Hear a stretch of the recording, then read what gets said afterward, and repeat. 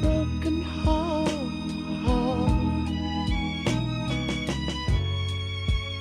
How can you stop the rain from falling down? Tell me, how can you stop oh sun from shining? What makes the world go round? And how can you mend this broken man? Yeah. How can a loser ever win? Somebody please help me mend my broken heart and let me live again. La la la la.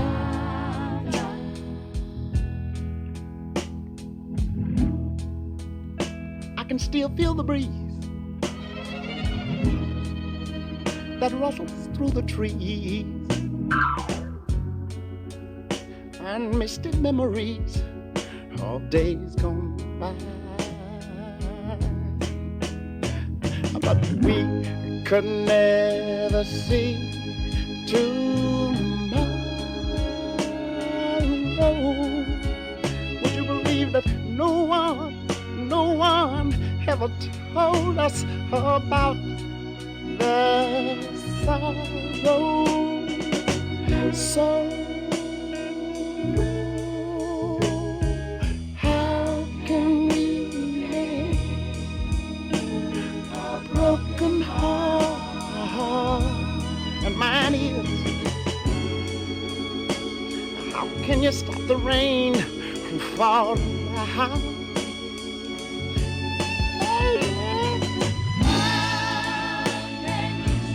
Stop us, that old sun from shining. What makes the world go round? And sometime I have to say, la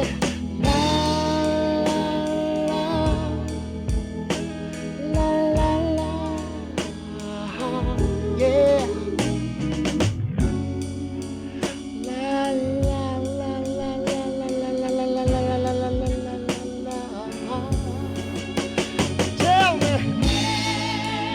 Help me mend my broken heart.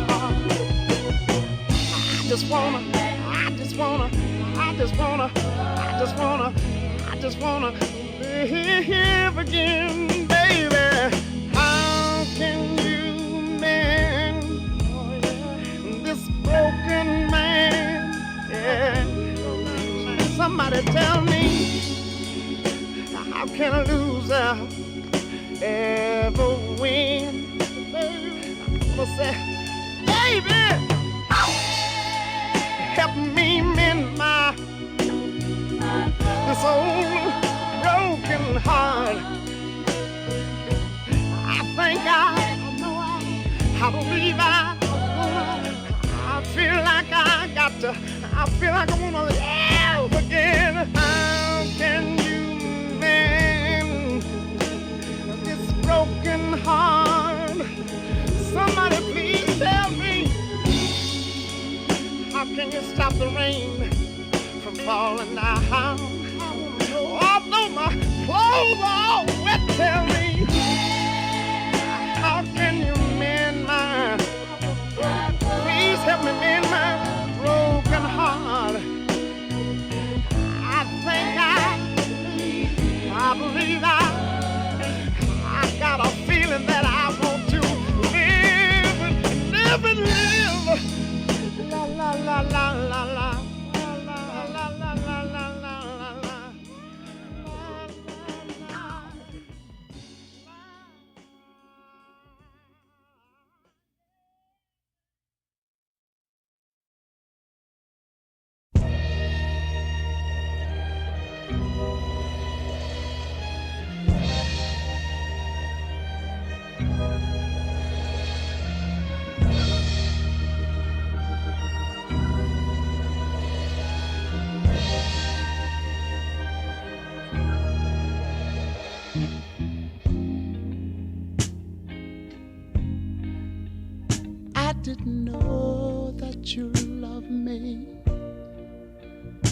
like you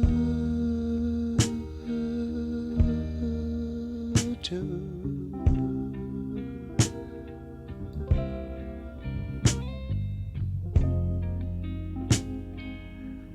I didn't know that you cared like you do.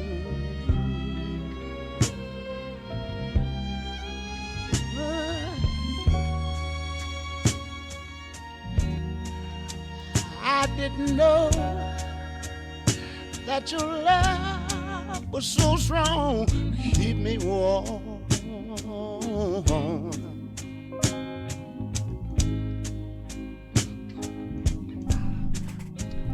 Oh, what's going on, chat?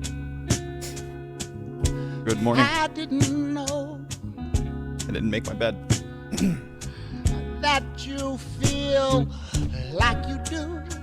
I'm doing I feel hopefully better than I am, because I am like you getting feel copyright infringement when notices. you feel like you I feel. just telling them, I keep telling them, hey man, just don't monetize these videos. Makes a man I'm not asking for the money. Just keep forwarding that ad revenue down on the line to the people who actually do hold the copyright.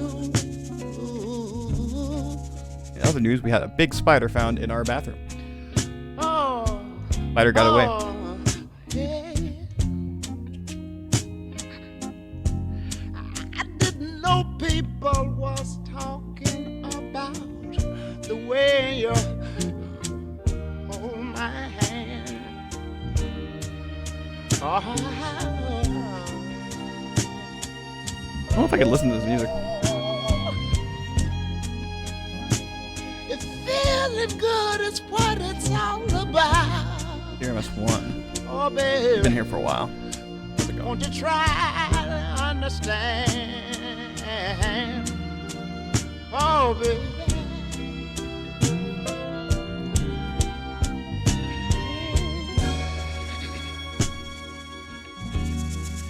Fall out and cry.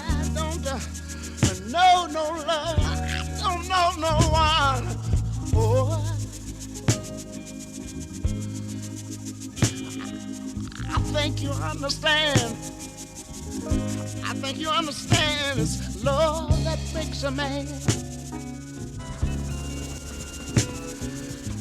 So we're back to grains of time, grains of sand. I didn't know that you. Spot one. Damn.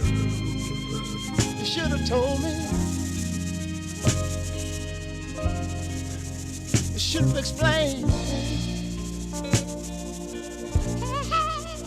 I didn't know you loved me like you do. So much like you do, it makes me talk in my sleep and sing. I didn't know that you. I didn't know that you wanna hold me like you do. Hey, hey, like you. Ooh, hey, hey, when you talk to me.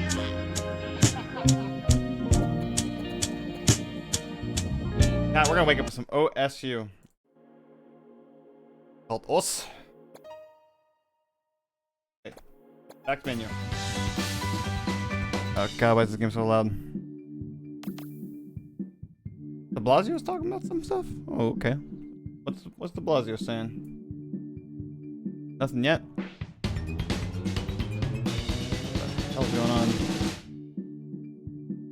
That was insane. That should be the subscribe noise that we did we clip that? Nah. A little bit much.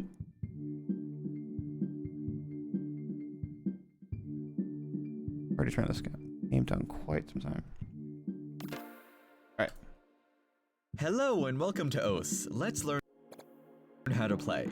Oh, back. Plus.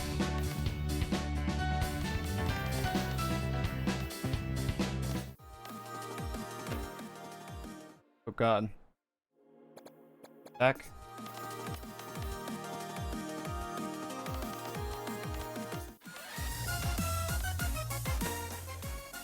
Is it? Hog. Skip. Wait. Oh god. Okay. I don't think it's gonna be that initially easy. Skip.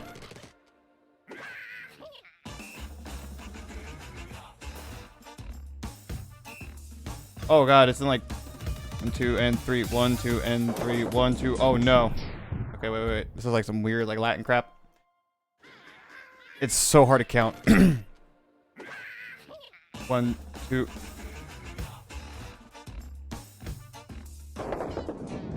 I still can't even count it. Try it again.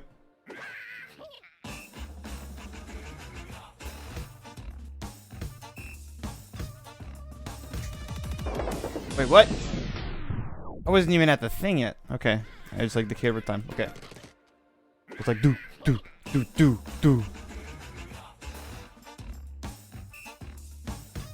Oh, I'm like, okay. Sensitivity is going down. DPI down. We need to be more precise here. I don't think I get. Wait, do I have to click that shit? Okay, so I see like the things in there. Okay. Try it again.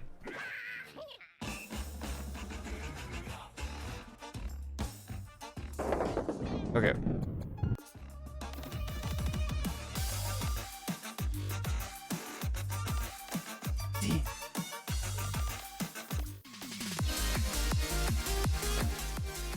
Dude, this is like some DDR stuff. Oh no. What? No one can do that one. We want not Apple. Cool. Yep. No.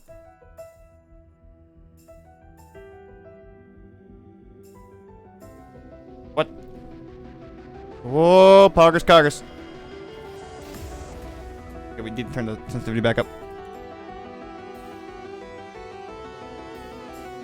I don't know what the purpose of these small... What the... Okay, so there's like little white balls in the middle of the track, and I think I have to click simultaneous as I pass over them.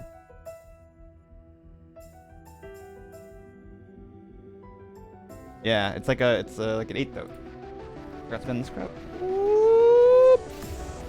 50. What? Okay, yeah. Oh. What? No way. Okay, hold on. This is not that hard, but it's actually hard.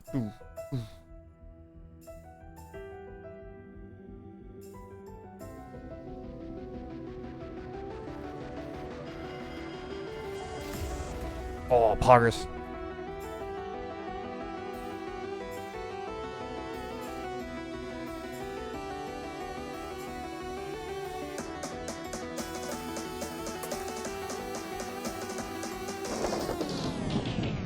You know, the arrow's like implying, yo, this is the wall it's gonna redirect off of. I interpret it as like, hey, expect the ball coming out of here. Cogger's character again. Yes.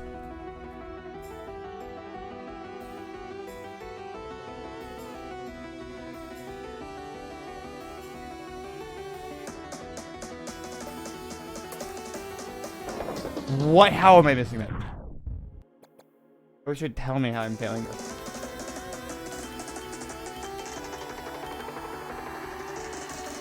Yeah. 1 star. Easy. Background dim.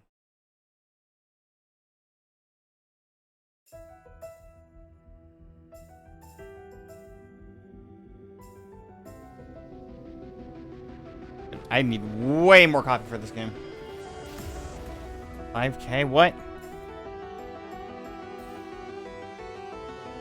I'm like losing all this.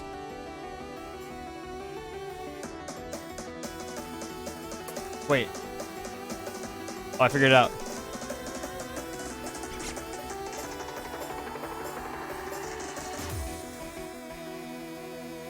Figured it out. Hold it down all the time. And then release whenever you need to hop off. Whoa. Round 2 fight.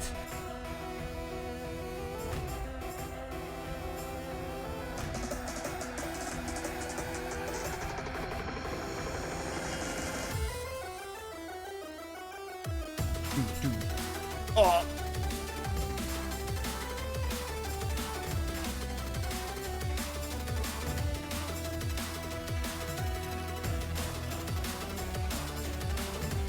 Not now.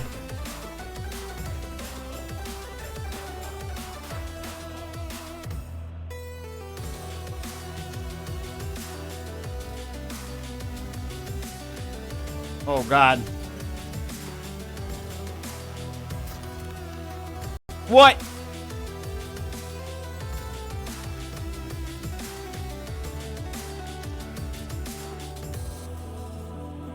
I'm charged my laser for only 3,000. Not enough. 64%. It's not enough.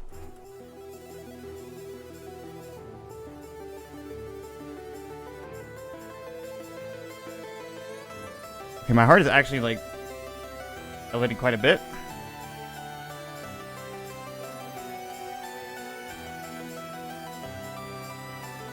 What? Okay.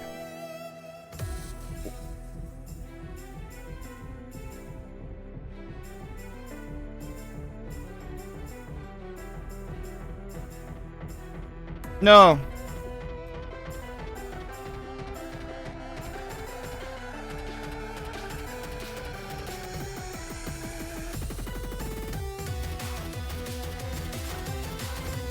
Oh God.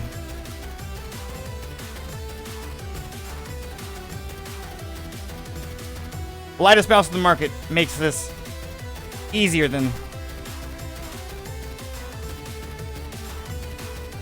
ever before. Oh, what?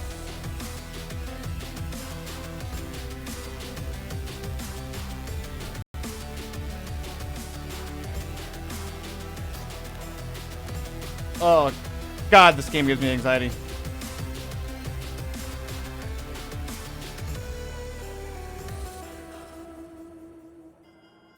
Clear. Oh! Poggers. Oh, good God. I got a D for really bad. So B and D do not start with the same letter. Back to schemas. Easy. Okay. Well.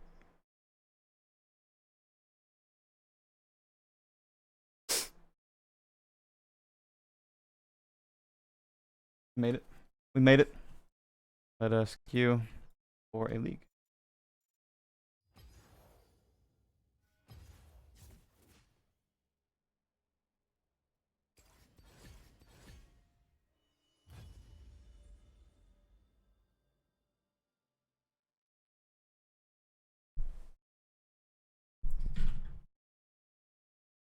How's everyone doing, chat?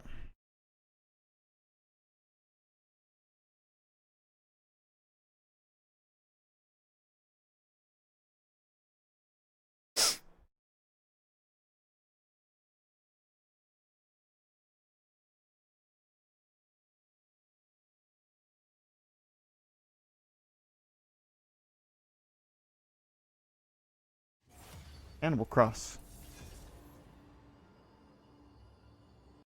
I forgot about Toto, but it's a bunch of Animal Crossing villagers trying to do their best. Animal Cross is so adorable. But, well, is this considered transformative? I'm so spooked. Oh, yes it is. We're pogging. Oh my God.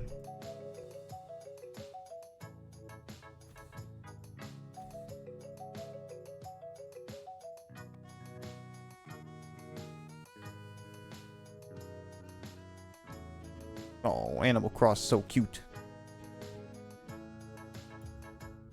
And a champion. Oh, shoot. Okay, we're gonna do set. Band set. 'Cause who knows what this guy does, but he does like some pretty big stuff.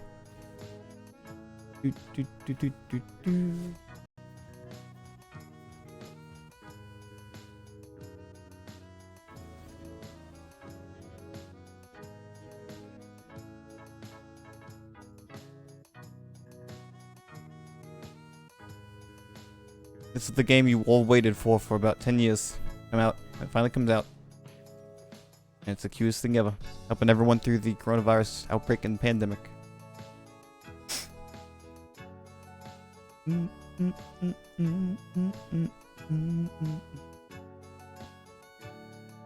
Okay. Listen. Use it as not getting the $60 out of me until they released ranked PvP ladder, okay? Ranked Animal Cross PvP. What is going on? So these guys were like tripping out. Psychology tricks that I learned in my general psych class last year that I know work because I use them. People tend to get really uncomfortable in silence, and they subconsciously try to fill this by talking. This works especially well if you're in a verbal altercation with somebody and they're kind of being an ass. Just don't say anything. Let themselves dig a deeper hole and listen to the word vomit spew out of their mouth. You can tell which one of your friends likes who by just paying attention a little bit more. If you're in a group and something funny happens or somebody tells a joke, people tend to be laughing while looking at the person they like most.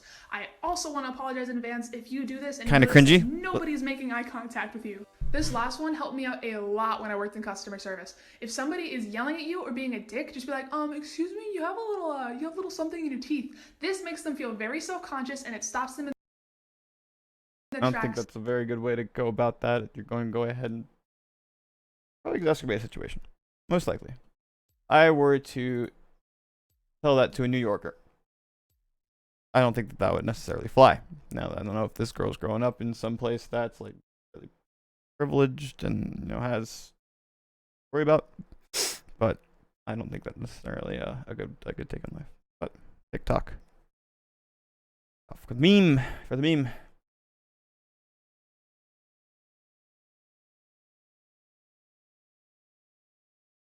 Jose Rodriguez pictured here. PD's had the boot on this tow truck for almost 2 weeks, preventing Jose Rodriguez, pictured here, from doing his job. Ironically, his boss says he got the boot because he was doing his job.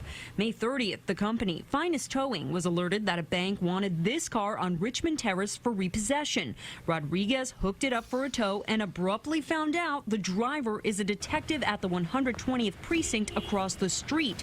Rodriguez's manager, Caroline DeStefano, had just authorized the tow. He called me right back, and he didn't speak. I just heard him say, I didn't see a plaque in the window. He hung up. I knew it had to be a cop's call because I heard him say a plaque.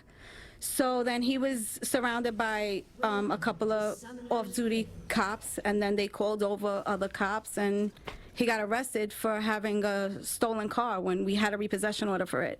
The detective allegedly offered to pay Rodriguez for the 3 missed car payments, but Finest Towing says it's illegal for it to collect debt. Only the bank can do that, and only the bank can authorize a car to be released. But allegedly, police took the car off the tow truck themselves and put Rodriguez in jail for about a day. He used his authority to drop the car himself. DeStefano says the officers confiscated the truck's cameras, but this photo of an officer dismantling a recording device was automatically uploaded to a storage cloud. Rodriguez says when he was first arrested, he was charged with a felony for possession of stolen property. But then when he appeared in court, his charges were changed to misdemeanors. The Staten Island District Attorney charges Rodriguez's truck did not display its license plate properly, and he did not have a New York City towing license. The city's Department of Consumer Affairs says drivers who pick up tows are required to have a Department of Consumer Affairs license, but Finest Towing and several others we spoke with argue it depends on the tow. You don't need a DCA license for repossession. jobs because those are considered private, unlike for hire tows, such as when a car is disabled or in an accident. Monday on New York One, the mayor was asked about the incident. I haven't seen the details, but if it is that kind of thing, that's unacceptable, and there would be huge consequences for those cops. Rodriguez and his attorney won't speak on camera, but they met with the NYPD Internal Affairs Bureau last night. The NYPD declined our multiple requests for an interview. In the St. George section of Staten Island, Lisa Rosner, CBS 2 News. Fuck, man. You've came back. Revolt against my reign of bullet terror. Oh! Oh! Oh! He's stepping up, I see. I see running back. That's what I see. I gotta go ward, though. We gotta get those wards going. I can't listen to any of my music because I keep getting no emails saying, yo, your stuff's gonna get demonetized. I'm like, yo, demonetize it. Need to figure out how to get that to actually not email me. Give me a good amount of anxiety.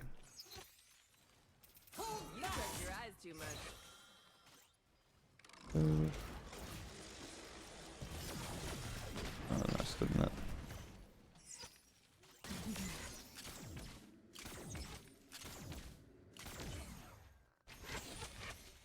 You know what they say about big guns, big bullets. Not a winning match.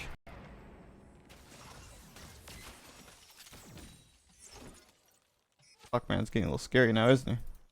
Got this guy going for his northern or his top side scuttle crab.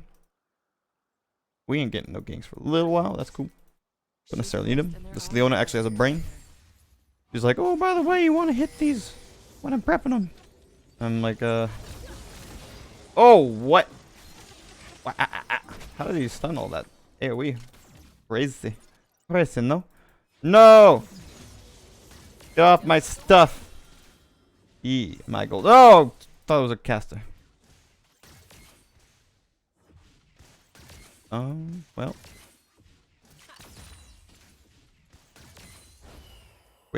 Well. No way. Get out of there.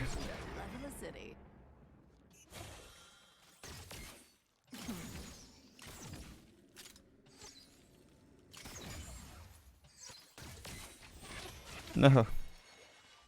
There's a Gankskis. A Gankery-doo. Whoa! Shoot him! Who's the shooter? No. We got the thing. Just don't be greedy.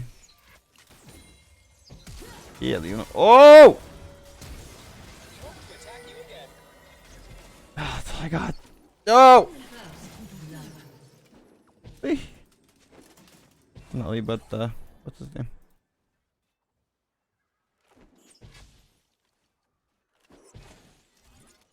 I'm just a lonely girl piloting the galaxy. Gotta go back. Super weapon. Gotta go back. As the cat would say, now's the time to bat around the body. We got our boot. And there's no stealthy, so we just kind of chill. Get the boot, we run back. Looks like there's a flame boy over here. I'm gonna get the flame boy. Looks like the Ashipu is really, really low on health. Give some of these down green arrow chevron things. They like those. They make them think that you are a good player. We're gonna go ahead and see if we can request. Oh my god, we're getting help here.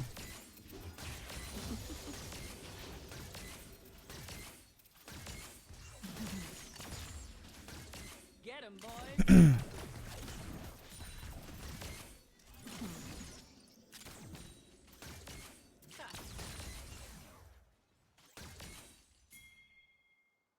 Leona's like staying by my side 100% of the time. 100.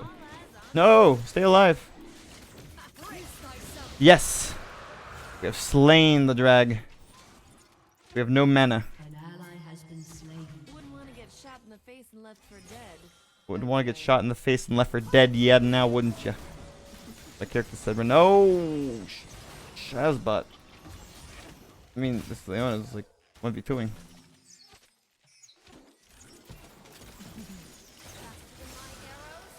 Anything, Leona? Anything? What's your cooldowns?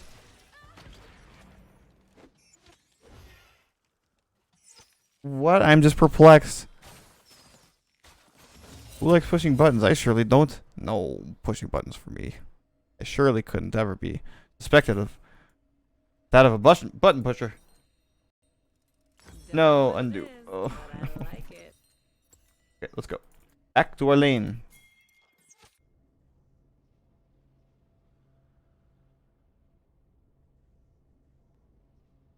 No, undo. Oh, poggers, poggers, poggers.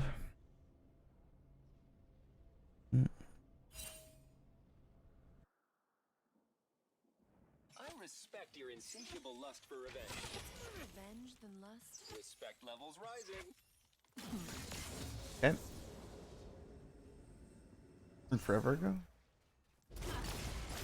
Yo, this is it. Something. No, get the kill. Need to get something. Oh, not getting nothing.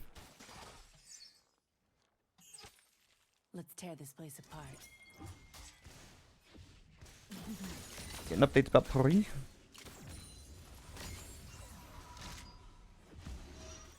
Oh, it's time. My uncle's birthday tomorrow, chat. Let's all wish him a big, loving, happy birthday. Tomorrow. Anybody. Everybody. 1, 2, 3, everybody. Shoot. Maybe a little bit more rapid though. No. No shoot rapid though.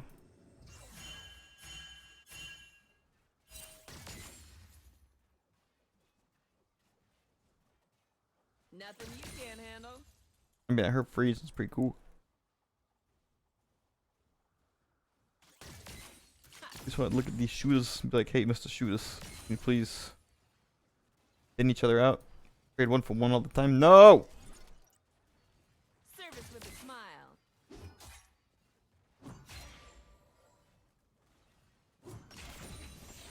No.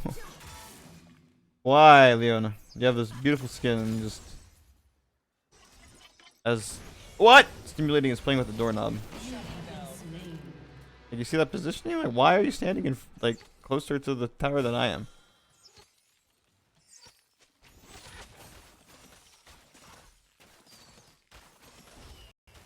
Every single one of them is dead. More guns, I mean, I could say, you ever heard of a body block, which is be like, yeah, isn't that the thing whenever you moot?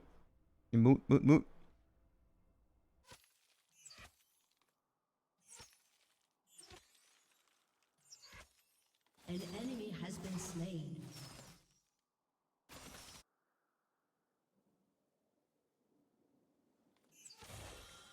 Anomalous behavior detected. Thing whenever you An enemy has been slain.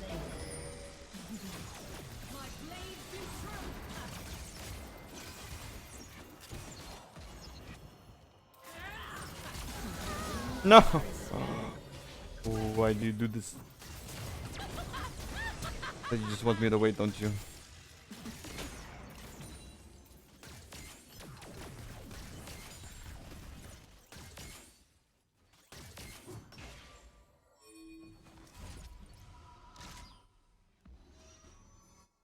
Every suit is my strong suit.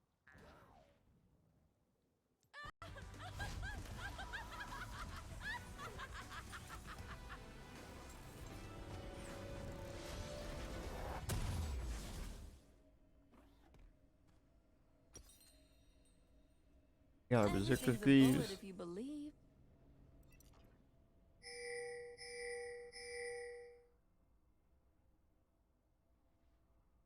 An enemy has been slain.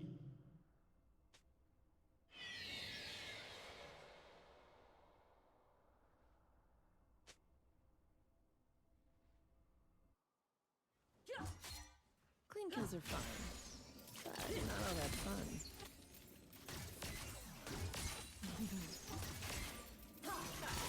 Ooh, poggers.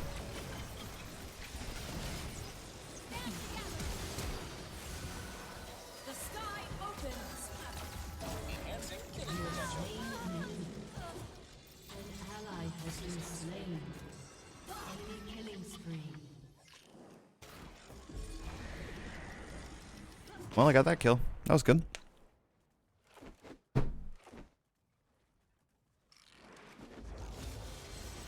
If you're gonna leave a girl left for dead, at least buy her dinner first. That's the stuff.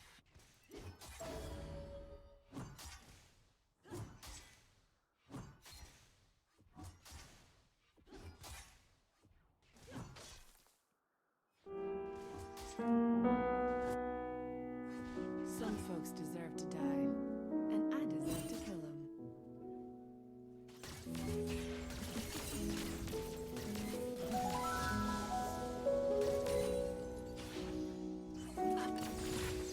Whoa!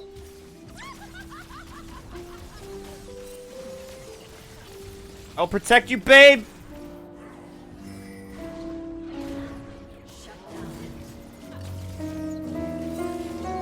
No! Yes. Help us. Help us. Help us. Finally! Go. You got my attention, and I got my bounty. Everyone's a winner.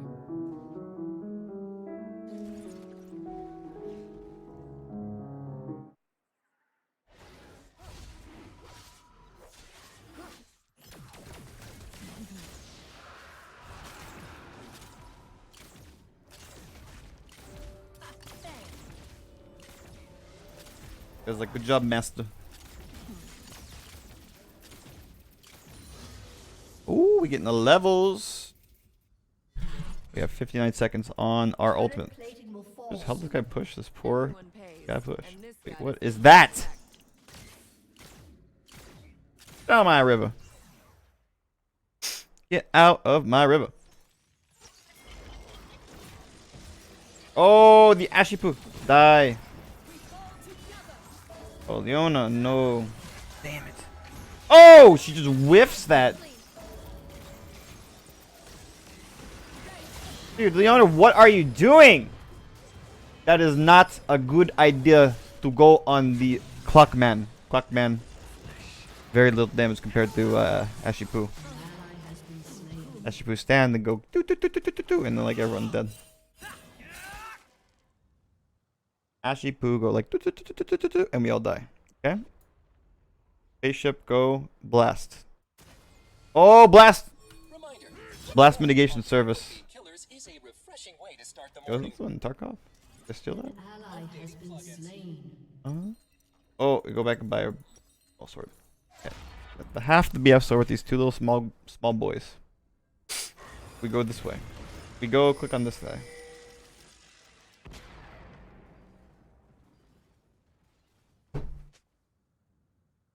Why am I the only one without deck?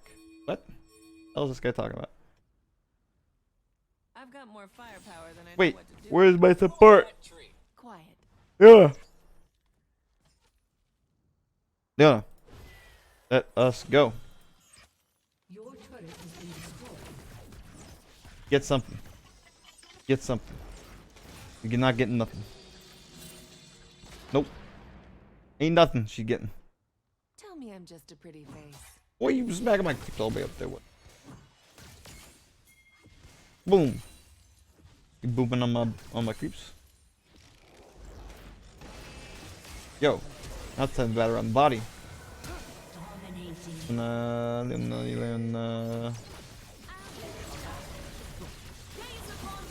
No way, dude. Get out of my face. Oh! Okay. Damn, I missed that.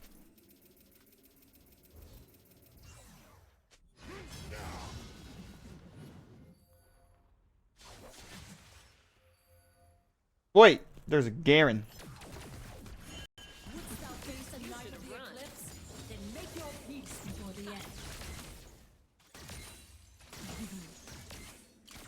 Garen. Big Garen boy. Go this way. Oh wait, he's gonna come kill. I'm coming. Come a chameleon. No time to cry. Okay, where y'all going? Everyone leaving. I get Scuttle. There's OP. Too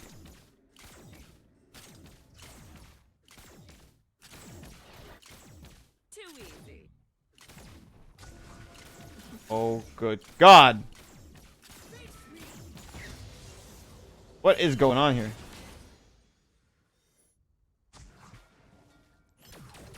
Yo, what do you? You miss? You're not aware of your position. And you just miss. You're gonna die. That thing is like forever slow. Whoa! What is going on here? Whoa! What are they doing? Boom! Okay, this like guy's like slicing them up. Mr. Yi, go, go, go, Mr. Yi, get this little pimple-faced guy. Oh! Pew, pew. Oh, I ain't gonna die for that. No way, homie. No how. I'm gonna be farming, homie. No me. Easy master. That's what he says. Easy master. How am I helping this guy?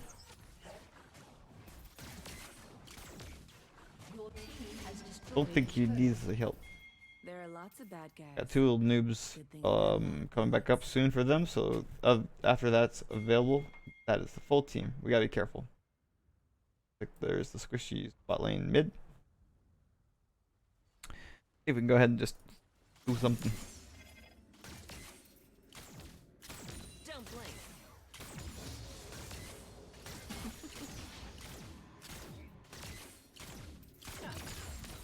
Money in my pocket.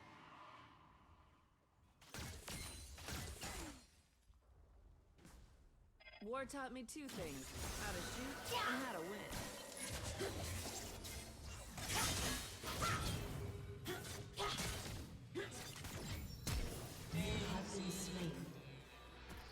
I kept running over, okay.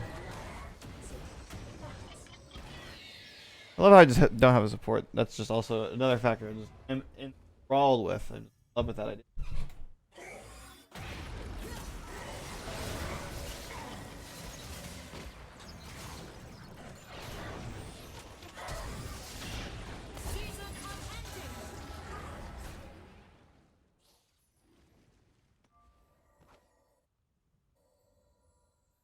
Get revenge, get paid. In that order. Godlike.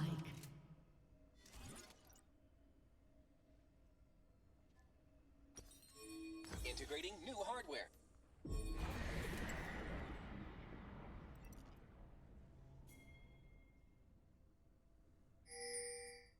Legendary. Hog? Who'll be carrying? Oh, it's Yista. Shut down. Quiet. So if you want to make a name for yourself, you gotta be loud. Gotta be loud.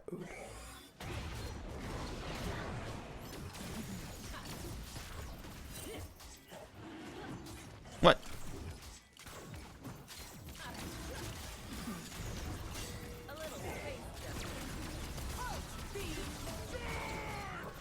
Yeah, shut the dragon with that shit.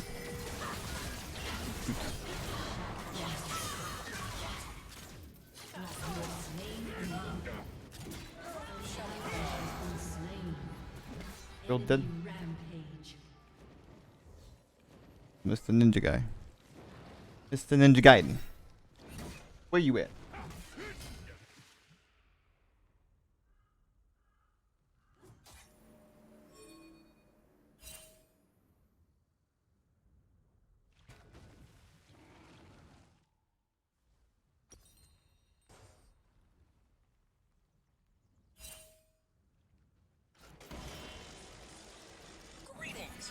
Select your bullet delivery apparatus. Don't know what it is, but I like it.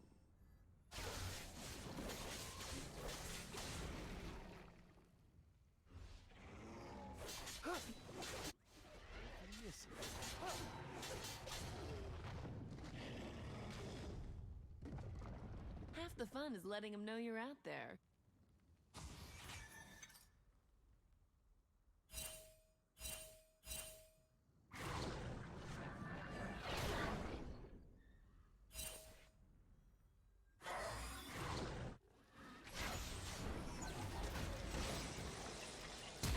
Check the bodies.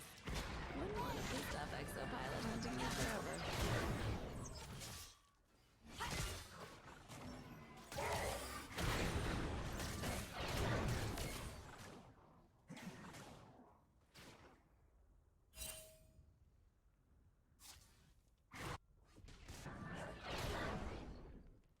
Do I look like I'm interested in talking it out?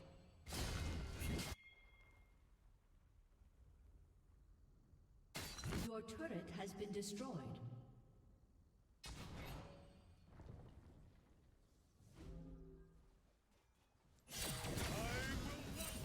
An ally has been slain.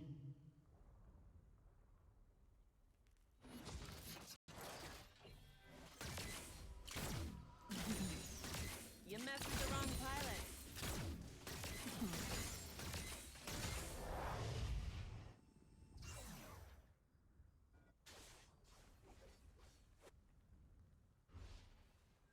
I can fight. We go maybe kill this guy. I have ulti. Let's do it.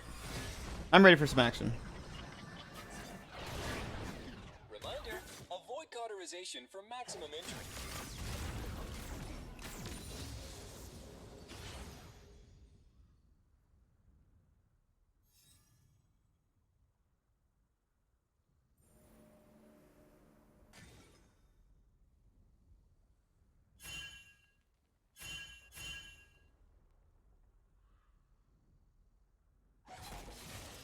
Everybody wants to be in my firing line.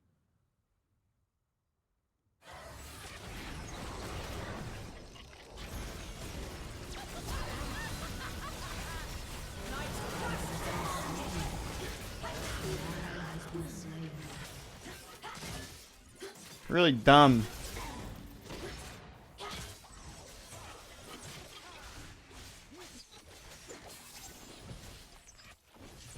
Revenge served cold loses its flavor. Your turret has been destroyed.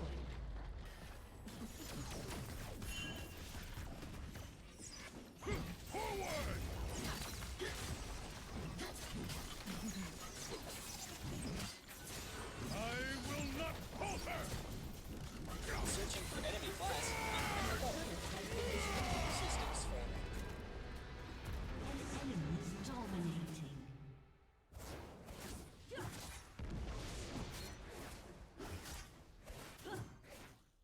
A little bit slow paced, but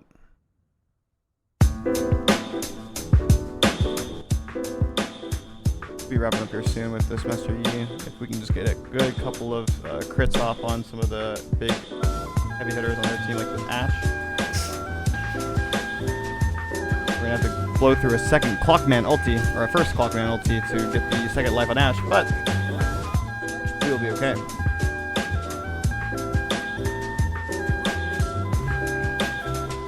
Clockman ulti down.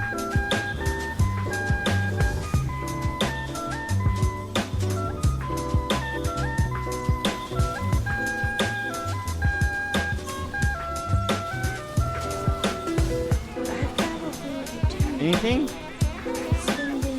Ulti's up.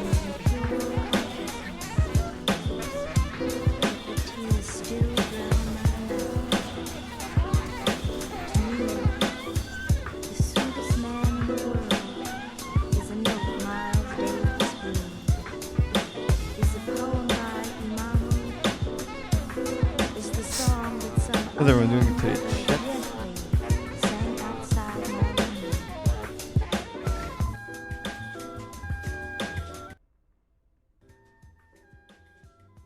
I'll finish what they started.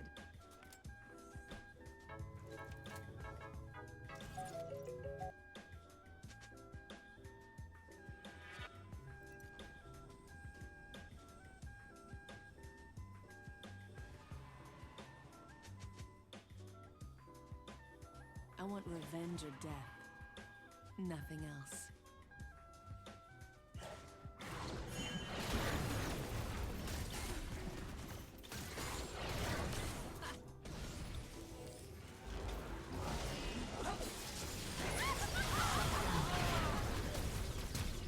Anything, dude? Come on, the Ona. Why are you never in the fight?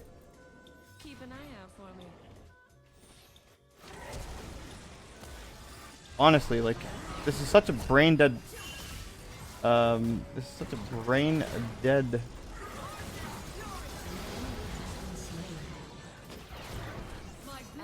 Moment that I'm having here. Nicely done. I'm forced to not be able to do anything, sadly. Just be playing Animal Cross.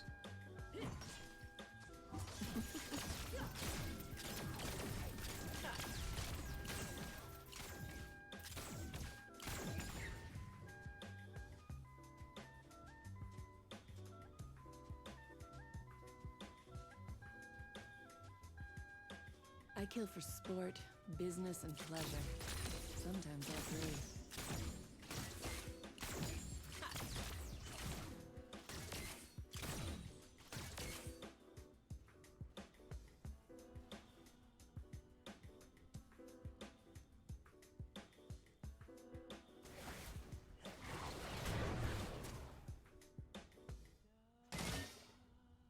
Nice day for some payback. Shut down. Go back and get our IE. Whoa.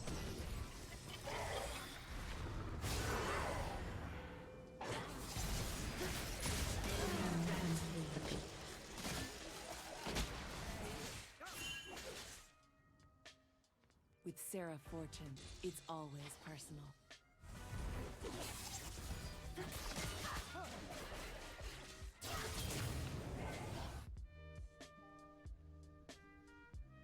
An ally has been slain.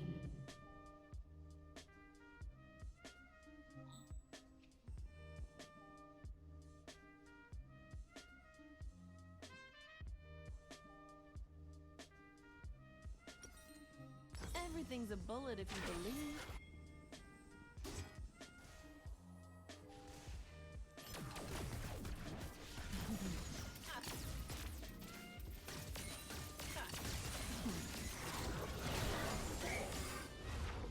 I'm gonna clean this galaxy from the inside out. Come on. Let's dance.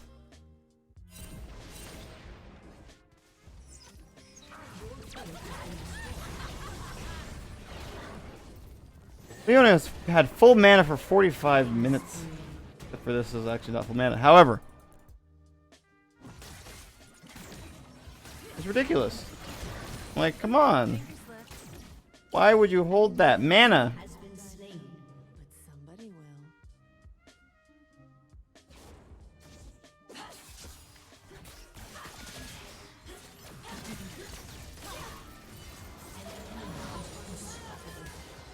Shut down. Something distracting you?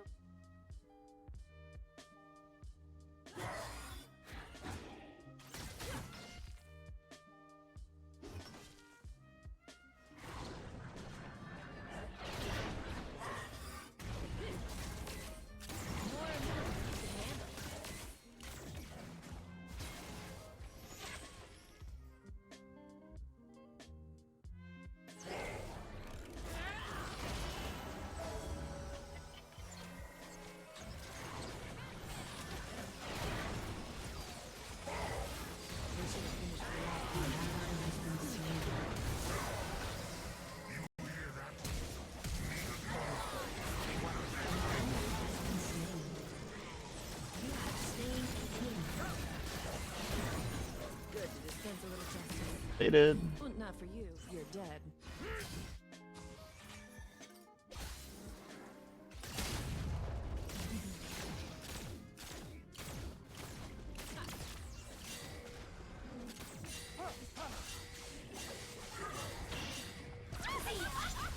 What about the Animal Cross, guys? Get out of here.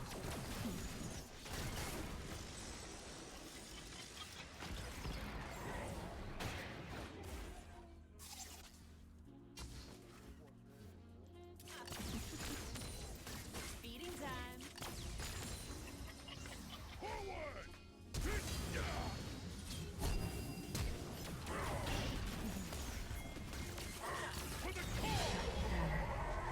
You're gonna make someone very happy.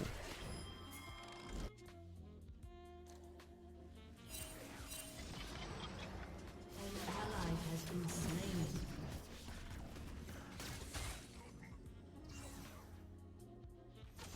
Galaxy's full of bad people. I'm bad for the right reasons.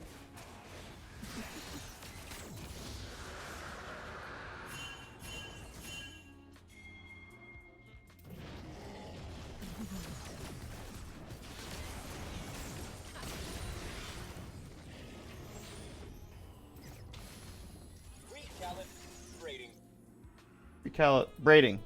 Yeah.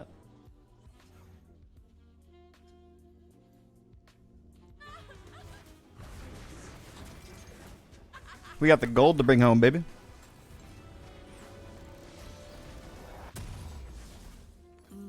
That's the stuff.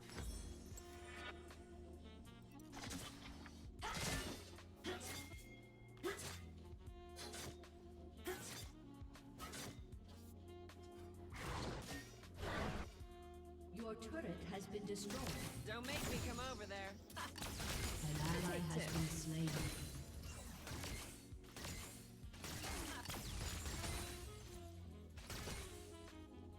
Shut down.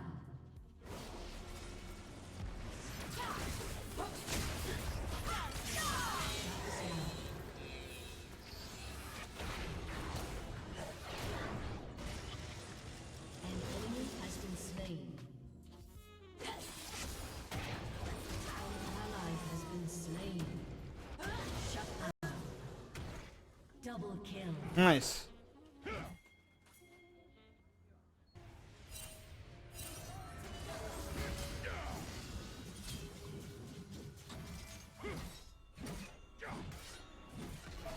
You guys are definitely scaring me this time.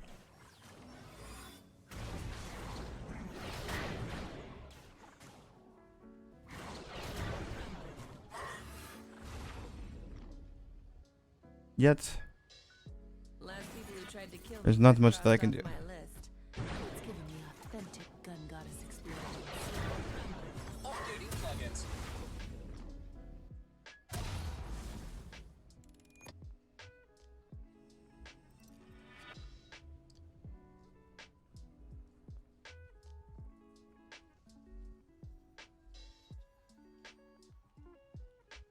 You can't keep a vengeful girl down.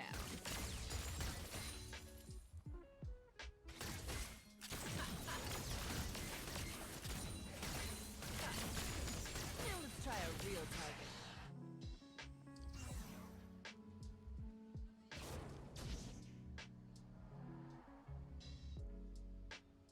I'm the most wanted woman in the universe.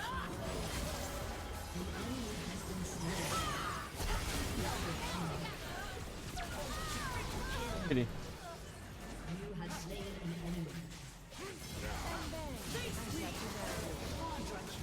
Sorry, bro.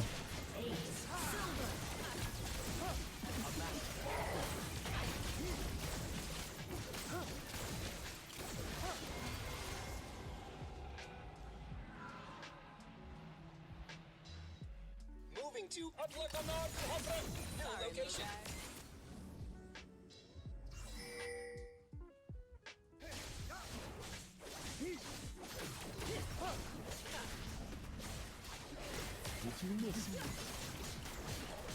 Your team has destroyed a turret. Scanning Your for team cowards. has destroyed an inhibitor.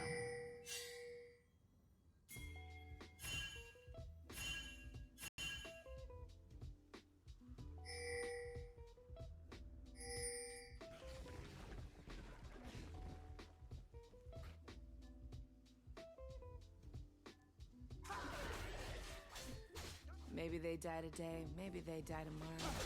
But if I'm coming for him, Your team has destroyed a turret.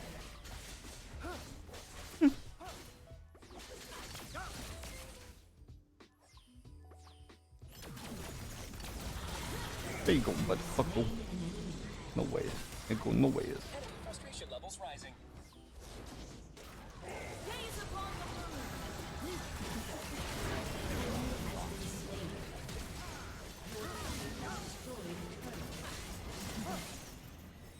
Unstoppable. oh, they'll see me coming. Guaranteed.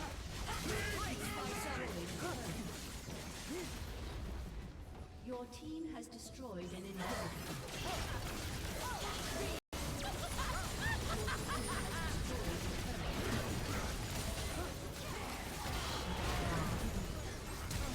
Shut down. Your team has destroyed a turret. GG.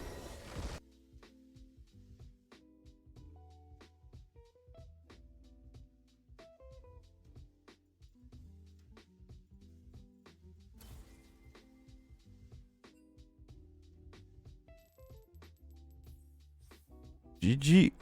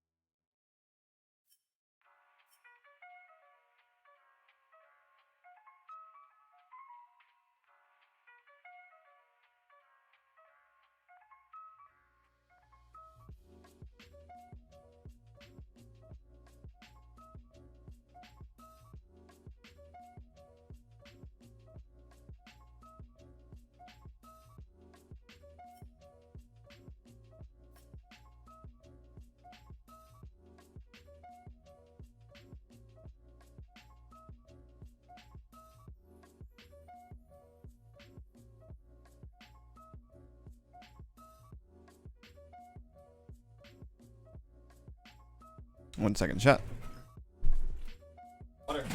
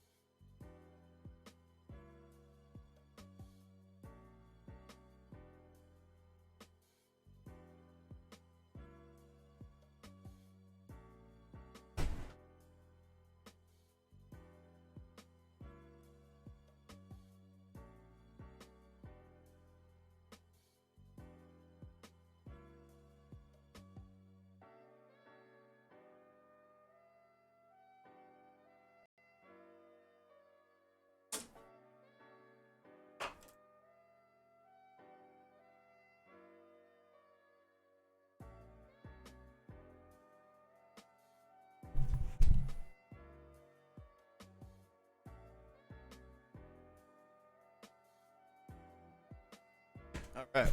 What up? Up. Up. Got some Airstream for well. Leaking a little bit. What up, Bart? How's it going? Thanks, man. Appreciate it. Okay.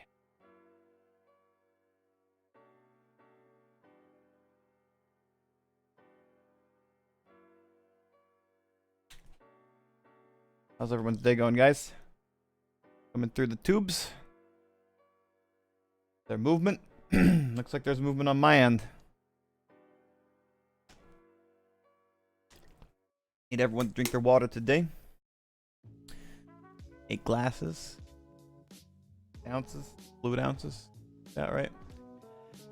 Okay. New game.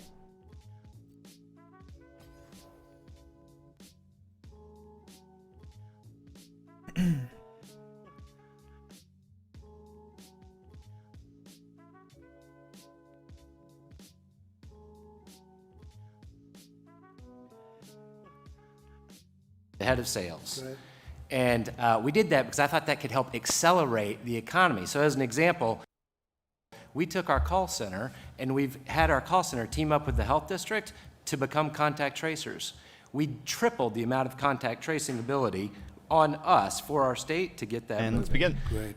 And we published a 23-page plan for the whole world to see 10 days ago that lays out exactly what we think a strip opening would look like. We have thermal cameras at our entrances. We have company-supplied PPE. We have just about every UV technology that you can think of for disinfectant. So we're ready, and I'm encouraging our state that we need to begin a phased approach and get back to business. So, Matt, when do you think the Las Vegas Strip will be opening? Do you have any idea? So the plan that I put forward to the state is this week, let's start phase 1, golf course, tennis courts, small restaurants, small retails, nail salons, et cetera, with social distancing in place. Judge the benchmarks that we've prepared. We prepared 3 benchmarks based on disease growth, ICU capacity, and testing positivity. Disease growth, We're going to have them ICU out there in capacity, public and every then all day. this other stuff. If we're inside those benchmarks in 3 weeks, then on Memorial Day, I would hope that we're open. And you have a lot of excess testing capacity. That's great. We do. Others have said that too. We do. Ron DeSantis said it yesterday. So all 12,000 of our employees in Las Vegas can now go get a test. That's fantastic. Thank you very much. Great Sure. job. Say hello to all of my friends. I will. I All will, right. of course. Josh Bolton, please. Josh, Business Roundtable.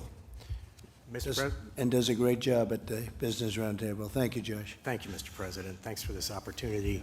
I'm Josh Bolton. I'm CEO of the Business Roundtable, an organization of nearly 200 of America's leading CEOs who collectively employ over 15 million people. Every sector of the economy is represented in our organization, so we have an opportunity to get a view of the big picture. And Mr. President, we don't need to tell you that right now the big picture is very challenging. We're facing the largest economic crisis in don't mind slamming that follow button. I'm just like, I think 2 follows away. All of our members are keenly aware of that. Actually pog it out.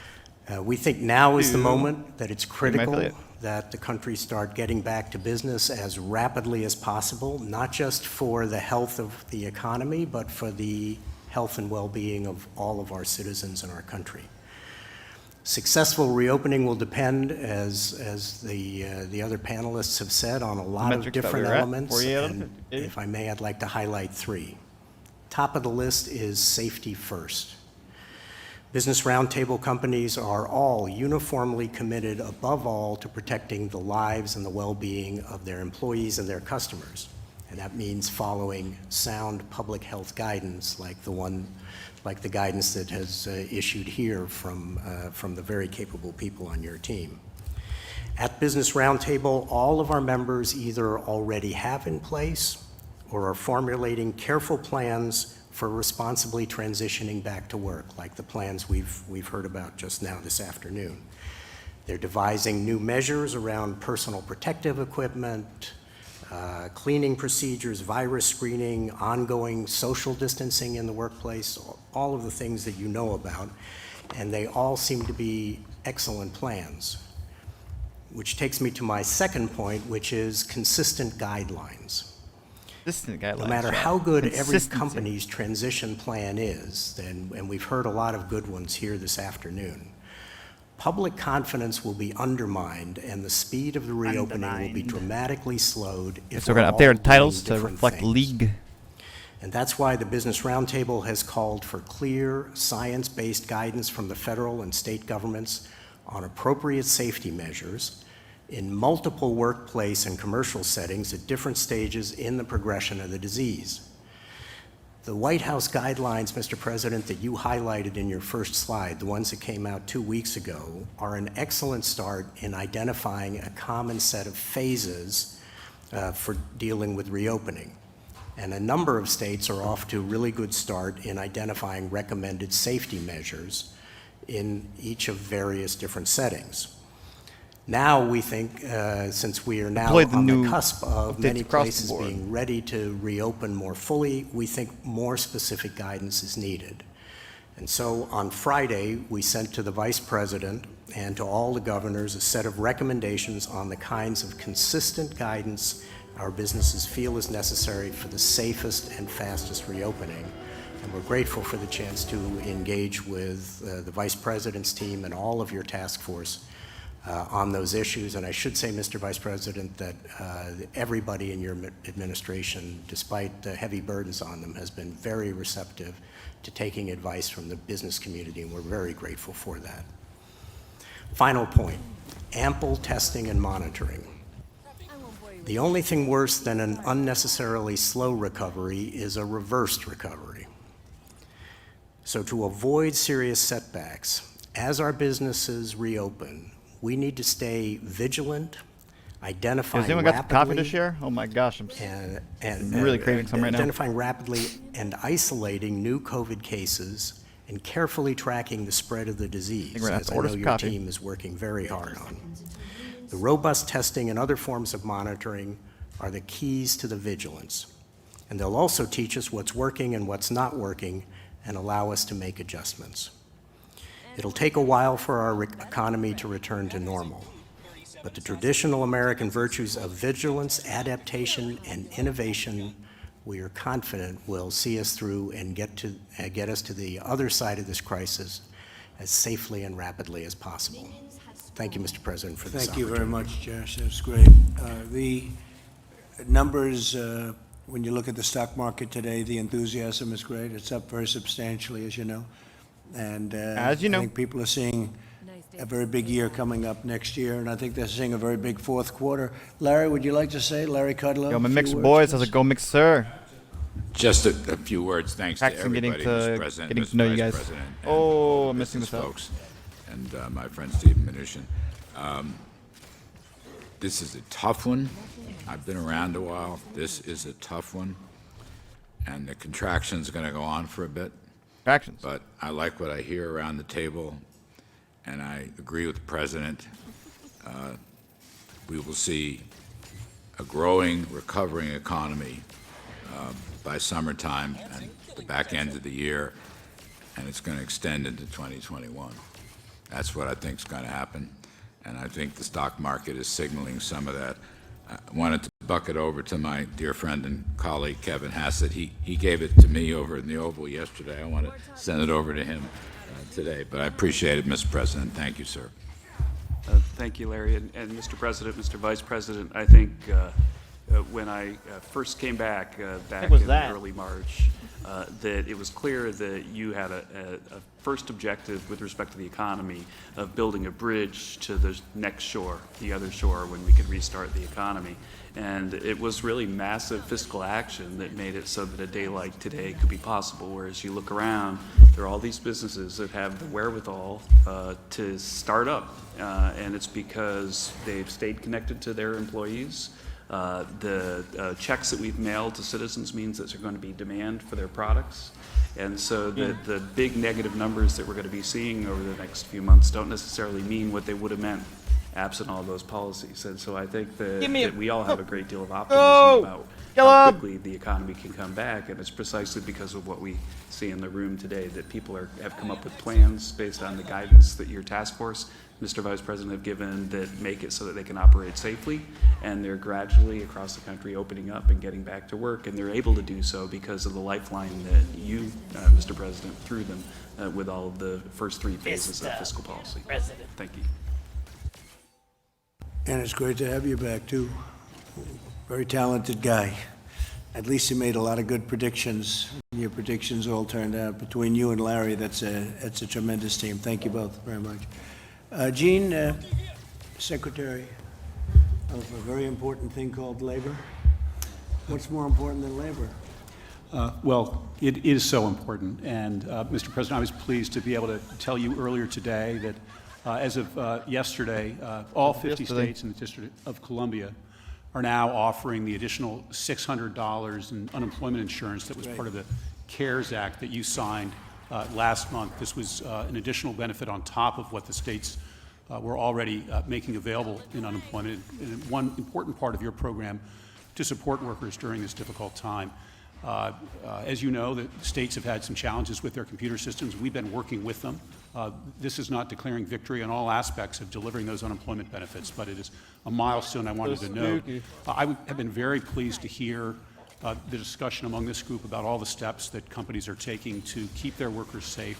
I think we all appreciate that confidence on the part of workers that they will be safe in the workplace is going to be an important part of the reopening, as well as confidence on the part of business about what needs to be done, and that when those steps are taken, they will have satisfied their obligations. We at the Labor Department have been working carefully in conjunction with the CDC to provide guidance for a variety of different workplaces so that employers and companies know what needs to be done, and employees know as well. And we'll continue to do that. We're also receiving complaints from workers who worry about safe work conditions, or that they might have experienced some adverse action for raising safety concerns, and we'll look into those, and we have the tools that we need from an enforcement perspective if workers' rights aren't respected. But I'm so heartened to hear what is going steps on, that businesses want to take and are taking to support their workers. Just a last observation, Mr. President. As you and the Vice President said, just weeks ago, we were enjoying such an extraordinary economy, and there were reasons for that.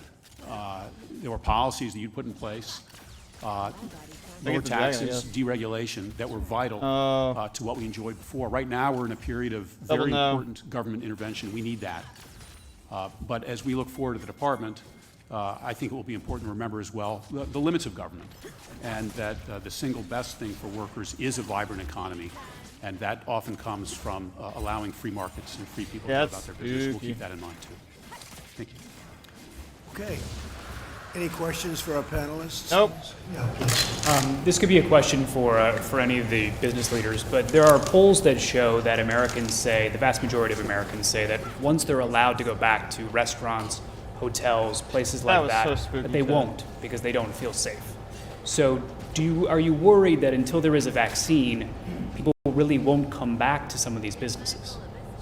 Of course we worry about it, and we see some of the same polling, and we're talking to our customers by the tens of millions, hundreds of millions. Last year we served 180 million people, so we have a pretty big and extensive customer base. What we're hearing from our customers is that they're desperate to get back out and move around and see their country again and see their friends again. They obviously want to do it in a safe and healthy way. And so I think our customers are saying they're looking for the government, both state and federal government, to focus on testing so that they understand, what real mortality rates are, as work has been done with the Stanford test and the data in Norway and other data points that are coming out as the administration and states do more and more testing. I think our customers, what I'm hearing from our customers, they're starting to understand, while every life is precious, that the reality of the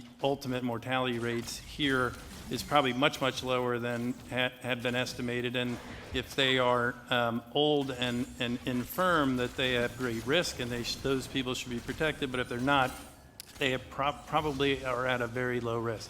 They're then looking for, which is why we launched this week Clean Stay, and while we're working with our industry, they want to know that people are being responsible, right? They want to know that we are doing the testing, the social distancing, that we are using protocols and PPE in protecting our employees so that they can protect customers, that we're being very thoughtful and sensible that when they do come and stay with us or they enter into a restaurant where we've always had good hygiene, as you heard earlier, we are, you know, our people are trained to have good hygiene, but we up our game so that when they're with us, they feel safe. So I think it's a combination of those things that are happening, of broadly understanding the real risk that they have, and then mitigating that risk even further by the specific actions that we all take in our places of work with our team members and thus ultimately with our customers. Well, I haven't seen that because I will tell you, to me, I think there's a tremendous pent-up demand for people. I see it in Texas where they have lines going into stores, and a couple of restaurants, I guess, opened, and they literally have long lines. I think there's a tremendous pent-up demand. I've been at the White House now for many months, and I'd like to get out as much as I love this. This is the most beautiful house in the world, in my opinion. But I think there's just a great demand to get out and, you know, get our country going again. And that includes going to restaurants and hotels. And I think you're going to find, Chris, that you're going to do a lot of business that you're not even thinking about. I'm seeing it. I feel it.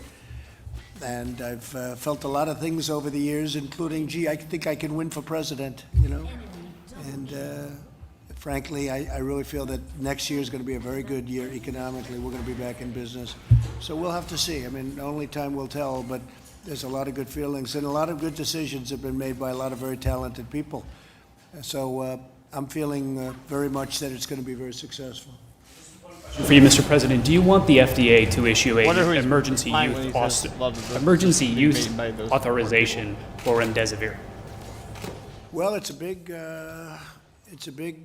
thing, what happened just recently, where they came up with something that has a very substantial percentage. You know, it's a building block. Tony said it today. I thought it was very well expressed. He said that's a building block. That means it's a very substantial chunk of a step.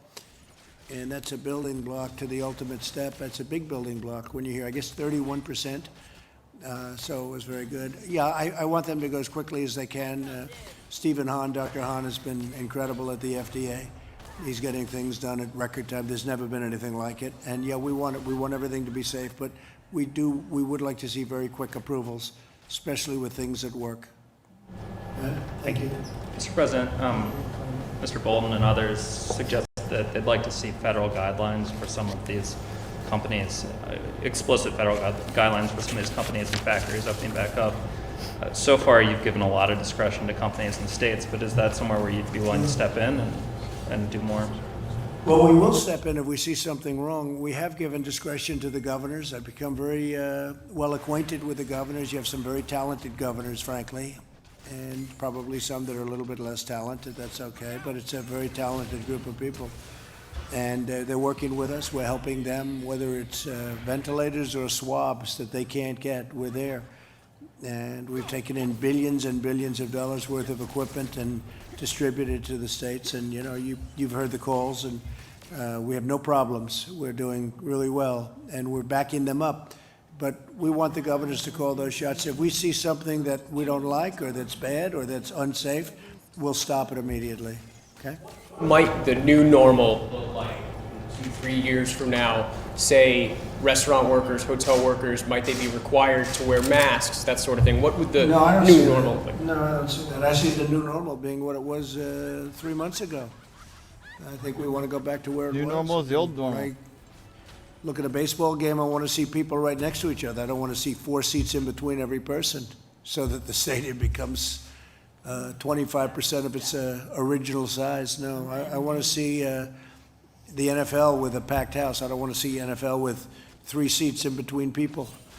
No, I want to go back to where it was. That's where we're going to be. Look, this thing will pass. Yeah. And when it passes, that'll be a great achievement. And we've done a very good job. It's far too many people. Blundering idiot today. Needlessly, because it could have been stopped at the point of origin.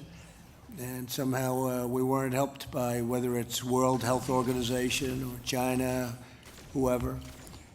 We weren't, they didn't do what should have been done. Very sad, actually, for the whole world. It's a very sad thing. It's a very, very sad event.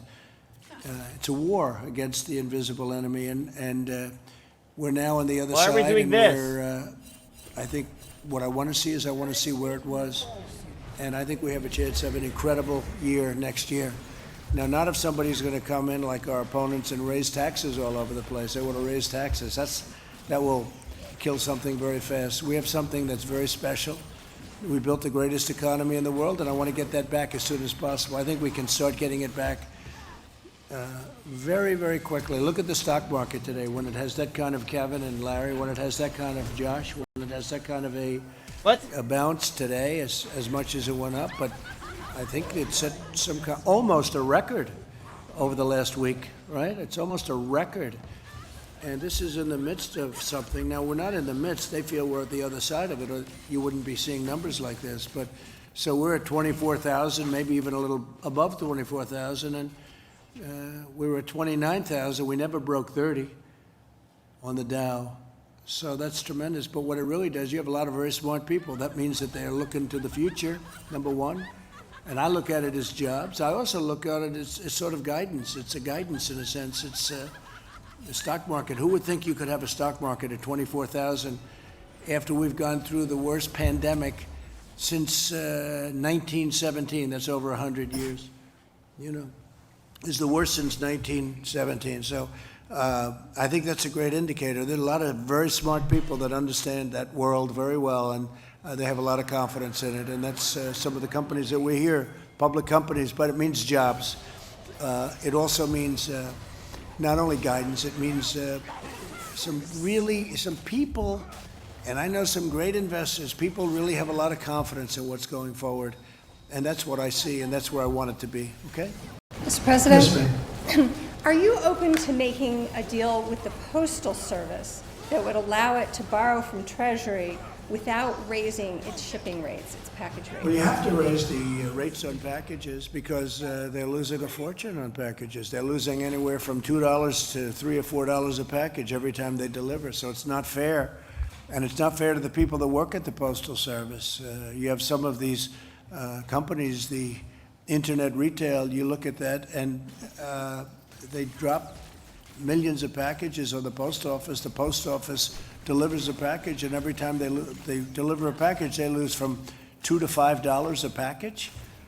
And what kind of a business is that? And you could never replicate the post office. The post office is massive, but they've got places in little sections of our country that no company could ever go to, that took hundreds of years to build the post office. And when you look at the size of it and you compare it to companies, it's much bigger than companies. I mean, much, much bigger. There's no company that's the size of that. No, we want to stabilize the post office, and the way you do that is these companies are going to have to pay more, not the people. We're not looking for the people, but the companies are going to have to pay a percentage of that loss. You can't do that. The government shouldn't have to do it. I think the post office could, wouldn't it be great if it could, after so many decades, break even? But we're making a lot of people rich and a lot of companies rich by subsidizing these companies. On top of that, they don't pay the same taxes as a retail store. It's very unfair to the retailers. You look at these stores, the retail stores are being just clobbered, and there are so many disadvantages. But no, when we deliver a package at the post office, every package it delivers, they lose a lot of money. And that's not fair. Those companies should pay for it. Steve? The President, over a year ago, asked us to chair a postal task force to look at restructuring. A year ago, we didn't have any Board of Governors. We now have a Board of Governors that's overseeing it. They're conducting a search. We look forward to hearing the results of the new postmaster, and we think this is a business, and the people at the post office will have a terrific opportunity. And we're protecting our post office, by the way, and we always will. But we want our post office to be successful. We don't want it to be a laughing stock and a stupidly run organization the way it's been for so many decades now. It's ridiculous. And then we make other people rich. We make other people rich because we're willing to deliver packages at a fraction of the cost, so other people gain by it. And by the way, and you're hurting a lot of other people because you're hurting retailers. You look at stores where the stores they have to pay rent and taxes and all sorts of things that these companies don't have to pay. So it's not a fair situation. We want to take care of our taxpayers, and we want to take care of, very, very importantly, the people that work at the post office. Yes, please. Mr. President, if there is another round of aid for the states and communities, are you going to try to restrict that aid from going to sanctuary cities and states? I don't think you should have sanctuary cities if they get that kind of aid. You know, if you're going to get aid to the cities and states for the kind of numbers you're talking about, billions of dollars, I don't think you should have sanctuary cities. And by the way, the people that have sanctuary cities, they don't like it. I think politicians like it a lot more. I go to California, I go to lots of different places, and I have people with a very liberal bent saying they don't like sanctuary cities. They don't want criminals to be in sanctuary. They want security. They want safety, and you know they want borders too. They don't want people pouring across into our country. And you know, I was there a long time ago. The wall is up to 175 miles built now, and the numbers are incredibly good because all of that 175 miles, nobody comes through. Nobody even comes close to coming through, unless you have a climber of Mount Everest. But even they don't. It's not even easy for them, Josh. So it's been good. But very important for you, we want our farmers to be able to get their help, and we work it so it's actually easier for them to get in. You know, they've been taking some people that they've had for years and years that come with the crops and everything else, and that really have been great for the farmers.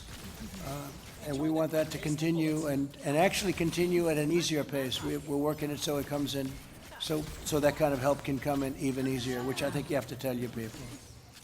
Could I just follow up and yes, ask explicitly, will you seek to prevent the next round of aid from going to sanctuary states and cities?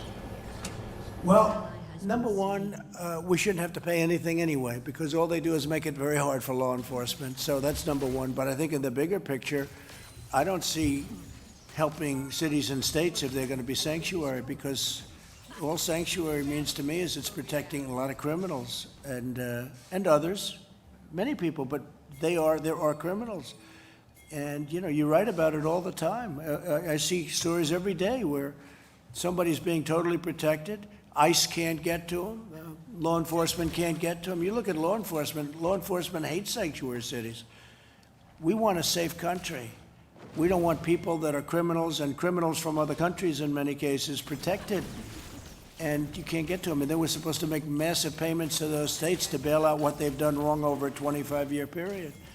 So we'll see. That'll be a subject that will be discussed, certainly, sanctuary cities. I think maybe it was brought up yesterday, and I made the statement, and people were surprised to hear it, but they shouldn't be surprised. Okay? Thank you. Mr. President, when would you like the country to fully be reopened to the way it was before, as you mentioned? Well, we talked about it, and very strongly Josh mentioned safety. Have to have safety. But at the same time, people want this country open. The people here want it open. And there is a danger to too much being confined to a house or an apartment or wherever you live. You can't, we got to start moving along. And with all of the testing we're doing, with all of the things we're doing, you can do this now. And governors are actually, a lot of pressure is being put on governors right now by the people in their states. They want to get it open, and that's what you want. That's what we all want. And with all of the procedures and safety, we've learned a lot about this hidden enemy. We've learned a lot. And crouching tiger, there'll be pockets of fire, and Corona. we'll put them out. We'll put them out very, very quickly. But, you know, during this period of time, really, anything, guys? I think we really learned a tremendous amount about how to handle it. Nothing easy, but we want safety. So we want safety, and we want economic, where people can go and make a great living and go back to living the way. I mean, you had people, we had wonderful people in yesterday where the business was going to be lost, other than what we did, Steve, with the great programs that we set up. Their businesses were gone. One man, he was a chef with 5 children, and his mother lived with him and his wife, and he lost his job for the first time in his life. Some of you were there. And you had others that were equally so. It's pretty pretty amazing. I thought it was pretty amazing display of what we've done to help a lot of people. And you have millions of people like that, millions that have been helped where they wouldn't have a job right now, and where the small business would have closed. Now, these are big businesses, but the small businesses would have closed. And I think it's great when WIN, which is a terrific group of people, but when Matt says that, we're supporting all of the people, I know what that is. That's a big, you practically a full staff and you have no income. That's a big thing. That's a great thing. And I hope you're rewarded for that. Thank you. Thank you very much. That's a tremendous thing. Date? Well, yeah, its target date is as soon as possible. Some states are already open. I mean, they're opening up rapidly. We have a number of them opening up on Monday. We have a number of them opening up sooner than that, as you know, or at least partially opening. Some of them even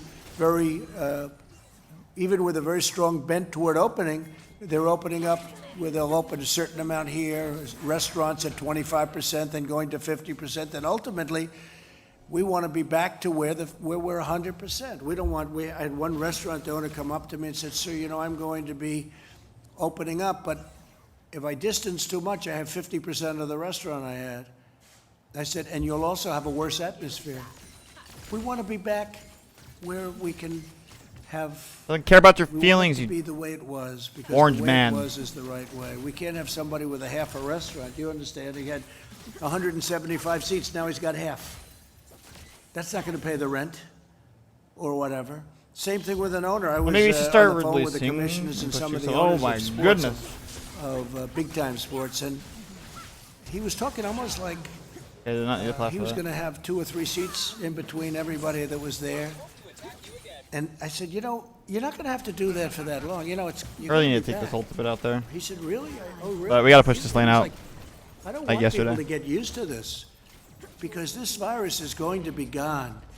And when it's gone, you want to get back to normal. You're not going to have a stadium that's 30% the size of what it was 3 months ago. If I watch Alabama play LSU, I don't want to see 20,000 people instead of 120,000 people. We want it to be the way it was.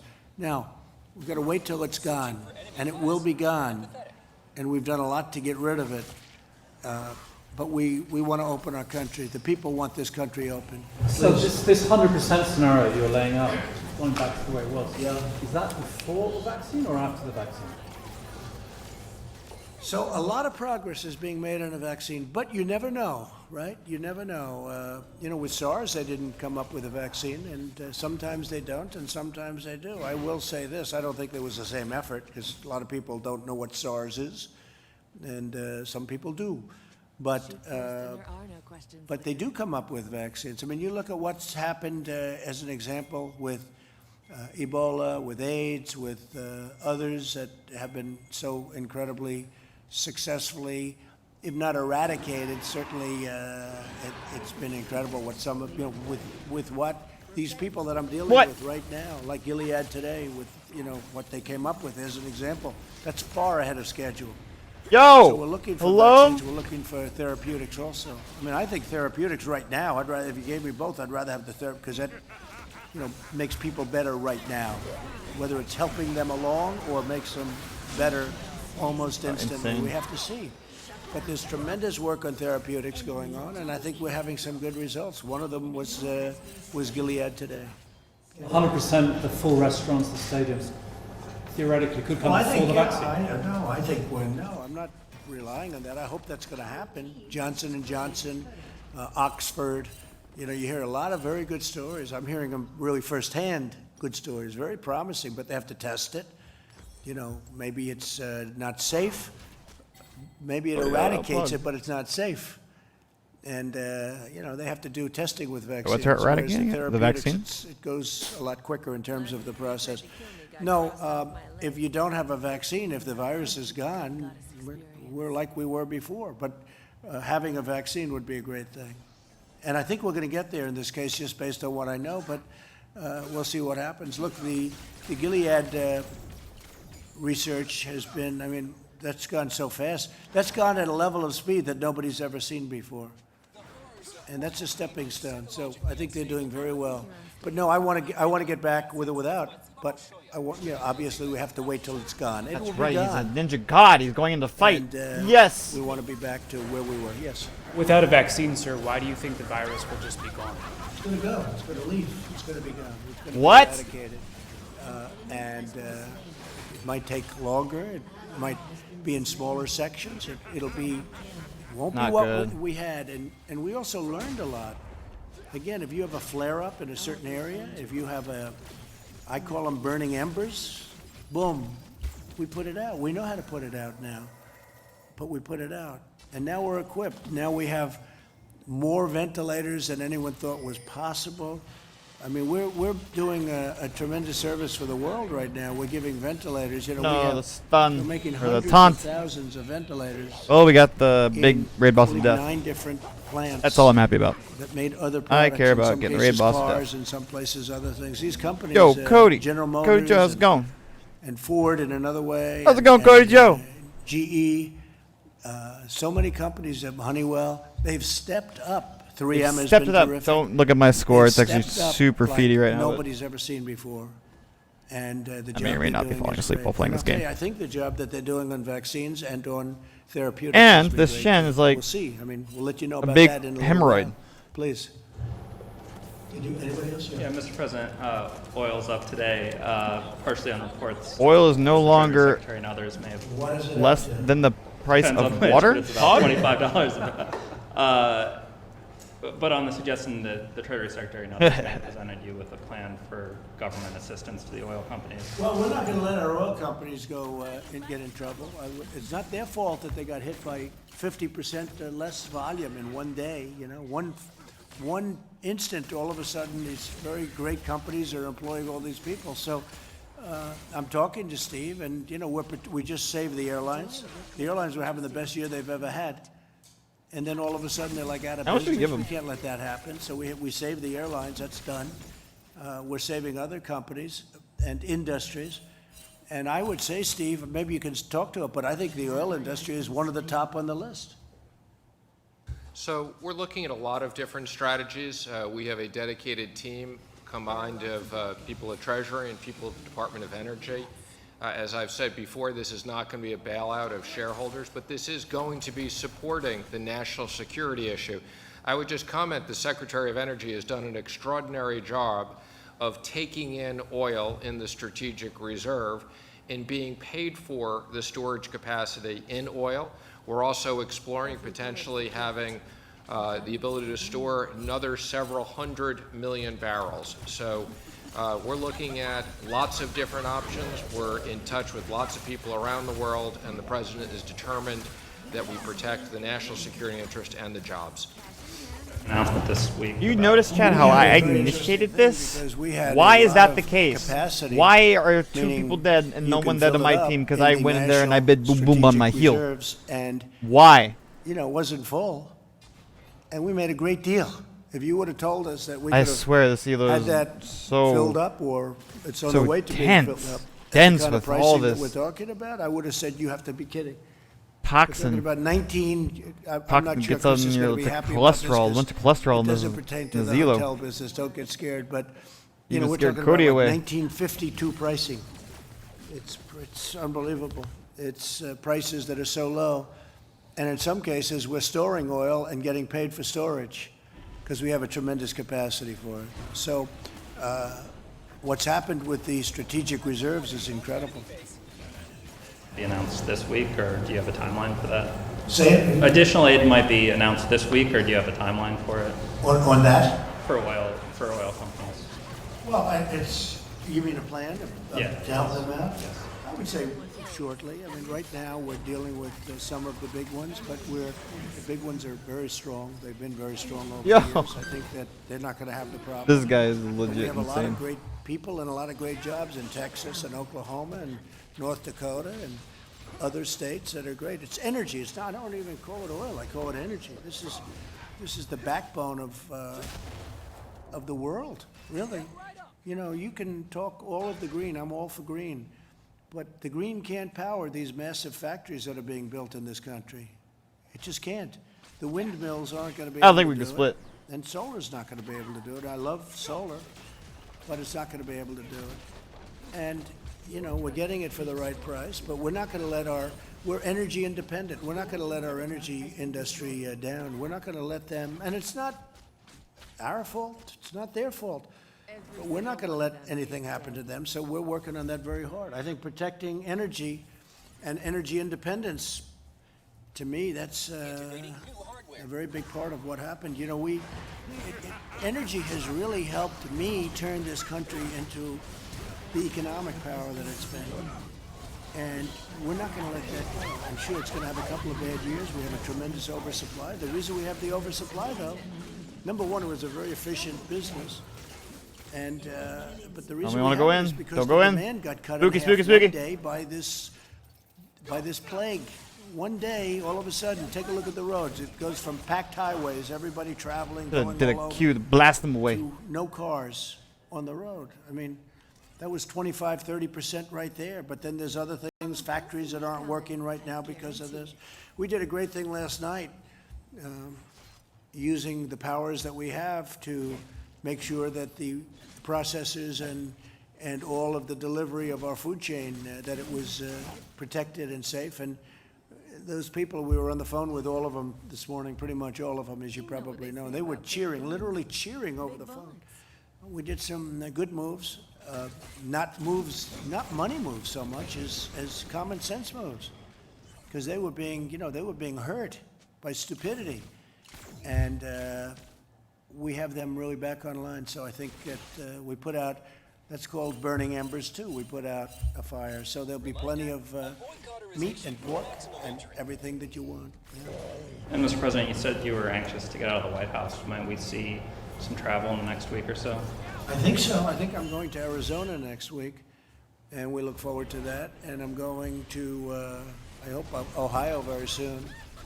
And we're going to start to move around, and hopefully in the not-too-distant future, we'll have some massive rallies, and people will be sitting next to each other. I can't imagine a rally where you have every fourth seat full, every six seats are empty for every one that you have full. That wouldn't look too good. No, I hope that we're going to be able to do some good old-fashioned 25,000 person rallies where everyone's going wild because they love our country. Okay. Expect that to happen. Well, I'm going to Arizona, and that's a little bit different. That's having to do with industry. Because it's too soon for the big everybody get together and stand next to each other crowds.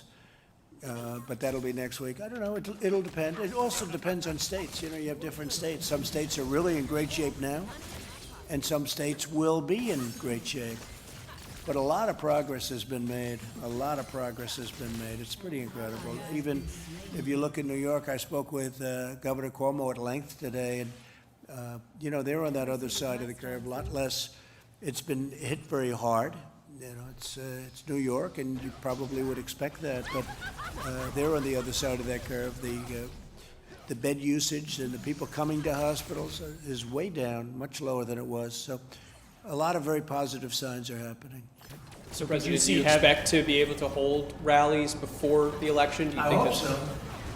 I hope so. Look, we have a tremendous pent-up demand. They love what we're doing. They don't want to have taxes raised. They don't want to have stupid things happening. They like the trade deals. We've made great trade deals. I mean, the greatest trade deals ever made in this country. And that's what they want. And we have a lot of them that were lined up and ready to be done, right, Kevin? We have deals that were lined up with countries ready to be done that were so good for our country, so good for our workers. And then this scourge came along, and, that's the last thing people are thinking about right now. It's, we put them on hold for a little while. But no, I hope to see football games and baseball games and basketball. Now for basketball, you're going to have a little bit of a time. I don't know what they're going to do. Maybe they'll be able to play sort of toward the finals or the playoffs or whatever they're doing.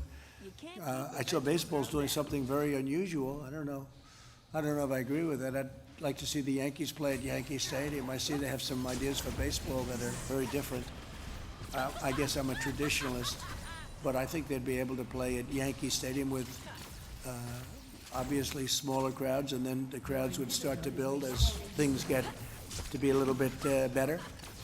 But no, I think you're going to see some big things happening. And again, this is going away.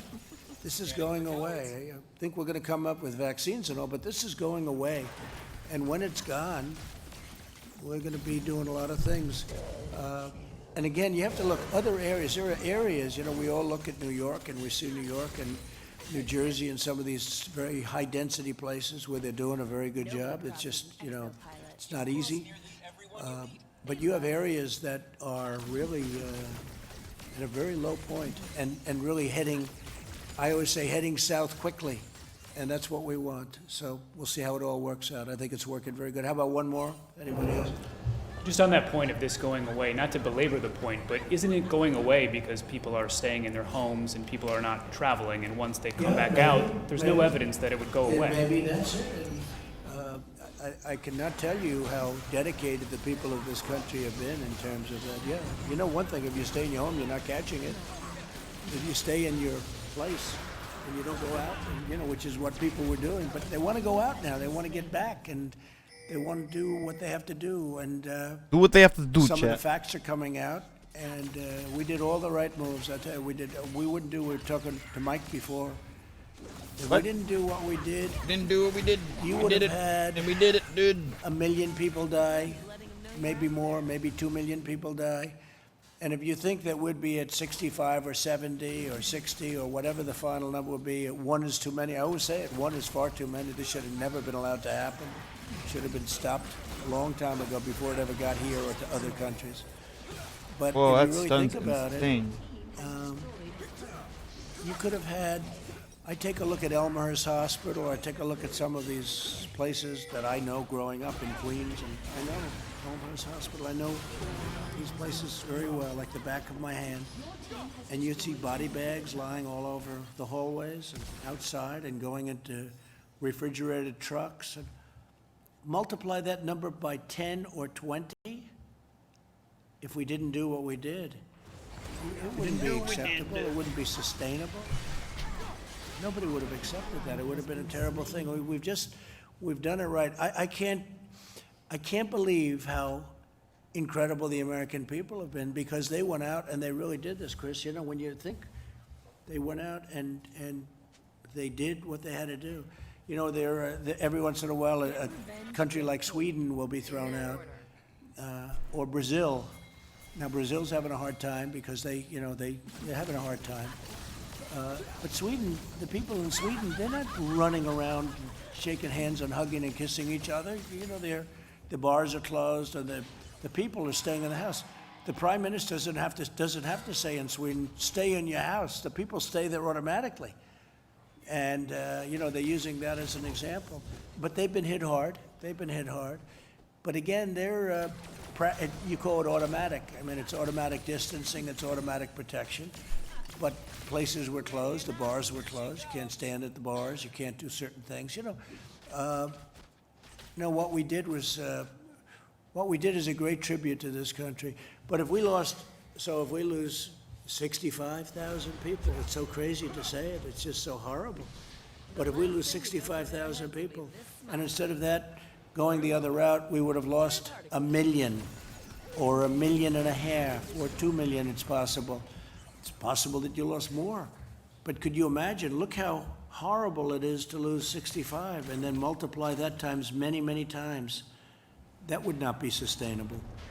So I think with all of that, I want to just thank everybody, and I want to thank these business folks are just tremendously talented people. People have no idea how talented they are, the job they do, and we're getting our way back, and we're getting our way back, I think, much faster than people think, and I think it's going to be a much more successful launch than anybody would have thought. I really think next year is going to be a tremendous year, and I think the fourth quarter is going to be, Larry, I think the fourth quarter is going to be fantastic. I can feel it. Thank you. Yeah, I can feel the demand. It's going to be really fantastic. Thank you very much, everybody. Thank you. Let's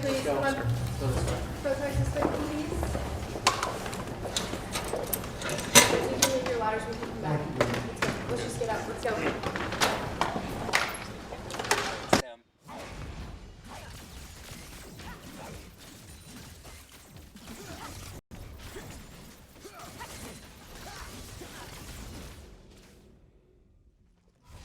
Not a good idea.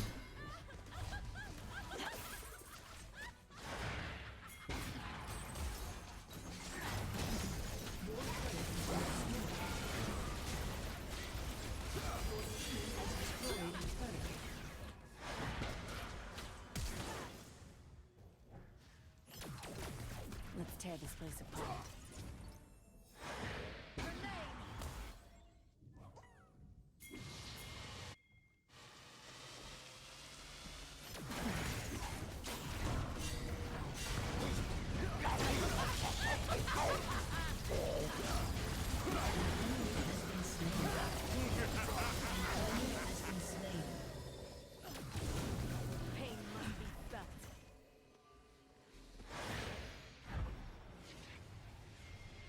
The last month, when one American life was lost at the hands of Iranian-backed militias, President Donald Trump launched the first air strikes against those militias in the last 10 years. Our database says this is a form of team building. And when militants stormed our embassy in Baghdad on New Year's Eve, this president sent in the Marines. And he said, no more Benghazis.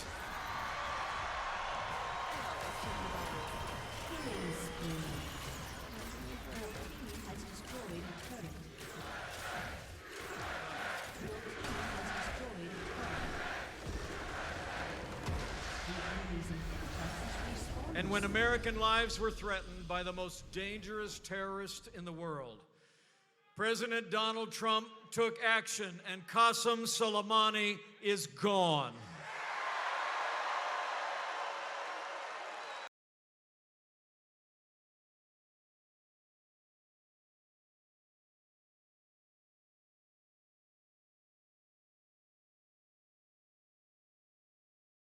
To get through this, two questions. You've proposed freeze and renters being allowed to use their security deposits for rent, but the Rent Guidelines Board has always had the legal power to lower rents. The group Housing Justice is calling for a 3% decrease in rents, a rollback given the severity of the crisis.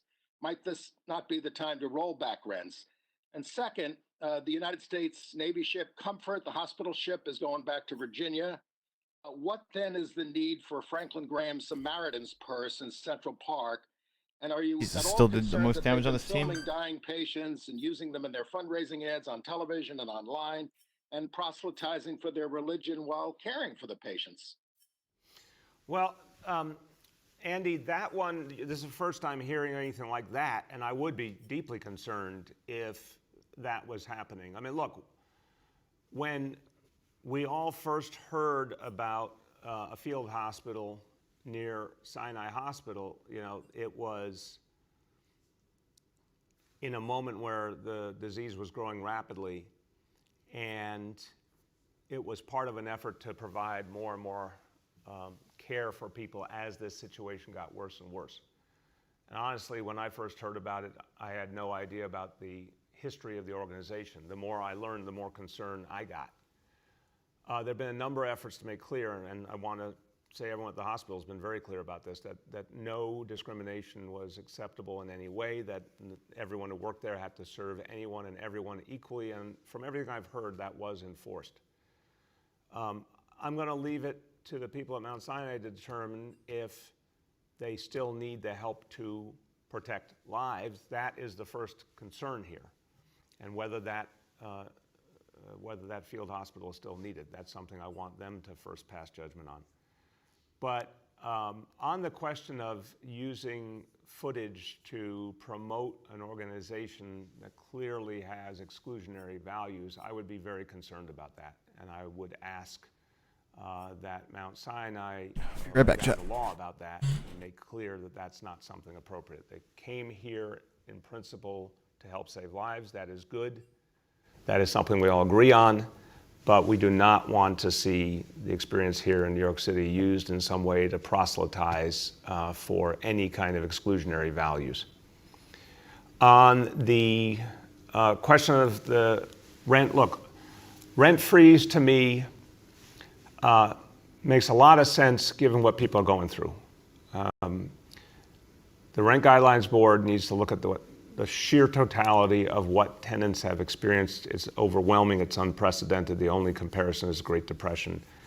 The people who are hurting the most in this equation are the tenants. I am certain a lot of landlords are going through a lot too, especially smaller landlords. I don't belittle that at all. But rent freeze is the way to go because it protects the interests of renters, but also recognizes that the buildings have to keep running, and renters need that too. So that, from my point of view, is the right balance to strike. I certainly think the Rent Guidelines Board should consider all the facts. If there's other proposals on the table, they should look at them, but I think the balanced approach is a rent freeze. Next is Julia from the Post. Julia. Hey, good morning, Mr. Mayor, and to everyone else on the call. Just two questions. One, Brooklyn Borough President Eric Adams said yesterday that the city needs to create a bereavement committee to deal with the surging deaths due to the coronavirus that would bring in more funeral directors, morgues, MEs, and clergy to assure the deceased are treated in a dignified manner. That's after police found dozens of bodies being stored in unrefrigerated U-Haul trucks outside of Brooklyn Funeral Home. And then secondly, you mentioned the ramping up of testing. I was looking for an update of New York City's homegrown testing effort, given that it's now April 30th, and you said it would start producing 50,000 tests a week at the beginning of May. Can you say what labs, universities, or other companies are involved? Yeah, that testing effort is moving forward, Julia. I'll confirm with folks. I don't have all the details in front of me now, but I got an update yesterday. It's definitely moving forward aggressively. And we will be able to confirm very shortly the exact participants in it, but they're doing good work. We'll get that out. On the proposal by Borough President Eric Adams, I think it's a good idea. Now, this horrible situation that occurred with the funeral home in Brooklyn, absolutely unacceptable. Let's be clear about this. Funeral homes are private organizations, private businesses. They have an obligation to the people they serve to treat them with dignity. I have no idea in the world how any funeral home could let this happen. The city historically does not have a direct working relationship with funeral homes. They are regulated by the state of New York. So it's not an area that we work with a lot. But again, we all have to work together to solve problems. I don't understand in this case if the funeral home, I heard something about a driver didn't show up or something like that. Why on earth did they not either alert the state, who regulate them, or go to their NYPD precinct and ask for help? Do something rather than leave the bodies there. It's unconscionable to me. So we will all work together. And I think what Borough President Adams has said is smart. Get everyone talking to each other. Bring in our clergy, who obviously bring so much perspective about what families need in this moment. So I think that's a good idea, and we'll find some way to create something like that, get everyone communicating and working together.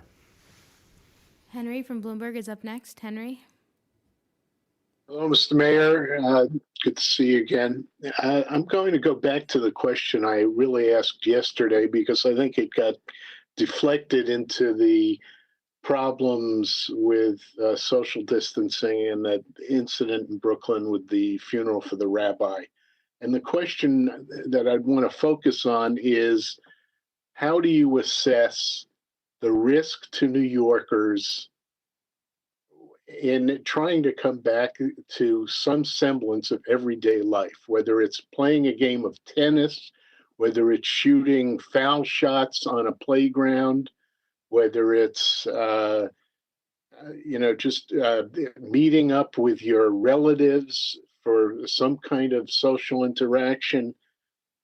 When does the city decide to give New Yorkers some kind of break, some kind of relief?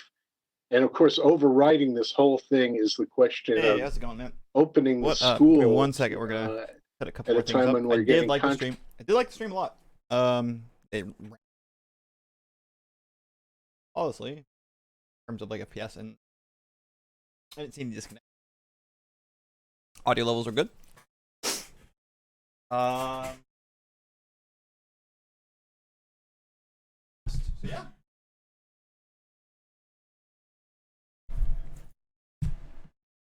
I'm not really sure about how to optimize the.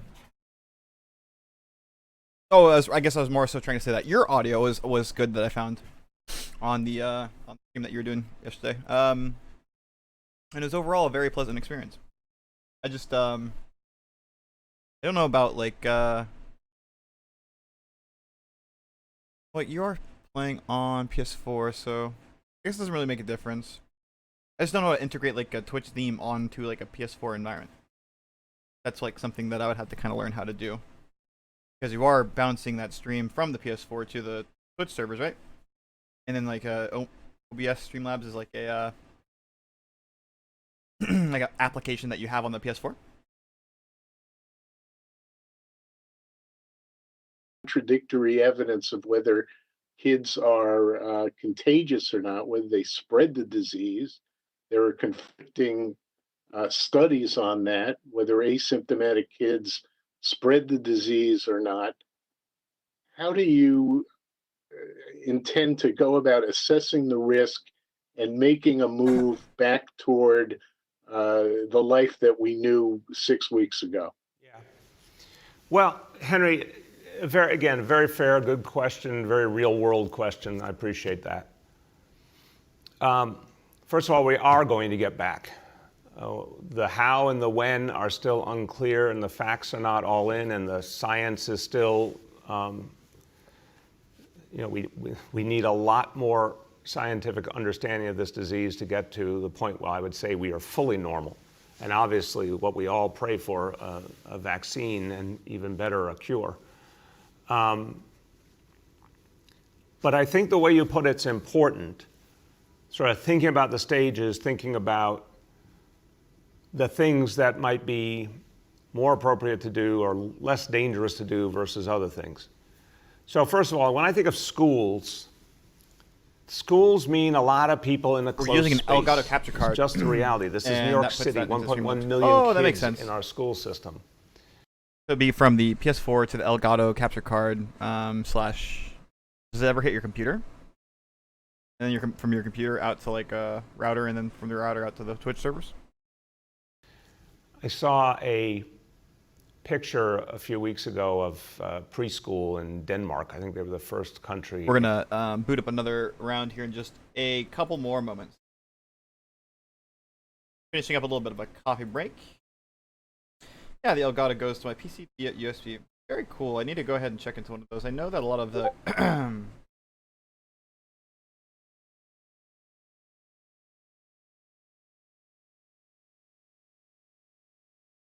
I know a lot of gameplay streamers, when they do their story playthroughs, or of course Elgato is the main way to solve that problem, or to facilitate for actually being able to do it.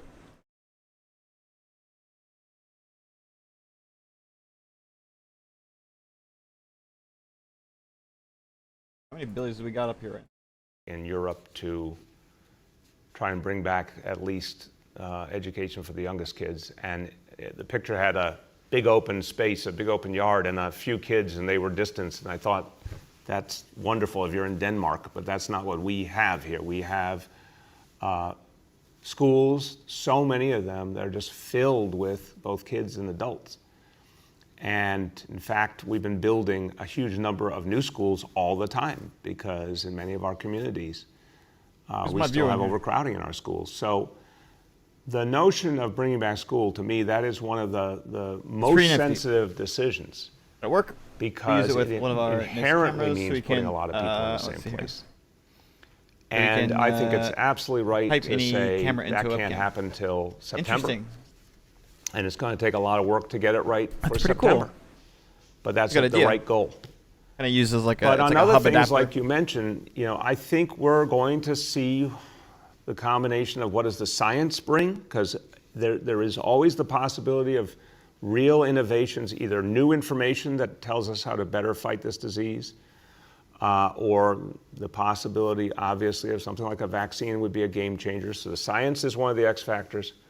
Our own efforts, how New Yorkers stick with social distancing and staying at home is going to have a lot to say with what we're going to be able to do, because the more they do that, the more we beat back the disease, the more we get back to normal. So it's the painful part about fighting our way through is actually the part about also liberating ourselves. We're not going to fall for these cheap slogans about being liberated. The way to liberate ourselves is to stick to the plan, fight our way through, and get to the point where people can start to resume more of their lives.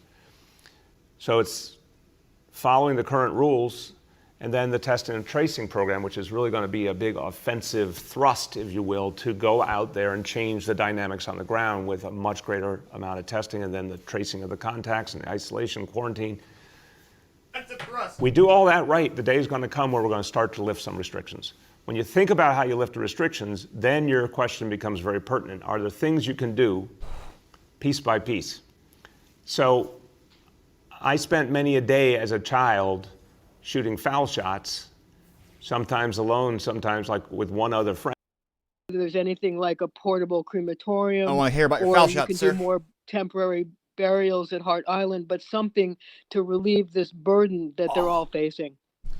Yeah, Marcia, look, I always am very careful when I speak about this very sad topic, and I don't go into a lot of detail. But my strong impression, I've asked this question a number of times, is that the funeral homes know that there's a lot of support available if they need it overwhelmingly. They've been doing their job under tough circumstances.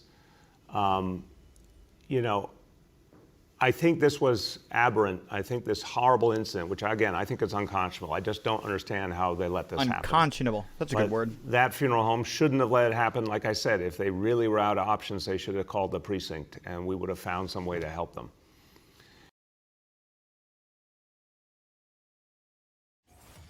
Oh no.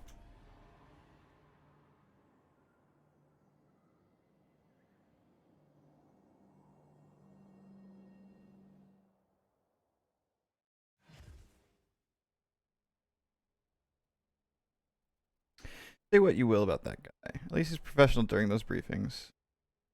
And we're looking at de Blasio? Yeah, no, I think he does pretty good. Like kind of like definitely a Cuomo diet Cuomo, but he's. But I do not see. He's a good guy, huh? Or he doesn't seem like a bad guy, I would say. I think he stepped into the roles of the New York's mayor right after Bloomberg, I think. So I think that Bloomberg did a lot for the area in good and bad, with respect to good and bad. You know, this stop and frisk, of course, a terrible thing, but I think a lot of the economic quality of life numbers or metrics were improved, or safety or something to do with. Definitely not law enforcement.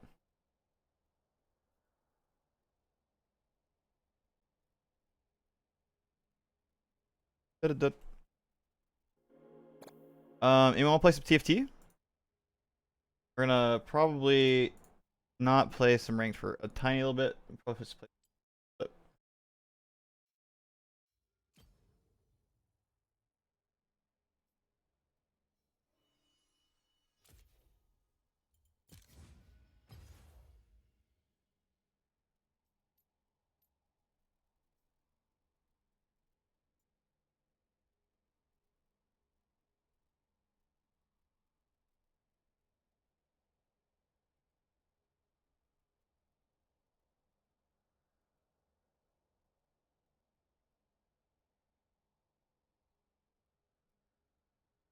All right, man. I appreciate the lurk. I'll go ahead and repay the favor in kind. I'm looking forward to maybe getting that darn Nathan on the call today. We'll try again. Thank you. Take care, Vinny.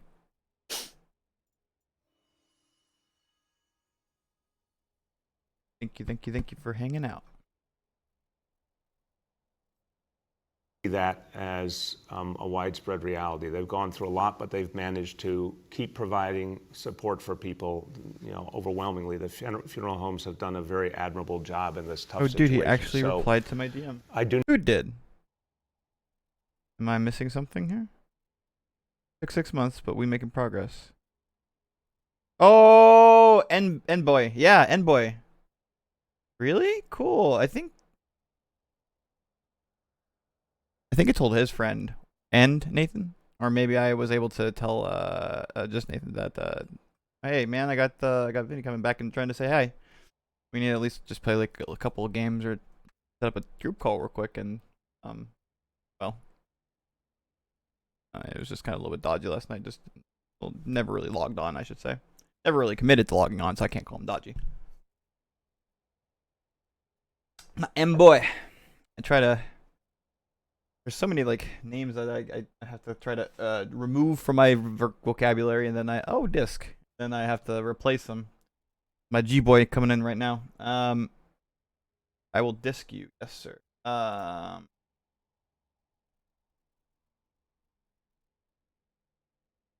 Whoop.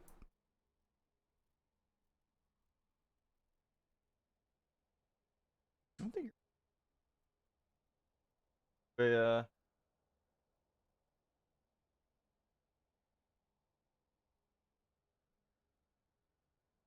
Whatever do you use these days? Keep the invite. I don't know how to set up the perms very well, so to go into a private room with you, hey, I think I'm gonna have to give you mod.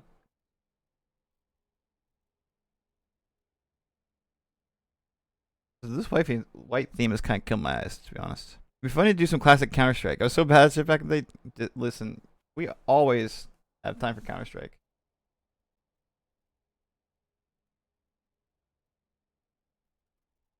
Probably nerf the stream resolution if I launch it, but we always have time for Counter-Strike.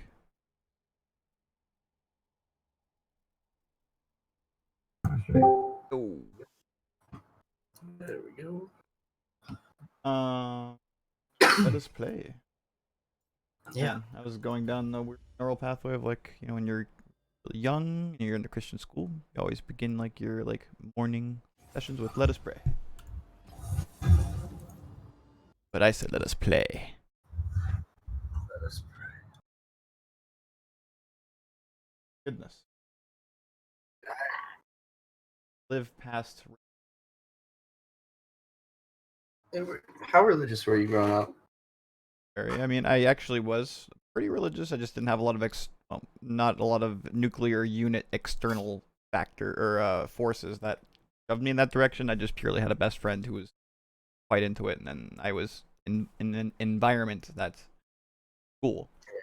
Kind of led me to believe along those lines. Tag along, this is like Sunday school or. Oh yeah, I would go. If you're asking if I would, yeah, I would go to tag along with this Sunday school. I would not like doing it because it was pretty boring. I'd prefer to go stay home and play Halo 1. But we're like any summer camps, YMCA shit. I think that's the YBC, Vacation Bible School. Vacation Bible School. That shit was OP. That was fun. They play like the same like Christian rock song like over and over and over because they're like kind of like edgy, very light. I was just thinking about like the feeling of that, like singing those religious songs, you know, like. Yeah. And it's such a warm fuzzy that it's hard to get anywhere else. It's so weird. There's a value to it. There's a Halo's on PC. We gotta get into it. I got mine. We gotta get you on the party. I don't like the multiplayer as much because it seems like the netcode needs a lot of work. But yeah, I think that there's a lot of camaraderie for sure. But the idea I always thought was there's romantic camaraderie. I think it's a good word. Yeah, like I am a new person in this community. I want a big, I want positive thing. I want to integrate within this community. What happens if I need like a lawnmower one day? Maybe there'll be a nice gentleman who let me get the lawnmower. I'll trade him a pie. I don't know. It's a nice market that you can buy into. Community. You get Are you good? Been missing lately.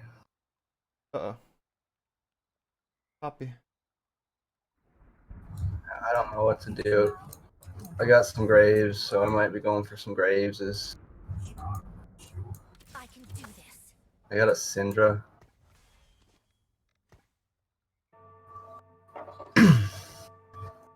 Syndra's pretty strong early. She's a blue tier 3. You got a Master Yi for your tier 3. He's a badass. Oh, is they giving those like for freebies? Yeah, so sometimes you loot champions when you kill monsters, the gray things. Oh wow, we're looting tons of champions. Huh. This game type's called Treasure Trove. All minion and monsters drop a loot orb. And I keep getting fucking champions as loot. Or yesterday there's some iteming. Yeah, there are random, rules, and this rule is tons of loot. Kind of like Mythic Dungeons. Every week they have a different rule.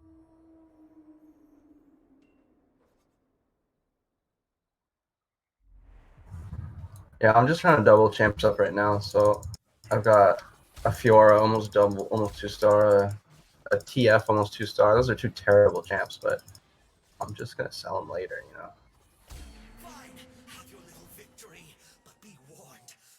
I'm just kind of collecting whatever. So yeah, there's my 2-star Fiora. She's just gonna keep me alive for a while,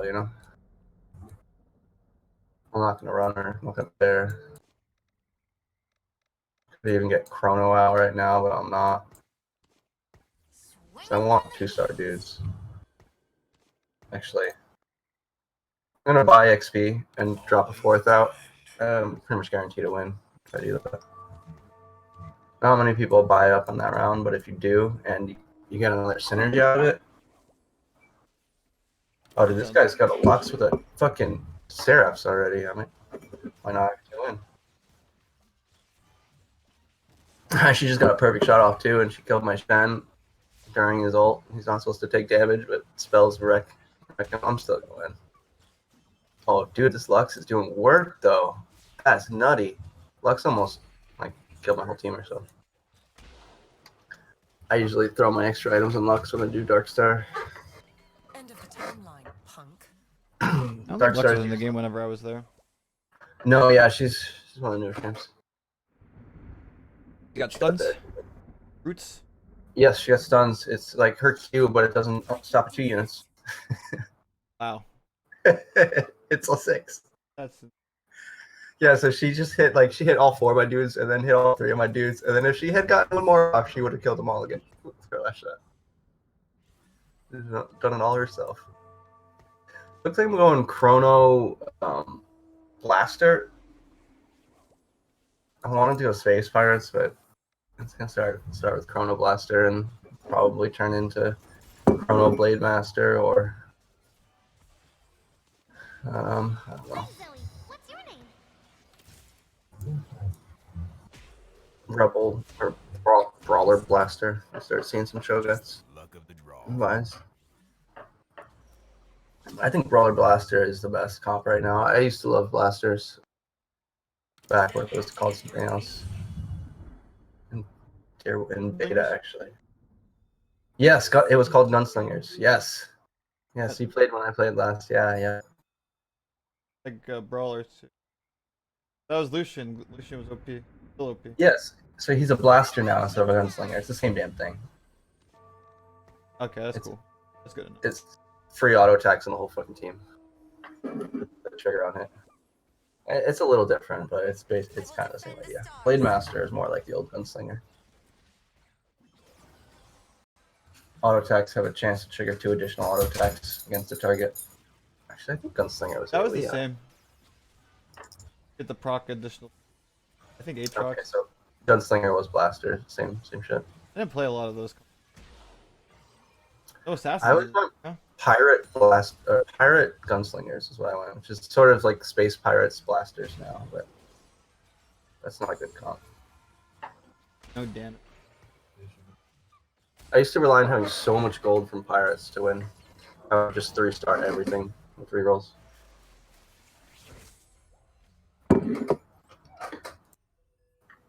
Oh, I'm first. I shouldn't have leveled up like that. Chrono Blasters, huh? Attack speeds, damages. I think I need more attack speeds or damages. Probably no crits. No. No. My wife hates law. Bottom left. Bottom left corner, we have the fiery little legend. Which wife? I only have one. My.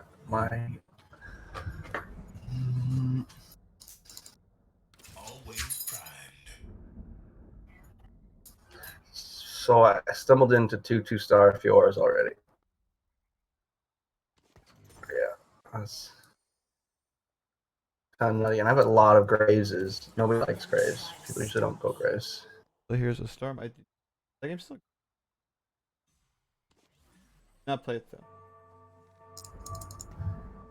More of a StarCraft 2 and Craft 3 currently kind of guy. Willing to try out the new Command & Conquer. Very much so.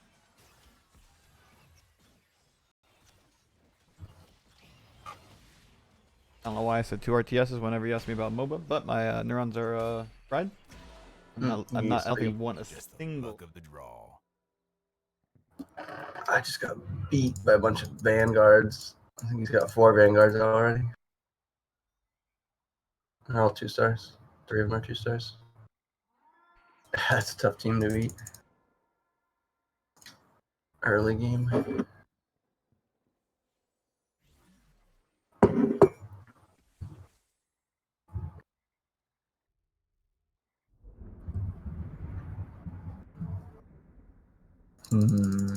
Definitely COTS more than League. Just faster. No items plus boost characters. That's true. The only reason I play League is just because there's like lots of the cosplay girls. Wait, there is still like some. I'm Zoe. What's your name? Assassin dude. Bug Yeah. assassin. Yeah, some champs to remain. So Lucian, I think Fiora, Kha'Zix. I'm not sure if they were in the second set though.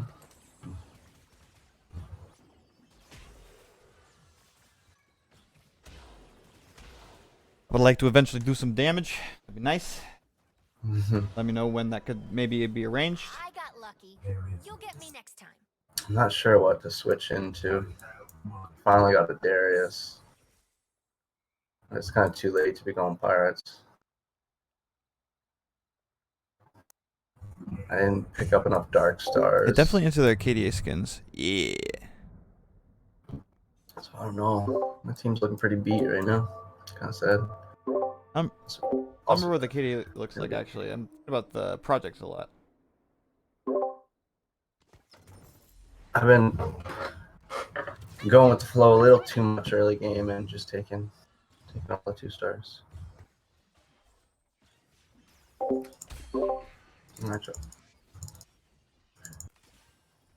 Usually start thinking about my comp at this point. I'm like, what do I have? What do I need? What items do I have? Is Zeke's Herald OP? And no, probably not. Nope, we're not doing it.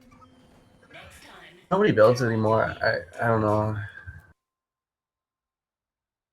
think if you're forced into building it, it's not the worst item, but it's the worst decision.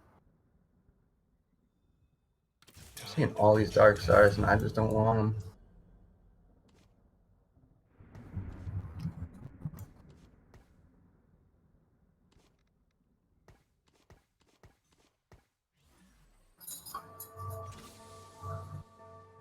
I've seen a lot of Annie.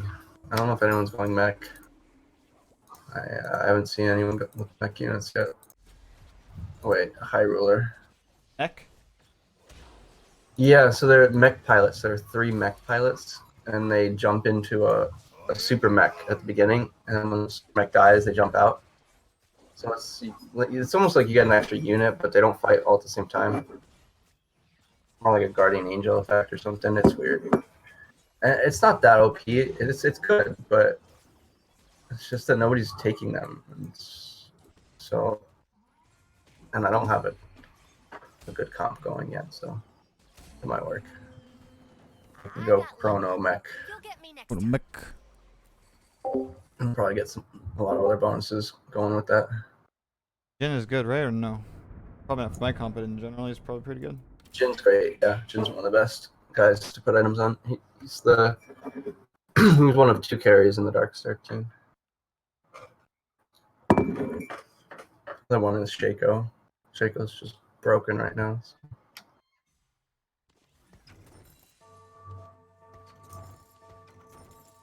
Yeah, I'm seeing such weird stuff. There's no like Fiora. I'm gonna have a 3-star Fiora on the bench.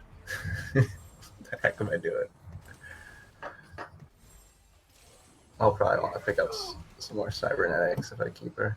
This guy's got a 3-star Malphite already. Wow. Let's go win. How did his blitz end? Oh, I pulled his blitz with his blitz ended up in my corner. What? Oh, you pulled each other? Yeah, blitzes pulled each other.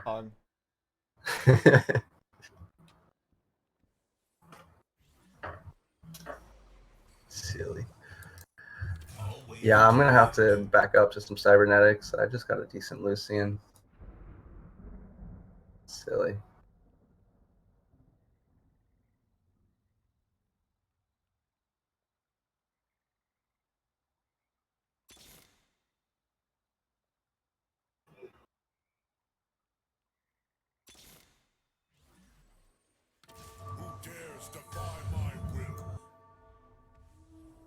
I haven't even rolled yet. I haven't rolled a single time.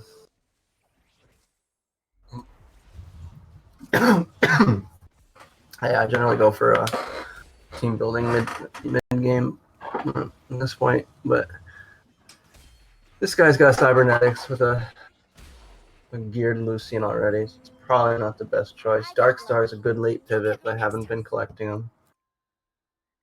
I might want to just start grabbing Celestials. I really was hoping to see more mech pilots, but I haven't. Mech pilots, huh? I don't know what the mech pilots. Is that the kamikaze guy? The one jumping out of the suit? Annie, Rumble, and Fizz are the 3. I don't see any of them here.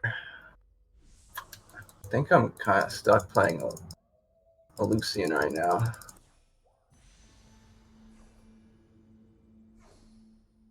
If I don't want to lose anytime soon. Get one of the higher tier cybernetics. I got such a crappy team, man. Such random. I might use this tool here to suggest some stuff to round out what I already have. And Chrono Blasters, right? But Chrono Brawler Blaster. I suppose it's not awful. Cho'Gath is good. I love gold. Start rolling for him.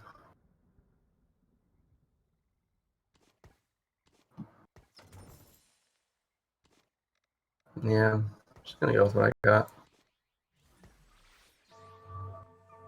6 guys in the field, 2 more blasters. Jinx and MF. Pretty sweet. Get rid of this Annie. Get rid of this Fiora. I don't want to hand the Fioras over to the cybernetic guy though. Maybe wait a little bit until he levels up.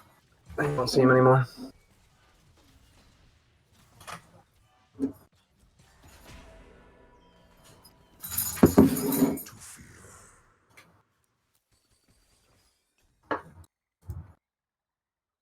There's a Shaco. I don't have any of that stuff.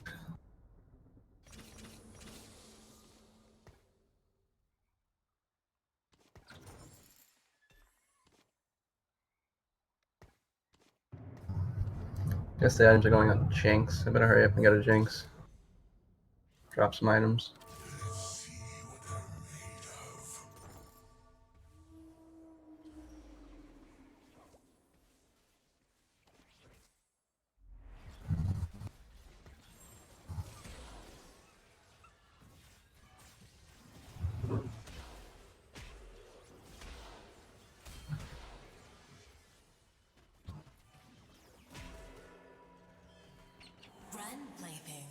Ooh, I won.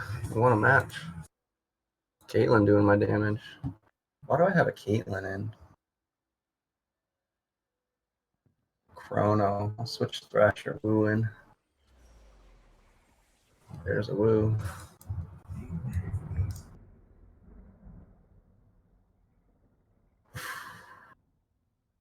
Not by Kate.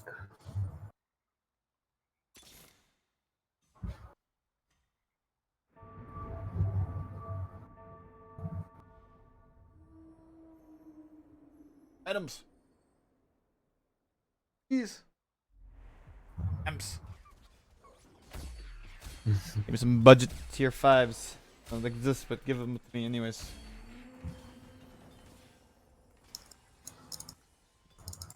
Oh yeah, super loot mode, right? We have tons of items. That's interesting. I wonder which team scales the hardest. It's probably best in this mode. Getting rid of my Fioras now. And my Graves is, I think, sad. Am I even doing Chrono Brawler Blaster? Level up some more.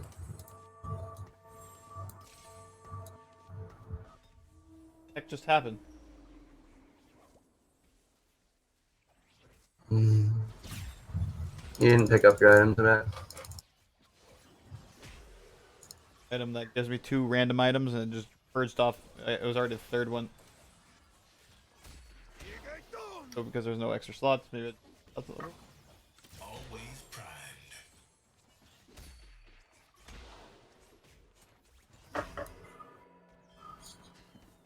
Dying's the easy part.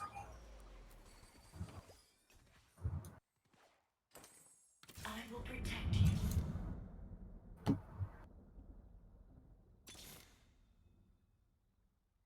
Time to put you down.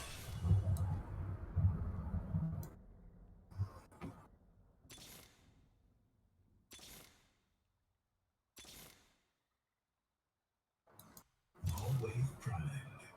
Always primed.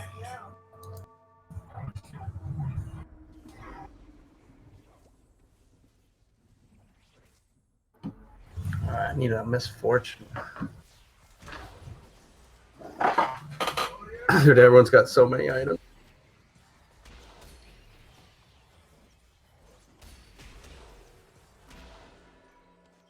From your dust. Hector do. Oh, I know what it does. Last. Oh, there's a thrash. Nice. Who dares defy my will?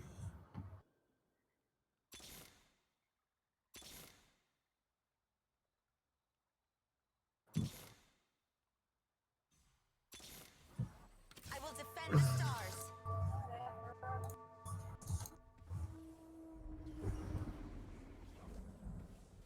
That was 10 stars.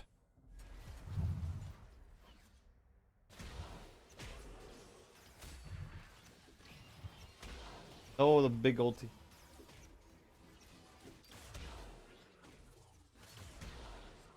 Hog team. My Jin's starting to carry. Oh, I took my Blitz out for Thresh and I lost Brawler. Did Thresh do any damage though? No, he did 0 damage. What? 0? Must have died fast. Oh, I need to make something special. Items. Oh man.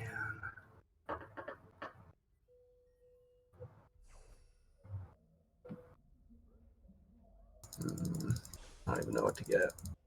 I don't need any of these guys. Ooh, you know what? Get an extra member on the field.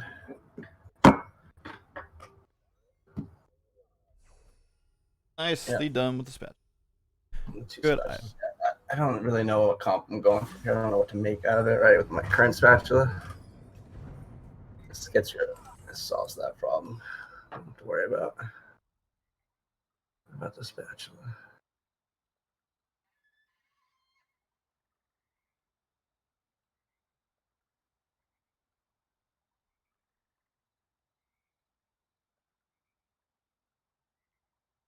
About the spatula. Man says, pay attention to the lack of spatula. Okay, so no good things. Oh, it was a little bit too late. There was a good thing. Even was outlined in a sparkly border.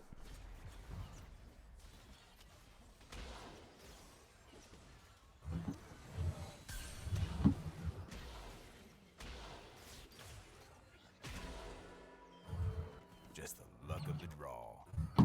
my team is pretty sweet. I think I've gotten I don't know, lucky with items. Where? I Nicole, had no Robert, items. Must have Austin, killed some Nathan, fast. how's it going, guys? I don't know if you're still checking out the stream, but thanks for hanging out. Appreciate it. How's it going, guys? Alright, one more blast. Lucky with that's misfortune. Gotta level up before I can bother. Before I can roll for her. I'm running a tier 1 Blitz and a tier 1 Shen still. Or a level 1-star Shen. 1-star Blitz.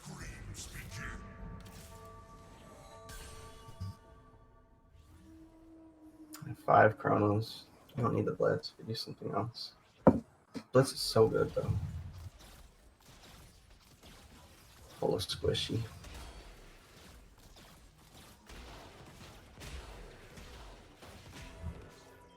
Oh! Yeah. I didn't see you there. Didn't see your name there. I was like, ooh, it's not Lucian. Good effort. Didn't quite scrape too much out of your health values, but it's okay. Okay. Yeah, my team's pretty OP right now. Kind of curve out a little bit. 3-item Jinx is ridiculously good.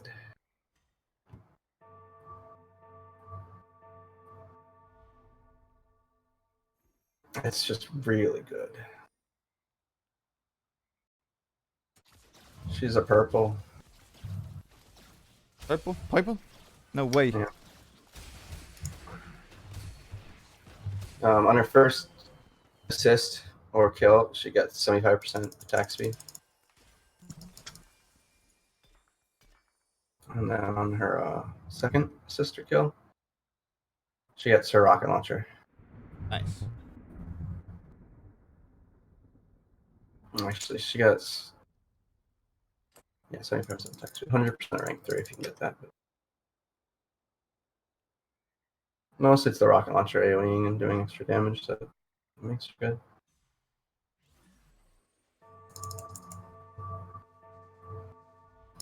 So I'm gonna save some gold here. I'm at 69. I'm gonna go up to, I'm gonna say one more round. Actually, I'm gonna go up to 8 now. So I'm gonna save one more up to 8, but I'll just do it now.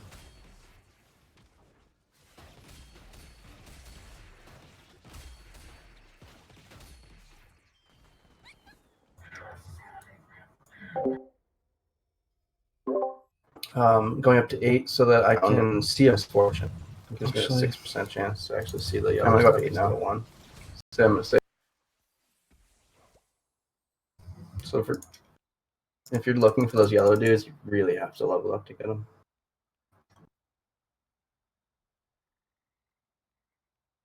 You can even go to 9. I'm not pressured at all. Got plenty of health. I'm on a win streak. I can fuck around.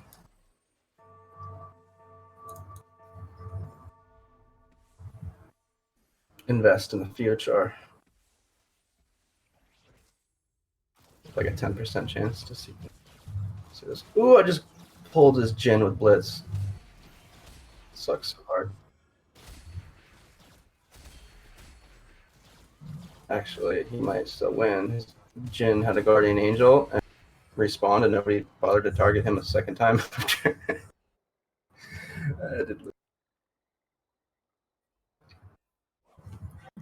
What can I do to fix that? Level up and get my 4th blaster. Fail math. Yeah, there's my spin come. I thought I could hit level 9. Oops.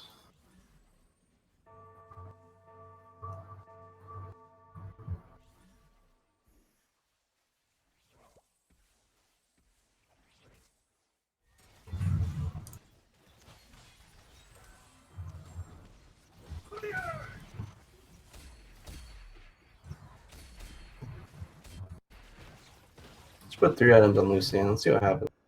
See if we can catch up to Jinx and damage. That's just super item mode. There's so many items to go around. Maybe I should have saved him for this misfortune here. Looking like you're gonna take third place. See, I might do a little better. I lost to Toy Tentron, but I beat everyone else. And Toy Tentron, he's not running Shaco, which is a big mistake. Dark Star without Shaco.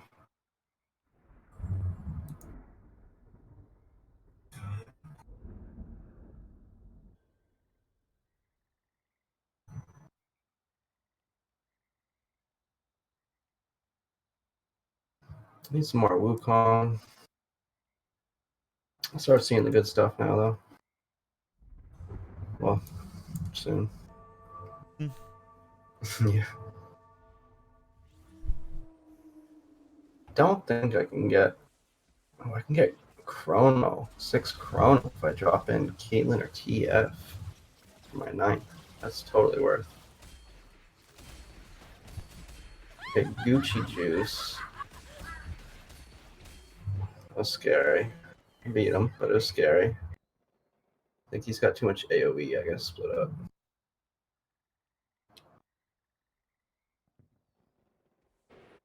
I gotta get that TF for Kate. Shit, 14% chance.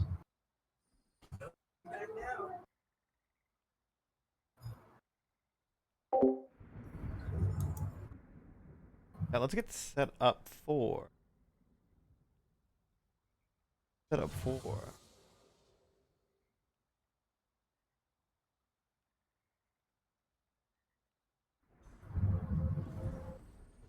Light music in the.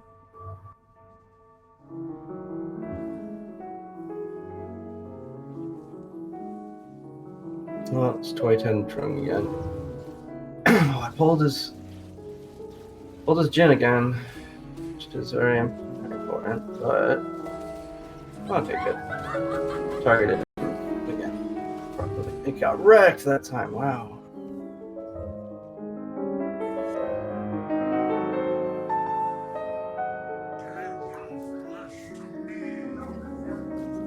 Can't afford my champs. Damn. I have to say goodbye to this nice one. Bye, Jinx. This boss has 3 items on him.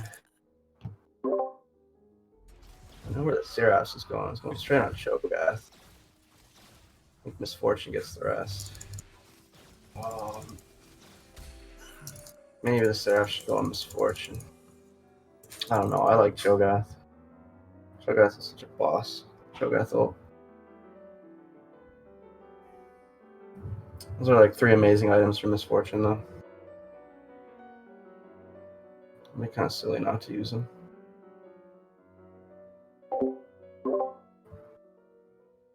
Yeah, what just got swapped in? I hate that. Hey guys, we are, I think, 1 follower away. Let me check really quick. Take a quick break from the. My Misfortune already has an item. Shit. Stream.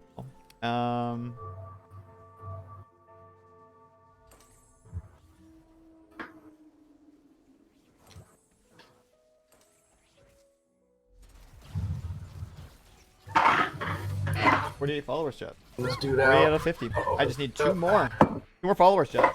If you enjoy the content, I would much appreciate a like, subscribe, share, a Misfortune hug. number 2 on damage. All in Discord. Anything you think of? Yep. Nations are Yeah, Shen Man, Shen's so good. We'll read up all your stuff. Nice, dude. Thank you. Thank you very Where's much. that last Chrono, man? Wish I could say a little bit more enthusiastically, as I am currently dead. We have our buddy here, though, who's on fire, on a streak. 3rd place. EFT. You know what place I got? I got place 8. There's a special place for people like me. What I'm looking for my rolls.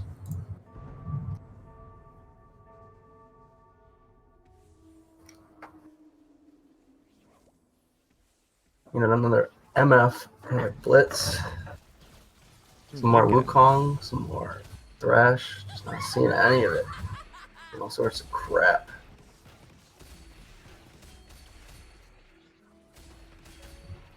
Kaylin doing some work. That's scary. Almost got beat by a Caitlyn with items. Caitlyn.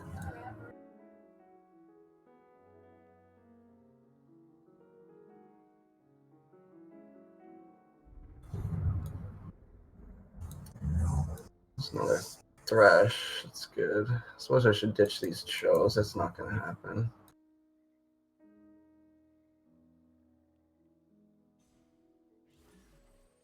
What the heck? Seeing such weird champs.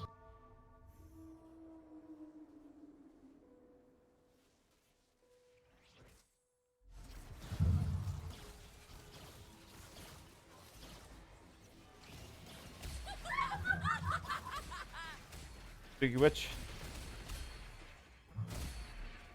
Uh-oh. Uh-oh. I got beat by Celestial Space Pirates. Man, this is a beat team. My blitz did not grab Dude's Jin. He must have moved it. I need a fucking misfortune. No!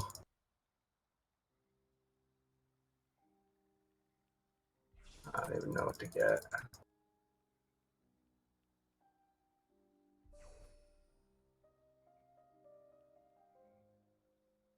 Gotta lock it.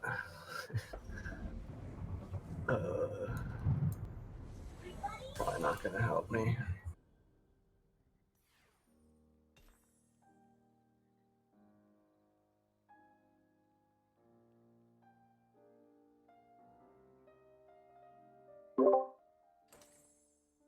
I'm feeling pretty confident about taking that second place. Kind of get like a little bit of a power spike right now. Yeah, it's not looking so good. I did not get any of the stuff that I was rolling for. Thanks for taking. Thanks for hanging out, Vince. Shafted. I appreciate it, my friend. Have a great day today. Let's play again. This is the guy that's been beating me.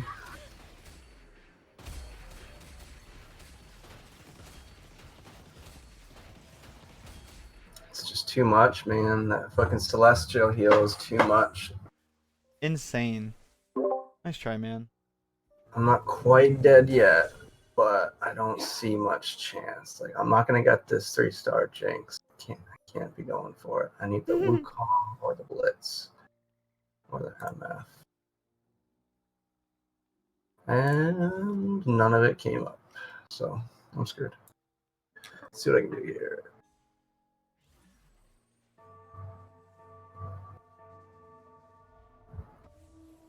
Oh, maybe swap in the MF for that extra. I've been looking for my 6th Chrono too. That was a big mistake not to hold on to Chrono. I don't think this guy has given me trouble before, but yeah, he got me this time. Damn. 3rd place.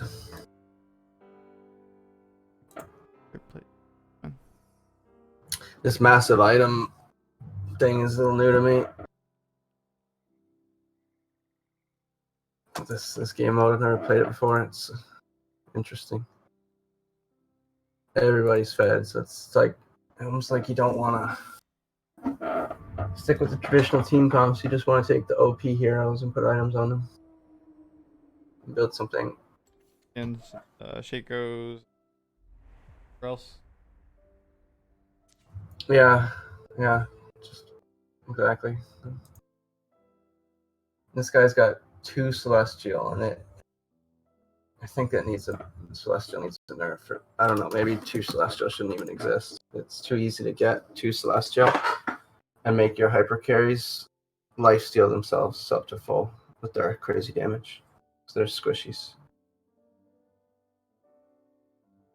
2 Celestial is probably the best 2-pointer. Well, Space Pirate 2 points is really good for early game too, but yeah, it's frustrating. Can't get past the lifesteal of 2-point Celestial. with your, Fed carries. It's two celestial. Nice deal. Shouldn't be that hard to get through.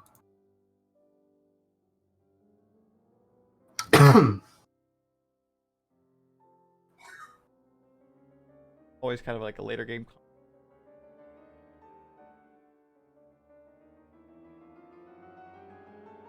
And I just like grab like.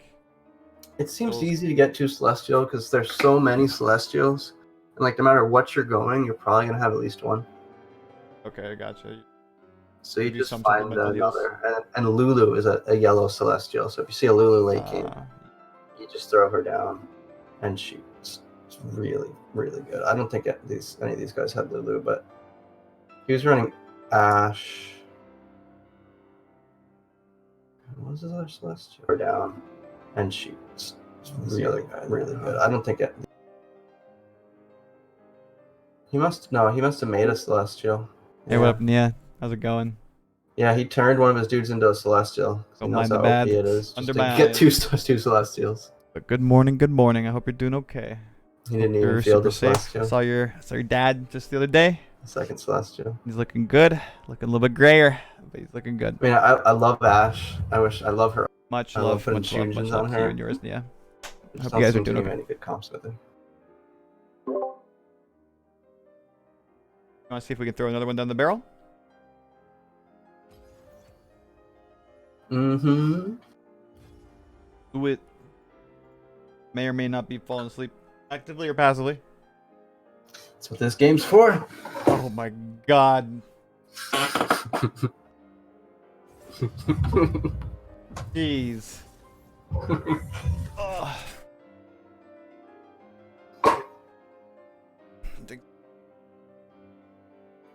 I need to play some ranked while you nap today or something.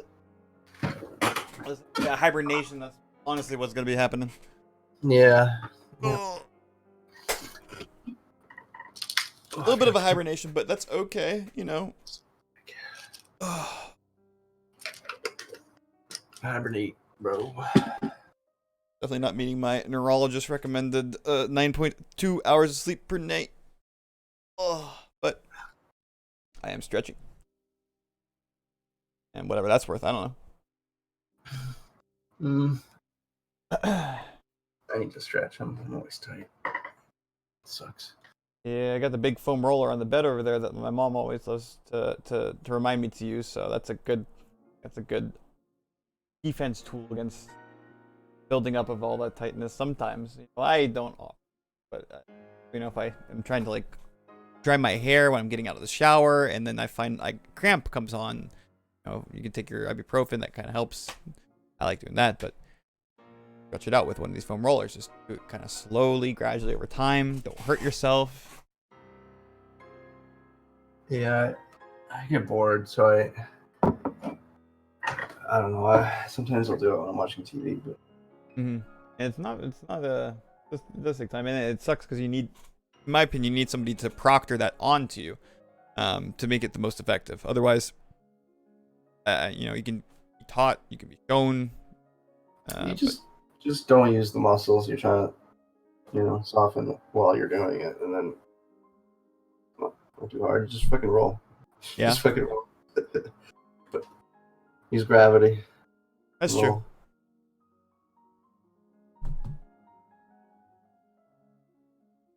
Is there any sort of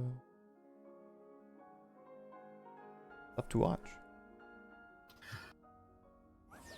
I wonder if I can listen to this. If listening to Chopin is considered fair use or not.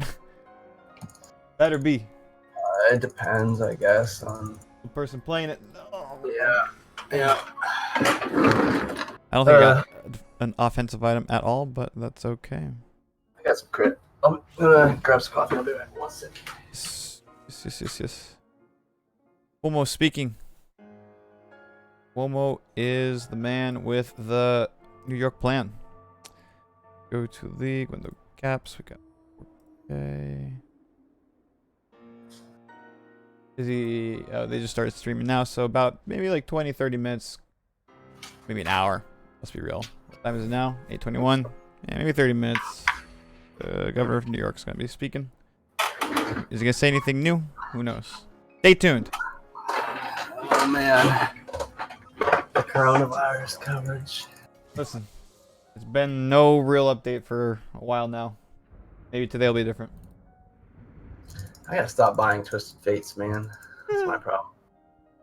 I got 2 Twisted Fates and 2 Zigs in my tray, and I don't want either one. Got a lot of tanks right now.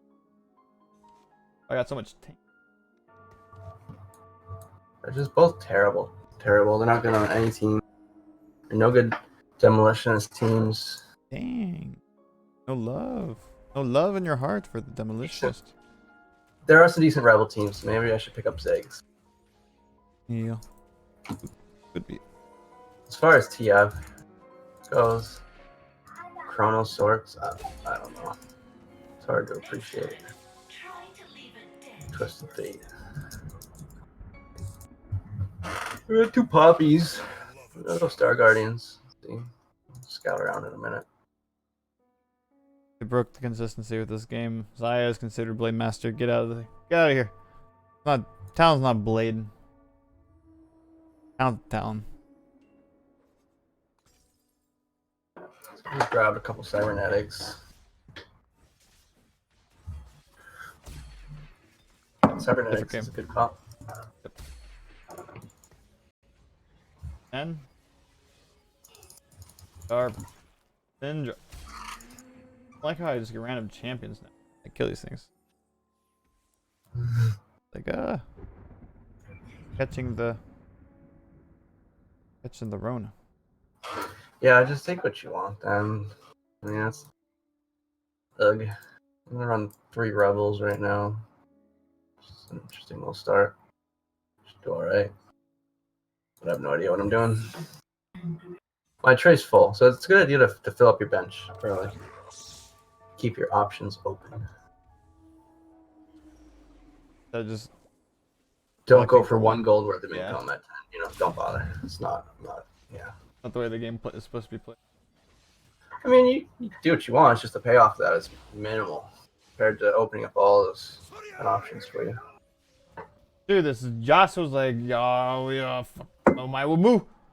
Yasuo's OP. He's a green that, sort of like Lucian, is very good with items. It's one of the few greens that people put items on. Said my Wumu. Yeah, he's just really good. That CC's amazing. It's so great. More Caitlyn's? Balls.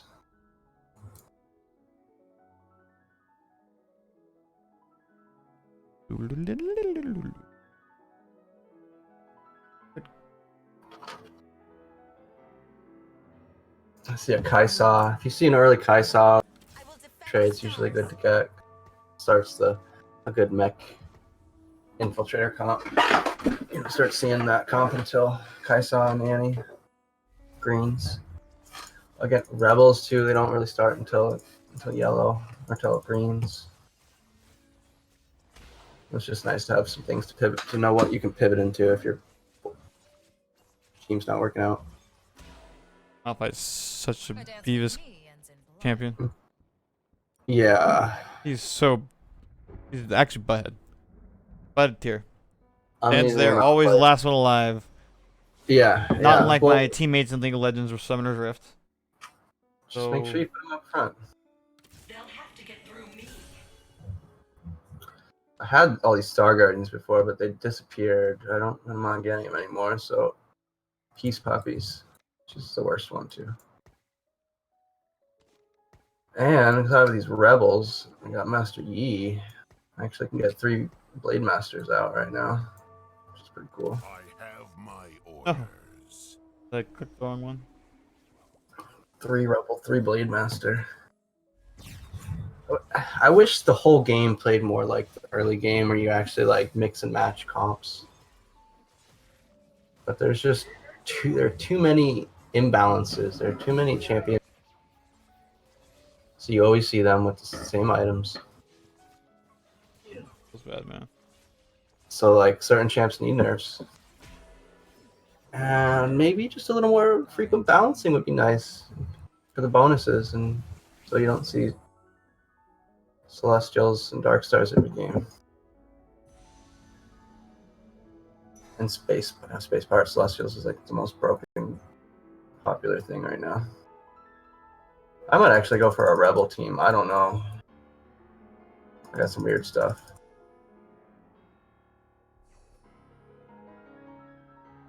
Maybe I should take a Master Yi. Master Yi is a really good carry. Master Yi? Really? Yeah, so I think last patch Rebels was like considered one of the best. It's still good. Let me look up now what I think it's rank A, Rebel Blade Masters, yeah.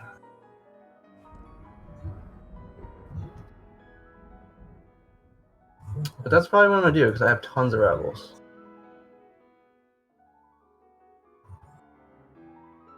And I got a lot of Blade Masters too, so. Karma's on that team. That's weird. It's like it takes 4 Mystics, okay, for combo up with Sana to get the free MR. It's only good if people are going Magic, and nobody goes Star Guardians. Star Guardian Sorks is the only like good Magic damage team. Oh, I guess besides Space Pirate Celestials, which is weird because Darius is the one doing the magic damage. Darius and Jace are your AP carries. So weird.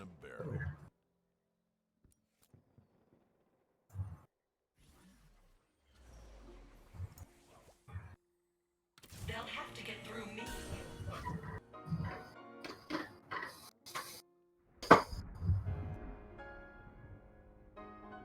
Oh, I see a Jace here. It's tempting. It's very tempting. Now we prove our courage.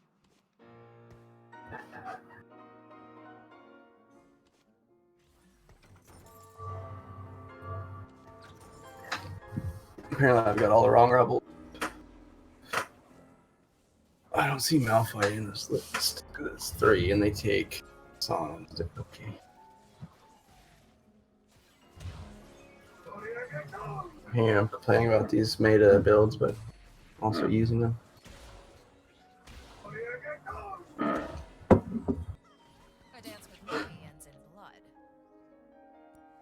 And losing to non-meta builds.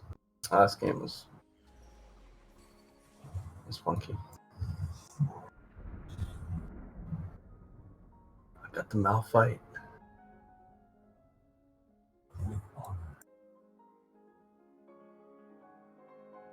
Probably level up to 5 here and toss another dude out. Usually pretty helpful. Gotcha.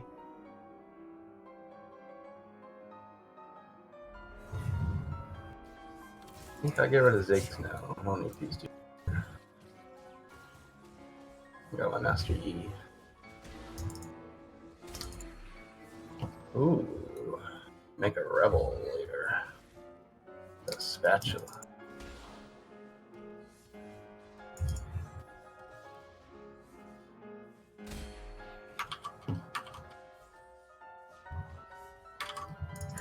Vest. Make a Rebel. Chain Vest.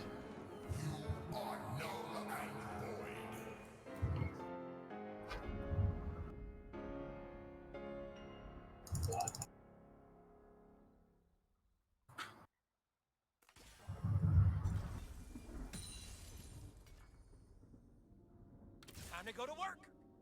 I'm gonna enjoy this.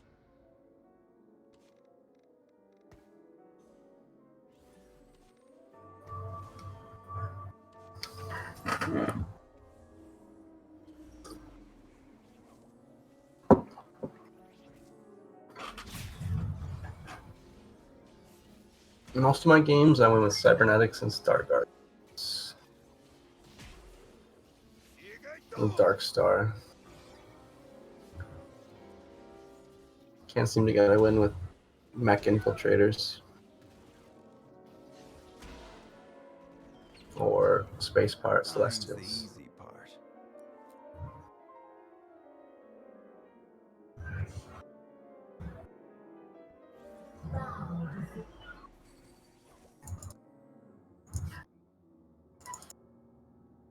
There's my song.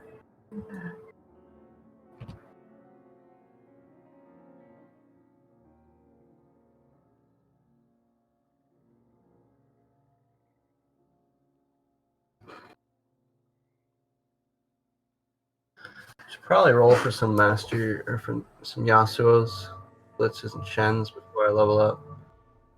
So like I'm looking at a tier of everything I'm trying to collect. Shen's a tier 2. Yasuo's a tier 2. Blitz is a tier 2. Song's a tier 2. I only have 1 star. You know, I need some copies before I reduce the chance of seeing those champs. So I'm not gonna level up. I'm gonna hit 50 gold and start rolling. But I do still want income. I'm just now over 50 gold. And I can roll a couple times. Or not. Because I found sauna.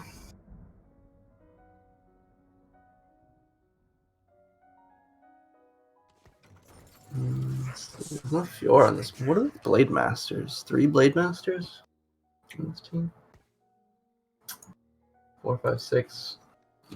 I'm gonna get to 6 if I spatula some shit.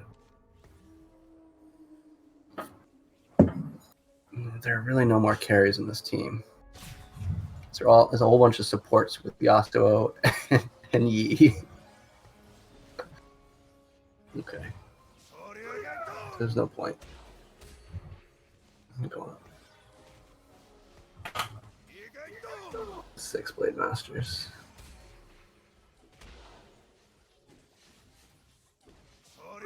Oh! Have items. Yeah, I haven't put anything down yet. I'm playing greedy. I'm saving, and all my items are on the bench. And I'm 2nd place. Wow. Talk about Rebel Blade Masters being strong early. Look at all these chain vests, bro. I'm getting my chain vest. I'm doing it. I'm doing it. I'm doing it. I'm doing it. Well, oh, I wanted the sauna too, so I could like pop it off her and still get to keep the sauna. Turn it into the Rebel Maker, and it would just go poof right off. It's usually bad to buy champs with items that are already on them that you're collecting, but then you're stuck with that item on that champ. And sometimes they auto-combine and you get fucked.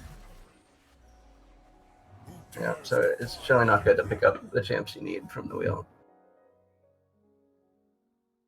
I just missed out on a copy of Sauna. I mean, someone else is going Sauna. That's weird.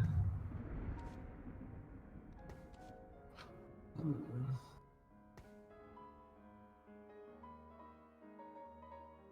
not used to using these champs to make sure I'm using the right shit. Probably. Take my time with my buys.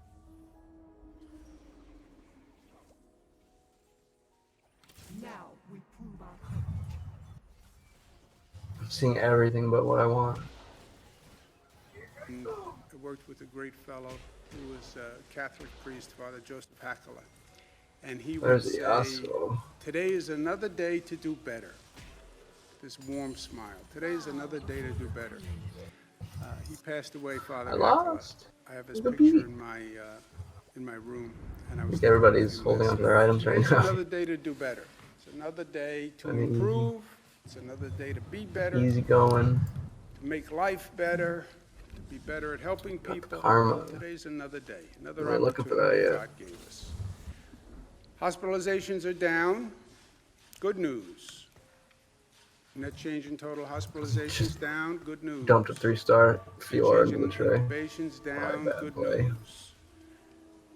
New COVID cases. Running out of space on the bench. Slightly down, 933. Wasn't playing it. But still unacceptable. But down from Oh my Yi. Finally. Number of lives lost. Put some items on Yi. Still terrible. 306. Rage Blade and armor. Numbers on the decline. I don't even have a Rage Blade. Realists would say that's a tremendous amount of pain and grief for hundreds and hundreds of New Yorkers who lost a loved one. Big question everybody, one is asking, reopening, When, how, where. Hopefully I get the items in here. I've said from day one on So this hard to pass up this situation, Kale we Blade have to be Master when I'm going smart. Blade Masters. We're at a place we've Why am I never been using the before. Rebel again? Emotions Yasuo? run high. Is he that good? Be smart. Follow numbers. Follow data. Talk to experts. Just Don't for get the political. Rebel bonus. Even in this election year, even at this partisan time in this country where everything is political Yay! and everything is I didn't get much, but I got the not attack speed. now.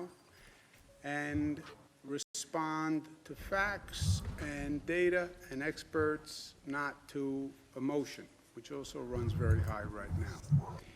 If we do this right, it is a science reopening.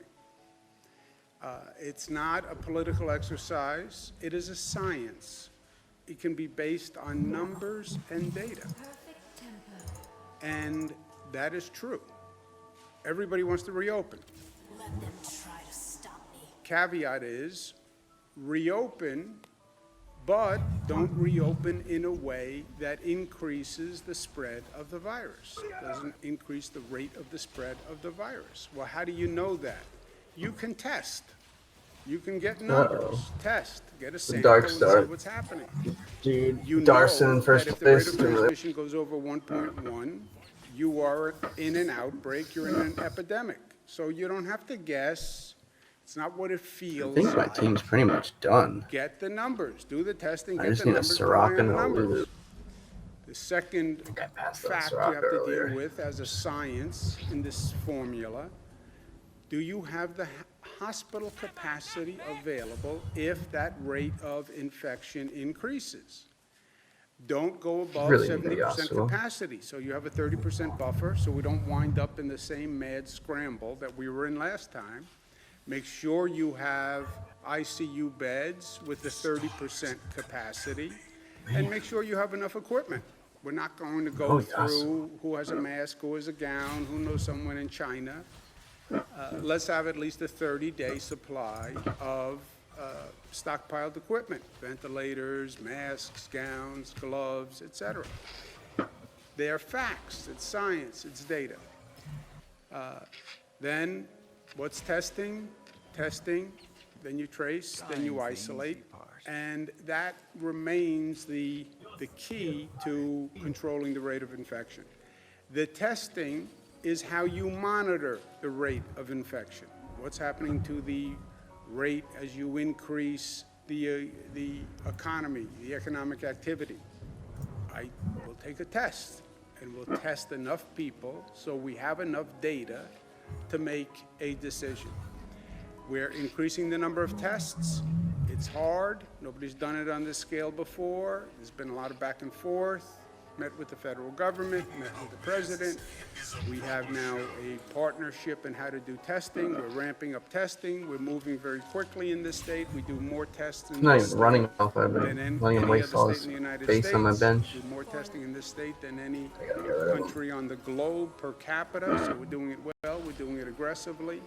We've increased from about 20,000 tests to about 30,000 tests Need per day. armor from a Master And Yi. we're still ramping up, and that's good.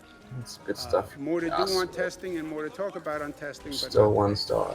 today we're going to talk about Where the tracing, Nico's which health is the at? second step after testing, right? You test, you now know what's happening on the infection rate. You can gauge your decisions based on that infection rate. Man, I'm The pretty second low step here. is trace those people who came up positive. All right, you tested, you have the data, you can adjust the opening valve, taunt. reopening valve. Going cybernetics? Nope. Now I you just took trace. the bow for the bow. When you get a positive, Scary when somebody picks up an talk echo to from the that wheel. person and That trace usually back means they who just they have completed been in 6 out of 6 contact with. cybernetics. You then test those people, you then isolate There's those a huge people power so spike. you don't increase the rate of infection. Oh, wow. That's Fuck. what tracing is. Yeah, cybernetics 6 out of 6 is Faster good. you trace, the better. Cybernetic is everybody with an item gets health If and you have symptoms, you think damage. you're Extra health and exposed, extra damage. come and get a test. It's do really it nice. today. It's really nice. Once you get that test results, I you have need some data Yasuo, man. on what's happening with the infection spread. That's You just not then coming up. right away, as quickly as you can, trace that Everything but. person, I'm getting who everything have they but. met with, who have they been in close contact with over the past 14 days, and you then contact those people and say you may have been in Oh, contact with that's a Dan. good Dan call. tested You put a positive. ZZ Rock on the guy that Blitz You is going to should grab, and check so your symptoms, you and get if you your free develop tank right any away. symptoms, let me know right away, and we'll bring you in to take a test. Oh, Master That Yi, is what tracing. happened? Where'd you go? The problem is, it's not rocket science to do Sauna it with the on an Shujins is individual keeping basis. this other rebel team alive. Oh man, there's another Problem rebel is the team Covenant scale kit. that we have to Fuck. do this at. I'm Yesterday fucked we without my, tested 4,681 people who were Yasuo. positive. Yesterday, It's one of the two carriers in this team. Can't 4,681 get it. people were positive. Third copy. How do you now There, finally. Oh communicate my with gosh. 4,681 people, trace back all the people gosh, they've been in that's contact forever. with over the past 14 days, close contact, Forever. and contact those people? That is an Looking overwhelming good on my other champs. scale to an operation that Why has hell never you see existed the before. We do tracing now, Oh, but on a yeah, very armor limited for basis. my Rambo That's vest. why this is so hard, tracing. Okay, I of shouldn't lose itself, the other rebel guy. one He's person, got silly it's items in easy. his E. Oh, this is a rebel guy too. 4,681 on one day.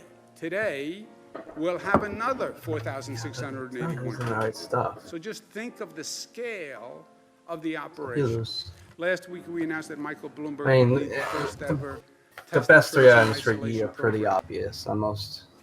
Figure I out know. how many people, how to on train this them, team. what technology, how do we do this? And it's of a scale never been done before. And by the way, we need it tomorrow. There is no time to go get a university to do a study and a blueprint and then put a plan together. We need it tomorrow because we're literally doing it right now. We're doing the testing. We're coming up to scale on the testing. You need the tracing to come up to scale to meet what we're doing on testing. Celestial. I can make the The Celestial, but I estimate don't so have. far is you need 30 contact tracers for every 100,000 people Oh, 2 tiers. are in Make the a Star affected Guardian. area. Statewide, that would be about 6,400 to 17,000 I need more. tracers, depending on what happens More on armor. Just make me the the testing rebel. rate. The more people I can make test a Blade positive, Master, the more too. tracers. The less people test positive, the less tracers you need. So these think things we'll are all Soraka. linked, right? Lululemon. The better you do at reducing the spread of the virus, the fewer people test positive, wanna and the save. fewer people roll, but I you don't need to I trace don't wanna- back. But it will require, under any estimate, a tracing army to come up to scale very, very quickly. And Mayor Bloomberg has put together a great team who's going to work on this. He has great talent in his Bloomberg Philanthropy, Johns Hopkins University, working together with the New York State Department of Health. This is that undertaking, and it is massive, and that's why Damn, bringing the in a Shen's person with the unkillable. talent of Mayor Bloomberg and the experience of Mayor Bloomberg to do this is essential. Where do you get the Army? Well, we have Department of used Health to that. employees all across the state. Counties I feel have like them, putting a cities have them, the Seraphs in my state has Shen. them. Will marshal those employees. You also have a lot of government employees who are at home now, getting paid but are not working. What gotta level. I government gotta roll. employees No, I gotta level. who are now existing, city, state, What's gonna help me county, most? can we Thinking another Shen would be deploy great. to become tracers and then train them, et cetera? After you go through all of that, if you don't have enough, you're going to have to hire people. And then you have to train them right away, because nobody's done this before. They're going to need help. They're going to need technology. They're going to need monitoring. They're going to have to be tested before they can do this. So it's a massive undertaking. And that's why Mayor Bloomberg's involvement and his generosity here is so important. I'm gonna be out in a moment And here. we want to offer a big thank you Don't to think I can buy up Mayor to Mike level 8. Bloomberg. I need to who survive I one more believe round. may be joining us by telephone. And I can't afford it. Some technological means. There he is. Everything I can do. How are you, Mayor Mike? I'm here. Good to see Governor, you. I'm fine and good. It's good to see you, and I want to thank you for all your good work to lead this great state through this crisis and to deliver facts and data to the public, and also a sense of hope, which really is important. I know your daily press conferences have become must-see TV for a lot of people. And for the record, I thought your advice to fathers on what to say about a daughter's boyfriend was exactly right What? the other day. There's nobody there for me to Anyways, the fight. question on everybody's mind continues to No be, ghosts. There's supposed how to be a can we ghost begin here. to loosen these restrictions and begin reopening That's the economy? weird. And one of the most important steps we have to take to reopen the economy as safely as possible I is to didn't have a create fight a that system of round. contact That's tracing, so as you weird. just outlined. When social distancing is relaxed, contact tracing is our best hope for isolating the virus when it Guardian appears angel. and keeping it isolated. The governor has recognized that, and since Bloomberg Philanthropies has deep experience and expertise in public health, we're glad to support the state in developing and implementing a contact tracing program. As Andrew said, the contact tracing is a way to identify people who may have been exposed to the virus but don't know it. And doing that requires a lot of well-trained people who are coordinated and managed effectively. It is a very big undertaking just because of the scale. So we've enlisted the best public health school in the world at Johns Hopkins University. No offense, but it's named the Bloomberg School of Public Health, Put a which bad our item foundation works very closely with on public health and other issues. And we've also teamed up with the nonprofit organizations Vital Strategies and Resolve to Save Lives. Now, to get the contact tracing program up and running a lot has to happen first, and hiring, training, deploying, and managing a small army of New Yorkers, as the governor said, is really the great challenge. To help the state recruit contact tracers, we've brought in a staffing organization. And we're also teamed up with CUNY and SUNY, both of which will help identify potential job applicants. And I want to thank both of them for their work in joining us. To help the state with training, Johns Hopkins has developed a training class which can be taken remotely. It will cover all the basic information of epidemics, contact tracing, and privacy. There's also a test at the end of the training, which you have to pass in order to be hired. So we're not going to put out people there that don't know what they're doing. We'll also put technology to use in other ways. Vital Strategies is developing 3 new smartphone apps. The first will help contact tracers find information and data quickly. The second will help the public provide information to health departments. And the third will allow those in quarantine to access the guidance and services they need, including the ability to report any symptoms they may be experiencing. Vital Strategies is also working directly with the state to develop protocols and workflow materials. I think I'm gonna play Dark Stairs every game, man. That includes a comprehensive playbook that will detail the steps needed to do contact tracing effectively. And I want to make it clear, we will release that playbook publicly so cities and states around the country can use it, and so can nations around the world. That way, the work we do here in New York really can help fight the virus globally. We'll also bring in a group of outside experts to conduct an evaluation of the program so that other states and countries can see what worked well and identify areas they can improve on. And we'll learn as we go and make adjustments and share what we've learned. Sharing and spreading best practices is something that Bloomberg Philanthropies works on with cities around the world. In about an hour, I'll be getting on a call with mayors around the country, which is a call we hold every week. It's been a good way to share information and strategies.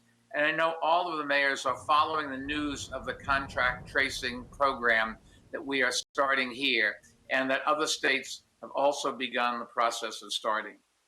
Now, before I turn it back over to the governor, let me just echo something that he has said repeatedly and that really is important to remember. As tough as these times are, we are New Yorkers, and we've been through a lot together, and we're going to get through this together again. So, Governor, back to you, and thank you for everything you're doing. Together, we're going to lick this and get back to a normal life that we can, and we are so proud of the way the citizens of this state are behaving. Thank you all. Thank you. Thank you very much. Thank you very much to Mayor Bloomberg. This is such a great asset for the state of New York and all the people in it. This is a monumental undertaking. You know, so many of these things that we talk about just never existed before. Testing of this magnitude, contact tracing of this magnitude, it's never existed. So we have to design new systems, new approaches to do this. And this problem is bigger than any one of us, but it is not bigger than all of us. And using the expertise and the talent that we have, we get everyone to work together here. We will do this. And the mayor is exactly right. New York, he says as a New Yorker, in many cases, we've dealt with challenges first. We figure it out, and then we work with other places to actually learn from what we've done. I think this is going to be one of those examples. We want the best system that we can have to get New York open and to protect New Yorkers, but it will also be a laboratory to put together the best system ever put together so we can share that with other governments. And that's what Mayor Bloomberg does so well. He did as mayor, and he does it now through his philanthropy. So we'll develop the best system here, and then what we learn, we hope can benefit other people. We'll also be coordinating this contact tracing on a tri-state basis because many of the people who come into New York live in Connecticut, live in New Jersey, go back and forth. We don't want to get limited by jurisdictions when you're doing this contact tracing. Somebody turns out you have a trace that takes you to a person in New Jersey. Well, we work in New York. We can't go to New Jersey. Having that tri-state alliance makes tremendous sense. So I'm working with Governor Murphy and Governor Lamont on that, and I want to thank them very much. Next problem, stone to stone across the morass, right? Problem to problem across the morass. In this situation, every day there's a new problem that pops up. Okay, let's handle it. Next problem. In an emergency crisis situation, what happens is problems compound, right? You're in the middle of a hurricane. The power lines go down. Now the power lines go down. Now the heat is off. Heat is off. Now people are freezing in their homes. We didn't anticipate that. I know, but that's what happens. One problem creates another problem. It's like a bad game of dominoes. And these problems compound each other. And the combination is often unforeseen. We have that now with the New York City subway system. Daily News did a front page story which crystallized it, but it had been happening for weeks and no one anticipated it. But you have a virus outbreak and this conditions on the New York City subway system, for a variety of reasons, have rapidly deteriorated. When you think about what happened, you can put it together in the retrospective. The COVID outbreak happens. New York City is a place of density. Subways, buses are a place of density. MTA employees who run that system, care for that system, get sick, call in sick, as they should. They don't want to infect other people. The number of MTA employees comes down. Number of NYPD, New York Police Department. They get sick, their numbers come down. You now have fewer MTA workers, you have fewer NYPD workers on the trains and in the stations. We have now a greater need than ever to disinfect the subways, the buses, and the stations. Why? Because you're in the middle of a pandemic. This is a place of density, and you have thousands and thousands of people going through these subway stations, these turnstiles, and these buses, trains, and ADA vehicles. Because MTA workers are sick, NYPD officers are sick, you have fewer people to monitor and maintain the system. And this all happens in the midst of a public health emergency. At the same time, you have more homeless people who now are on fewer trains, and you have fewer people to outreach to the homeless people. So now you put all of this together. And then, at the same time, we need our essential workers to go to work. I said the other day, I had 2 great nightmares from day one. Nightmare 1, you did everything you did, closed down, etc., and you didn't stop the rate of increase of the virus. That would have been a nightmare. Can you imagine if we did all of this and we still saw that virus going up? That would have been a real problem. Second nightmare, the essential workers say, I'm not going to work. I'm not going. The transit operators, the police, the food delivery people say, it's too dangerous. I'm not going. I'm staying home too. You don't have food, you don't have power, you don't have transportation, you don't have electric. Now you see society in a really difficult situation. So we need those essential workers to go to work. I am pushing every day to get our essential workers to go to work, even though they see a lot of their colleagues getting ill. You need those nurses, you need those doctors in very difficult circumstances. That's why I say they are the heroes of today, all the essential workers. How do our essential workers get to work? They need the public transit system. It's true in New York City, it's true all across the state. They need the buses, they need the trains, they need the subways to get to work. We need them, they need the buses, and they need the subways. And we are, as a society, me as the spokesperson for the state, I'm saying to them every day, I need you to do this. I know it's hard, but I need you to do it.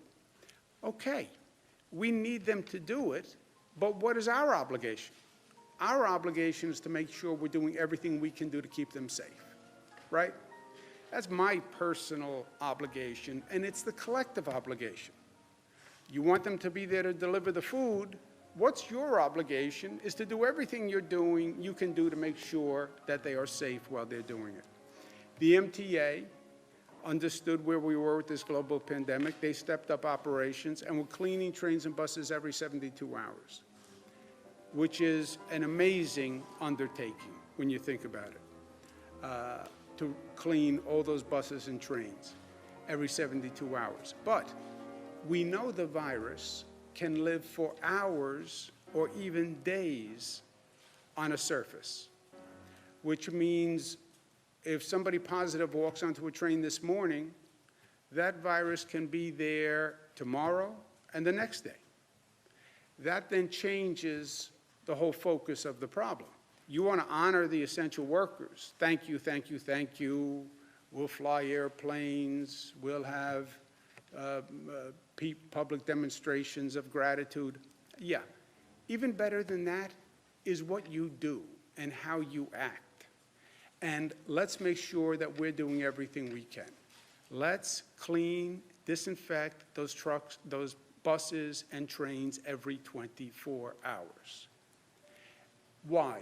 Because that's the way we best protect the health of our essential workers, which makes sense if you want the essential workers to continue to come to work. It makes sense if you don't want the infection rate to go up in your society. It makes sense if you don't want the essential workers to get sick. And again, it is our obligation as human beings to reciprocate and make sure we're doing everything we can.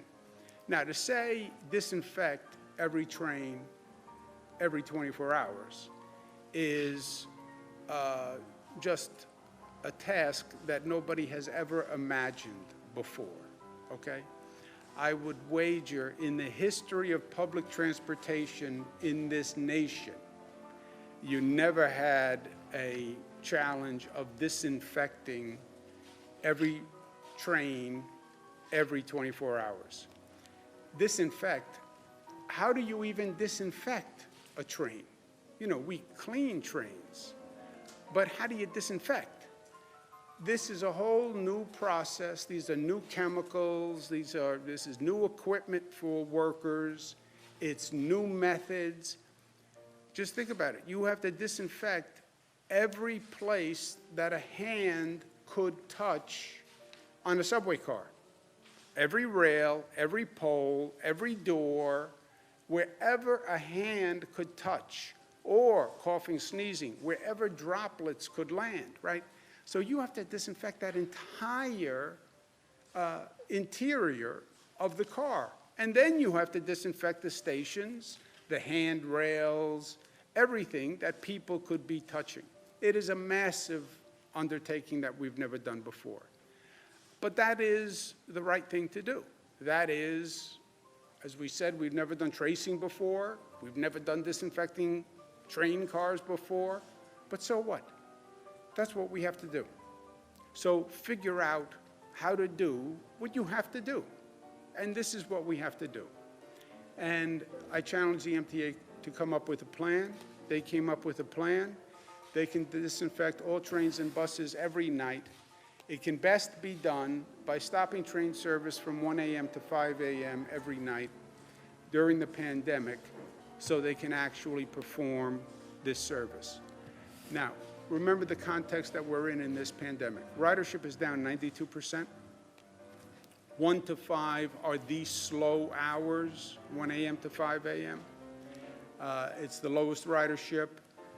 Estimate is about 10,000 people ride the system overall during that period of time. So the MTA will launch what they call the Essential Connector Program. They'll have buses, dollar vans, and if necessary, will provide for-hire vehicles to transport a person, the Uber, the Lyft, the Via vehicles, at no cost to the essential worker during those hours to provide transport. So people who need transportation during 1 a.m. and 5 a.m. can have it, will have it, even to the extent of a for-hire vehicle paid for by the MTA. Remember, 1 a.m. to 5 a.m., we don't have bars open, we don't have restaurants open, so you don't have a lot of traffic that you would normally have. You do have essential workers who are using our trains and subways, and they will have transportation during that period of time. This is going to be one of the most aggressive, creative, challenging undertakings that the MTA has done. It's going to require the MTA, the state, the city, the NYPD to all work together. It's not that easy to stop train service. You have to close down stations. You have to make sure people don't walk in. Then you have to figure out how to clean all these trains and all these stations. I've consulted with the elected officials on the MTA's recommendation, and we all agree to accept the plan on the Essential Connector Program. The MTA is undertaking something that people would have said was virtually impossible. Trains and buses will be disinfected daily. Service will continue. The MTA will also disinfect the fleet on the the Metro North and the Long Island Railroad, which is what goes out to Long Island, goes to the northern suburbs. They can do that without any disruption in service because of the volume of ridership, et cetera. So just think about it. The entire public transit system in downstate New York will be disinfected every 24 hours. This is a joint MTA state-city partnership. We are doing a lot of things here that we've never done before, and I am never one to shy away from a challenge. I don't believe government has that option. I'm never one to say, well, that's just too much, too hard, too ambitious. We can do it. I believe we can do it. I believe we can do anything. I believe we can build bridges. I believe we can build airports. I believe we can defeat global pandemics. But this is as ambitious as anything that we've ever undertaken. And it's going to require a lot of extraordinary service and effort from multiple agencies all working together. The MTA has stepped up by recommending this plan. The state will do whatever it has to do. Big part of this falls to the city, and I've spoken to Mayor de Blasio. It's going to require a lot of assistance from the NYPD. It's going to require a lot of assistance from different city agencies. Again, close down every station, close down the trains. We've never been here before. And I guarantee another 10 things come up when we go to do this that are also unanticipated consequences. So the mayor is really stepping up to the plate here and is doing something that no mayor has ever attempted to do before. We'll all do our part. We'll all work together. But it's a heck of an undertaking for the mayor, and I applaud him for his ambition here in stepping up and taking this on. You know, it's always easier to just say no. It's always easier to say we can't do it, because when you say we will try to do it, now you're changing things, and whenever you change, there's opposition. Every time. So it's always easier just to stay status quo. It's always easier not to risk, to be, not to try to raise the bar, because maybe you can't do it, maybe there will be problems. So it's easier just to say no. It's easier to say this is all we can do, it's impossible. That's not what the mayor is doing here. The mayor is stepping up, and he's stepping up in a big way. And I want to applaud him for it. And I think we have the mayor who is on the telephone or some electronic means. There he is. Mayor Bill de Blasio. Welcome to Albany. Thanks, Governor.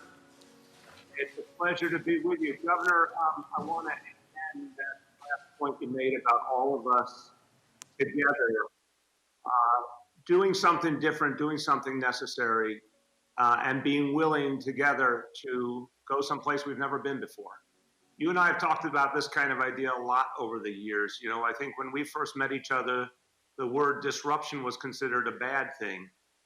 In recent years, it's taken on a very positive connotation, that when we disrupt something that isn't working or has been thought about in a very narrow way, and we go someplace new and better, that's a positive. And I think what we're talking about today is exactly that. And I commend you and everyone at the MTA. And I want to talk about why I think this plan is so important in terms of our essential workers, our first responders, our healthcare heroes, why I think it's so important in terms of also addressing homelessness in a new and powerful way.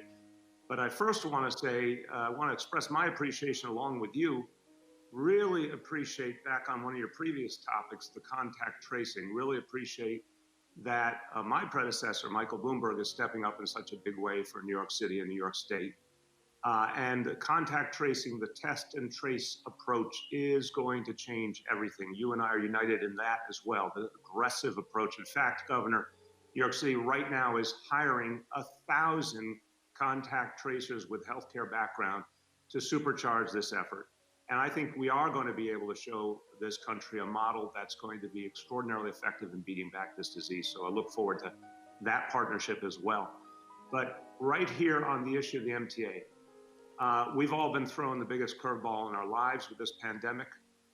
But look at the consistent heroism of the healthcare workers, the first responders, the grocery store workers, the pharmacists, everyone who came forward. And Governor, I know you feel it too. It's probably the proudest moment we've had as public servants in this state, in this city, watching the heroism of these New Yorkers who have stepped up. Now, we owe it to them to understand their lives. And the notion that they have a daily routine where they go into battle, they go toward the danger, they go where the infection is, which so many people couldn't even imagine, but that's what these heroes are doing. We owe it to them to support them every way possible. You and I have talked many times about the PPEs and the basic protections, but we also owe it to them to be safe on their way to work, on their way back home to their families. So I think what we're doing here in partnership is exactly the right thing to say. We're going to find a way to make our subway system cleaner than it's probably ever been in its history, honestly, and address this crisis in a whole new way. I agree with that, and I commend you for it. And yeah, it took some disruption to say we're going to do something during this pandemic we've never done before, but it makes sense when it comes to protecting our heroes. The second point, homelessness. Look, another issue you and I governed on decades.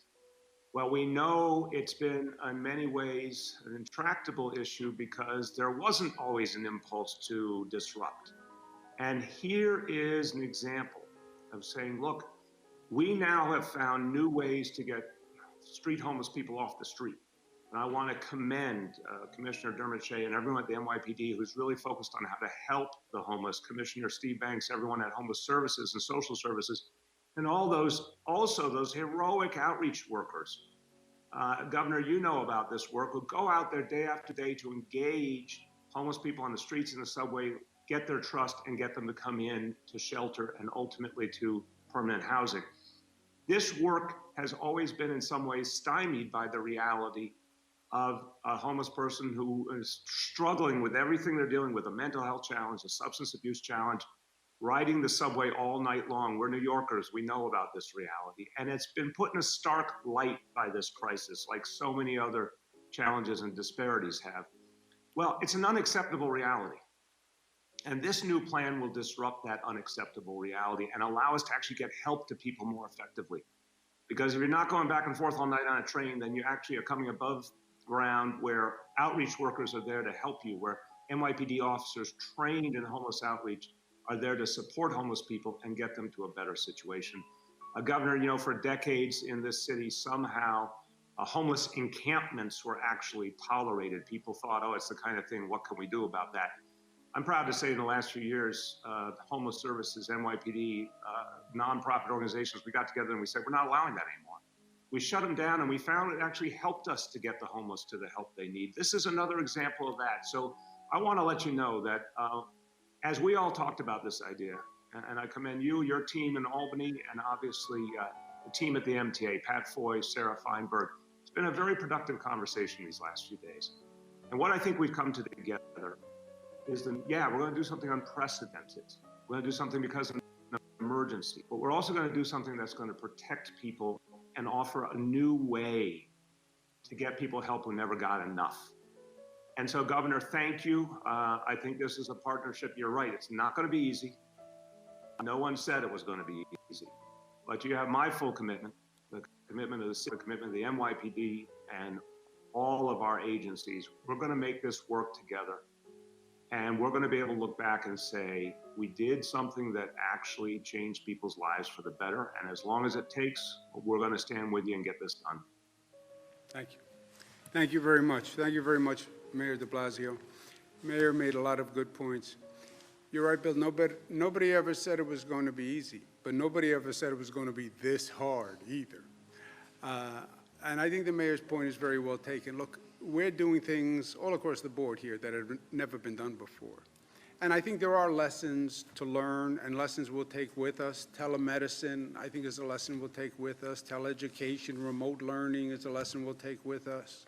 A new public health system is a lesson that we'll take with us. And I think we're going to improve and learn from this experience with the New York City transit system, because the truth is it wasn't working well or as well as it should before. We did have a problem with the homeless. And Bill is right, Mayor de Blasio is right. I've worked on it all my life. Outreaching to homeless people is very, very hard. And getting them to come in to a place that actually provides services is very, very hard. So this can actually energize the connections with outreach workers in the homeless population. And we've never had to disinfect trains like this or buses like this, and they will be cleaner than ever before. So, global pandemic, but you live, you learn, you move on, and most importantly, you meet the challenge. You meet the challenge. And this is a daunting challenge. And the mayor is stepping into it with eyes wide open, and it takes guts. And it takes courage. And there'll be bumps along the way, I guarantee you. But that's where we are, and that's why we get the big bucks. But I also want to be able to say today to the essential workers, we thank you, not just with words, but with our actions. And I want you to know we're doing everything we can to keep you and your family safe. And that's what it means to say thank you. Act with gratitude. Don't just use the words, act with gratitude. They're on those trains. They deserve to be kept safe. They deserve to have a clean, safe ride to and from work, and they're going to have it. And we're going to move heaven and earth to make sure that happens. So, in a challenge, what do? We come together and we rise to the occasion. Never did it before, I know. So we'll do it now, and we'll figure out how to do it. And we've overcome every obstacle that we've been thrown. We have the beast on the retreat. We're making ground every day. We just have to keep it up, and we will, because we are New York tough, we are smart, we are disciplined, we are unified, and we are loving. Questions? Governor, in terms of the subway shutdown, will that be pegged to the on-pause order, or what are the exact parameters for that? No, it has nothing to do with the on-pause order. It goes into effect. When is the effective date? Morning hours of Wednesday, May 6th, Governor. Thank you. Yes. And on the on-pause order, when do we expect a decision on that vis-a-vis schools and other Before, I said by the end of the week. When you asked earlier this week, I said by the end of the week. Nothing changed.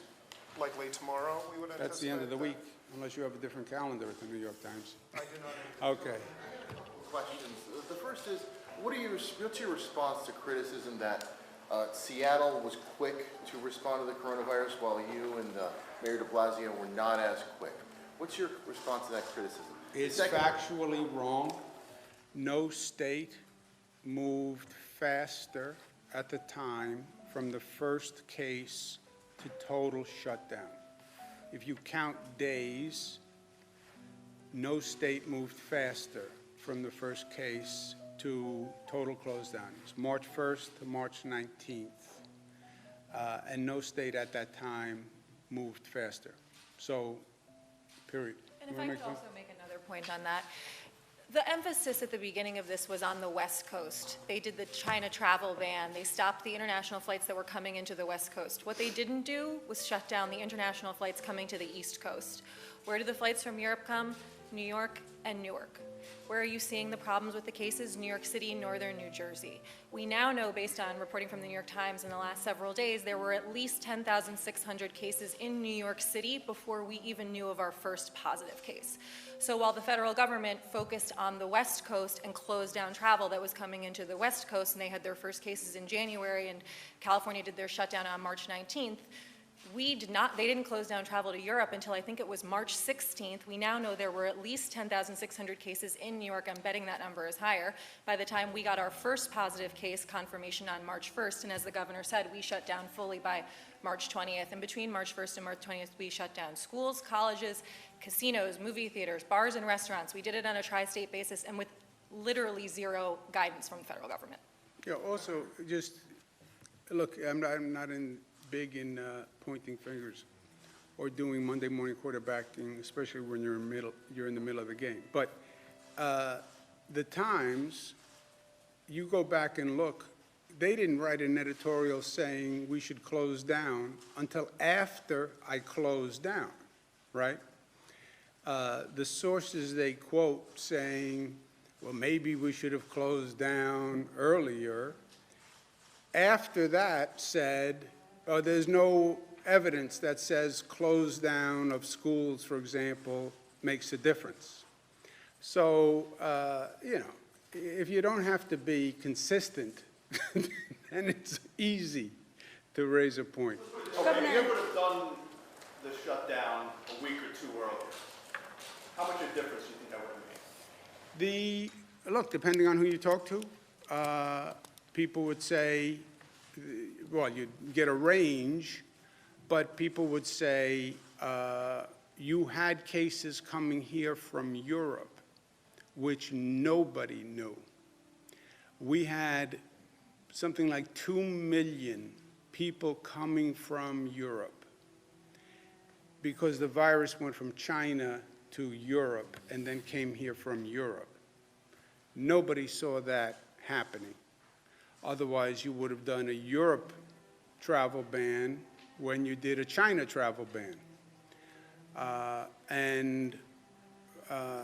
Just nobody saw that coming. And if you rewind the tape, then I would go back to November, December, when you knew there was a virus, and who were the international watchdogs, and who were the international public health operations. Where's the CDC and the NIH and all those guys back in November, December, January? Where was the New York Times editorial board? You know, everybody missed it. Governors don't do global pandemics. That's not in my job description. Governor, could you please comment on whether or not you would sign an extension to the look-back window as outlined in the CBA if the legislature passes such a bill? Would I sign a bill? Depends on what the bill says, and I would need to see the bill and then make a decision. Governor, tomorrow. Rent is due tomorrow. People are, you know, still not receiving their unemployment benefits. We're going over this every single day. We keep hearing the same thing every day, but these people, they're doing their part. They're staying home. What kind of rental assistance can the state provide, and what sort of steps can the Department of Labor do to kind of help these people and move this process along faster? Yeah, we're doing everything we can to move the unemployment checks faster. Every state is dealing with this. If you look at our state's processing of checks, it's actually way ahead of what other states are doing, most other states. Also, we're still dealing with the last legislation that was just passed by the federal government that had a new program that had to be implemented. But on housing, no one can be evicted for non-payment of rent. Period. End of story. You cannot be evicted for non-payment of rent. We did that by an executive order. That executive order has weeks left to run. So I'm not saying people shouldn't pay the rent. You should pay the rent if you can pay the rent. But if you can't pay the rent, you're not going to be evicted. When we get to the end of that period, then we'll have to figure out what to do, because you don't want to have a situation where nobody pays rent and then landlords start walking away from buildings either, right? That would make a bad situation worse. Now, I know the state is broke, but states like Montana, for example, they provided their, now completely different sort of scenario, but they did provide some of their residents with rental assistance. Is that something the state can do? Yeah, if I were the state of Montana, I would do that too. But we're not. We have a $13 billion deficit. Governor, do you have preliminary test results back from fire department, police department, transit workers that were done? And also a question for Dr. Zucker.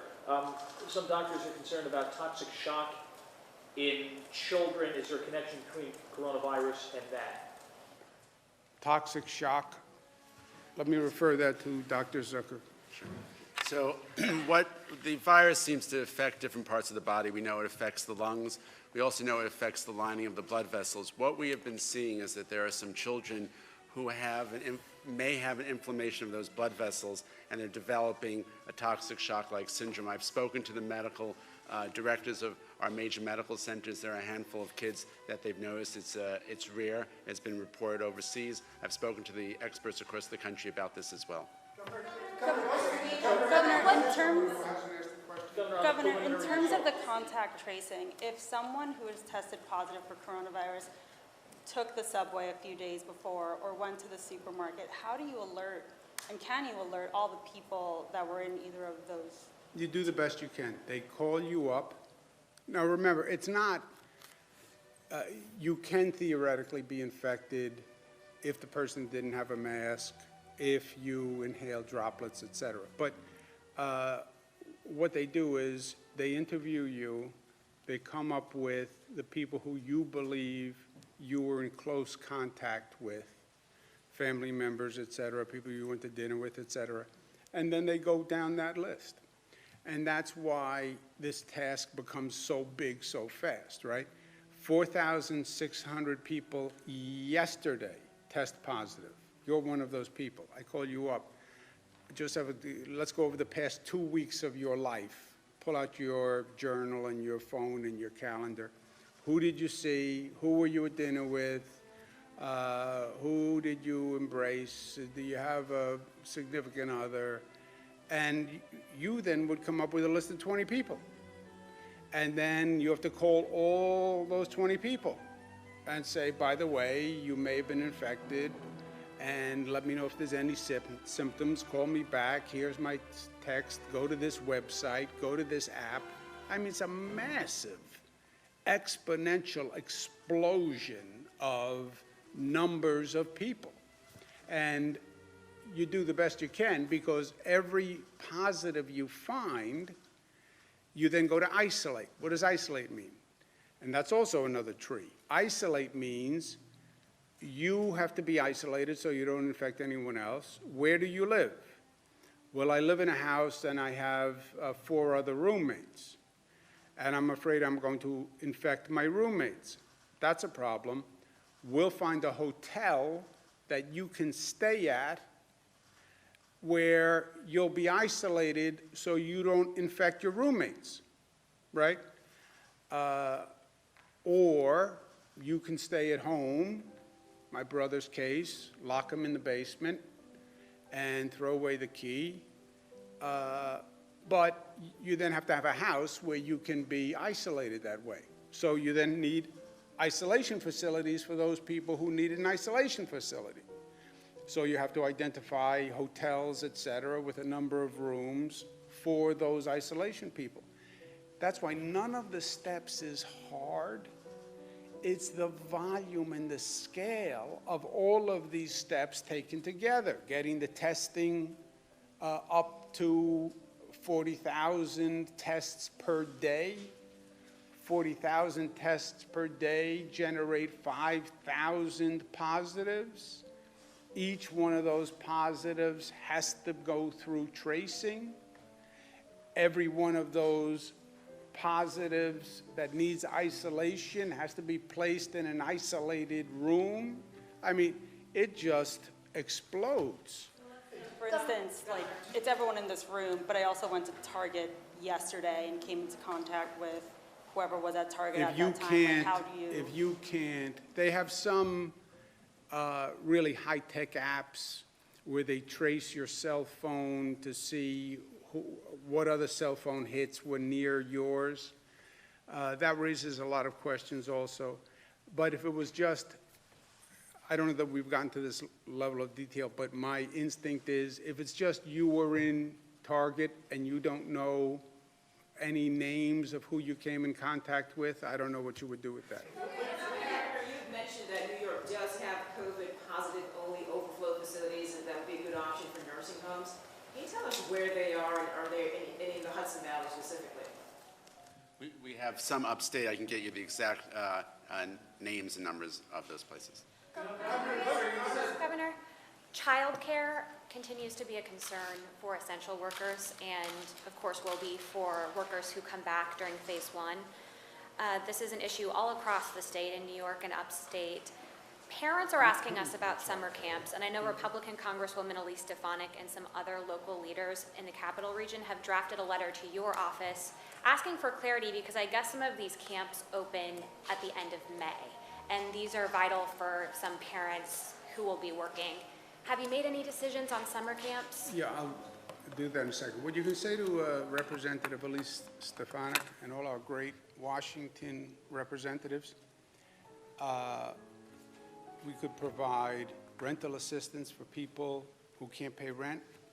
We could provide child care for essential workers. We are now. You know what it takes? Money, funding, money. They passed the bill. You know how much it gave New York State to do any of the things we're talking about?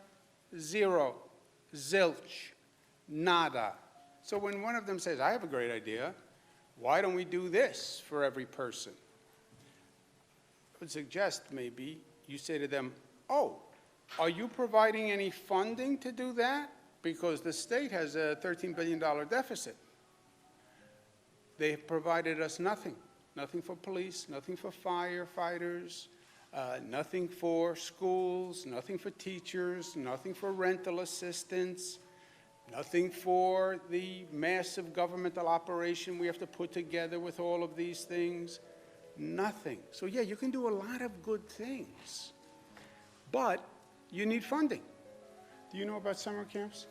So as we phase in and decide on reopening in certain parts of the state, one thing we're looking at is whether or not we're going to have daycare, what kinds of childcare will be provided, and whether camps will be able to open for the purpose of providing childcare to the extent that we're putting people back to work in a limited basis. But those are part of those discussions right now. Let's do another two.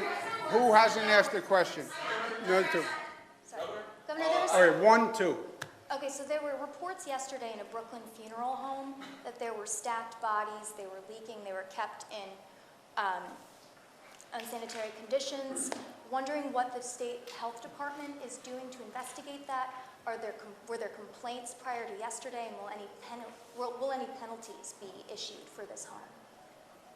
We are investigating that funeral home. There were no complaints about that funeral home to the Department of Health in the past, and we have issued guidance out to all the funeral homes that we will not tolerate any of that kind of behavior. What kind of penalties will be faced? And also, why were these bodies kept in unrefrigerated trucks? That's part of the investigation, and there's always fines and suspensions, and we will enforce this as much as possible. Do you know where these bodies will be taken? Looking into that. Obviously, the funeral home shouldn't have done that, right? What do you think? Yesterday, my boss spoke to the CEO of Albany Med about reopening for elective surgeries. Dr. Dennis McKenna says that they can and should, in this area, reopen because it's serving the community. Just because it's elective, that doesn't mean it's unnecessary. And he says they also operate at about 95% capacity, so 70% is not sustainable. Is that something you're willing to review for the Capital Region? We have reviewed it. We do review it for every region. Again, it's just the numbers. You look at the state, we have different numbers across the state. I know the hospitals want to get back to elective surgery. Many of them are under real financial pressure, and elective surgery is one of the places where they make money, frankly. In those parts of the state where we know we have hospital capacity, then we've opened them up to elective surgery. We do have a buffer on the capacity, because if you go up to 95% capacity in a hospital and you have a COVID outbreak, then what happens? Then you're right back to where we started, which is scrambling all across the state to try to find the bed, to try to find PPE. So we have a built-in buffer. You can go up to 70%, but you have to leave 30% for a buffer in case that COVID number spikes. And remember, how do you track the COVID number? We're doing testing more than ever before, but this is an imprecise science. We're doing antibody testing, but the antibody testing actually operates on a 2-week lag. The antibody testing is telling you who got infected 2 weeks ago, right? And now has the antibodies. To have the antibodies, you had to recover from the virus. So like my brother now has the antibodies. Yeah, but it was 2 weeks.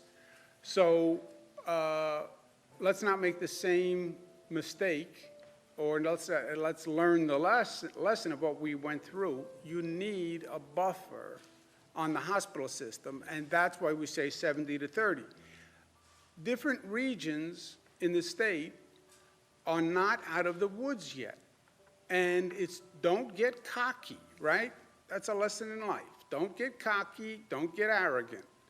You still see a high number in many places, and where the number is higher, we don't want to relax the elective surgery because we may need those beds for people who are gasping for air, literally. The argument he's making is that if you neglect these other needs that they have, you could be delaying or further exacerbating other medical issues that are not being addressed because there's no hospital in this area except for in Saratoga County who is doing elective procedures. Yeah, well, worst case scenario, you go to Saratoga County if you really have to go now. But we don't want to be in a situation where we have a COVID outbreak and we have no hospital beds. That would be the worst. Thank you, guys.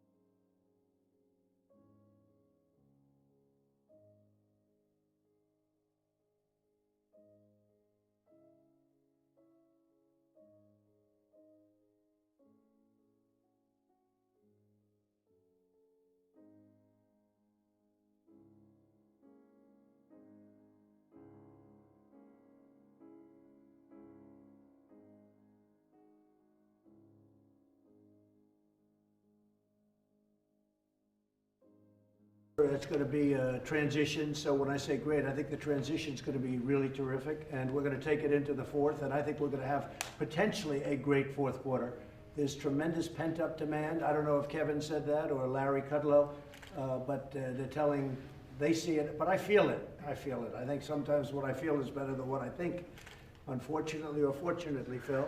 But I tell you what, I feel it, and I will say that I think next year is going to be a spectacular year in terms of growth, in terms of bringing our country back. I think we're going to have a really good year. We want to be where we were, and I think we can actually surpass where we were. And we were the strongest anywhere in the world. We were the best that we ever were, but we were the strongest anywhere in the world. But I view what we have now as obviously a period of, here we are. It is what it is. We just got hit by a vicious virus that should have never been allowed to escape China. They should have stopped it at the source. They didn't do that. 184 countries have been devastated by it, including China, by the way, because I looked at their numbers, and their numbers are terrible. And it's just a very tough situation for the people of our country. All the loss, the death, it's a terrible thing. But I think we're going to make a very strong comeback. It'll start with the third quarter. I think you're going to see some pretty good numbers. I think you're going to see really good transition numbers. But the fourth quarter is going to be, I really believe it's going to be terrific. And I think that next year is going to be a great year. And is it fair for the voters to take into consideration your handling of the pandemic when they assess whether to re-elect you in the fall? Sure, I think they do. I think they have to do a number of things. They do have to do that, and maybe Phil could speak to that because I think I've handled it. And not me. I think our whole group has been spectacular. We had ventilators. We didn't have any. We built them. We have thousands, tens of thousands are right now under construction.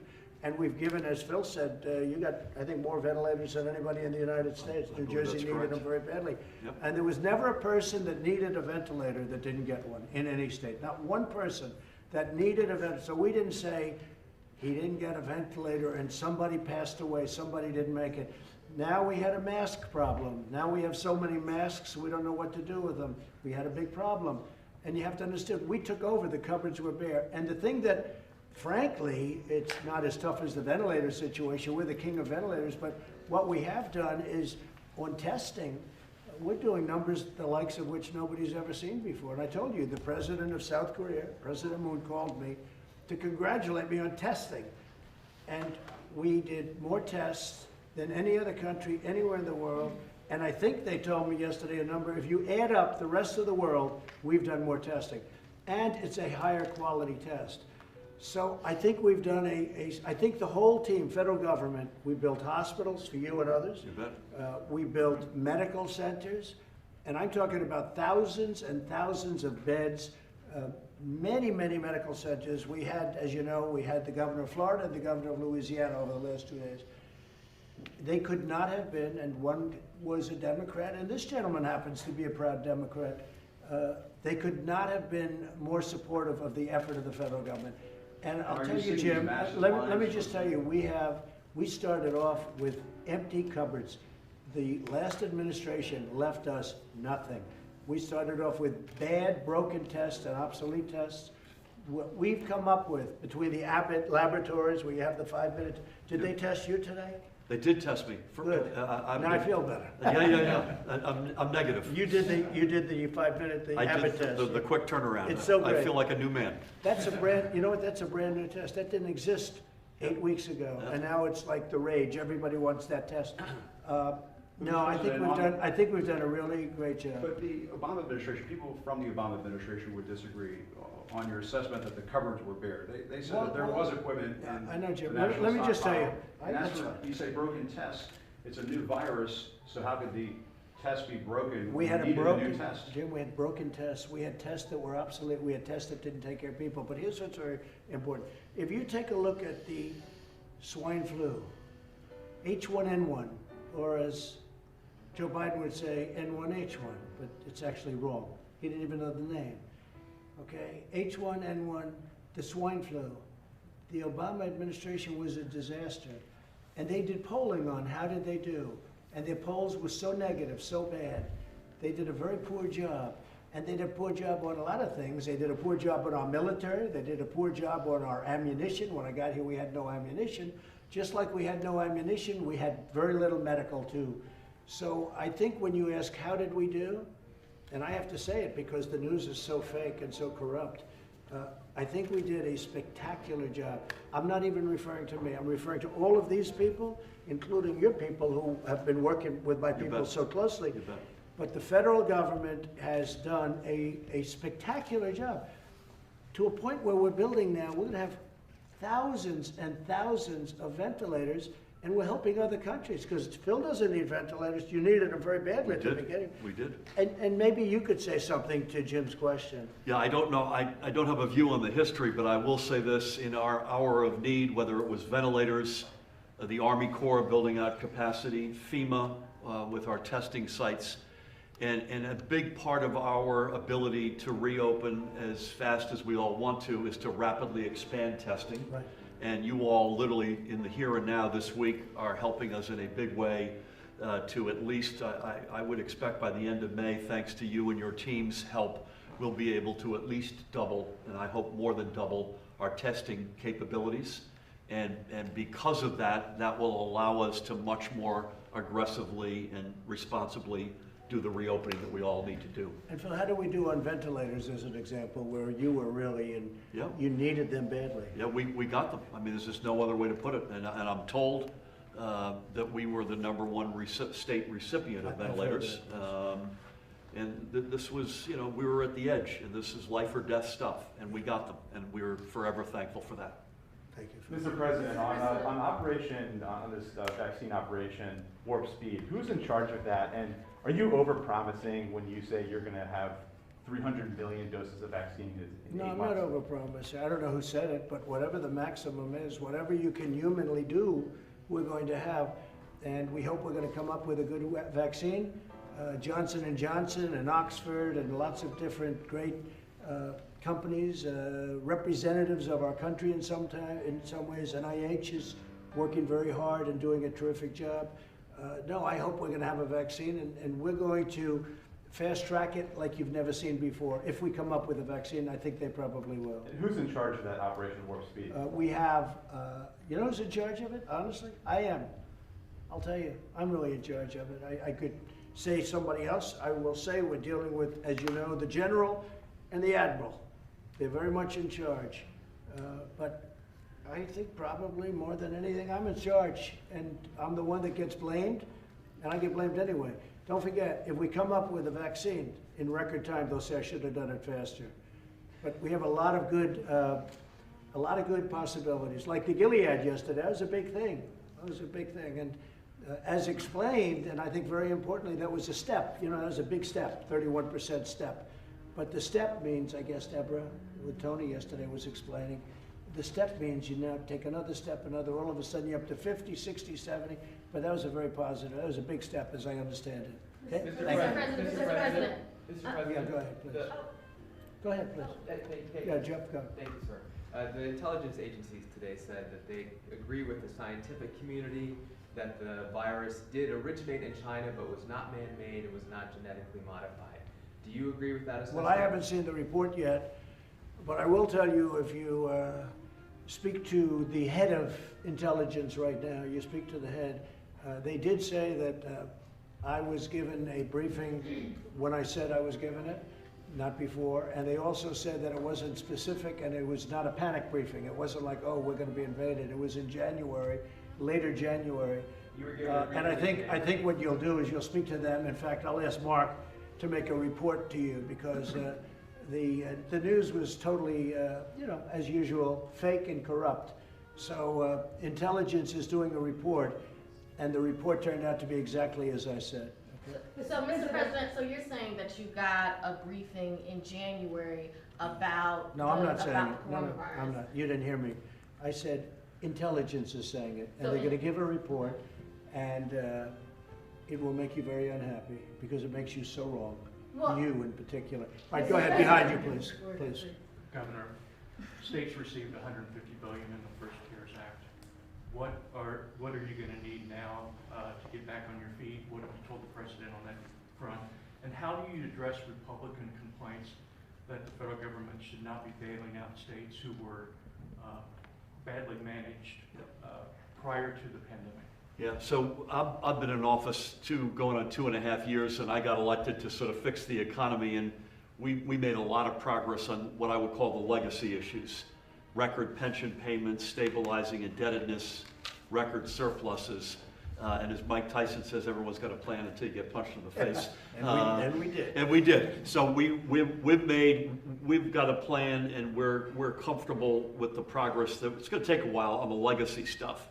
The financial assistance we need, and we need a significant amount. This is a big hit, and this is somewhere in New Jersey alone could be $20 to $30 billion. But this is to allow us to keep firefighters, teachers, police, EMS on the payroll, serving the communities in their hour of need. And that's something that we feel strongly about. We don't see it as a bailout. We see this as a partnership, doing the right thing in what is the worst healthcare crisis in the history of our nation. And I want to again thank the President for an extraordinary spirit of partnership across the whole spectrum of our needs. And I want to reiterate that. Thank you. I will say that's a tough question because you're talking about the states and whether you call it a bailout or a lot of money, and it's a lot of it's for years long before you were there. You can't have a better representative than this man, that I can tell you. Plus, he's an old Goldman Sachs guy. And what they don't know about him, he's done a great job, but he went through a big operation just before this happened. And that's a hell of a thing. Thank you, Mr. President. That was a Mr. big deal. President, Thank you, sir. Mr. President, are you worried about the food supply chain? No, breakdown? not at all. No, we solved that Especially in the problem. meat market. We solved that problem yesterday. I expect to see the supply chain as strong as ever, maybe stronger for certain reasons. We did something. We had a roadblock. It was a legal roadblock more than anything else. It was a foolish thing that nobody ever took care of for a long time, and we took care of it. No, I expect things to go very smoothly. So the American people shouldn't worry about any shortage? Not even in a the little market bit. at all? There's a lot of supply too, but now they're going to get it, and that was solved yesterday, very late in the evening. Okay? And Mr. President? Mr. President, at what point do people need another check if unemployment's at 20? Well, we're talking about that. I know a lot of people are talking about it, but we've given a lot of stimulus. And again, we think now it's so great. I'm so happy that you're opening up parks and things because that's a big step for New Jersey because they were hit very hard. I think you're going to see something that's going to surprise maybe the world. And you know, we're the leader of the world. We're really the leader, in this case, the leader of the world. And we've done better. If you look at our deaths, if you look at mortality rates, if you look at the things in fact, I'm going to get a chart because it's maybe the most impressive thing, right? How we've done. And that's a tribute to the governors, and it's a tribute to the federal government and all of us working together. But I would love you to get that if you could, because we're right at the top, meaning top in a positive way of those charts. I think you're going to see economic numbers that are going to be fantastic. I believe it very strongly. And you're going to start to see it with the transition period, which is number 3. And Q4, you're going to have tremendous numbers. Tremendous numbers. And I think next year you're going to really have tremendous numbers. Mr. President, can we ask you about General Flynn? Yeah. Are you going to pardon him? This is what you tweeted back in December of 2017. I had to fire General Flynn because he lied to the Vice President and the FBI. Yeah. Do you still believe that he lied to the Vice President and the FBI? Yeah, well, I'll tell you, punished for that? sure. When I looked at what they did to him, they tormented him. Dirty cops tormented General Flynn. General Flynn is a fine man, 35 years or so in the military. You don't get to be where he is by being bad, that I can tell you. And then right at the beginning of the administration, the dirty cops came in. And you see the notes, Jim. I mean, whether you're on our side, that side, whatever, I mean, I assume, let's all talk about fairness. What they did to General Flynn, and by the way, to Roger Stone and to others, was a disaster and a disgrace. And it should never be allowed to happen in this country again. And what I really hoped, because CNN tormented him, in all fairness, I really hope to see, because they haven't been doing it, and I appreciate your question, I hope to see that CNN will not even apologize, which they should, but just cover it fairly, because he's in the process of being exonerated. If you look at those notes from yesterday, that was total exoneration. These were dirty, filthy cops at the top of the FBI, and you know the names better than I do, and they were dishonest people. Now we have to see what's going to happen. But General Flynn was treated like nobody should, and I'm not talking about generals, I'm saying like nobody in this country should be treated. So were you And they willing to did it fire him right at the at time? the Why didn't you beginning. fire him at the They time? did it right, Jim, they did it right. Well, look at what they did to the guy. I mean, he couldn't have known too much what was happening.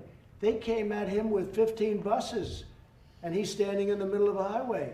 What they did to this man, they tormented him. They destroyed him. But he's going to come back, like I say, he's going to come back bigger and better. But what they did to him, and I hear there's a lot of other stuff coming out if I believe everything I'm reading, because I like to stay out of it. I don't have to stay out of it at all, but I like to stay out of it. And Jim, what they did to him is terrible, and I hope that CNN's going to give him a fair shake and cover it, because I think it's very important. Yeah, Sir, please. just to follow up on, was it a mistake to fire him? Would you bring him back on to the administration? Well, what I wish I had was all the information where they were out to get him. They wanted him, they were trying to force him to lie. You see the written statements where they were trying to force him into a position where we can get him on a lie, or can we get him this way or that way? This is terrible. This is like what happened in, and I'm not going to name the countries because we deal with these countries, okay? But what would happen in other countries, not the USA. What they did to General Flynn and others is a disgrace. And I hope, really, I hope your networks are going to cover it. Because, you know, I've seen where it's the biggest story in the world a year ago and a year and a half, Flynn, and then he's essentially exonerated. Now, that's not official yet, but when you read the notes, how could you do anything else? And I hear there's much more coming up. I think it would be so good for CNN if you covered it honestly and if you reported honestly. It would be so good for the network. Okay, with that, thank you all very much. Thank you very much. Thank you, Joe. Jim, let's go, we're done, Jim, come on. Thank you. Thank you very much.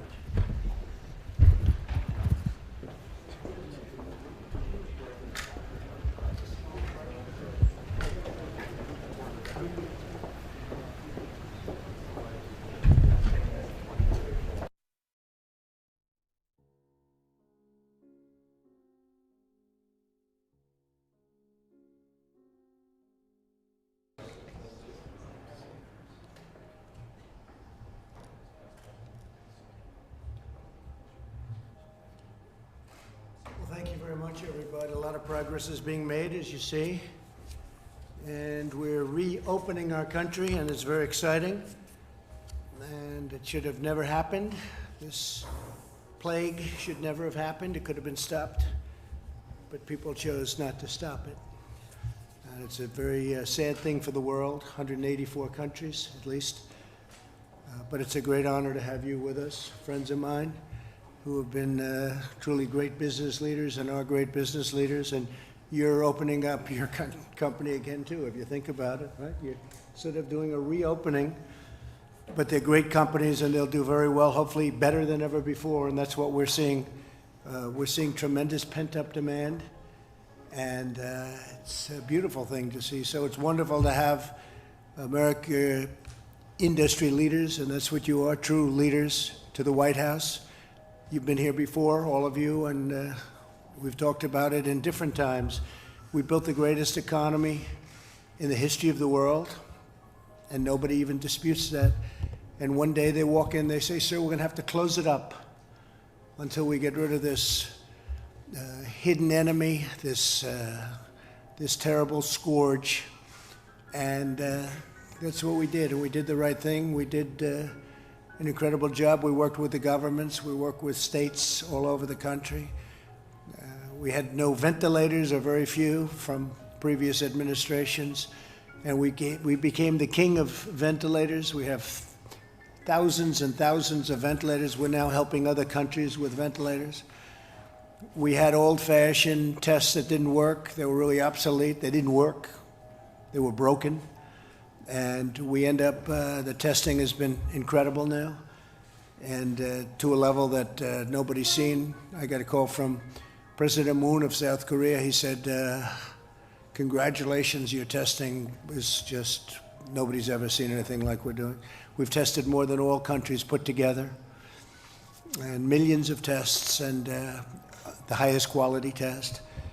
But it's great to be with you. We're joined by Matt Maddox of Wynn Resorts, Chris Reynolds of Toyota, Chris Nacetta of Hilton, Josh Bolton of the Business Roundtable, Walt Immer of Waffle House, and thanks to Vice President Mike Pence, Secretary Steve Mnuchin, and Secretary Eugene Scalia. That Scalia has very good genes.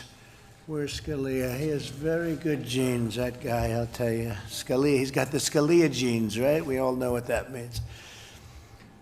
We mourn, and I have to say this so strongly, we mourn every life tragically lost to the invisible enemy, and we're heartened that the worst of the pain and suffering is going to be behind us. We think we really have crossed a big boundary, and much better days are ahead. And I often say I see the light at the end of the tunnel very strongly. This demand is going to be incredible. I think next year is going to be an incredible year for our economy. I think the fourth quarter is going to be really, really good. Kevin, we were talking about that before. You maybe will say something. And we're going to be in a transition quarter next quarter, the third quarter.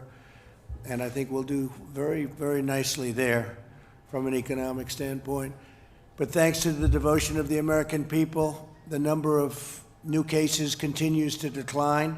The United States has now conducted nearly 6 million tests, far more than any other nation, as I said. So many tests, and so much has been learned about what we're fighting. And if it does rear up a little bit in the fall, or even a lot, we'll be able to put it out. We'll put out the embers, or we'll put out the flames. 2 weeks ago, we released guidelines to give states a real strong indication of what we want and how we want it done. We've really had a good relationship with the states. Mike Pence has worked very, very hard with the task force. He's headed the task force, so importantly, with a great group of people. And it's just been incredible what's taken place over a very short period of time, including the gowns and all of the surgical equipment and the safety equipment and masks. People don't talk about masks anymore. That's the other thing. They're not talking about masks. They were talking about where are the masks, because we had a cupboard that was bare. We didn't have a lot of equipment or medical supplies in the cupboard that we inherited. Now we're taking in millions and millions of masks. I'll give you a number that you won't even believe we have an order. 500 million masks coming in. And we've delivered millions and millions and tens of millions of masks all over. So you don't hear about that anymore either. You don't hear about ventilators, you don't hear about masks. And you shouldn't be hearing about testing, but that's the last thing they can complain about, I guess. You know, if we do 2 million tests, they said, how come you didn't do 3? Well, we do 3, and then they say, how come you didn't do 4? That's like a dream for the media. But we've done incredible with testing, and you'll see over the next coming weeks. Mike, you may want to speak about that a little bit, but over the next coming weeks, you'll see some astonishing numbers. I don't know that all of that's even necessary. You have some governors that love the tests. You have others that like doing it a different way, an old-fashioned way, with some testing, but we're going maximum testing. We've encouraged the more than 30 states that have taken steps to resume economic activity already. We've given them tremendous encouragement and support. We're backing them 100%. You know, many governors have called me, telling me their plans, laying them out. Governor of Texas, Oklahoma, governor of Arkansas, many, many governors. I spoke with Governor Cuomo. We had a great talk today on a different subject, but he wants to get open. Everybody wants to get open. They want to get open, and they want to get back to business. And their constituents, the citizens of this country, want to get back. And that's what's happening. So I just want to perhaps start off by introducing our vice president, and then we'll go around the table, and you'll introduce yourself and say a few words to the media. You're covered by very serious media out here. The audience can't see it, but these are the most wonderful human beings. Actually, this is a nice group. I can't imagine. We actually have a nice group of people. But Mike, if you could say a few words, please, that would be great, and then we'll go around the table. Thank you. Thank you, Mr. President. I want to thank all the distinguished business leaders who are here and the literally millions of Americans that are employed at the businesses represented around this table.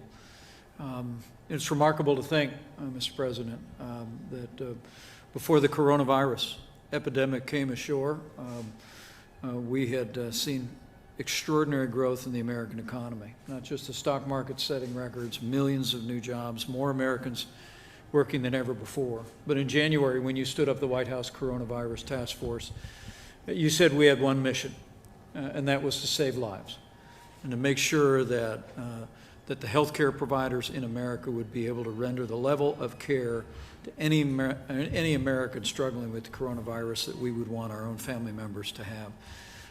And thanks to your leadership, thanks to the partnership that we forged with states across the country, working with local health officials, Mr. President, as you said yesterday, we have light at the end of the tunnel.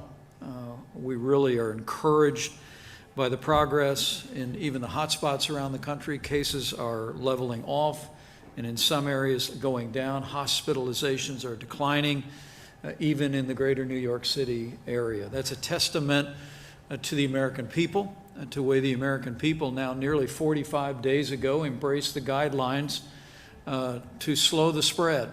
And as we come to the end of this mitigation period, states across the country have all embraced those same mitigation and social distancing efforts. The American people have put them into practice. We've saved lives, we've protected the vulnerable, we've preserved our healthcare system, and we're well on our way to healing our land.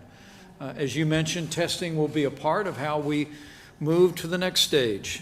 It was just on the 16th that you laid out a plan for opening up America again.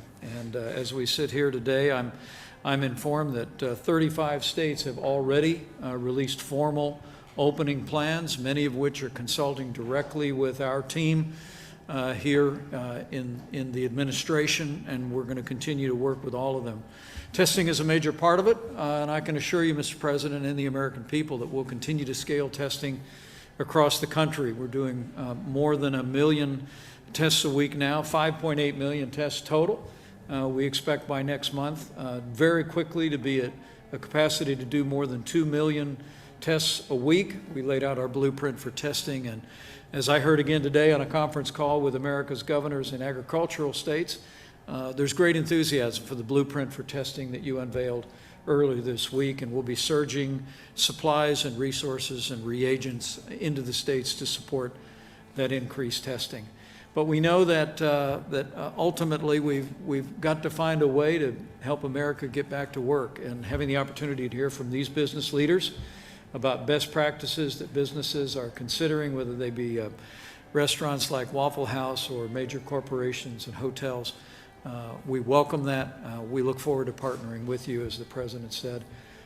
America works when America is working, and we're absolutely committed, as soon as it is safe and responsible to do so, to partner with governors across the country, partner with businesses across the country, and open up America again. So thank you, Mr. President. Thank you very much, Mike. And just before we go around, Puritan Medical Supplies, a wonderful company, will produce 40 million additional swabs per month starting in May.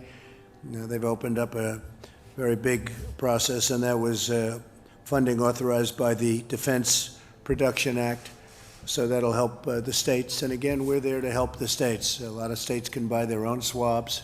It's not that big a deal, but we're here to help them. We want them to be successful. We had, as you know, the governor of Louisiana in today, and we told that story, which has been a really great story. And we had the governor of Florida in yesterday, and that was a great story. These were just incredible what's been happening. So maybe we'll start with my left, and Chris, you want to take it and tell them about, I know a lot about your company, but maybe a lot of people don't. Tell them the story. Indeed you do. Thank you, first of all, for inviting me back to the White House. I was thinking on the way down here today, I'm based in Washington, that I was here about 6 weeks ago. The world was a different place. We were not at the beginning, but we were in the thick of it fighting this war. And we've come a long way. We've made tremendous progress thanks to your leadership and the leadership of the administration that's represented around this table and otherwise. So thank you for that. We We are very supportive as an industry and certainly as a company on reopening America. We think it's critical that that happen. The guidelines that you and the administration have outlined, we are incredibly supportive of opening in a safe and healthy way, which you and Vice President Pence just described. We have been trying at Hilton and as an industry to be part of the solution throughout. So in the middle of the crux of the crisis, when first responders were unable to get housing, even though our industry and our company has its share of problems, we provided with American Express 1 million rooms free of charge to first responders. Those rooms are still being provided to first responders as they fight the war. But now as we think about, and I spend my time predominantly on the reopening of our business, what we realize is that people do want to get out. They want safety. They want to be doing it in a way that is safe. They want to feel good about it, but they want to get out. They want to visit their family, their friends, their loved ones. They ultimately want to get around the country and do business again. And in order to do that, they want to feel safe. So all the work that you all are doing is obviously as an administration in the states is critical. What we're trying to do in our part is develop the best health and hygiene standards that exist. So when they stay in our hotels, they feel safe. So what we launched just this week was in a partnership with Lysol, one of the most respected brands with some of the best scientists on cleanliness and killing germs, and the Mayo Clinic, one of the most reputable health organizations in the world. We have developed and are working on the absolute best protocols so that when people come into our hotels, the rooms have been cleaned, they've been sealed, the public spaces have, and that they can feel safe and secure in that environment so they can get out and see the people they want to see and see this great country again like they used to. We've also been trying to work with the industry, and industry, to their credit, is trying to mobilize to create a consistent set of standards so that this isn't just Hilton, the whole industry, would have a set of health and hygiene standards that would make people comfortable. We will be sharing it with the administration, sharing it with governors already to try and create a standard. We stand ready as Hilton, and we stand ready as an industry to help get America open and moving again. That's great. Thank you very much. Great company, and you'll have it up and running again very soon. I know you very well, and you're going to do a great job reopening. We're reopening Hilton, and we're reopening our nation. A lot of companies are very excited right now. Steve, do you want to say just a couple of words about where we are with the different things, please? Well, I think, thank you, Mr. President, Mr. Vice President. It's great to see these companies here today. It's great to see the reopening. I think we're making an enormous amount of progress. Yesterday, we met with small businesses that we saw the benefit of the programs. Today, we're meeting with big businesses. I was particularly pleased to hear from Chris. He's been able to access the capital markets. Just the announcement of our facilities with the Federal Reserve created liquidity so that public companies could access the capital markets and not need to come to the governments for support. Thank you. Thank you very much. Please, how you doing? I'm doing great. Thank you, Mr. President. I'm Walt Amer with Waffle House in Atlanta, Georgia. It's an honor to be here today. Thank you for including me, probably a well-dressed cook and dishwasher. I don't know about big companies, but we're happy to be included. And thank you too, Mr. Vice President, for all of your support. I am here representing our industry, I believe, and in large part the independent restaurant companies of America that are out here that have helped create the fabric of our country with the restaurants that they've put in our communities and the connections they have to the communities. And we, in a small way, feel like we are a part of that. We did have the opportunity this week in the state of Georgia and the state of Tennessee to open up some of our dining rooms to dine-in customers again. And it was very welcomed by our people. It was welcomed by our customers. Our customers are ready to see some sign of progress that we are beginning to move forward. We've done it in a safe way. We have followed all of the guidelines, your guidelines, the CDC guidelines, and how to make that happen. But what we believe when we started out on this journey, we said we really have several goals. And the first goal was we wanted it to be a safe environment for our customers and for our associates.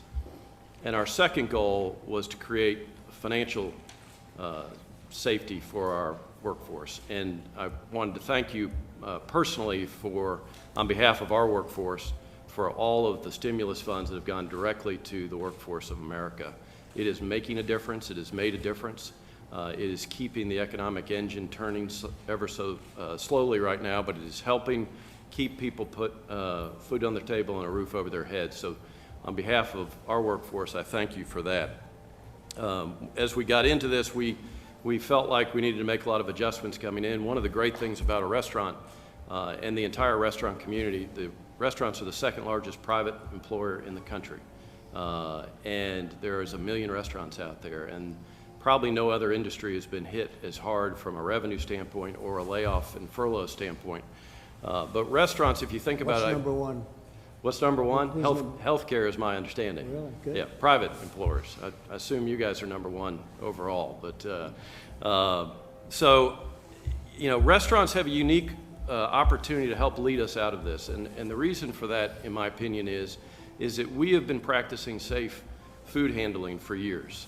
The safety of our guests has always been paramount. So what we have done is we've taken a workforce that is trained to do that and added more sanitation practices to it, more touch points, more social distancing as you have prescribed and the CDC has prescribed. And we have basically turned our restaurants into the ability pretty much at half capacity to seat guests in our restaurant. And it's given us an opportunity to get the wheels of the economy, our engine turning a little bit, because the next thing we want to make sure is we protect the jobs for the people that work for us and the people in our industry. So we're very appreciative. I did want to say that ever since my daughter was young, she every time she saw the WH on the TV screen, she thought that stood for Waffle House.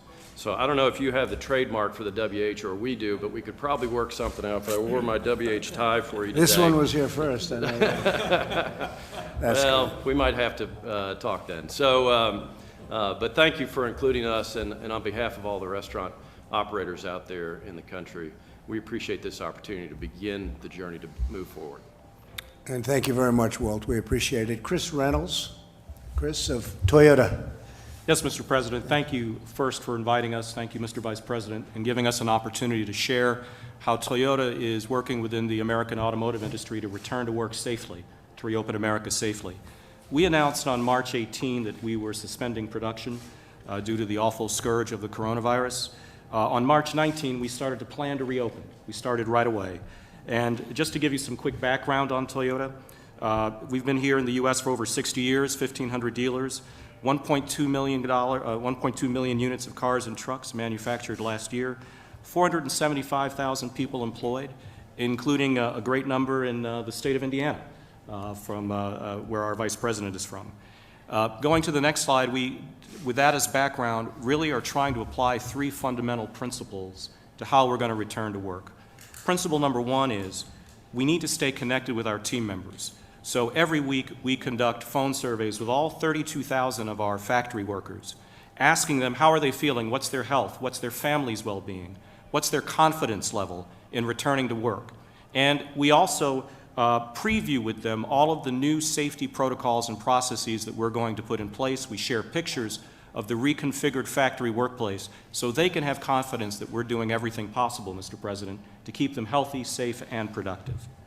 The second principle that we follow is that we've prepared our plants and facilities for safe and healthy working. So, like many here, we're engaging in marked off areas that require social distancing, the provision of masks and face shields where appropriate, daily temperature screening, as well as a daily app-based questionnaire that before you come into work asks you, how are you feeling today? Do you have any symptoms? So that we can try and manage and contain the virus. And we're using best practices not only from your own Center for Disease Control, Mr. President, but also from around the world to try and increase the safety and health of our team members as they produce. And then the third principle is we're not date-driven, we're data-driven. So our current plan is to open on May 11. It'll be a slow, gradual opening of our plants around the country, but we're flexible. Every plant will be different. We'll have staggered shifts. We'll do many other things to comply with the Centers for Disease Control guidelines. and our goal is to prioritize team member and health. Mr. President, one final point. We all know that our team members live in communities. It's not just the workforce that they're in communities. So what Toyota has done is it's tried to support the communities in which our team members live, including manufacturing 500,000 face shields just since the start of this crisis to distribute to healthcare centers, nursing homes, first responders around the country so that our team members can feel that we're also part of the community. And we've also put together, just released yesterday, a community service announcement aimed at those communities of color that have been particularly impacted by the lethal nature of this virus. This announcement includes celebrities encouraging everyone to engage in safe practices promoted by the Centers for Disease Control. So we think it's a holistic process. We think it's also a process that requires commitment, and thank you for the commitment that your administration has demonstrated. We're going to get through this as a family, Mr. President. Thank you. So, Chris, what's Toyota doing in Japan? Are they open? Are they semi-open? What's happening in Japan? Mr. President, in Japan, the situation varies prefecture by prefecture. It depends on the plant. Some facilities are operating, some are not, and that's really a function of both the situation on the ground in a given prefecture like our state, or it's a function of demand. So it varies, sir. Well, great job. You're going to have a great Olympics next year, too, by the way. Thank you, Mr. President. Really great Olympics. Thank you very much. Matt Maddox, please. Wynn Resorts. Hi, yes. Thank you, Mr. President. First, I'd like to echo what you're saying about testing and testing capacity. We have seen a real expansion in testing capacity in Las Vegas, so much so that our university hospital is going from a couple hundred tests a day to 10,000 tests a day. They don't have enough people to test. So I signed a deal with them to allow all WIN employees to get tests anytime for free, and they're going to set up on-site testing. So that's moving forward. We also, during this time, decided to pay all 15,000 of our employees, from housekeepers to head of sales. Right. And we did that because I thought that could help accelerate the economy. So as an example, we took our call center, and we've had our call center team up with the health district to become contact tracers. We tripled the amount of contact tracing ability on us for our state to get that moving. Great. And we published a 23-page plan for the whole world to see 10 days ago that lays out exactly what we think a strip opening would look like. We have thermal cameras at our entrances. We have company-supplied PPE. We have just about every UV technology that you can think of for disinfectant. So we're ready, and I'm encouraging our state that we need to begin a phased approach and get back to business. So, Matt, when do you think the Las Vegas Strip will be opening? Do you have any idea? So the plan that I put forward to the state is this week, let's start phase one, golf course, tennis courts, small restaurants, small retails, nail salons, et cetera, with social distancing in place.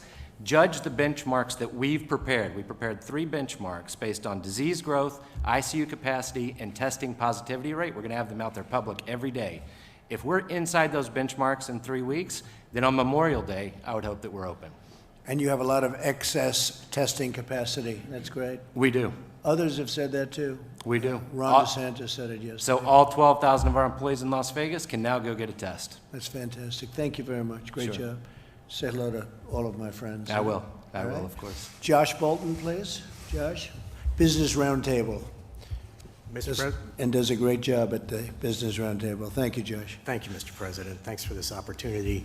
I'm Josh Bolton. I'm CEO of the Business Roundtable, an organization of nearly 200 of America's leading CEOs who collectively employ over 15 million people. Every sector of the economy is represented in our organization, so we have an opportunity to get a view of the big picture. And Mr. President, we don't need to tell you that right now the big picture is very challenging. We're facing the largest economic crisis certainly in our lifetimes, and all of our members are keenly aware of that. We think now is the moment that it's critical that the country start getting back to business as rapidly as possible, not just for the health of the economy, but for the health and well-being of all of our citizens in our country. Successful reopening will depend, as the other panelists have said, on a lot of different elements, and if I may, I'd like to highlight three. Top of the list is safety first. Business Roundtable companies are all uniformly committed, above all, to protecting the lives and the well-being of their employees and their customers. And that means following sound public health guidance like the guidance that has issued here from the very capable people on your team. At Business Roundtable, all of our members either already have in place or are formulating careful plans for responsibly transitioning back to work, like the plans we've heard about just now this afternoon. They're devising new measures around personal protective equipment, cleaning procedures, virus screening, ongoing social distancing in the workplace, all of the things that you know about, and they all seem to be excellent plans. Which takes me to my second point, which is consistent guidelines. No matter how good every company's transition plan is, and we've heard a lot of good ones here this afternoon, public confidence will be undermined and the speed of the reopening will be dramatically slowed if we're all doing different things. And that's why the Business Roundtable has called for clear, science-based guidance from the federal and state governments on appropriate safety measures in multiple workplace and commercial settings at different stages in the progression of the disease. The White House guidelines, Mr. President, that you highlighted in your first slide, the ones that came out 2 weeks ago, are an excellent start in identifying a common set of phases for dealing with reopening. And a number of states are off to a really good start in identifying recommended safety measures in each of various different settings. Now we think, since we are now on the cusp of many places being ready to reopen more fully, we think more specific guidance is needed. And so on Friday, we sent to the Vice President and to all the governors a set of recommendations on the kinds of consistent guidance our businesses feel is necessary for the safest and fastest reopening. And we're grateful for the chance to engage with the Vice President's team and all of your task force on those issues. And I should say, Mr. Vice President, that everybody in your administration, despite the heavy burdens on them, has been very receptive to taking advice from the business community, and we're very grateful for that. Final point, ample testing and monitoring. The only thing worse than an unnecessarily slow recovery is a reversed recovery. So to avoid serious setbacks, as our businesses reopen, we need to stay vigilant, identifying rapidly and isolating new COVID cases and carefully tracking the spread of the disease, as I know your team is working very hard on. The robust testing and other forms of monitoring are the keys to the vigilance. And they'll also teach us what's working and what's not working and allow us to make adjustments. It'll take a while for our economy to return to normal, but the traditional American virtues of vigilance, adaptation, and innovation, we are confident will see us through and get us to the other side of this crisis as safely and rapidly as possible. Thank you, Mr. President, for this opportunity. Thank you very much, Josh. That's great. The numbers, when you look at the stock market today, the enthusiasm is great. It's up very substantially, as you know. And I think people are seeing a very big year coming up next year, and I think they're seeing a very big fourth quarter. Larry, would you like to say, Larry Kudlow, a few words, please? Just a few words. Thanks to everybody, Mr. President, Mr. Vice President, and all the business folks, and my friend Stephen Mnuchin. This is a tough one. I've been around a while. This is a tough one, and the contraction's going to go on for a bit. But I like what I hear around the table, and I agree with the President. We will see a growing, recovering economy by summertime and the back end of the year, and it's going to extend into 2021. That's what I think is going to happen, and I think the stock market is signaling some of that. I wanted to buck it over to my dear friend and colleague, Kevin Hassett. He gave it to me over in the Oval yesterday. I want to send it over to him today, but I appreciate it, Mr. President. Thank you, sir. Thank you, Larry. And Mr. President, Mr. Vice President, I think when I first came back in early March, that it was clear that you had a first objective with respect to the economy of building a bridge to the next shore, the other shore, when we could restart the economy. And it was really massive fiscal action that made it so that a day like today could be possible, whereas you look around, there are all these businesses that have the wherewithal to start up, and it's because they've stayed connected to their employees. The checks that we've mailed to citizens means that there's going to be demand for their products. And so the big negative numbers that we're going to be seeing over the next few months don't necessarily mean what they would have meant absent all those policies. And so I think that we all have a great deal of optimism about how quickly the economy can come back, and it's precisely because of what we see in the room today, that people have come up with plans based on the guidance that your task force, Mr. Vice President, have given that make it so that they can operate safely, and they're gradually across the country opening up and getting back to work, and they're able to do so because of the lifeline that you, Mr. President, threw them with all of the first 3 phases of fiscal policy. Thank you. And it's great to have you back, too. Very talented guy. At least you made a lot of good predictions, and your predictions all turned out. Between you and Larry, that's a tremendous team. Thank you both very much. Jean, Secretary of a very important thing called labor. What's more important than labor? Well, it is so important. And, Mr. President, I was pleased to be able to tell you earlier today that as of yesterday, all 50 states in the District of Columbia are now offering the additional $600 in unemployment insurance that was part of the CARES Act that you signed last month. This was an additional benefit on top of what the states were already making available in unemployment, and one important part of your program to support workers during this difficult time. As you know, the states have had some challenges with their computer systems. We've been working with them. This is not declaring victory on all aspects of delivering those unemployment benefits, but it is a milestone I wanted to note. I have been very pleased to hear the discussion among this group about all the steps that companies are taking to keep their workers safe. I think we all appreciate that confidence on the part of workers that they will be safe in the workplace is going to be an important part of the reopening, as well as confidence on the part of business about what needs to be done, and that when those steps are taken, they will have satisfied their obligations. We at the Labor Department have been working carefully in conjunction with the CDC to provide guidance for a variety of different workplaces so that employers and companies know what needs to be done, and employees know as well. And we'll continue to do that. We're also receiving complaints from workers who worry about safe work conditions, or that they might have experienced some adverse action for raising safety concerns, and we'll look into those, and we have the tools that we need from an enforcement perspective if workers' rights aren't respected. But I'm so heartened to hear the steps that businesses want to take and are taking to support their workers. Just a last observation, Mr. President. As you and the Vice President said, just weeks ago, we were enjoying such an extraordinary economy, and there were reasons for that.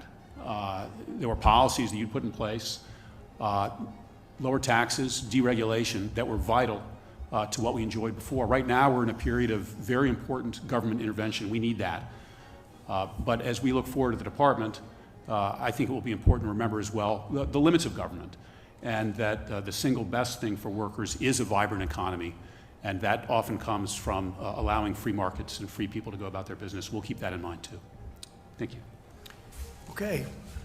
Any questions for our panelists, please? Yeah, please. This could be a question for any of the business leaders, but there are polls that show that Americans say, the vast majority of Americans say, that once they're allowed to go back to restaurants, hotels, places like that they won't, because they don't feel safe. So are you worried that until there is a vaccine, people really won't come back to some of these businesses?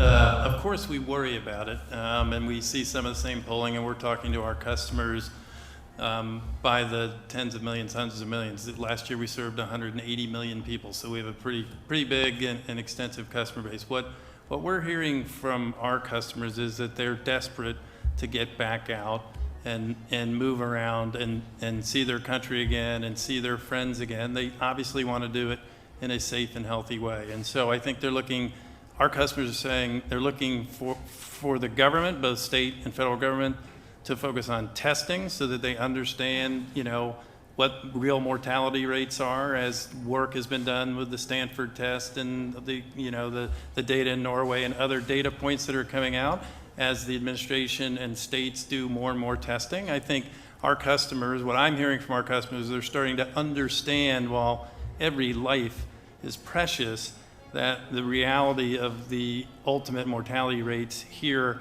is probably much, much lower than had been estimated. And if they are old and infirm, that they have great risk, and those people should be protected. But if they're not, they have probably are at a very low risk. They're then looking for, which is why we launched this week Clean Stay, and while we're working with our industry, they want to know that people are being responsible, right? They want to know that we are doing the testing, the social distancing, that we are using protocols and PPE in protecting our employees so that they can protect customers, that we're being very thoughtful and sensible, that when they do come and stay with us or they enter into a restaurant where we've always had good hygiene, as you heard earlier, we are, our people are trained to have good hygiene, but we up our game so that when they're with us, they feel safe. So I think it's a combination of those things that are happening, of broadly understanding the real risk that they have, and then mitigating that risk even further by the specific actions that we all take in our places of work with our team members and thus ultimately with our customers. I haven't seen that, because I will tell you, to me, I think there's a tremendous pent-up demand for people. I see it in Texas where they have lines going into stores, and a couple of restaurants, I guess, opened, and they literally have long lines. I think there's a tremendous pent-up demand. I've been at the White House now for many months, and I'd like to get out. As much as I love this is the most beautiful house in the world, in my opinion. But I think there's just a great demand to get out and get our country going again, and that includes going to restaurants and hotels. And I think you're going to find, Chris, that you're going to do a lot of business that you're not even thinking about. I'm seeing it, I feel it, and I've felt a lot of things over the years, including, I think I can win for president, and frankly, I really feel that next year is going to be a very good year economically. We're going to be back in business, so we'll have to see. I mean, only time will tell, but there's a lot of good feelings, and a lot of good decisions have been made by a lot of very talented people. So I'm feeling very much that it's going to be very successful. For you, Mr. President, do you want the FDA to issue an emergency use authorization for remdesivir? Well, it's a big thing, what happened just recently, where they came up with something that has a very substantial percentage. It's a building block. Tony said it today. I thought it was very well expressed. He said that's a building block. That means it's a very substantial chunk of a step. And that's a building block to the ultimate step. That's a big building block when you hear, I guess, 31%. So it was very good. Yeah, I want them to go as quickly as they can. Stephen Hahn, Dr. Hahn, has been incredible at the FDA. He's getting things done at record time. There's never been anything like it. And yeah, we want everything to be safe, but we would like to see very quick approvals, especially with things that work. Thank you. Mr. President, Mr. Bolton and others suggest that they'd like to see federal guidelines for some of these companies, explicit federal guidelines for some of these companies and factories opening back up.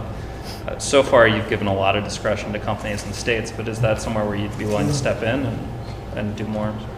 Well, we will step in if we see something wrong. We have given discretion to the governors. I've become very well acquainted with the governors. You have some very talented governors, frankly, and probably some that are a little bit less talented. That's okay, but it's a very talented group of people. And they're working with us. We're helping them, whether it's ventilators or swabs that they can't get, we're there. And we've taken in billions and billions of dollars worth of equipment and distributed to the states. And you've heard the calls, and we have no problems. We're doing really well, and we're backing them up. But we want the governors to call those shots. If we see something that we don't like, or that's bad, or that's unsafe, we'll stop it immediately. Okay? What might the new normal look like 2-3 years from now, say, restaurant workers, hotel workers, might they be required to wear masks, that sort of thing? What would the new normal be? No, I don't see that. I see the new normal being what it was 3 months ago. I think we want to go back to where it was. I mean, when I look at a baseball game, I want to see people right next to each other. I don't want to see 4 seats in between every person so that the stadium becomes 25% of its original size. No, I want to see the NFL with a packed house. I don't want to see NFL with 3 seats in between people. No, I want to go back to where it was. That's where we're going to be. Look, this thing will pass, and when it passes, that'll be a great achievement. And we've done a very good job. It's far too many people, needlessly, because it could have been stopped at the point of origin. And somehow we weren't helped by whether it's World Health Organization or China, whoever. We weren't, they didn't do what should have been done. Very sad, actually, for the whole world. It's a very sad thing. It's a very, very sad event. It's a war against the invisible enemy, and we're now on the other side, and I think what I want to see is I want to see where it was. And I think we have a chance to have an incredible year next year. Now, not if somebody's going to come in like our opponents and raise taxes all over the place. They want to raise taxes. That will kill something very fast. We have something that's very special. We built the greatest economy in the world, and I want to get that back as soon as possible. I think we can start getting it back very, very quickly. Look at the stock market today. When it has that kind of Kevin and Larry, when it has that kind of Josh, when it has that kind of a bounce today, as much as it went up, but I think it set almost a record over the last week, right? It's almost a record. And this is in the midst of something. Now, we're not in the midst. They feel we're at the other side of it, or you wouldn't be seeing numbers like this. But so we're at 24,000, maybe even a little above 24,000, and we were at 29,000. We never broke 30 on the Dow. So that's tremendous. But what it really does, you have a lot of very smart people. That means that they're looking to the future, number one. And I look at it as jobs. I also look at it as sort of guidance. It's a guidance in a sense. It's the stock market. Who would think you could have a stock market at 24,000 after we've gone through the worst pandemic since 1917? That's over 100 years. You know, it's the worst since 1917. So I think that's a great indicator. There are a lot of very smart people that understand that world very well, and they have a lot of confidence in it. And that's some of the companies that we hear, public companies, but it means jobs. It also means not only guidance, it means some people, and I know some great investors, people really have a lot of confidence in what's going forward. And that's what I see, and that's where I want it to be, okay? Mr. President, Yes, ma'am. are you open to making a deal with the Postal Service that would allow it to borrow from Treasury without raising its shipping rates, its package rates? Well, you have to raise the rates on packages because they're losing a fortune on packages. They're losing anywhere from $2 to $3 or $4 a package every time they deliver. So it's not fair, and it's not fair to the people that work at the Postal Service.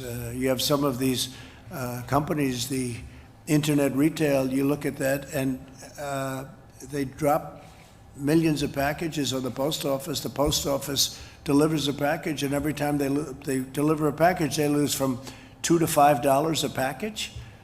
And what kind of a business is that? And you could never replicate the post office. The post office is massive, but they've got places in little sections of our country that no company could ever go to, that took hundreds of years to build the post office. And when you look at the size of it and you compare it to companies, it's much bigger than companies. I mean, much, much bigger. There's no company that's the size of that. No, we want to stabilize the post office, and the way you do that is these companies are going to have to pay more, not the people. We're not looking for the people, but the companies are going to have to pay a percentage of that loss. You can't do that. The government shouldn't have to do it. I think the post office wouldn't it be great if it could, after so many decades, break even? But we're making a lot of people rich and a lot of companies rich by subsidizing these companies. On top of that, they don't pay the same taxes as a retail store. It's very unfair to the retailers. You look at these stores, the retail stores are being just clobbered, and there are so many disadvantages. But no, when we deliver a package at the post office, every package it delivers, they lose a lot of money. And that's not fair. Those companies should pay for it. Steve? The President, over a year ago, asked us to chair a postal task force to look at restructuring. A year ago, we didn't have any Board of Governors. We now have a Board of Governors that's overseeing it. They're conducting a search. We look forward to hearing the results of the new postmaster, and we think this is a business, and the people at the post office will have a terrific opportunity. And we're protecting our post office, by the way, and we always will. But we want our post office to be successful. We don't want it to be a laughing stock and a stupidly run organization the way it's been for so many decades now. It's ridiculous. And then we make other people rich. We make other people rich because we're willing to deliver packages at a fraction of the cost, so other people gain by it.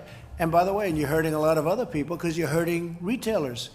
You look at stores where the stores they have to pay rent and taxes and all sorts of things that these companies don't have to pay. So it's not a fair situation. We want to take care of our taxpayers, and we want to take care of, very, very importantly, the people that work at the post office. Yes, please. Mr. President, if there is another round of aid for the states and communities, are you going to try to restrict that aid from going to sanctuary cities and states? I don't think you should have sanctuary cities if they get that kind of aid. You know, if you're going to get aid to the cities and states for the kind of numbers you're talking about, billions of dollars, I don't think you should have sanctuary cities. And by the way, the people that have sanctuary cities, they don't like it. I think politicians like it a lot more. I go to California, I go to lots of different places, and I have people with a very liberal bent saying they don't like sanctuary cities. They don't want criminals to be in sanctuary. They want security. They want safety, and you know they want.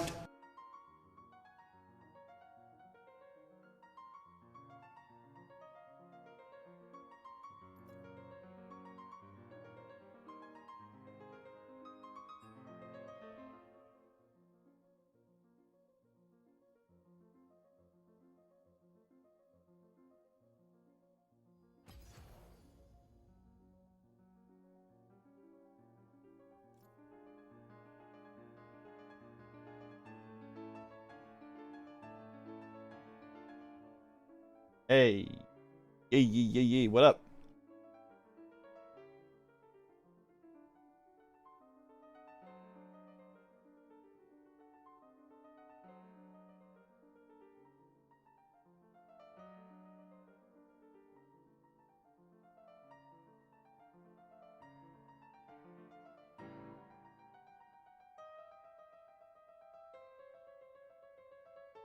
Tucker.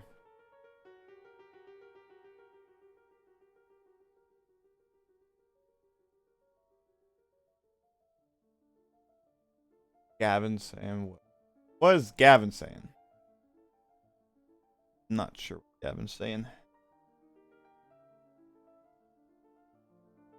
Oh, heck.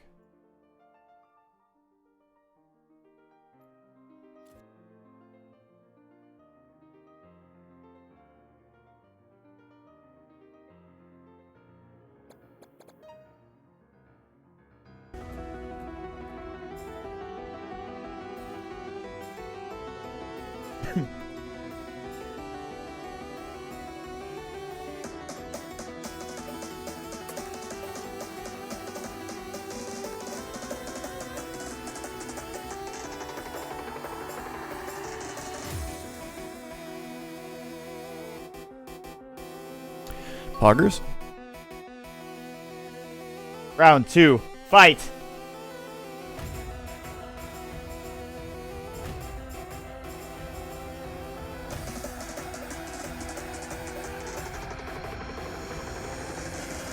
No!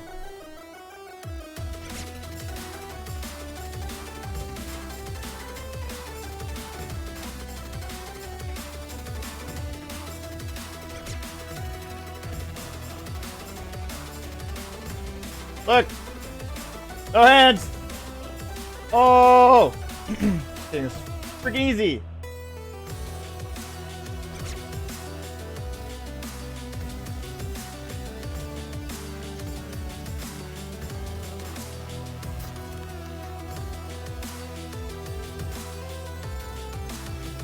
Where's that time release?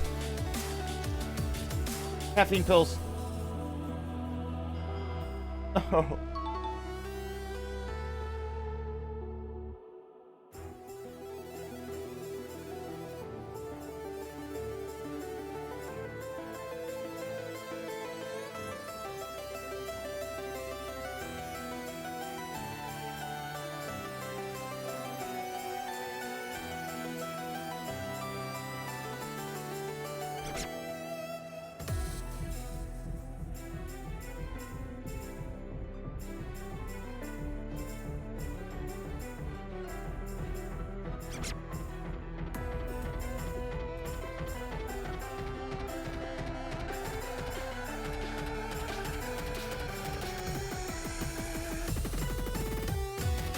Oh, she.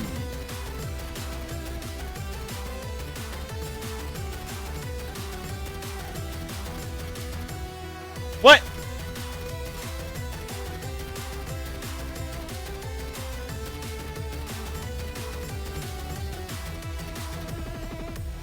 What?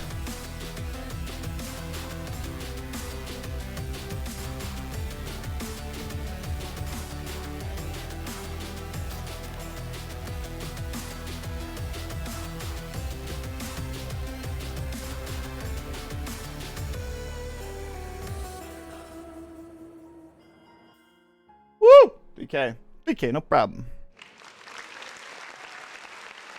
Oh, what we get this time? Oh, we got a C. Not so bad. Not so bad. Bad, not so bad.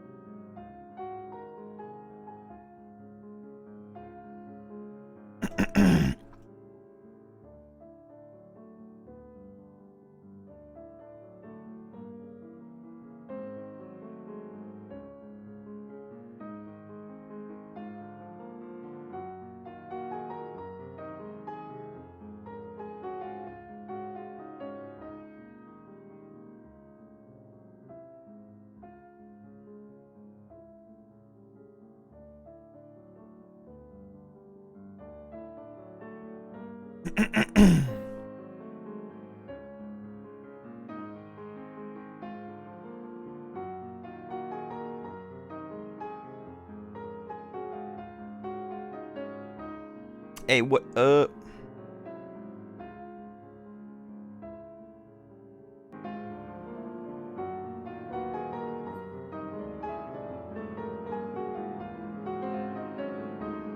Hey, what up?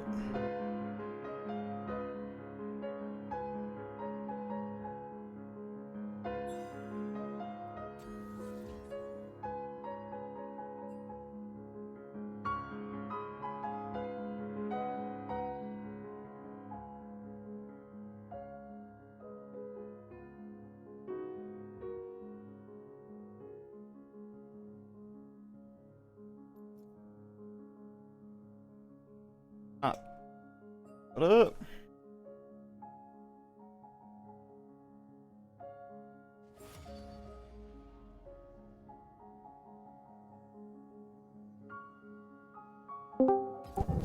Hey. Hello. Oh. What up? Hey, hello. Hey, good morning. What up? Hey, hello. That I was not quite used to getting the feedback loop. I'm not quite used to getting a toggle mute button, but try to implement it. Could use my push to talk again. Blue stream? I think it's fallen. Oh. Get one more. One more.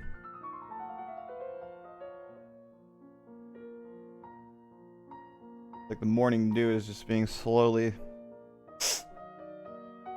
melted off my eyelid.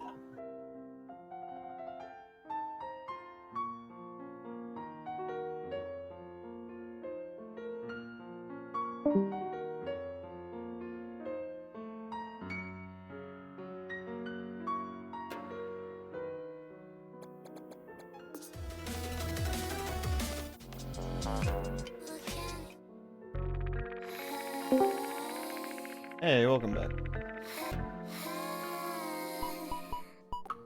Hey, I had to run as admin for push to talk. Doesn't surprise me, but it's a little weird. Wait, what the heck? No. Stop it. Because they're all crowding around my good stuff. No! Oh, no. Give me the blade.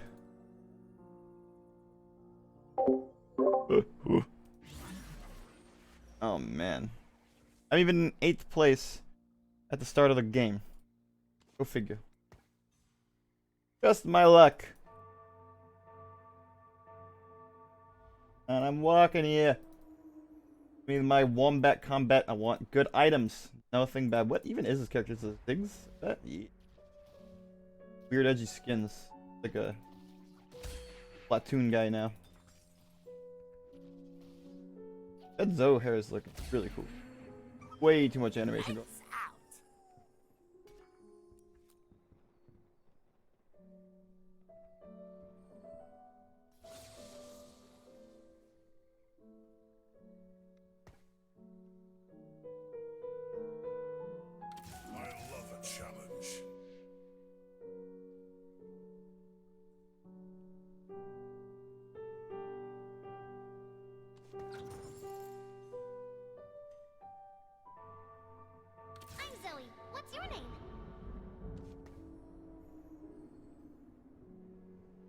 Don't know if this is optimal SimCity.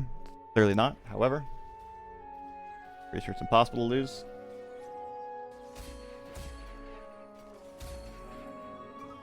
I can't help myself from doing mean things. Sorry.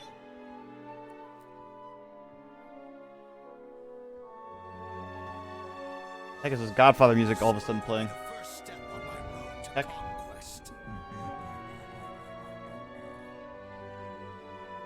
Gotta be kidding.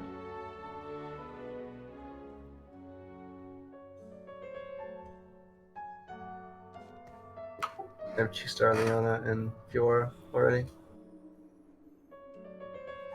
Yeah. Well, this is a double reroll game, so make sure you use your free reroll.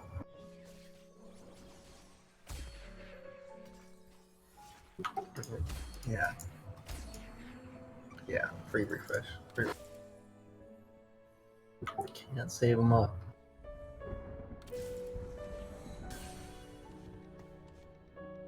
That's such a good.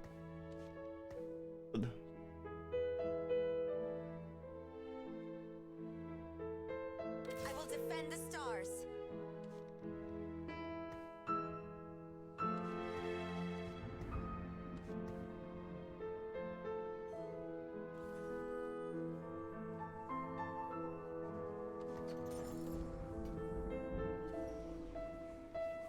Do I ever get items or no?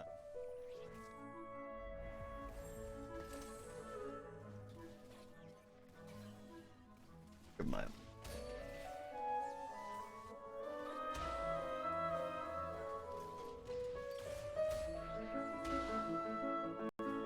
No. COVID-19 V is beating me. Oh, this is a guy named that. I wouldn't put him on Jarvan. You want to save him for higher stuff. Usually you want to stack all your items on 2. about that one. I will defend the stars.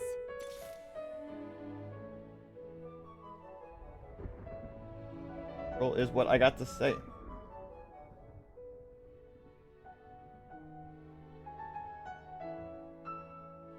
Let the screams begin.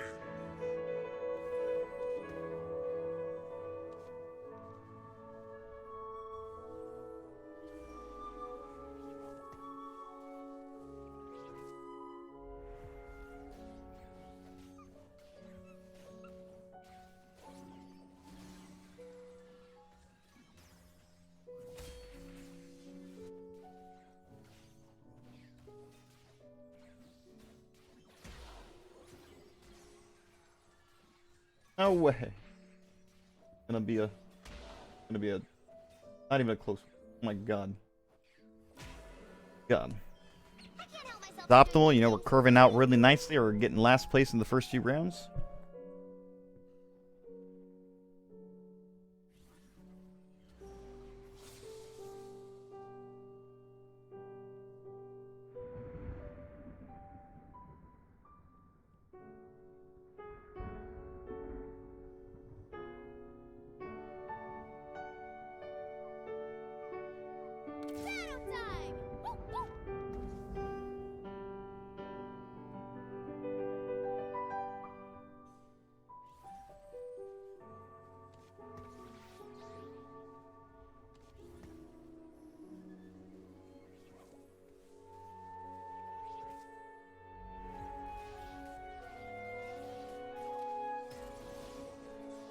No, the triple CC.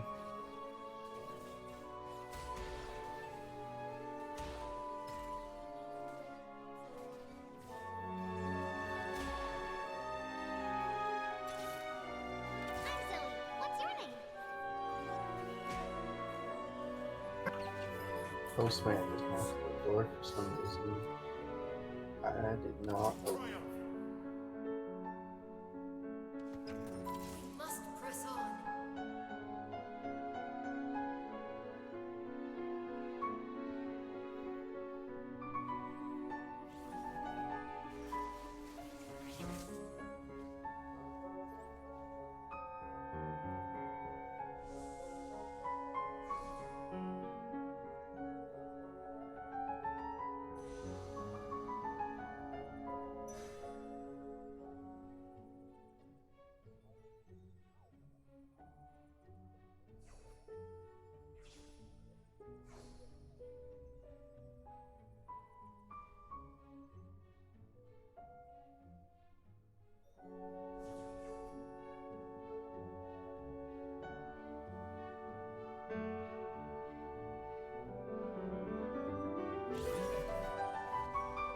Paradigm shift time.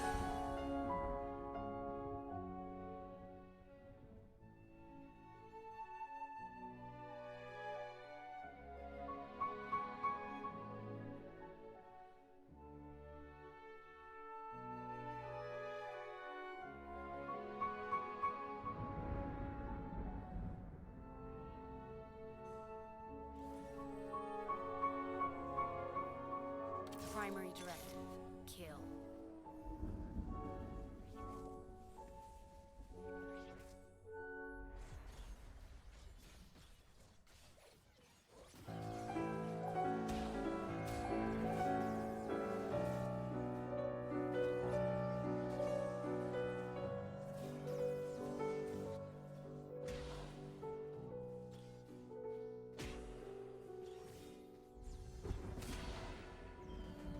Next time, try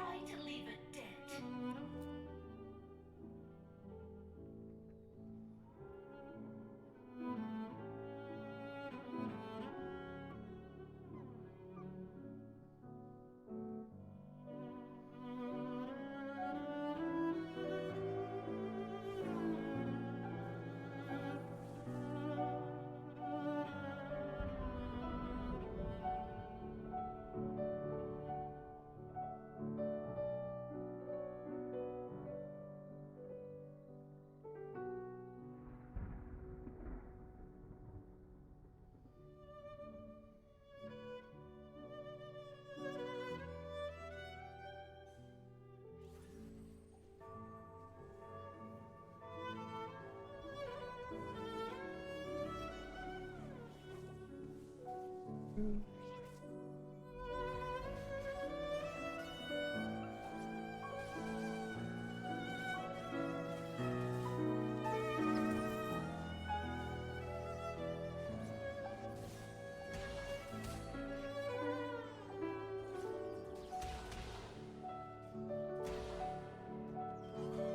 got lucky. You'll get me next time.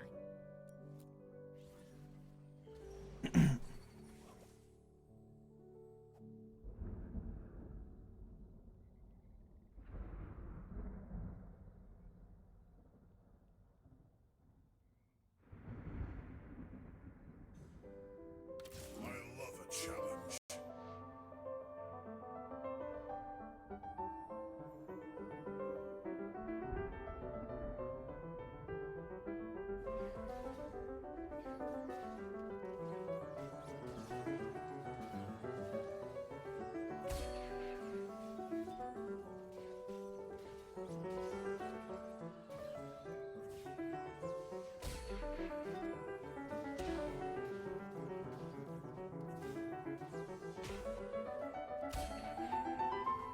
Beaten by a little girl.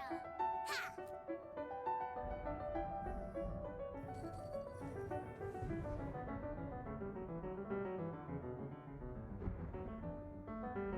The big golden spatula. Spatulas. Want to see something cute? Finally.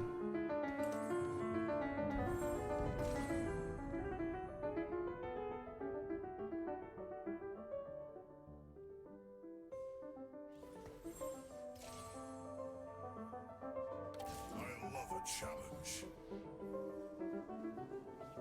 Time to go to work.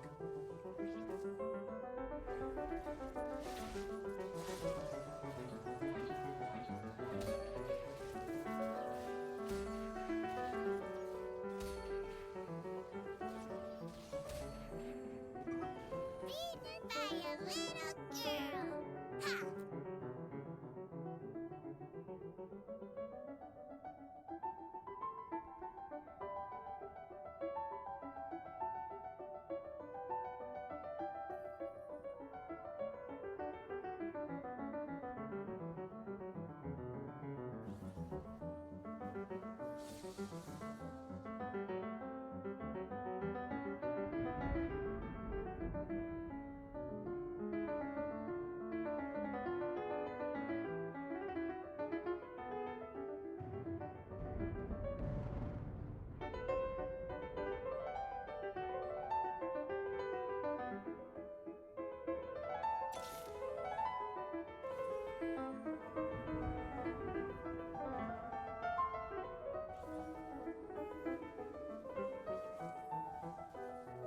No, I didn't think I was I didn't think I had another XP round ready to allocate. Oh my god!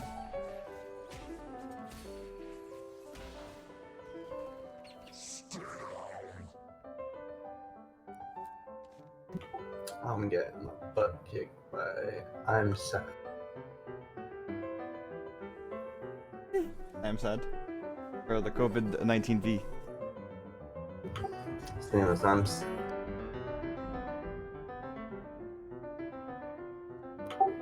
suppose his name still is I'm sad.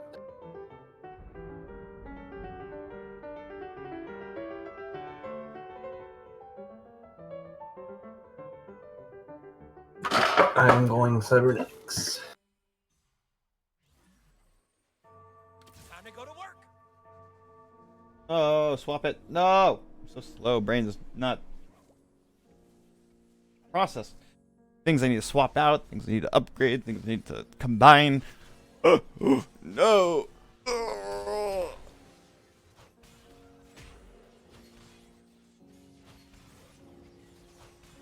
COVID-19 V on the 4-win streak. 1-6 game. Try to leave a dent. Health is alright. It'd be good to spend if you are saving. Spend a little bit, get something better.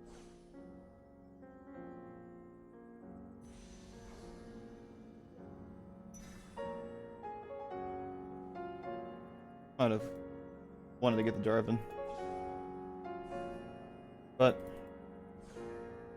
probably getting the this boy fell off. Bow. Gotta figure out what to do with the bow. Die 5 rounds later. Who's got the kawaii anime piglet tech?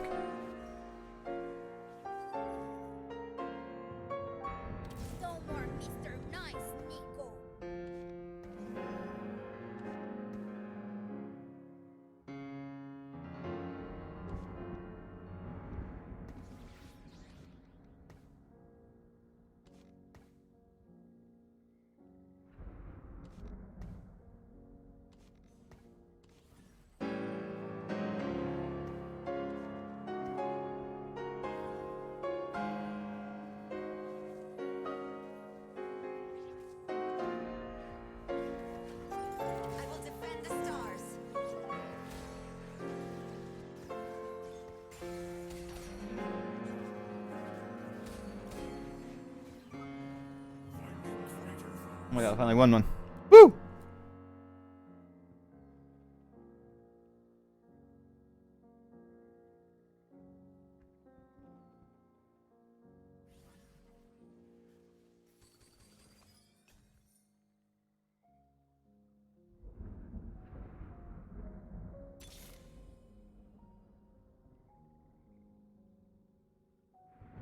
I think it's time to level up a bit here.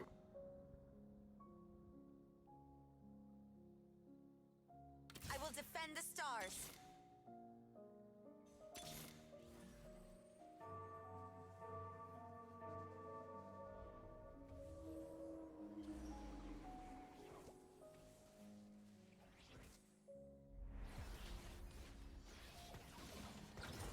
The stars conspire against you.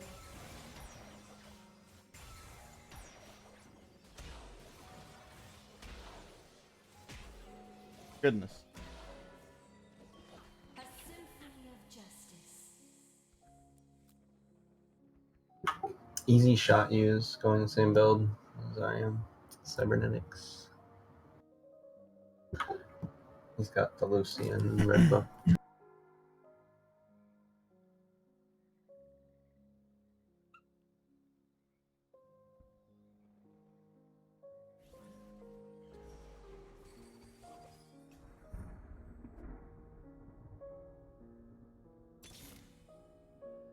Want to see something cute?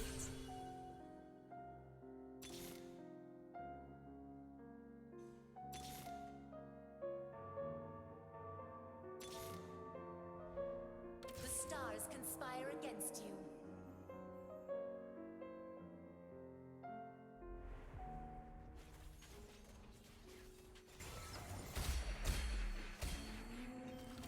Oh my god.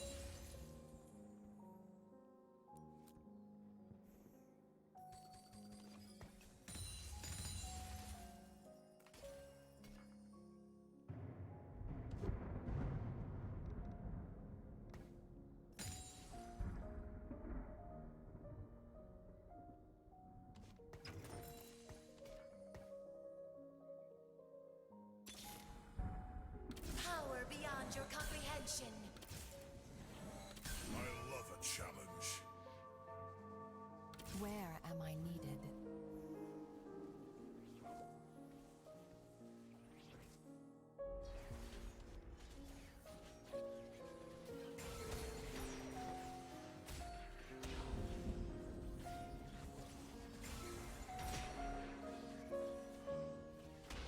No. No. Leave at the heart of the cards. No. Next time, try to leave a dent.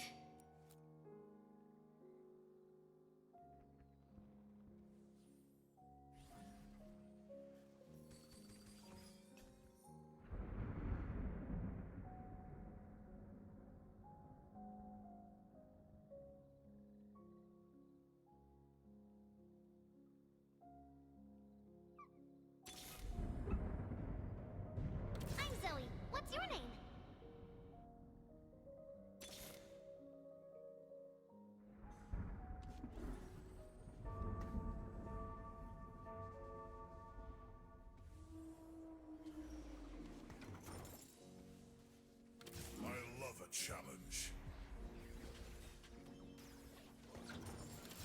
friends.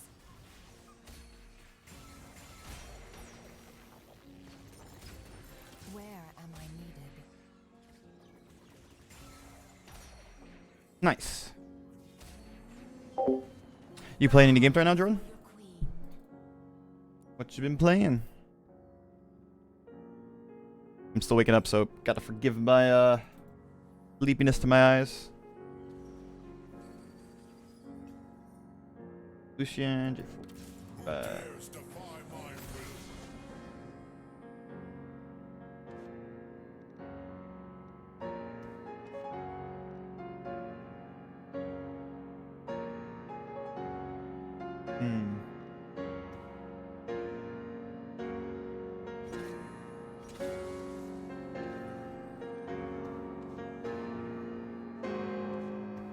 No, that was suboptimal.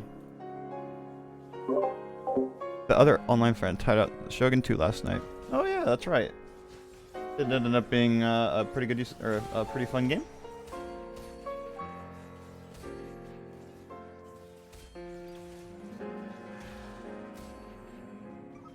Chase the light, you're going to get burned. Dark Guardian spellcast grant mana to other Star Guardians.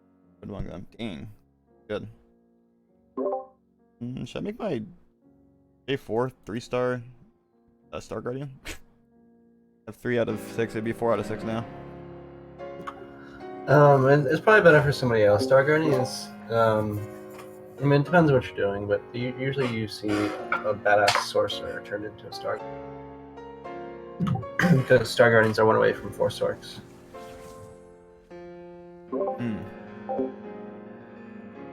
Yeah, that makes sense.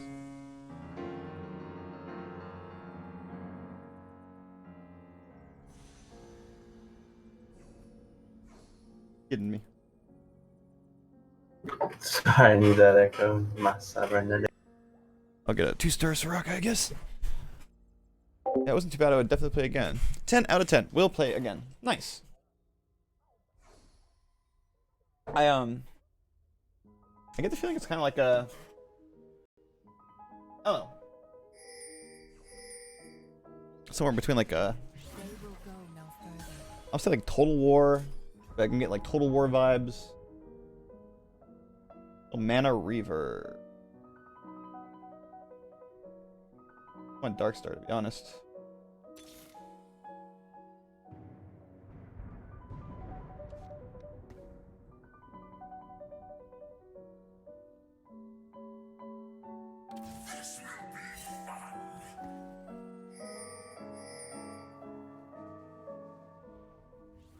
Like a Total War game, but also Civ-like. Does that mean it's you can pause it? It's not quite real time all the time. For life. Yo, do I get owned here? Wow, they have such a good spread on me. Good fight. Future hurts, doesn't it? Star Guardians. I think there's another guy going Star Guardians. I have another guy with my build too. Let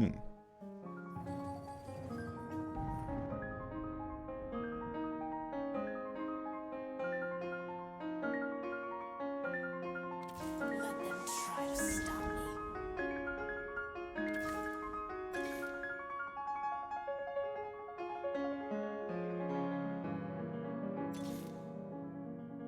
The stars conspire against you.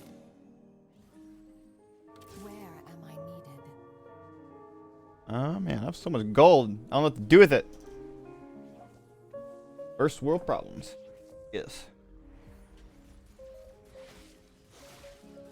For life. Oh, I'm up against COVID-19. Oh, demolished it. Hear me.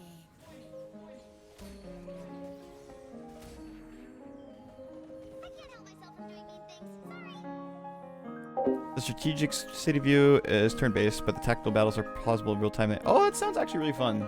That sounds like kind of like everything I wanted Civ to be. The stars conspire against you.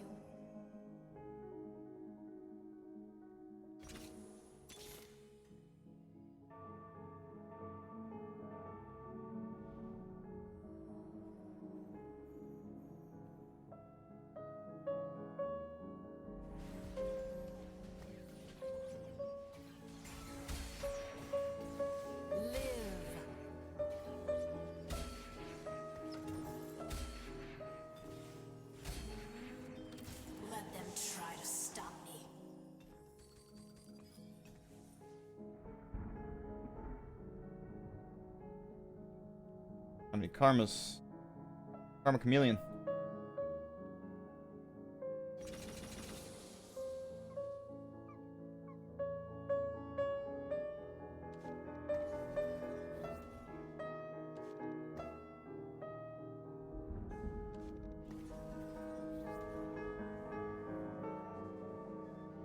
Yeah, it was easier to get into for me than Total War Warhammer, as I know more about Japan than I do Warhammer lore. Lol. That's probably a reasonable other fact, but I'm actually getting owned again. This SimCity is insane. This guy's an insane SimCity. I'm done with this game. I'm so going crazy. Like, rounds on me with these big tanky Rakan, big tanky Zhenjiao. Out of my face. I just beat the other cyber.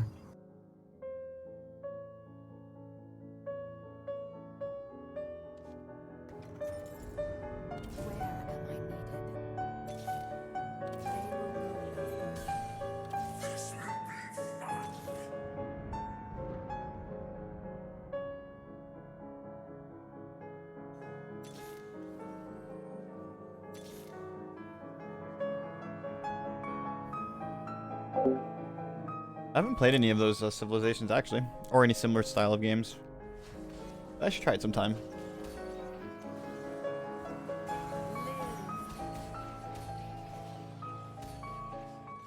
I thank God I was on the AI round because these guys were really, really easy compared to those players.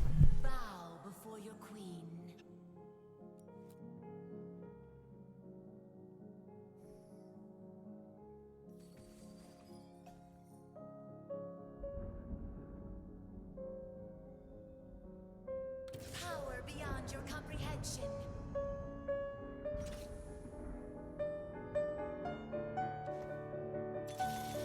No, I'm clicking the wrong button. No.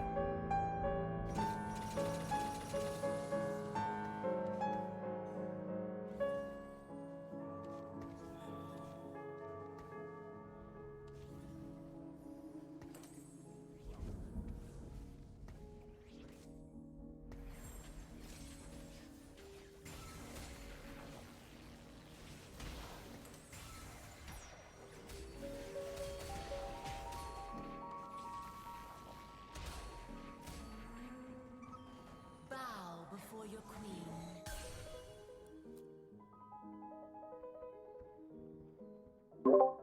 I haven't played Civ 4, or sorry, Civ 6 in a bit. Need to though. Just seems better at grand strategy RTS than turn-based. Yeah. What was that item? What the frick? Crazy items, man. What's going on?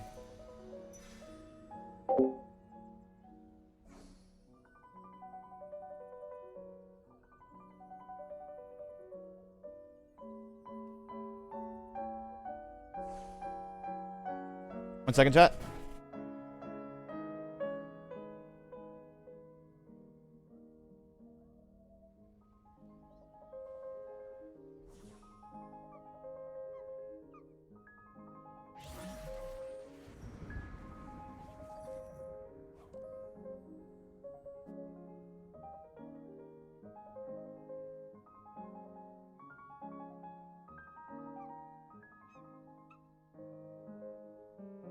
Let's use all the colors.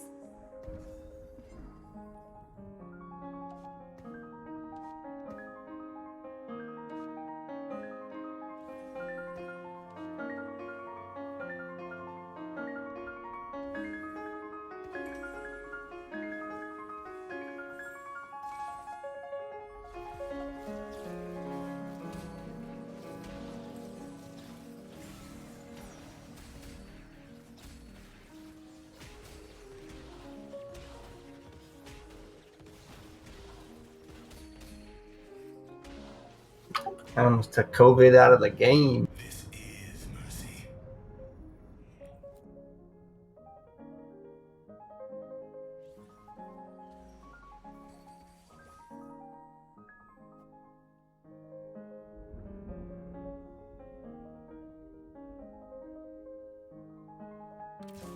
My potential is limitless.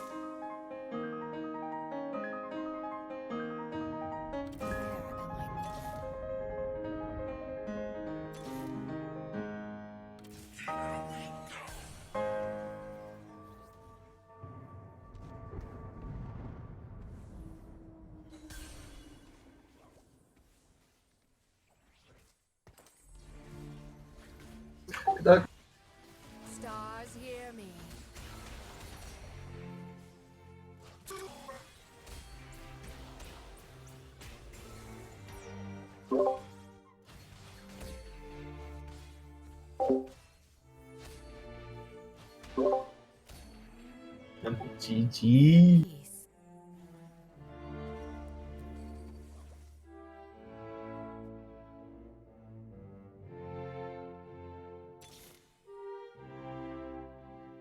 Where am I needed?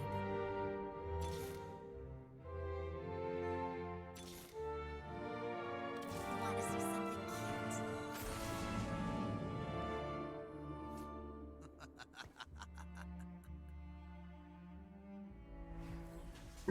Can't find my third Irelia. She's my.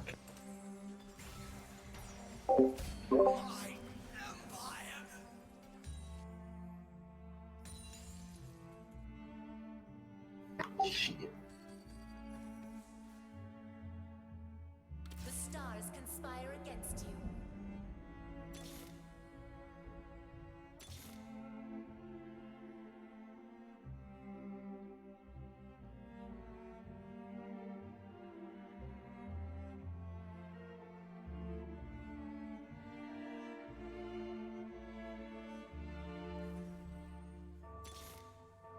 Let's use all the colors.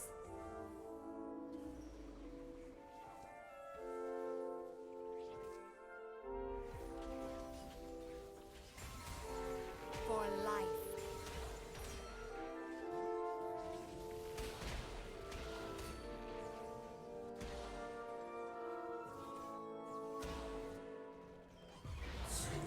Frick, 18 damage, one chunk. Yeah, I've had a lot of champs left. GG though. That was one of your better rounds. They're gonna be tough games with me. If you play alone, you do something. And an MMR is kind of taking effect here. That's alright. Yeah, mine's not even really high, but yeah. No worries.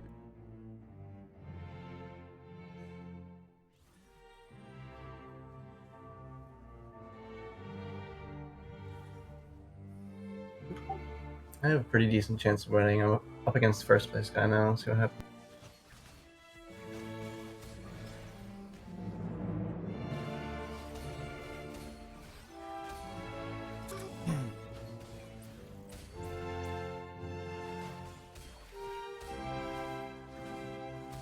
He got beat pretty bad. I don't think he killed one thing.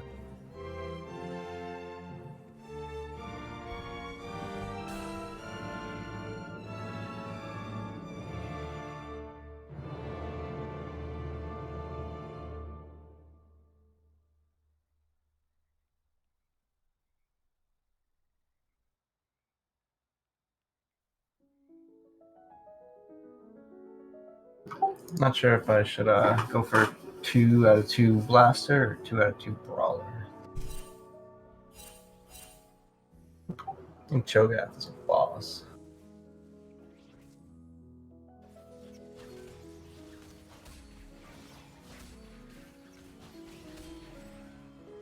Have hope. I just wrecked this guy. Again. That was a counter comp. Yeah, I must counter him pretty hard. Echo, I need Echo.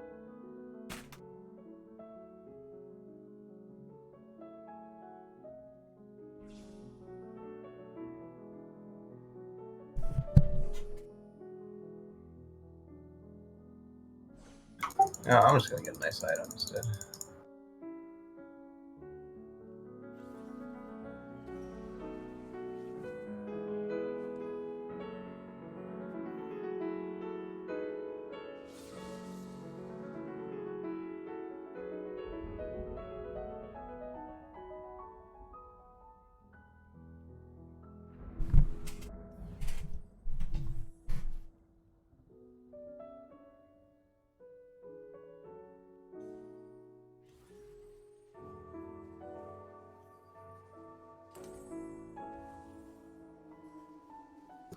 I'm against a copy of the other guys too.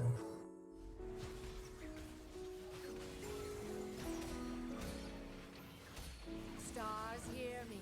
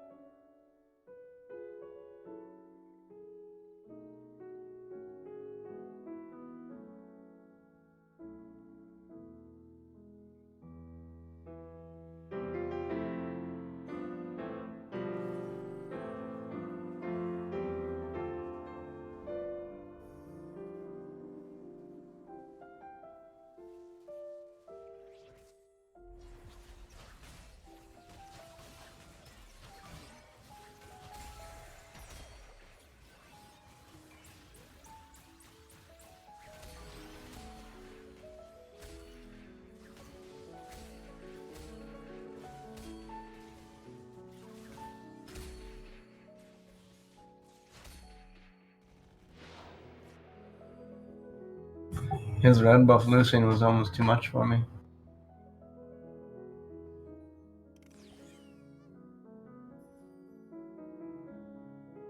Yeah, looks like he surrendered because I beat him 3 times. You have to actually click surrender and not exit game.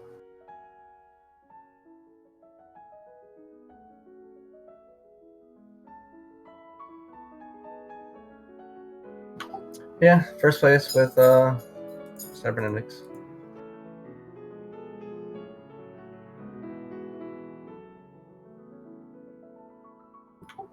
So Chrono Cybernetics.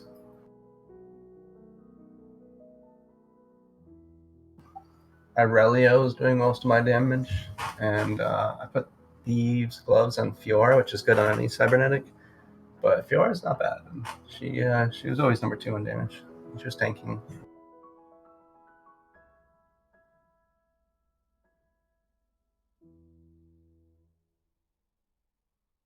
Oh, right.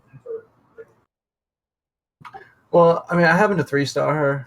I mean, you generally will because she's tier 1 if you're going cybernetics, and she's just great with deep spells.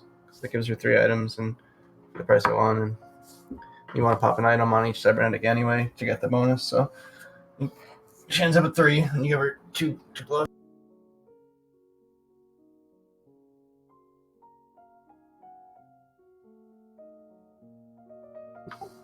But Irelia, when you're going cybernetics, just pop the items on Irelia after you get the red buff Lucian and just.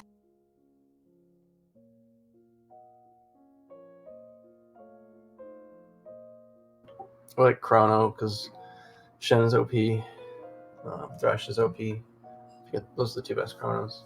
Wukong's not bad for a tank.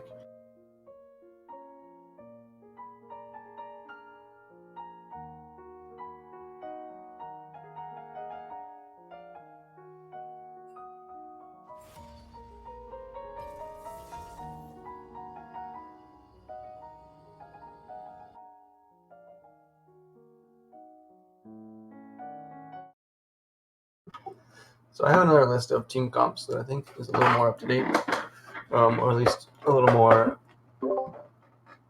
What's the word? A little more sorted, you know. So like, I zoomed in on tier S. So anyway, you know, like on that other page, all that tier S is now split into 2 tiers. That kind of.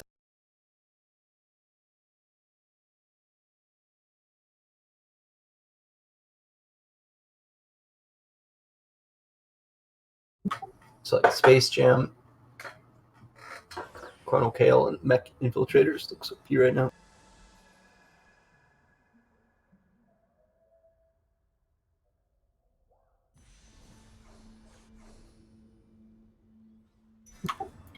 I'm gonna go for the Space Jam build. I'm gonna try and force it. It starts at greens, so it's really not what you see right away. You can always rely on getting some 2-star green.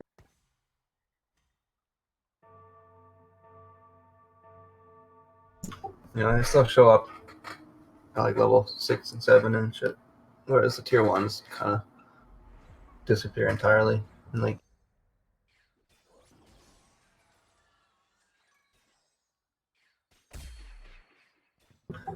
so if there's a tier 1 dude you want, you gotta make sure you pick them up early. Gray.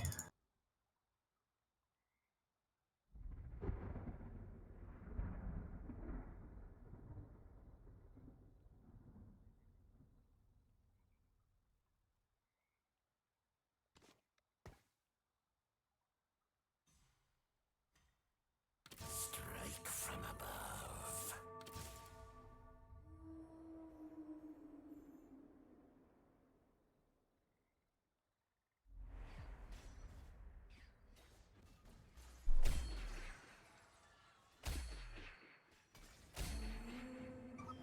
I can't help myself from doing mean things. Sorry. So this is a standard game, no special rules. The first step on my road to conquest.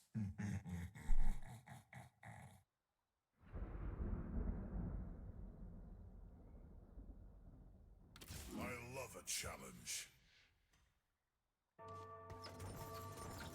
It's now or never.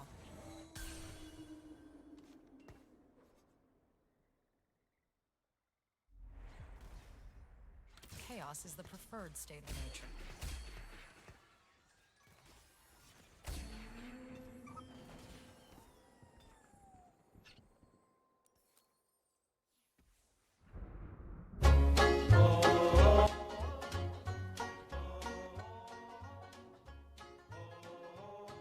I come from Alabama with a banjo on my knee. I'm going to Louisiana now. It's now my true love or never. for to see. It rained all night the day we left. The weather it was dry. The sun so hot I froze to death. Susanna, don't you cry. Oh, Susanna, don't you cry for me. I come from Alabama with a banjo on my knee.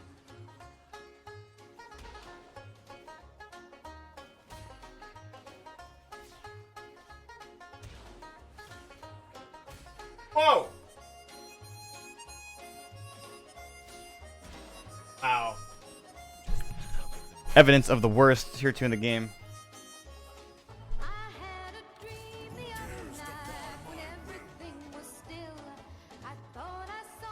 I'm not seeing anything I like.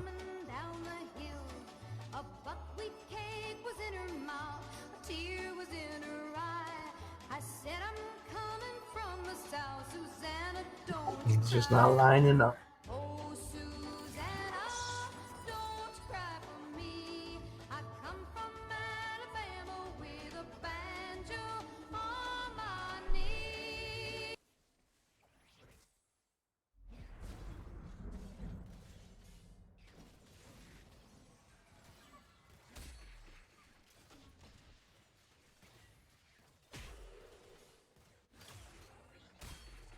You don't hear any of that piano or no?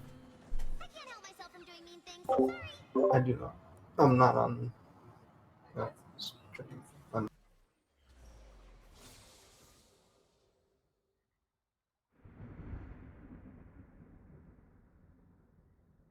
And it's no gain on my hardware knob. Yet you're still able to.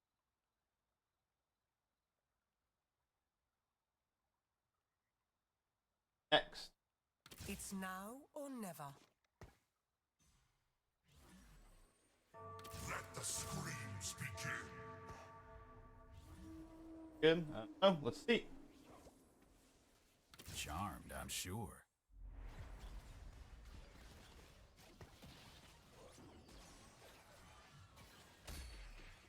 Warning, warning, warning, warning.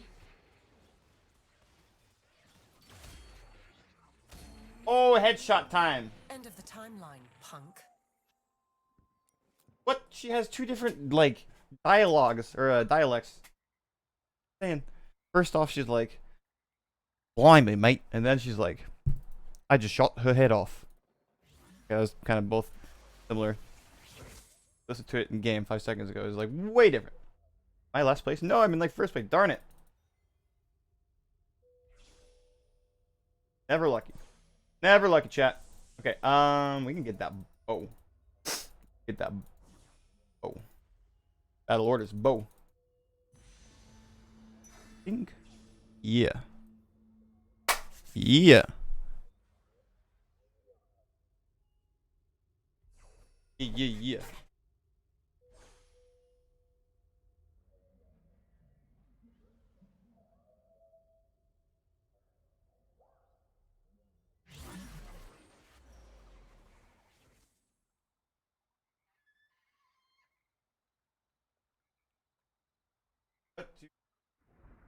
Go.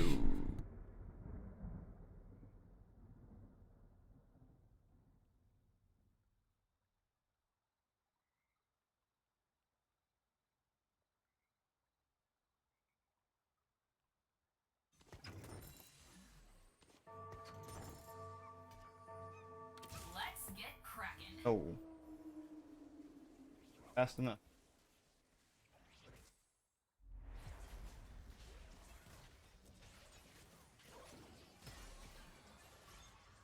Big boy here. Yeah. I don't have a single 2-star champ yet.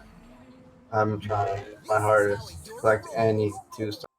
Got a good spread back there too, but it seems like dude, the skins kind of make it so hard for me to look at them quickly and identify who they are.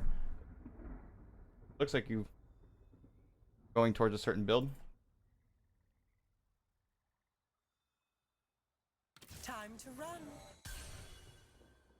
Yeah, I was going for Space Jam, but I just can't seem to get it. Space Jam, come on and slam.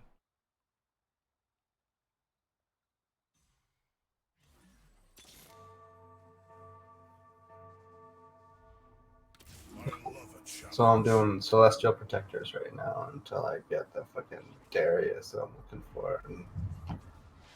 And it's gonna be a while. I might want to start rolling a 450 gold.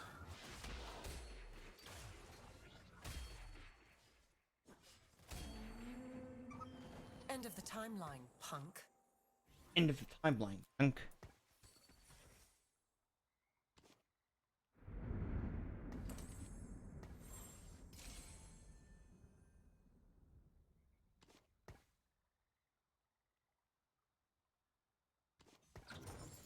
It's now or never.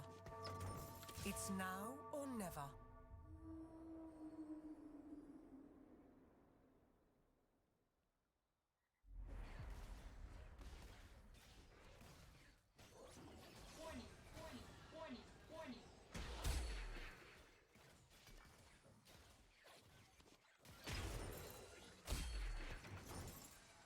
Primary direct.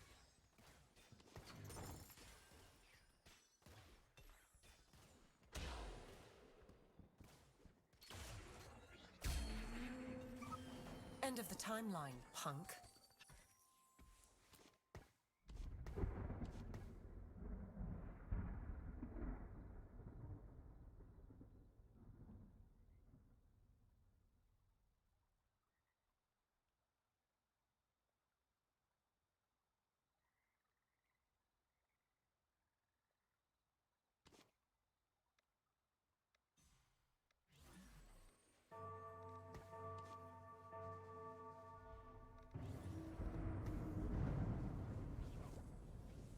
I'm Zoe. What's your name?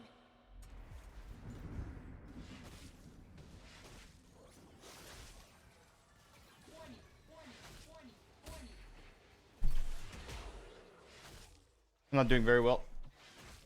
But I'm not doing unwell. That's the thing.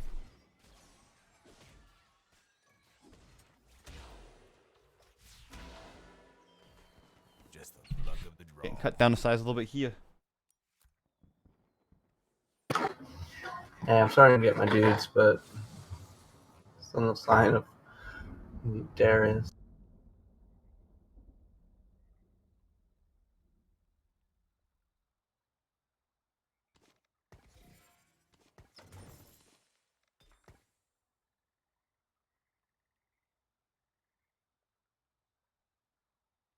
The time of man has come to an end.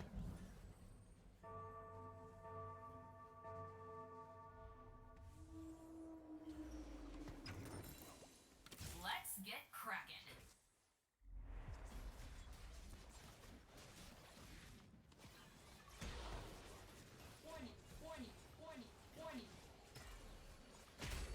Oh, I'm getting hogged on.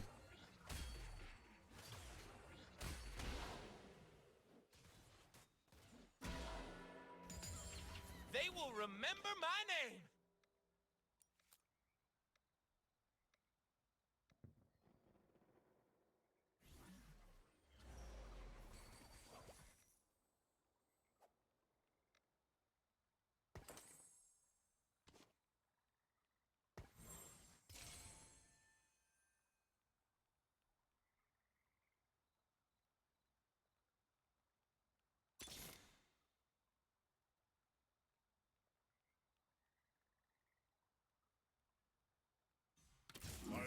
a challenge.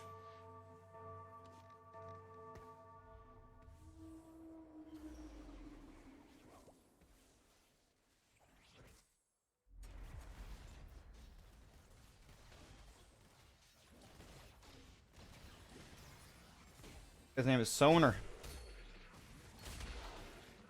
Dude, this guy's got POG units. Oh wait, I'm like sniping him. Oh, why? Caitlyn. Caitlin's so bad. Like fish in a barrel. Zaya and Rakana carrying me. I'm getting pwned.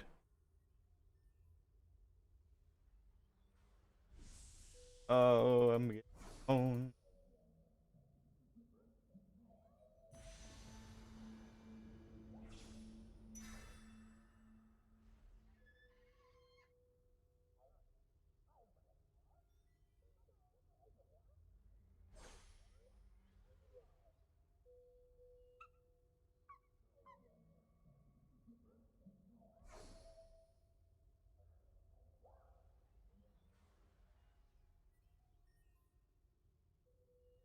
Talking about the UFO news today. Checked up.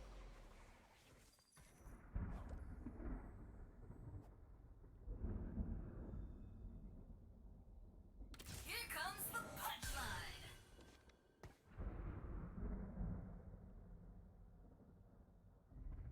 Make it count.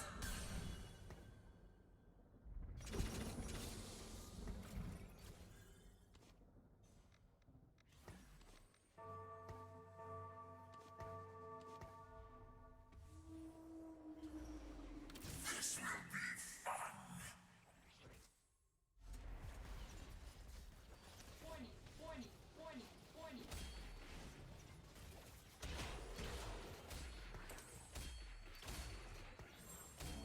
Oh, There is not the no sheriff. dispute. You know what I mean?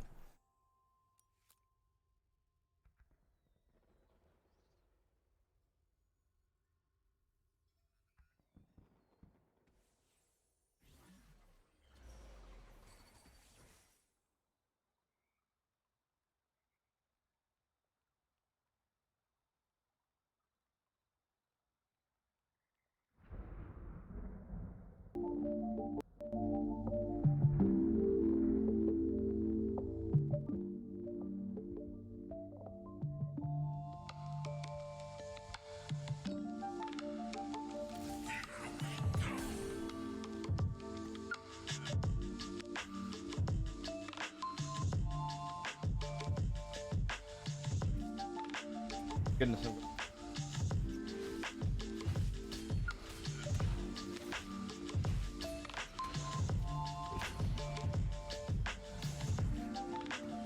End of the timeline, punk.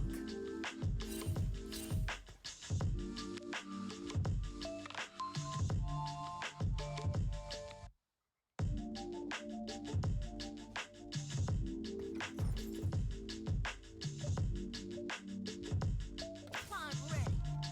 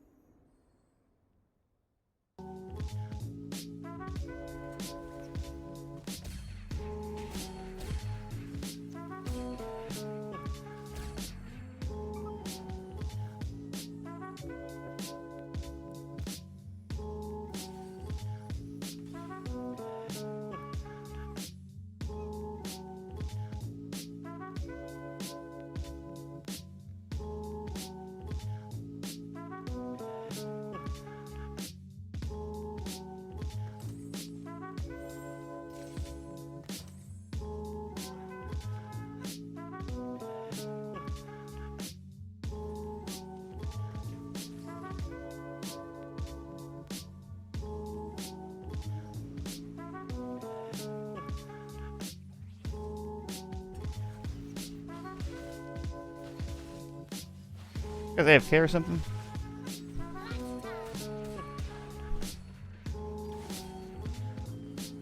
End of the timeline, punk. It's possible.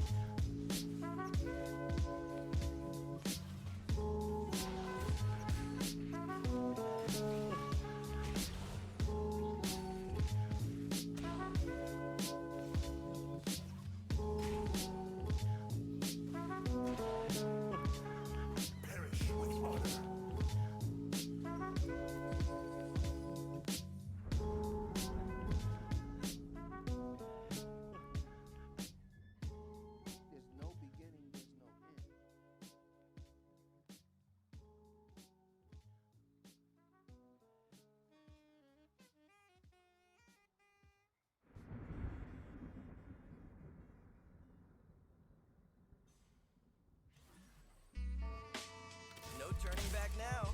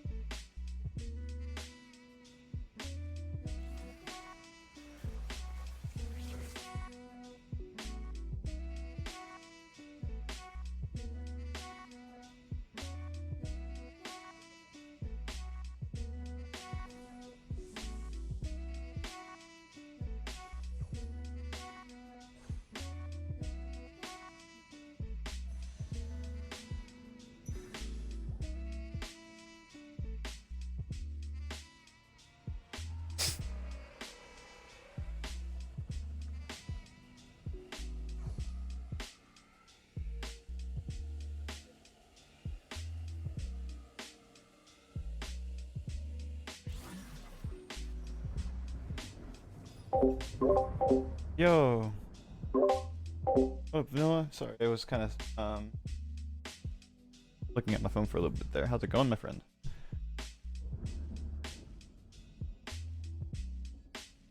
How is it going?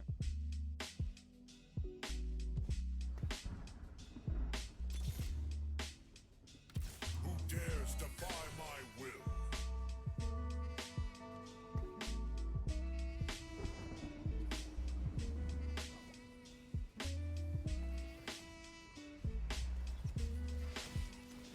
Lost 2. Good, good. Roll down to 50. Oh. Okay. Let me go ahead and get going on that then.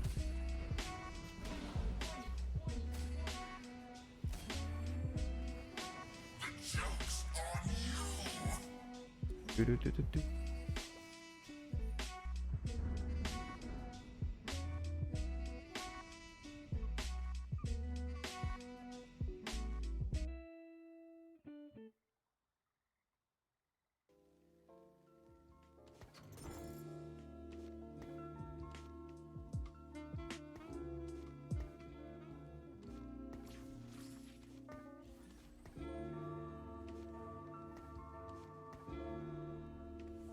I love a challenge.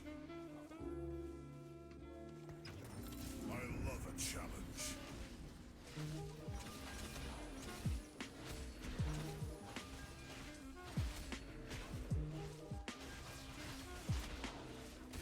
It's almost level 3 jar. I have level 23 and 2 level 2s.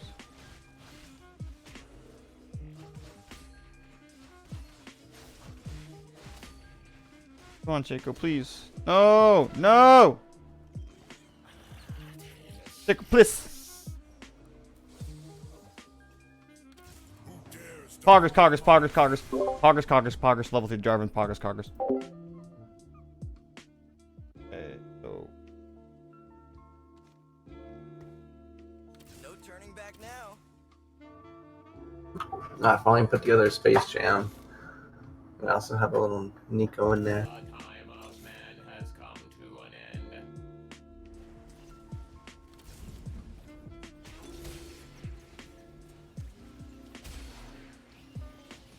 I got the Darius Duncan. I got Jace Duncan.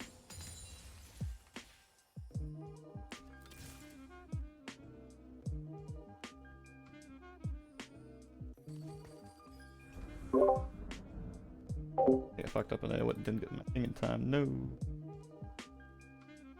Not enough time in the game. Did.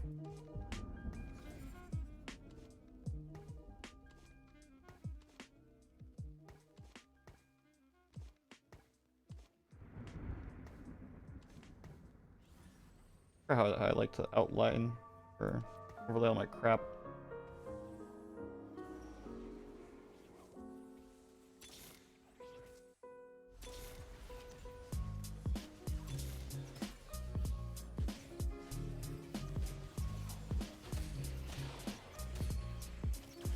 He's doing a lot of my damage here.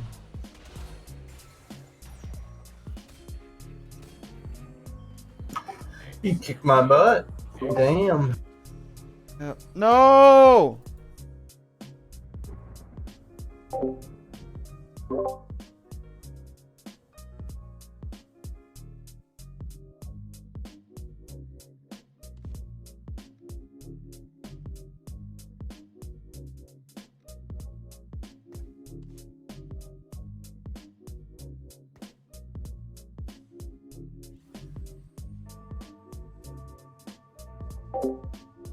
So much bullshit on my screen.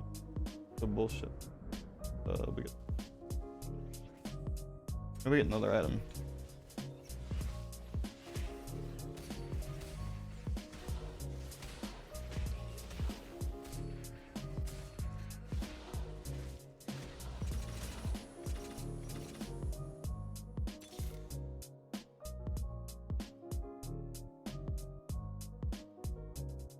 I missed the Shaco? I missed the Shaco? What the fuck? That's why I don't play this game. Missed the freaking blitzcrank too. I missed like legit 3 cards in a row. Oh. I missed one earlier. Feels so bad.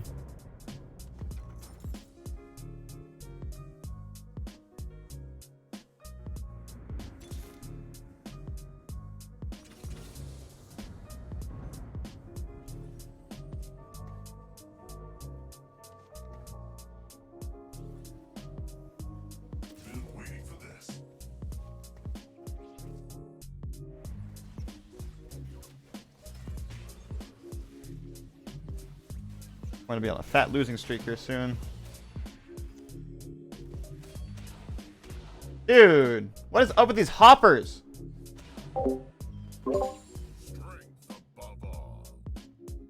Yeah, lots of skill right there. Shaco. I don't know, there's like these like Darius and like another dude like both simultaneously dunking in tandem. Like it's some Cirque du Soleil like synchronized swimming stuff.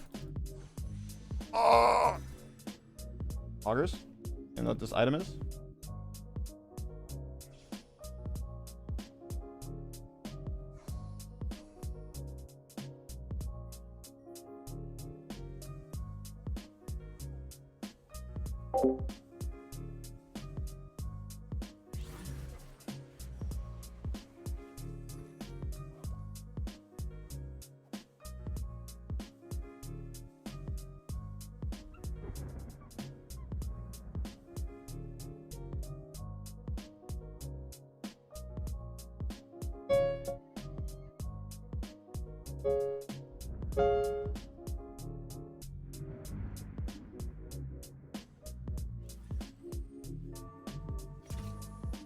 I didn't mean by.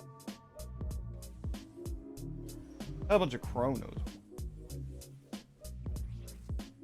I just really need that one more. Oh my god. I'm gonna die before I get my level 3. Those broken when I get them level 3. Damn. My 2-star Darius just dunked on this guy's 3-star Darius. Really? Does he have the double dunk crew? That double dunk crew freaked me up.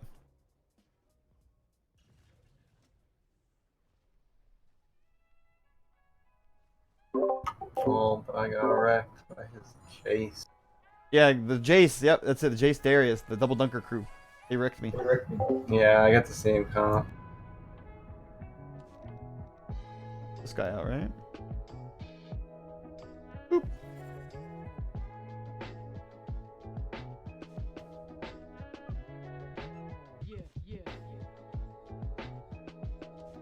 Oh. What? What? Oh. What? Jesus Christ. They're all chrono. Good luck. No, I'm so dead.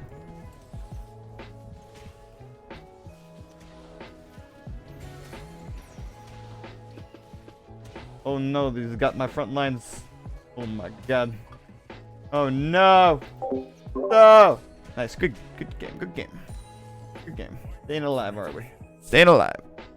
Right click them. I've been telling to right click the enemy units. Gotta right click them.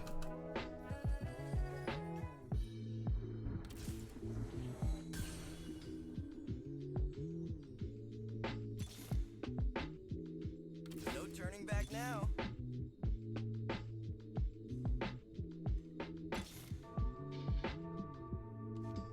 Oh.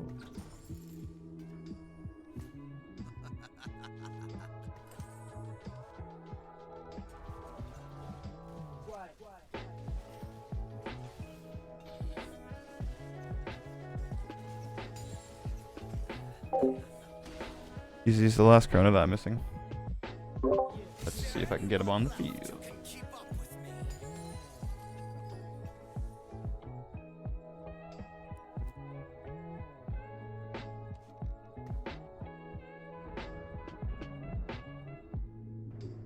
There's a den somewhere.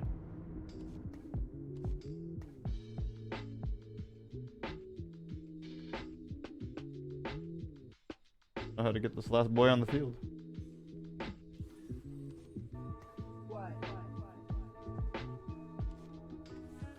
I have to like switch Blitz. Blitz is also a chrono.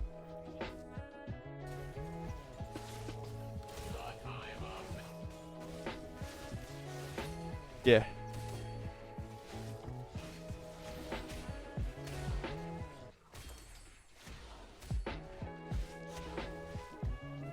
Oh yeah, I just dunked his Shaco. That was close. I just headshot this kid out of the game. Yeah, I think we have to sacrifice our shooter boy girl. I don't know why I said that, but it's the Ash. I say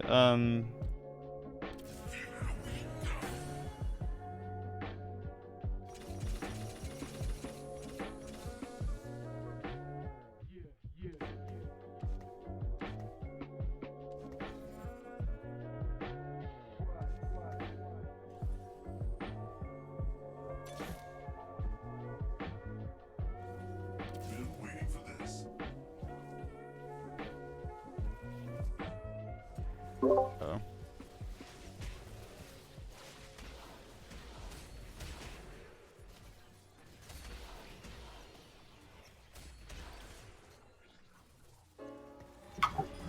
Yep.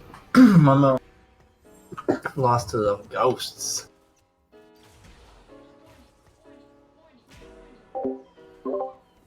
Got him dying.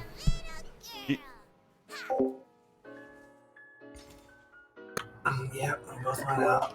Same round. Oh, you bowed out too? Damn. I think, might have another one if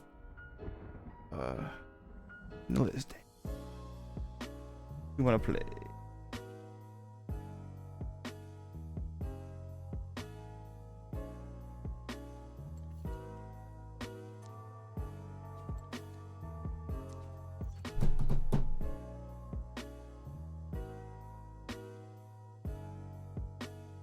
One second. Mind if we get a third in here? I don't know if Rotane's on as well. Oh, wait, no. Okay, I'm gonna take a couple minutes just to go downstairs, warm up coffee. I'll be right back. Okay.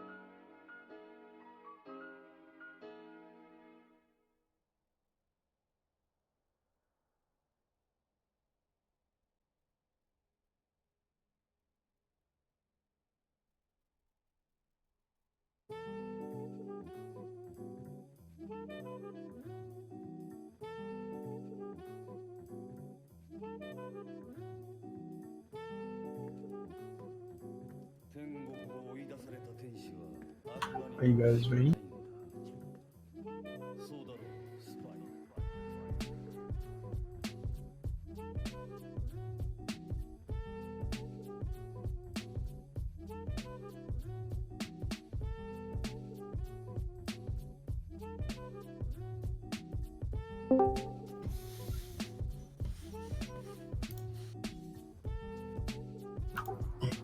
What's up, man?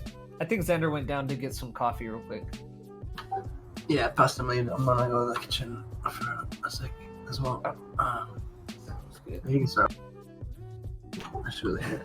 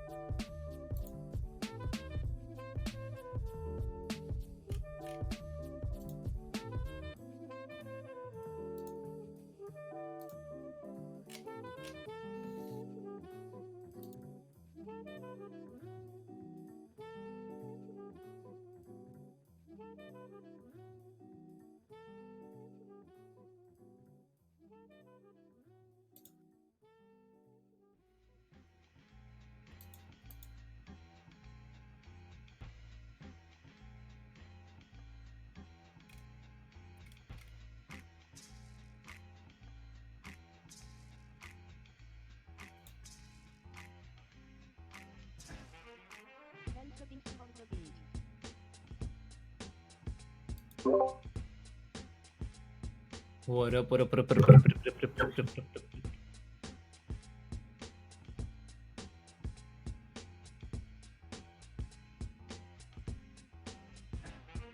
1 second.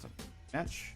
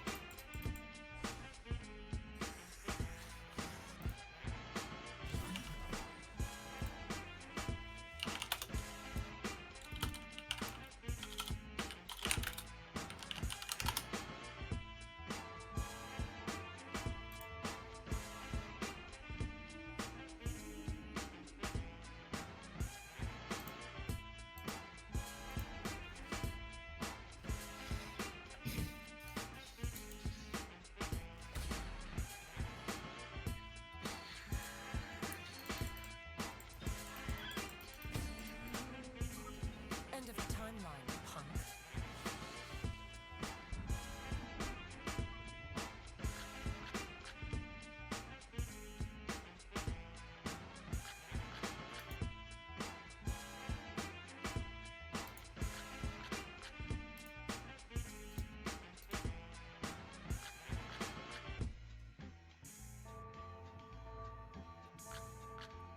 It's now or never.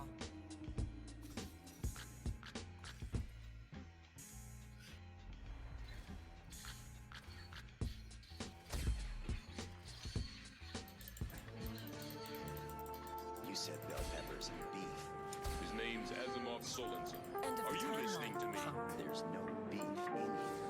This swirl So you wouldn't really call it bell peppers and beef. conquest. Yes, I would. Well, it's not. It is when you're broke.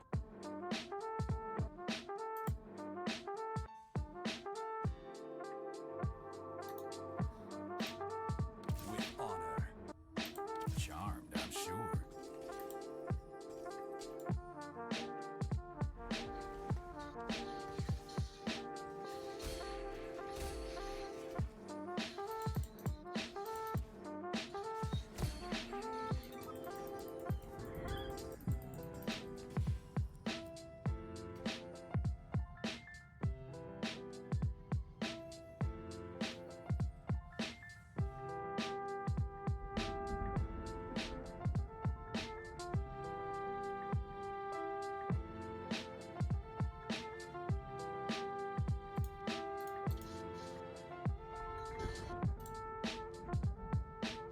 Time to run.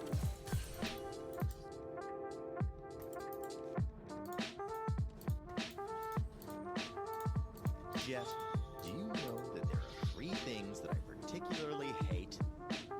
Really? Kids, animals, and women with attitudes. So tell me, Jet, why do we have all 3 of them neatly gathered in our ship?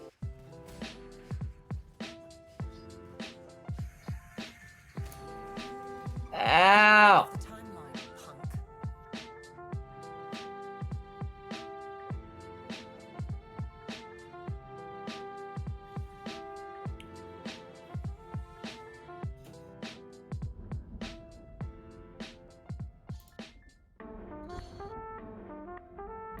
What's cooking?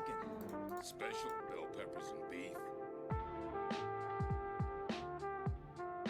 It's now or never.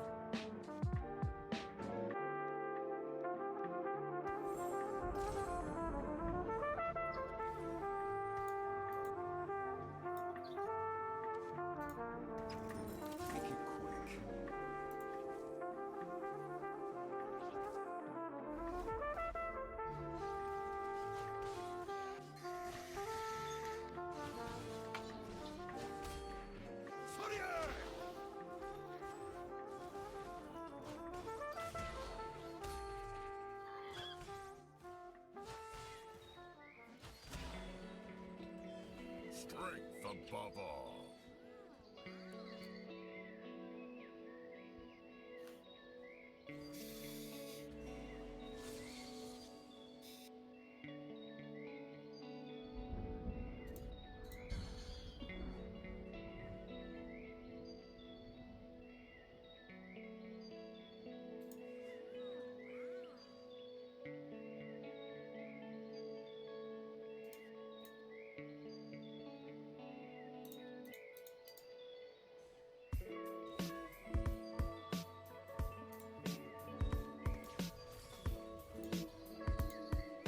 With honor.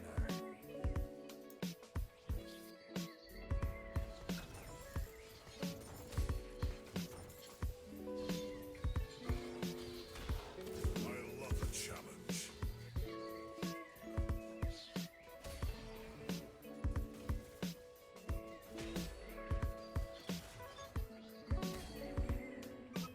The hunt is binary. Kill or be killed. Holy shit, I just got wrecked.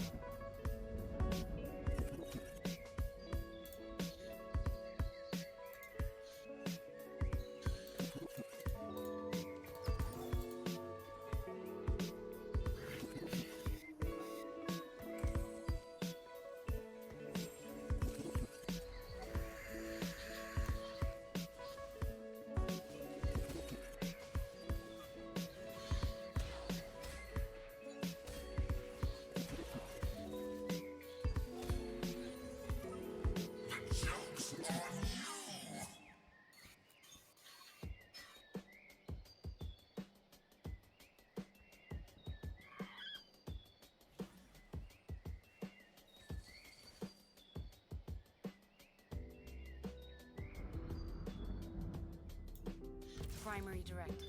Kill.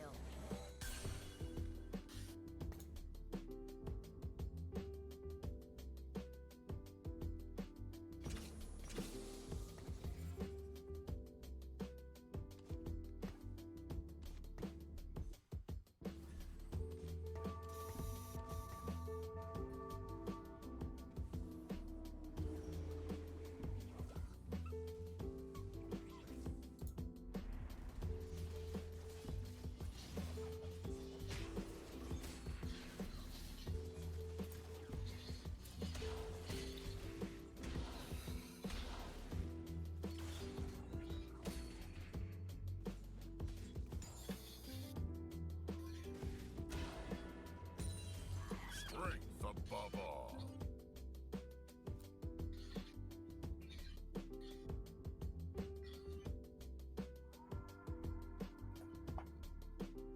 Let's go aboard.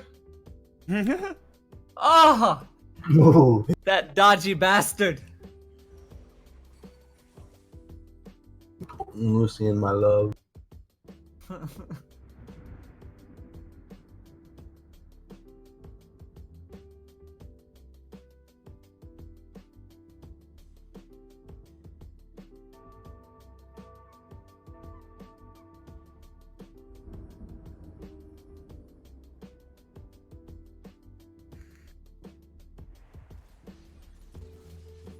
Oh man, I split damage hard. That's not good.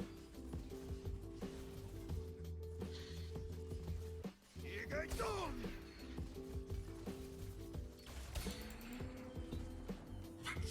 on you!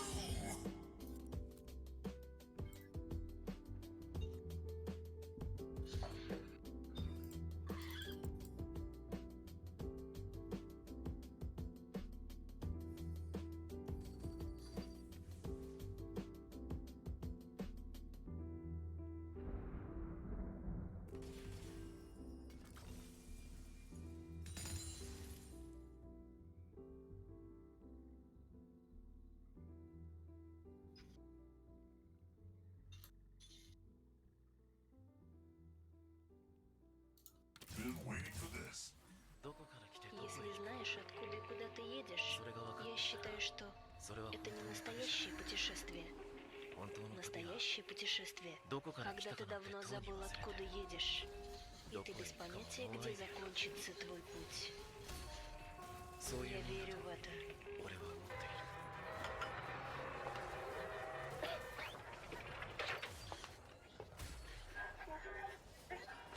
Damn, Xander's build's pogging. The hunt is binary. Kill.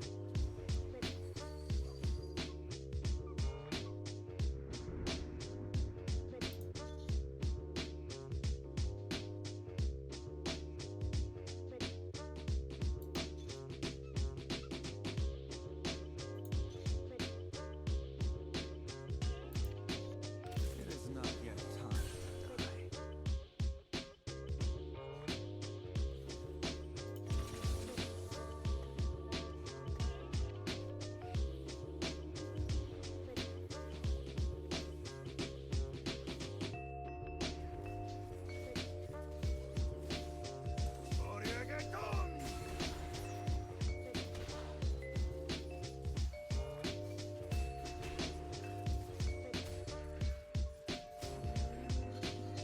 End of the timeline, punk.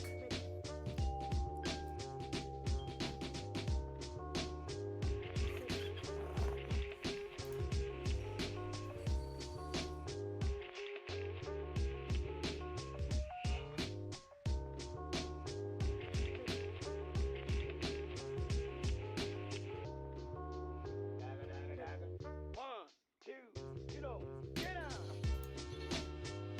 Make it quick.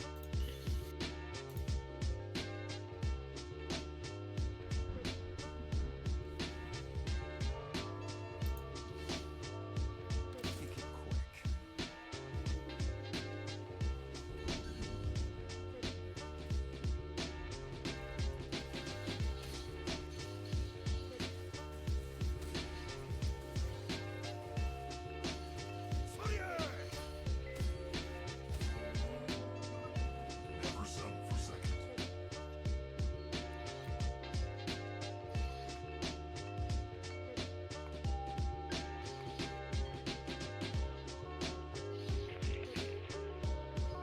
Holy shit. Shaco's fucking crits are ridiculous. Shaco OP. Get IE and Bloodthirst around if you can. He'll lifesteal up his full power when he uses his ability. That's crazy. Oh, I should have grabbed that. There was one right there.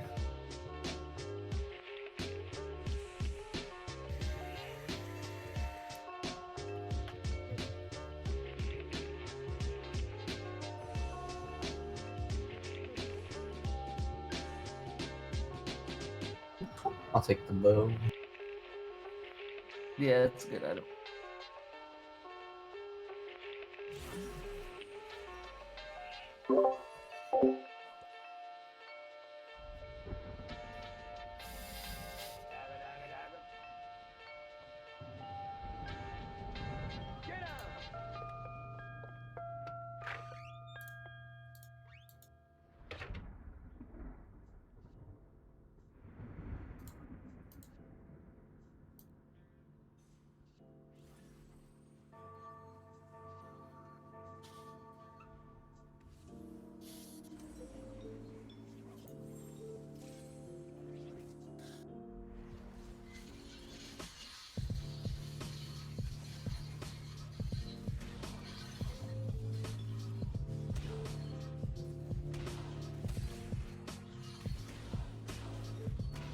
Man, this poor guy Belty really sucks.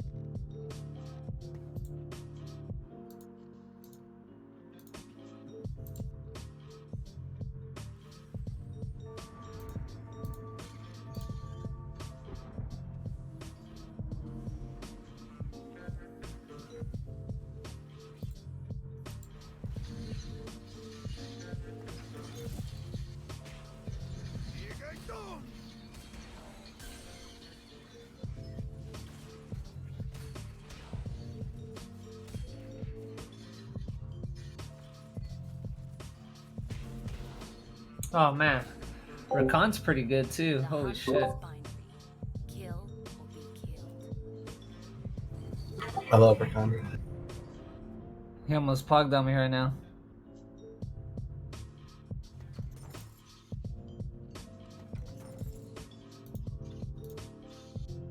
The time of man has come to an end.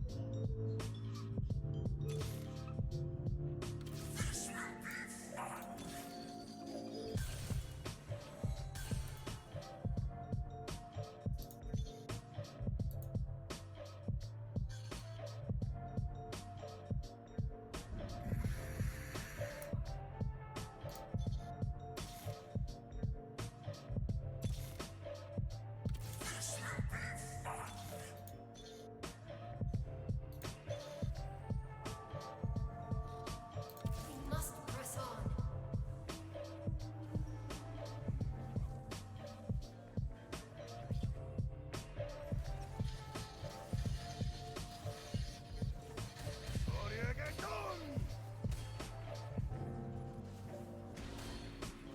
You got my carry.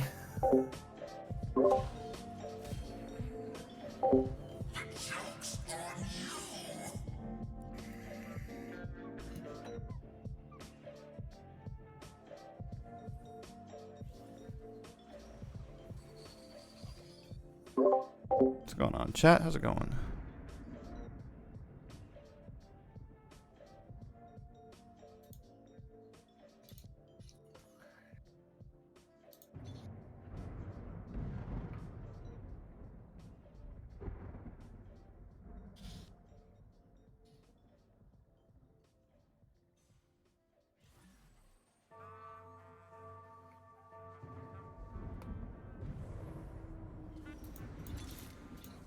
It's now or never.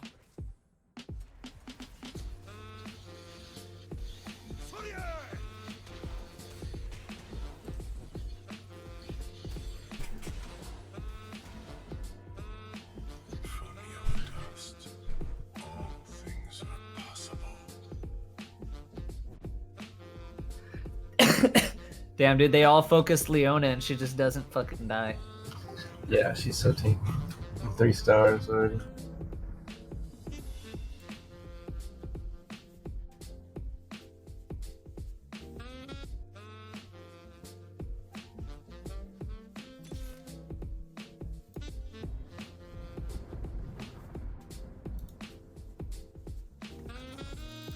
time of man has come to an end.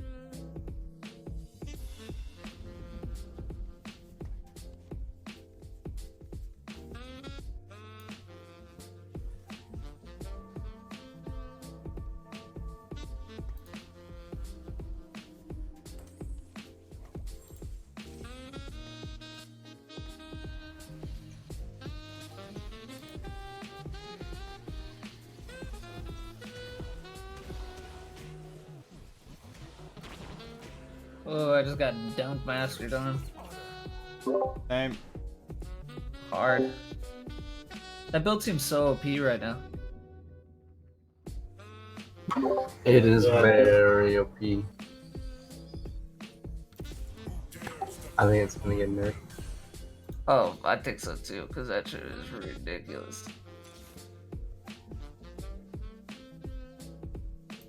The stars compel me.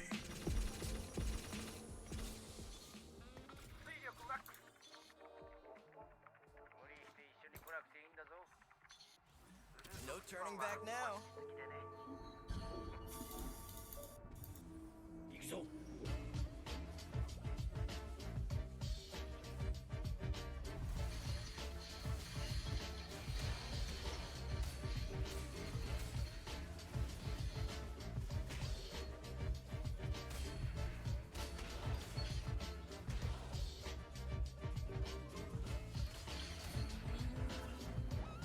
Xander's pogging the shit out of me. No.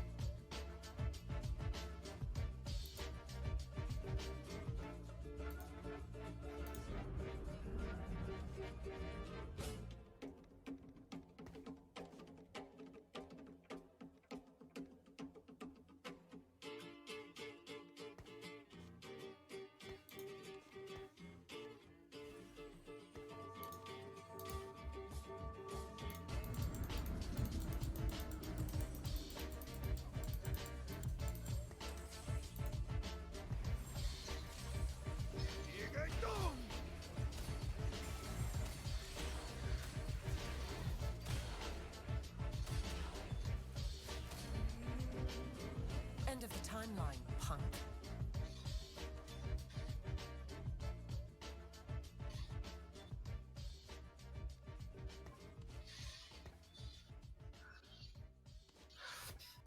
Goddamn Zen Zhao knockup bullshit.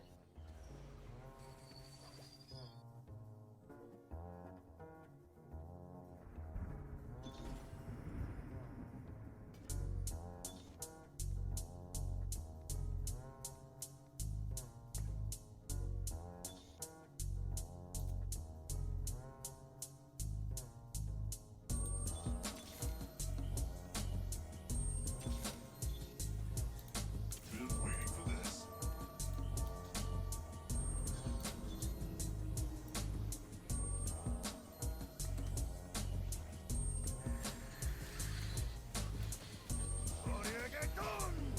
Reversing polarity!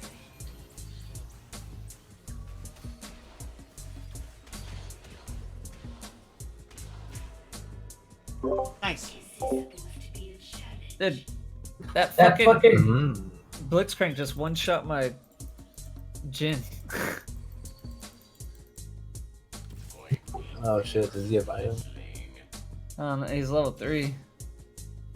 Just try to stop me. Good to know.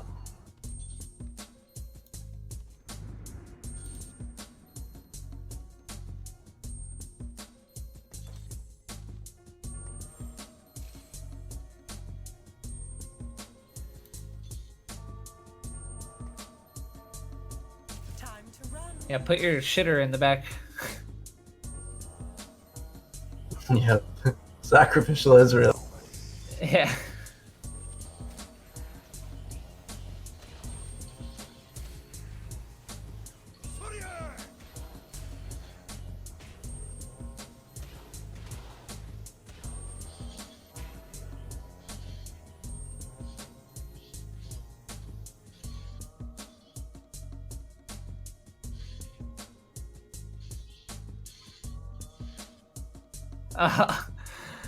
Shako was going in there to fucking 1v5 him. We are getting pogged on, Almost chat. pulled it off.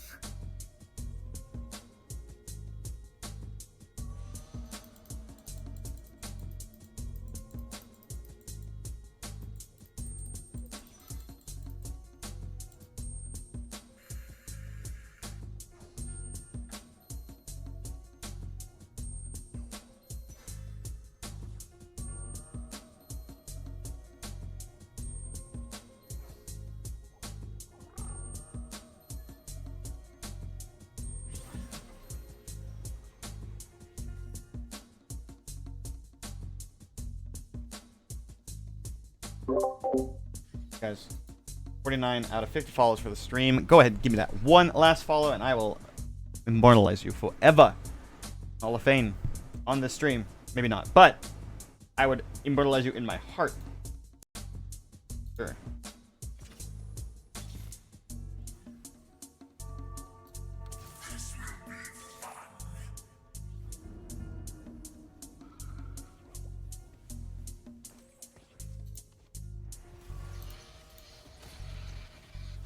Sacrificial Israel worked out as planned.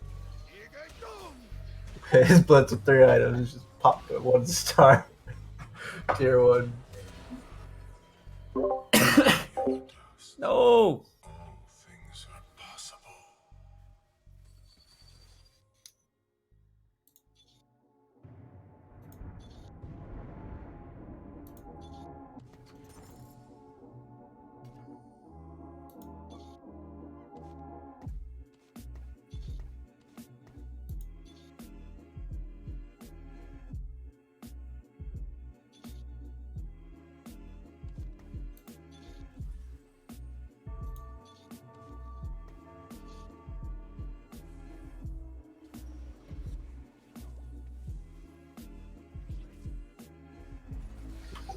Oh, Dunkaroo team.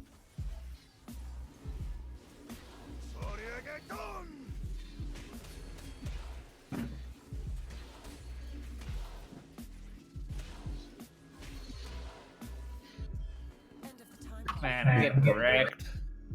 I'm about to get knocked out. What's your comp? I'm doing Dark Stars. Right, yeah. What you doing? Ooh, get some items here. Oh, yeah, Shako is perfect. Jin's good too. Wow. You have 6 Dark Stars? All 6? Yeah. Yeah, Snipers for my Jin. yeah, that looks great, man. But I'm still getting just absolutely fucked.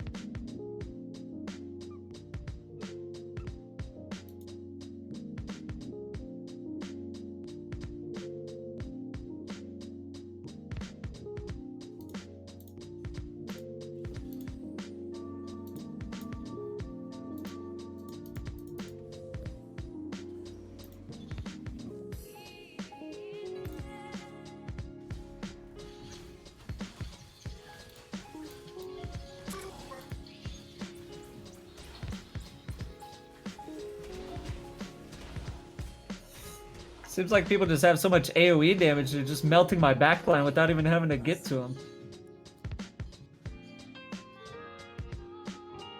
Whoa, Xana, you die with 50 gold?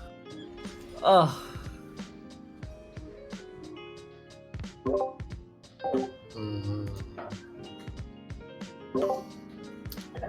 Pretty good about my team here. Got 90 gold in the bank. Saving up for level 8.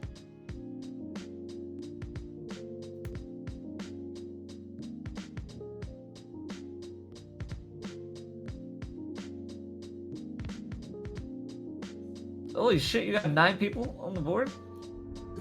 Yeah, I just went out for level 9. Sorry, level 9 I'm saving for. I need to see some echoes here.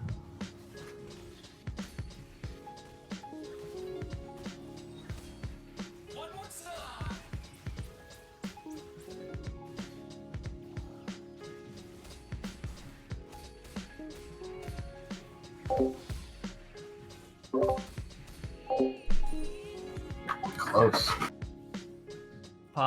Too close. There's my 2-star Aurelia. That's big. Guy at the bottom just 2-started Jin. Yeah, I'm looking out for a misfortune too. Oh, he already had a 2-star Jin. What the fuck? Dude, I saw one Jin the entire game.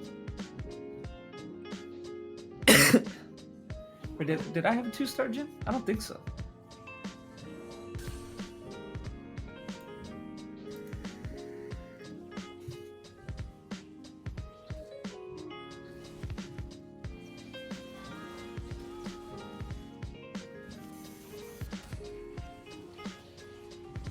This Blitz guys got wrecked. Yeah, he gone. Oh, that was the guy that got the Jin, I think.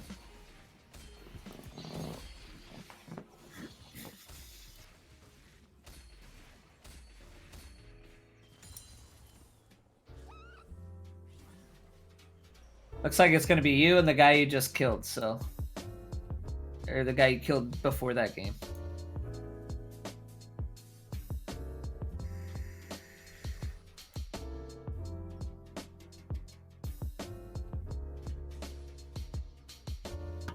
This will make like 5 static shivs in my team. Are you talking about AoE damage? Static shivs are the shit, dude.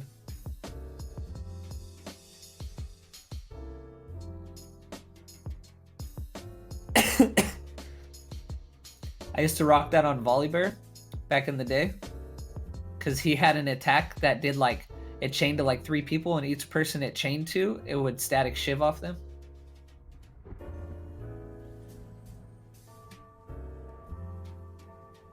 Static shiv OP.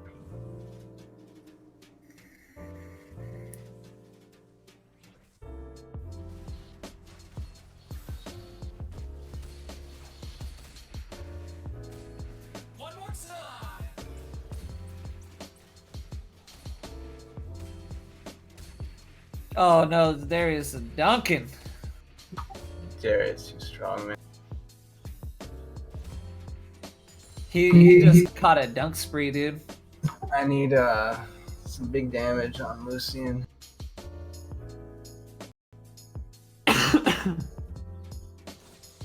You need to get a Guardian Angel on someone. It stops this fucking chain, I think. If he dunks on someone with Guardian Angel and it kills him, it doesn't actually count as a kill, so it doesn't get the next dunk. Ooh.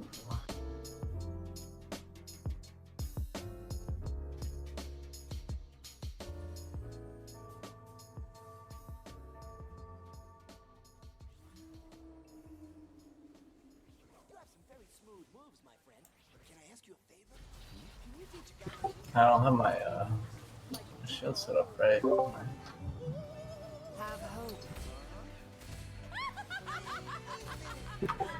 Solari.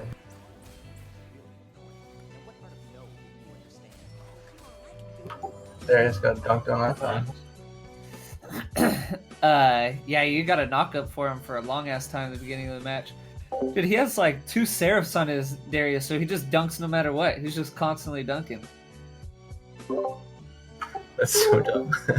He had a fucking no mana. He was stunned. He came out of the stun and just dunked, and then he didn't kill the guy, and he just dunked again. He said, "Fuck it." Non-stop dunking.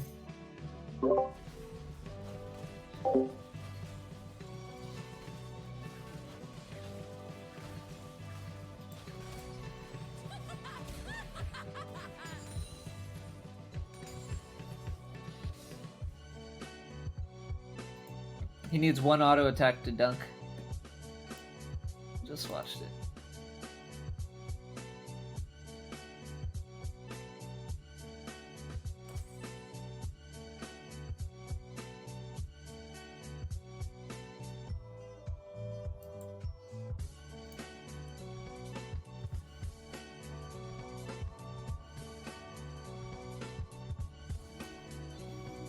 You might have caught him in the middle of him trying to build his team. He's got some items back there. I'm calm. You apply excessive force. I control that force through fluid motion.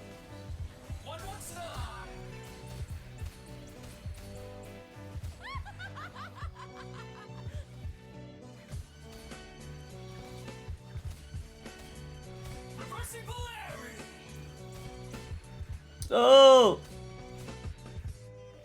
Oh my god.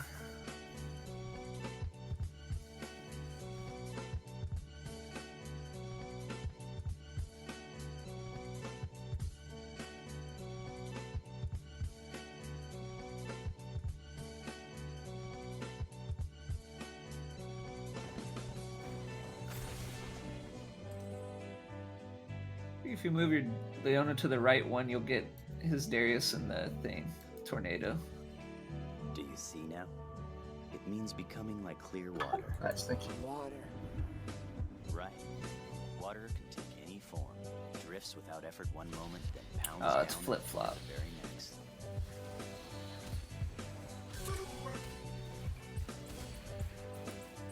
For life.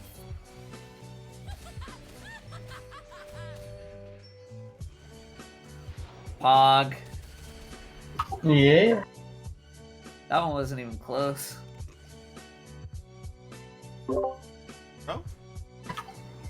Cybernetics. I think it's 2 out of 3.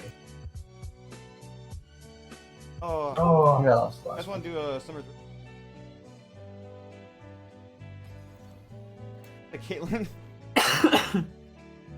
You want to try out Caitlyn? What do you play normally, Greg? Jangle. Jangy? Tell you one more.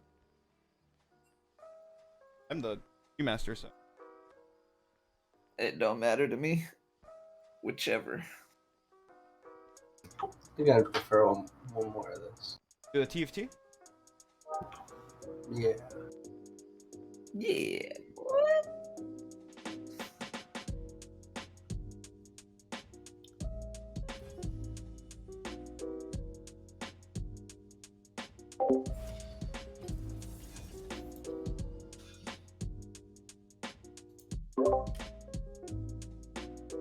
So, I'm about to stir fry some noodles, okay? And I have coconut oil.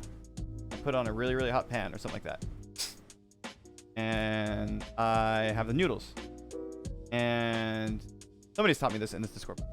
But bonus points to those who can remember the physical behavior that we've named when you put something on something, but it doesn't burn. Something on something very hot. It doesn't burn. You would think it would burn, but it doesn't burn. Hot surface. Thermodynamics? Not quite. That's a good. Like you're in the same ballpark. An effect.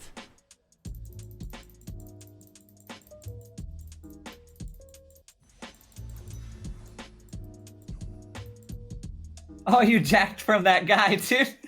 He stood there thinking he got it. It's an effect. I'm not sure. Yeah, I didn't want to jack yours. I wouldn't have guessed that. I don't think I am familiar with it.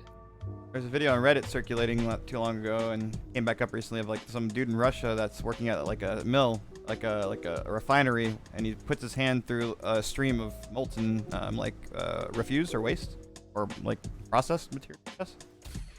He just like runs his hand through it like 4 or 5 times. What the fuck? He just sprays. It just doesn't burn. Yeah, it doesn't burn, but it's because like I think the moisture in the air, it's so cold that it just there's like an insulated sort of thing that happens where there's a protection almost. You won't damage either the food, like if it's a pasta, or your hand in this case, because it's a hand. It's a hand. Hand. I will protect you. Why is my refresh button like glowing? Because this is a double or a free refresh game. Every single round you get a free refresh. So use it now before the round's over. Wait, every single only every game, not every round, right? Every round.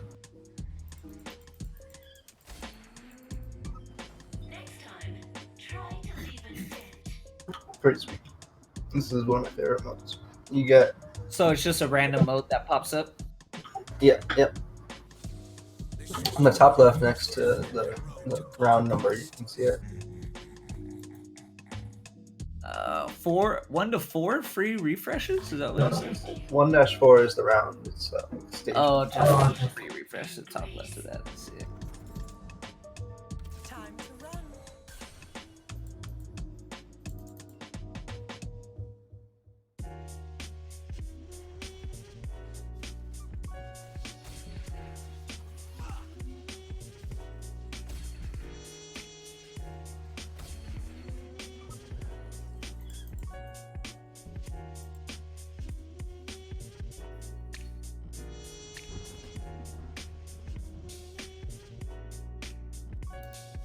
They'll have to get through me.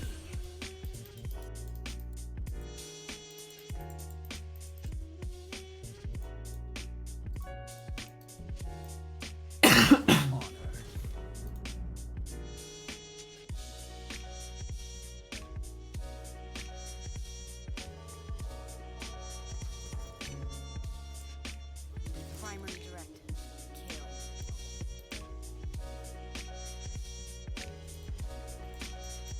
Oh, we got it. It's fun.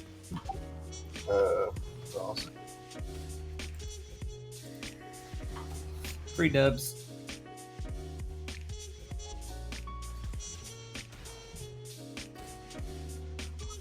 End the timeline, punk.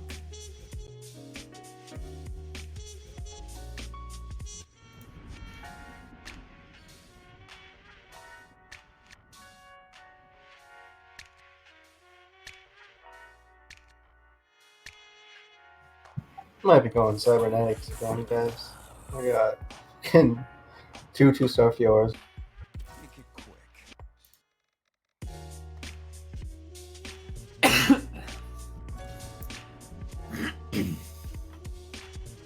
Man, going sorcerers is nice. Nobody buys them, so they're fucking everywhere. Yeah, go Star Guardian Sorks. It's a really good squad.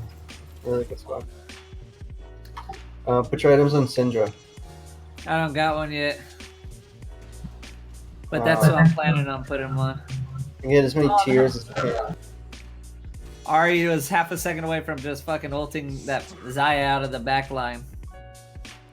Oh yeah, I should probably move her a little bit. Offset.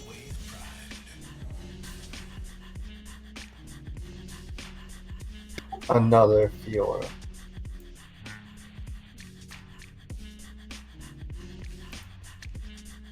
Another. I'm 1 Fiora away from fucking 3-star Fiora. Holy shit. So I should grab some other Blade Masters.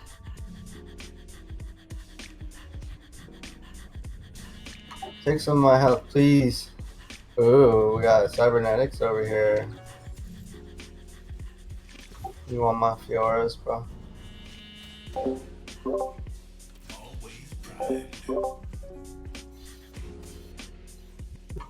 Lucian, dang. Oh, Caitlyn, no. Oh. I'm still gonna 3-star Fiora. I'm still gonna do it.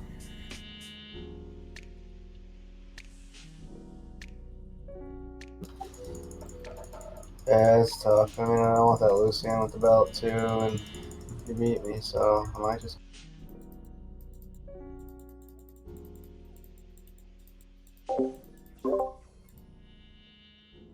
Fuck.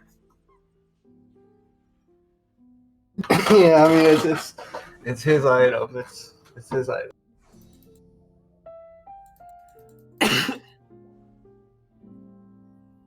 I have.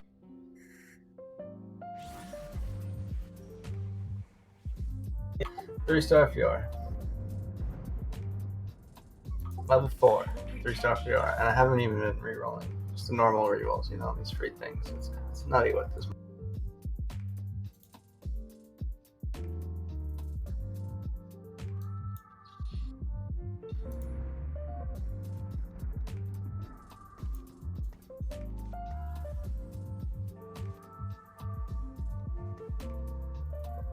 I don't know if anyone's going Space Jam.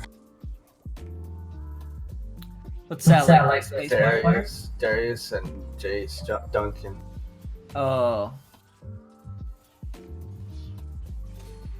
This guy's got almost a 3-star grades, but that's the other space.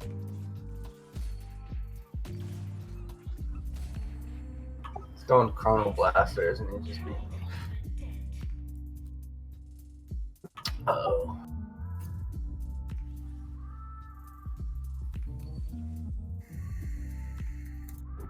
I never hold back. Precision and grace. Press on.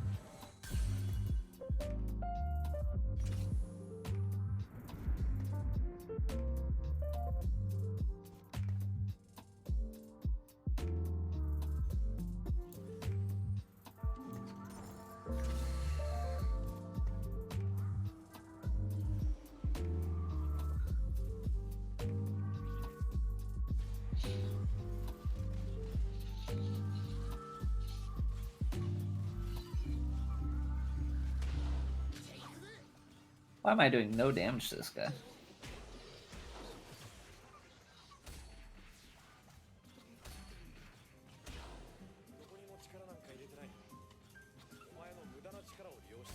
I don't even think I killed anybody on that guy's team. It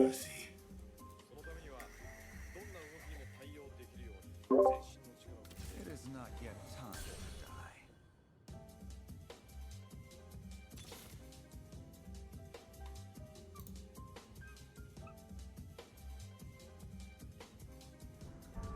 The time of man has come to an end.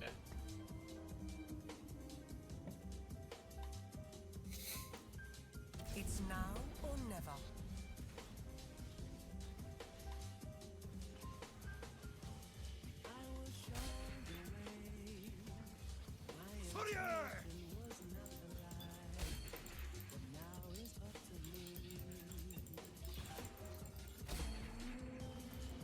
This is mercy.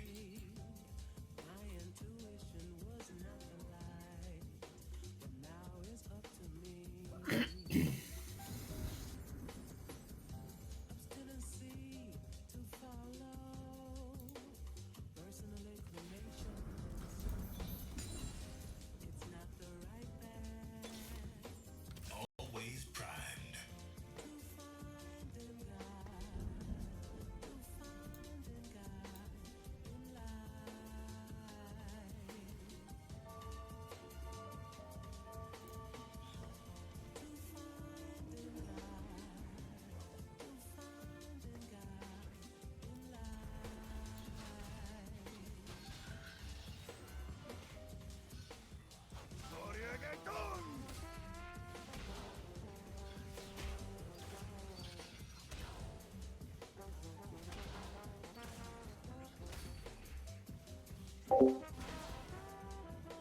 End of the timeline, punk.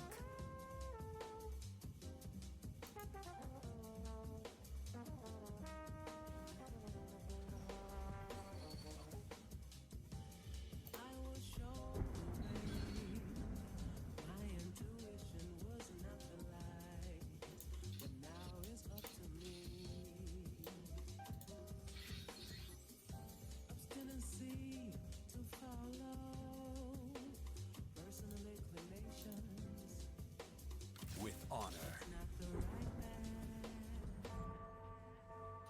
Let's get cracking.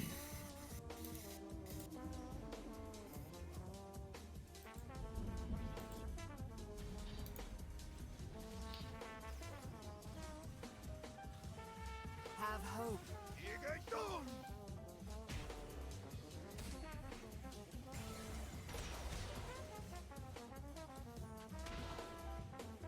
Live.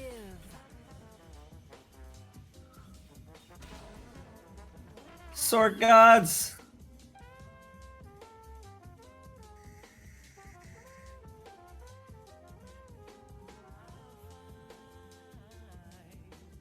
Nice.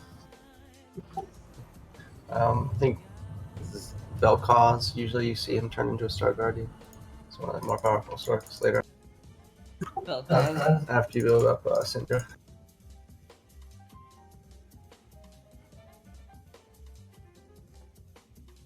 Lots of tears in that build. I'm gonna give up cybernetics for the most part, Xander. Sure. I'm gonna give up a lot of cybernetics. Yeah, I'm just gonna keep the one. Theo.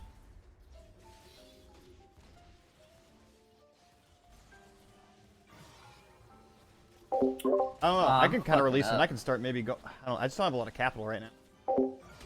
Like I can almost start going into Darkstar if I dump this level 2 Leona. I don't think I'm gonna.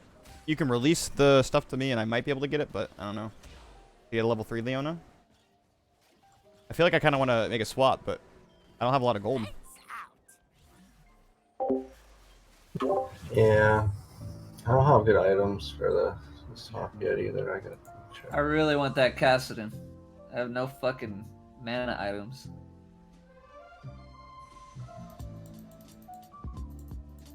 Juice box is gonna get him. You fucking bitch.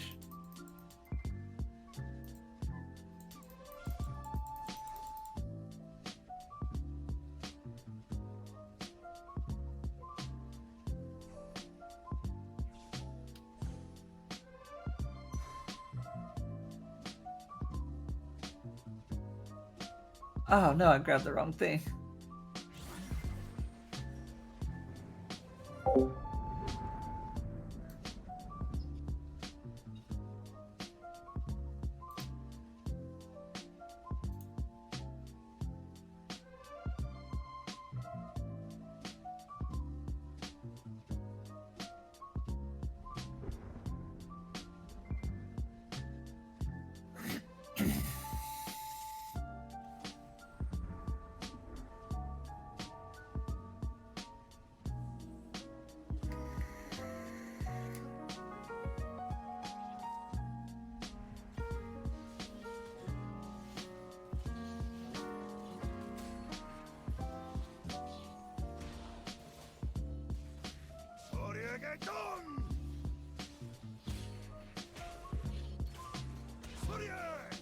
Damn.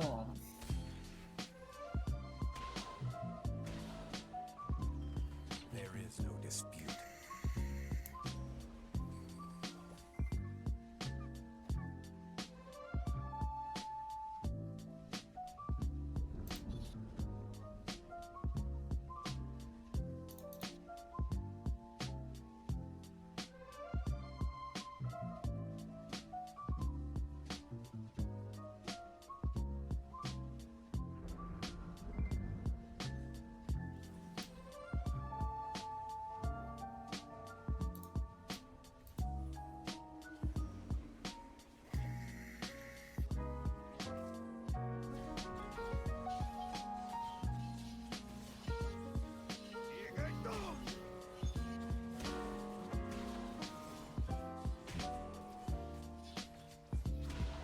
Ugh.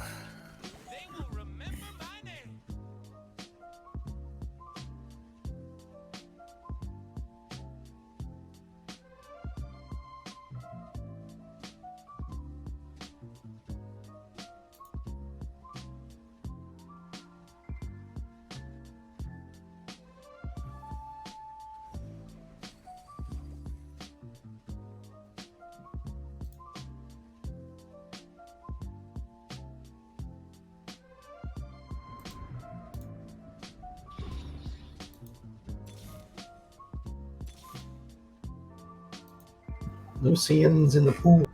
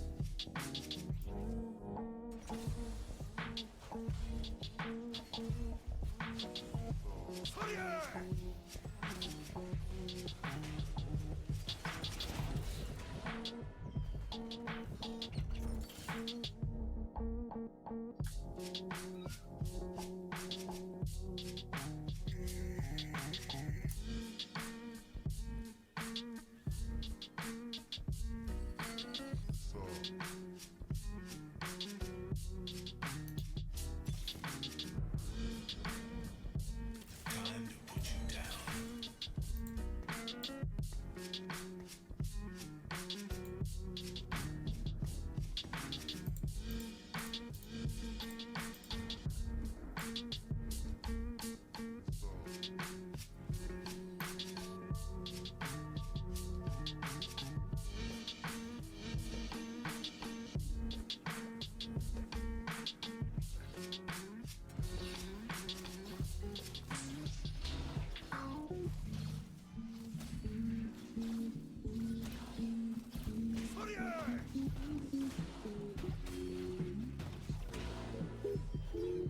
There is no dispute.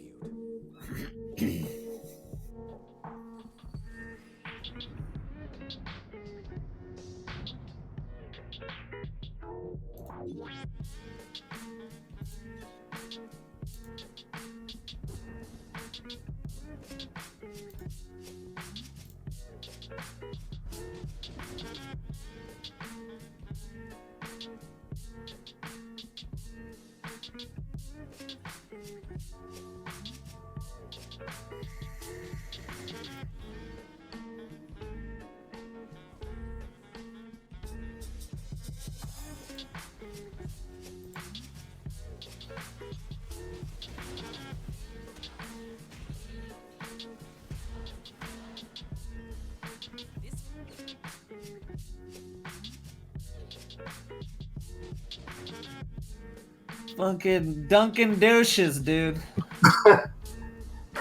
If you get knocked out, I would just finish the gun. Fuck.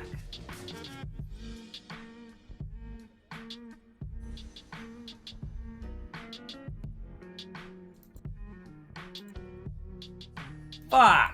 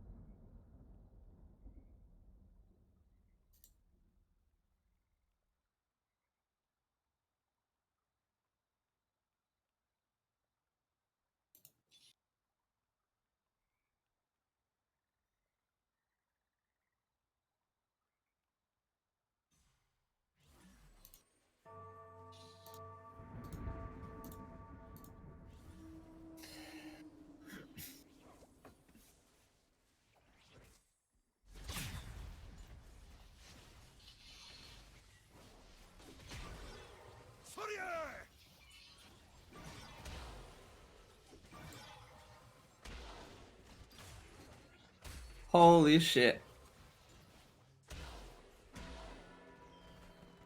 I got the dunks Fucking on 3-star.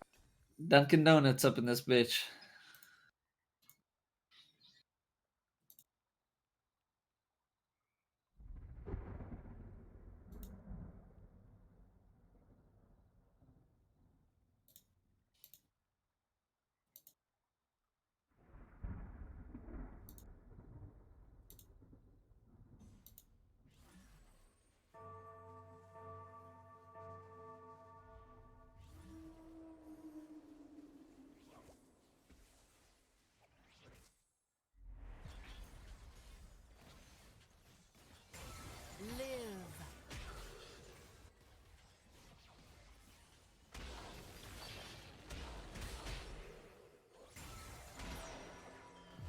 Ugh.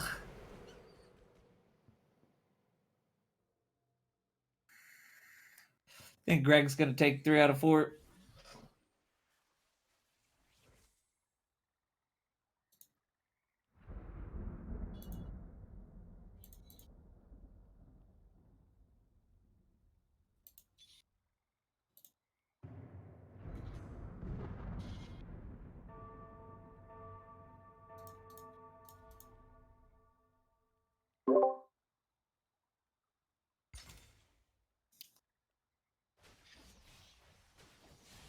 Give me caster items, please. See ya. There we go. There's a tier. Keep cybernetics in the soil. Did you try to pivot? Or did you stay cybernetics? Yeah.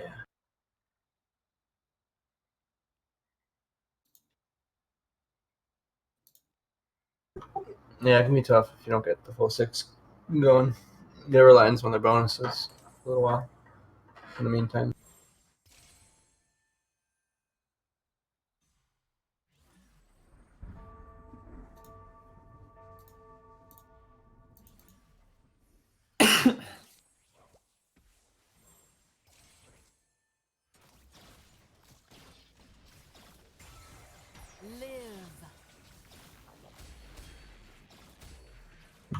Oh, damn. Oh, the comeback. KL team. Level 2 Sirocco OP, dude.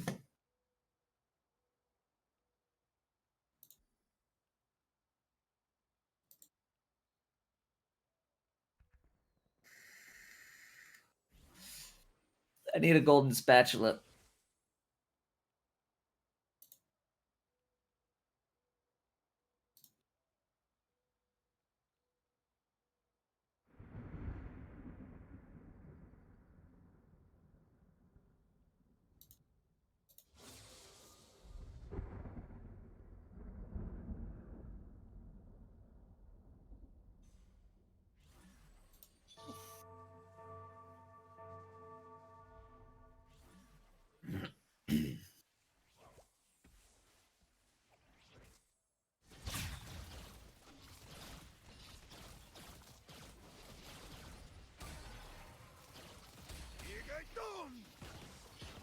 Oh man, I got whooped.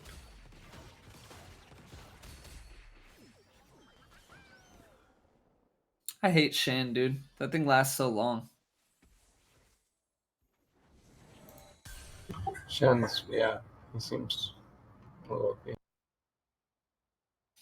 be nice if you could like retarget if he has that up, but you just stuck fucking attacking for no reason.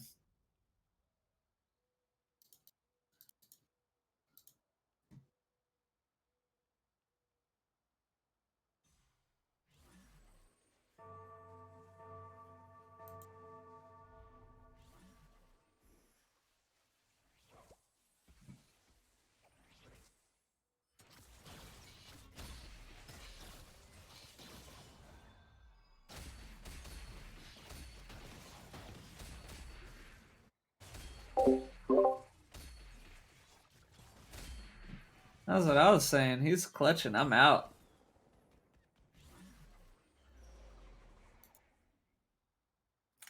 Fucking dude, I'm just building the fucking from here on out the dunk team. Dunk squad. Dunk squad's OP, man. It really is.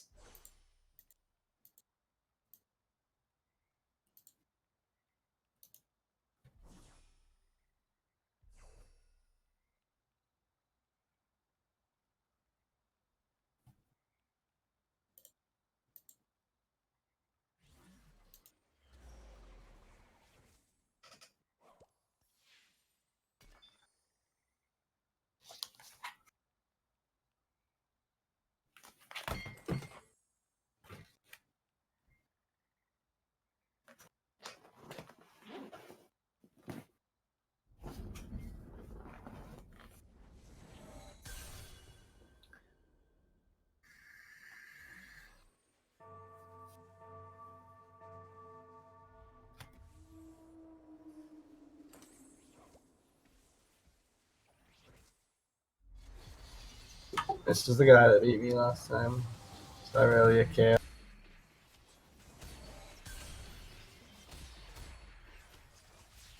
Yup.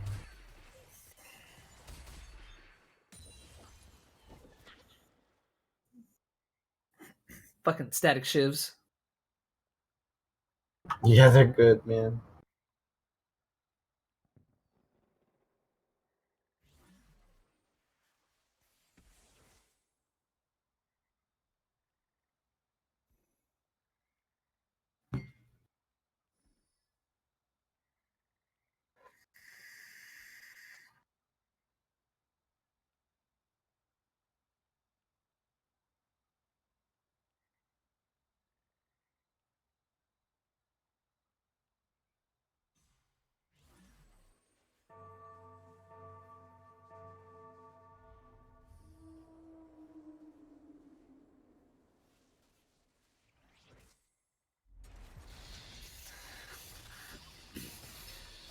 Find somebody with fast attack speed, throw a static shiv on him. GG.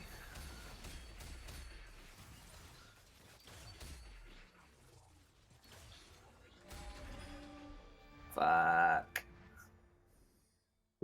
Yeah, I think I got too many items on dudes.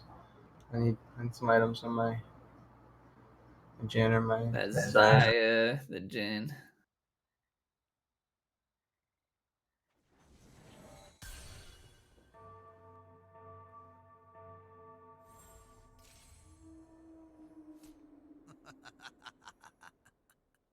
Ooh, Seraph's. It's probably good on Ash, right?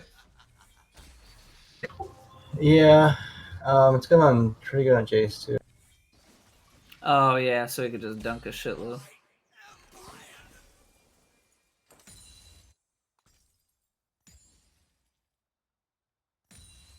Look at that, he starts 99 mana.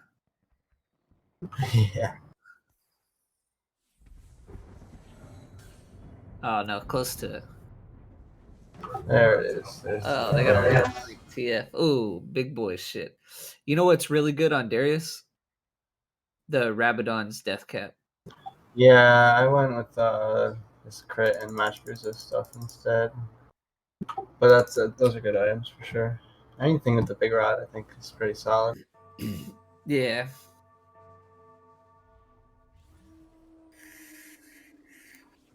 Bigoro.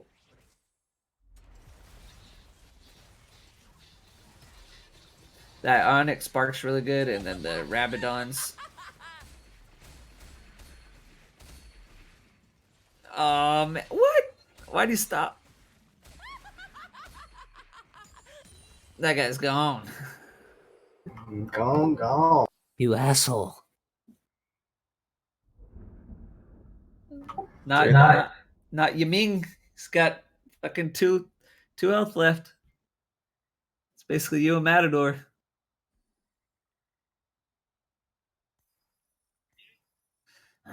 You know what I mean? Cool. Yeah, I'm gonna try and go up to level 9, pop this Irelia in, get 2 more bonuses. Oh, that'd be fat. Blade Master and Vanguard. Mana Reaver, Blade Master. Yeah. Oh, Mana Reaver. Oof, Jinx back there. See, or Darius killed that fucking bitch, but she. Oh. That was close. But she had Guardian Angel, so he didn't get a dunk again.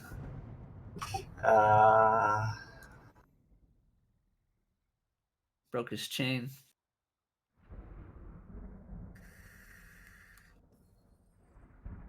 That's all you have to do to counter your comp is you just have to put a Guardian Angel on every single fucking person on That's all you gotta do. Yeah, it's an easy counter, dude. Just Guardian Angel on everybody.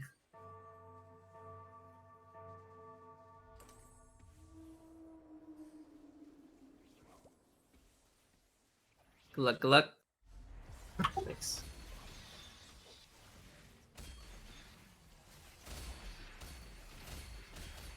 Another Darius. Holy shit.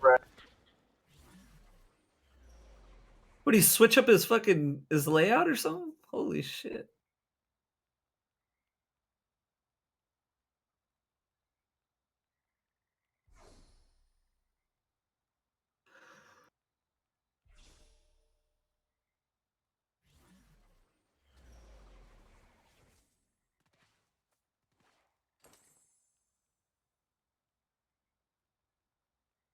How close are you getting that Aurelia in?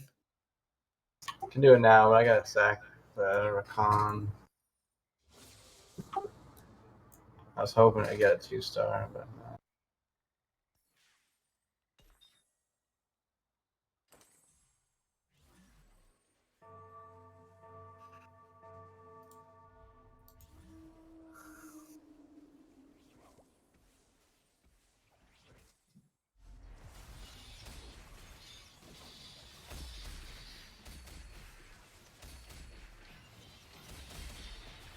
damn.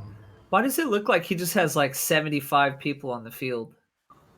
The Thresh throws extra people. Oh, Thresh is really? really good, yeah.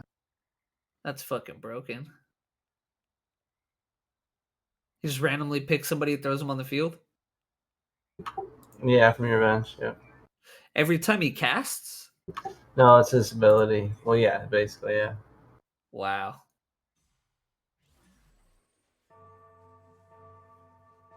Fucking bullshit lantern. Yeah, that's really strong.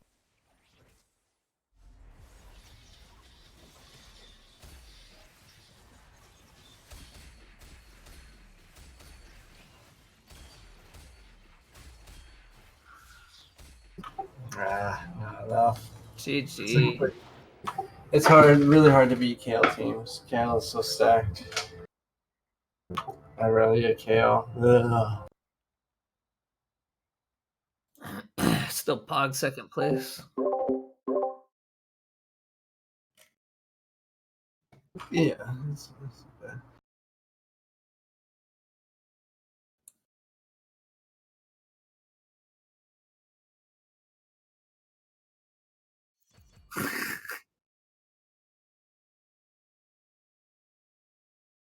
I'm gonna go get a Mountain Dew.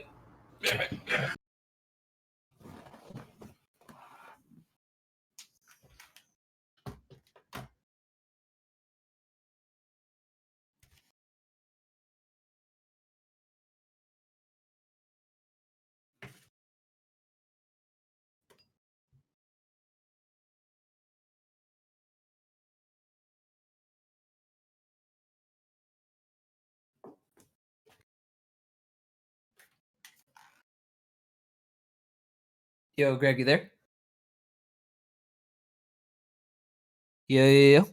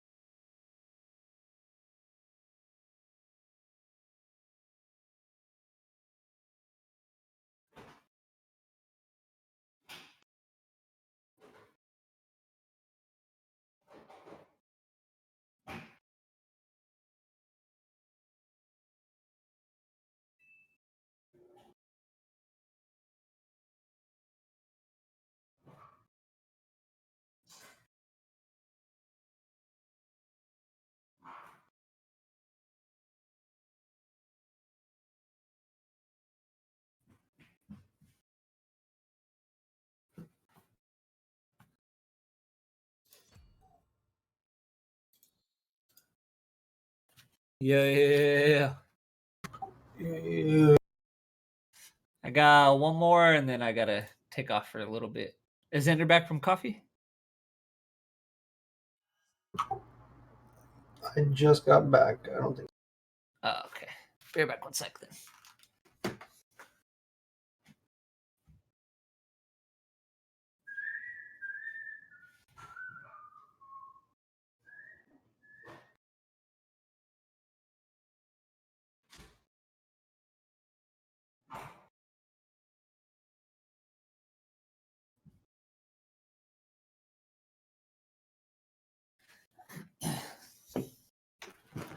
So I started getting back into programming.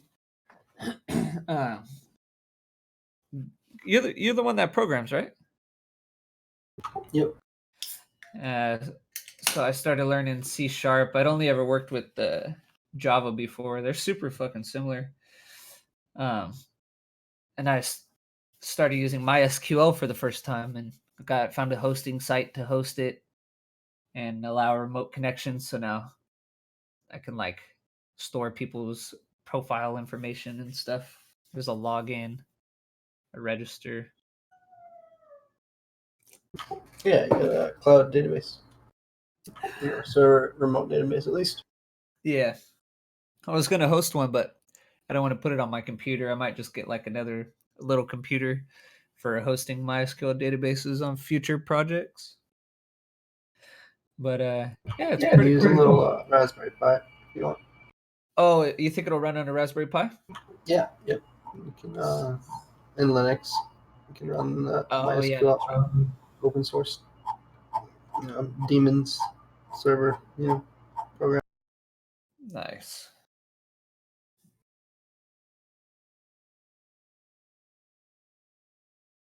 I don't know if I should do that, or because I might do like file hosting too later.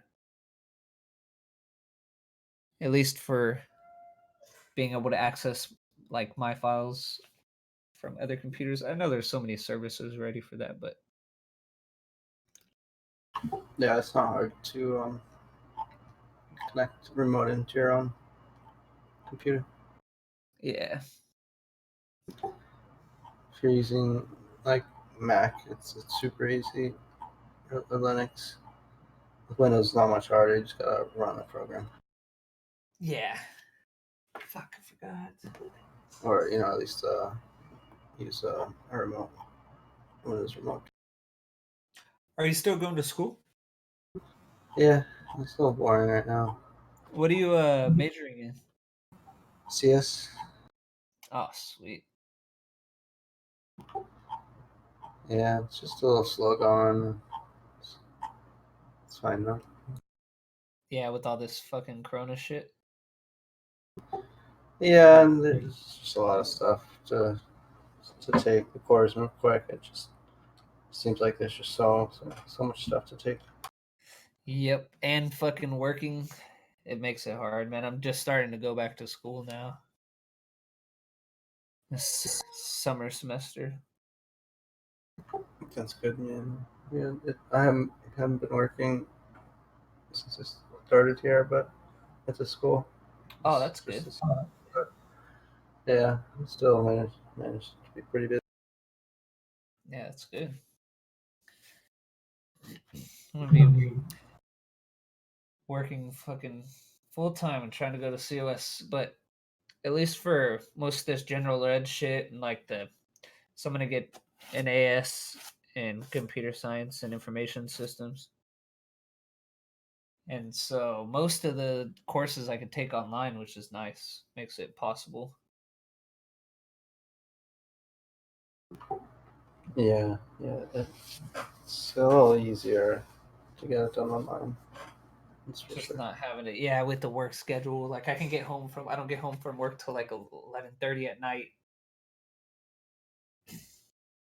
So at least I'll be able to work then instead of like having to wake up at 8 o'clock in the morning or be at school at 8 o'clock in the morning.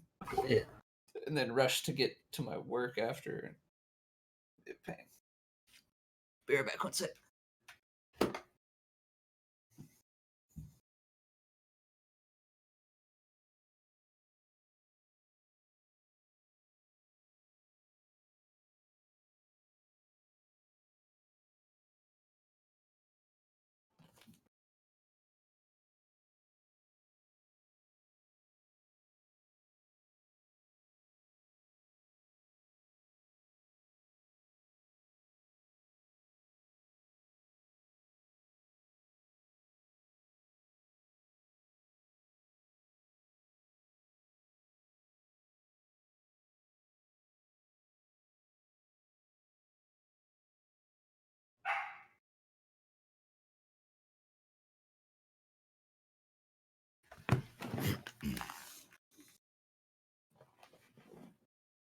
I don't think he's coming back, dude.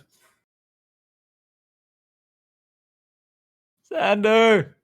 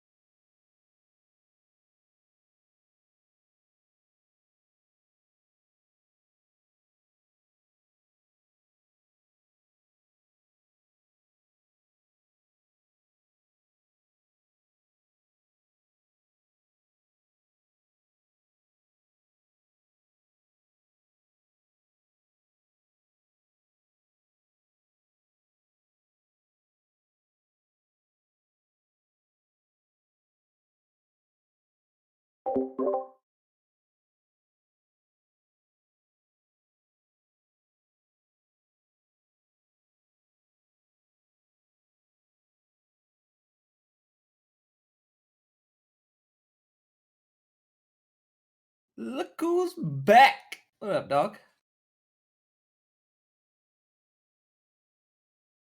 For sure, for sure. Oh, shit.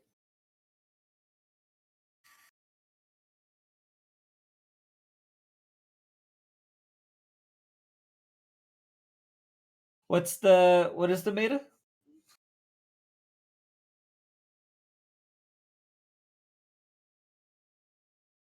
Oh, yeah. Yeah, we're that age, dude.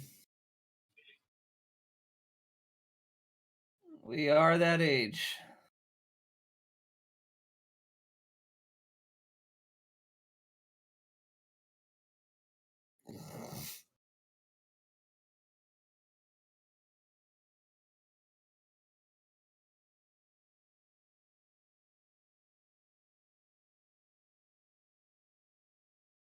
Oh, shit.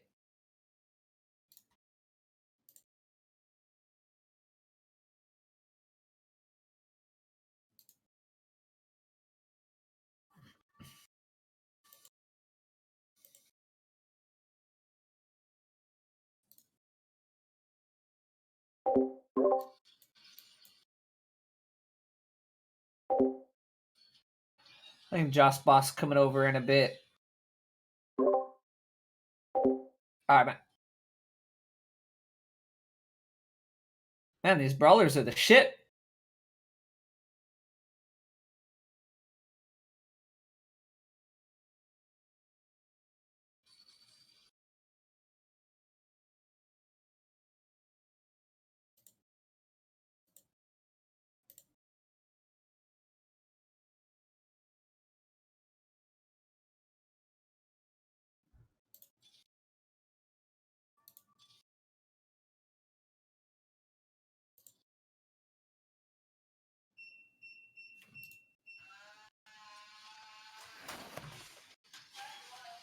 Baby.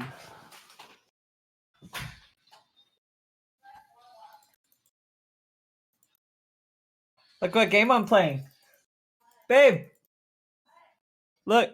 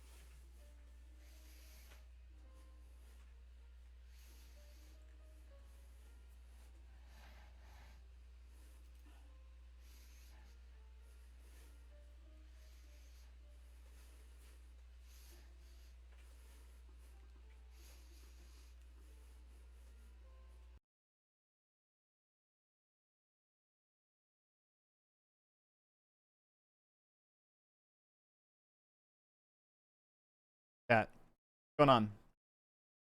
What is going on?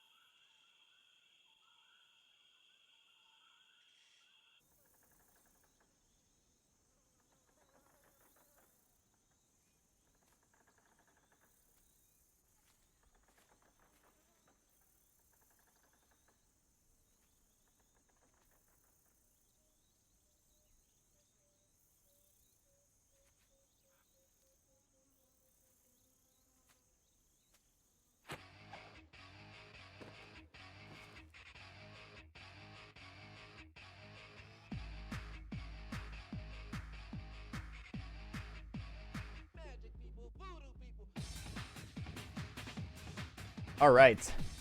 Listen, only one lot for the regional champion, the 2-time, 5-time over champion. Listen.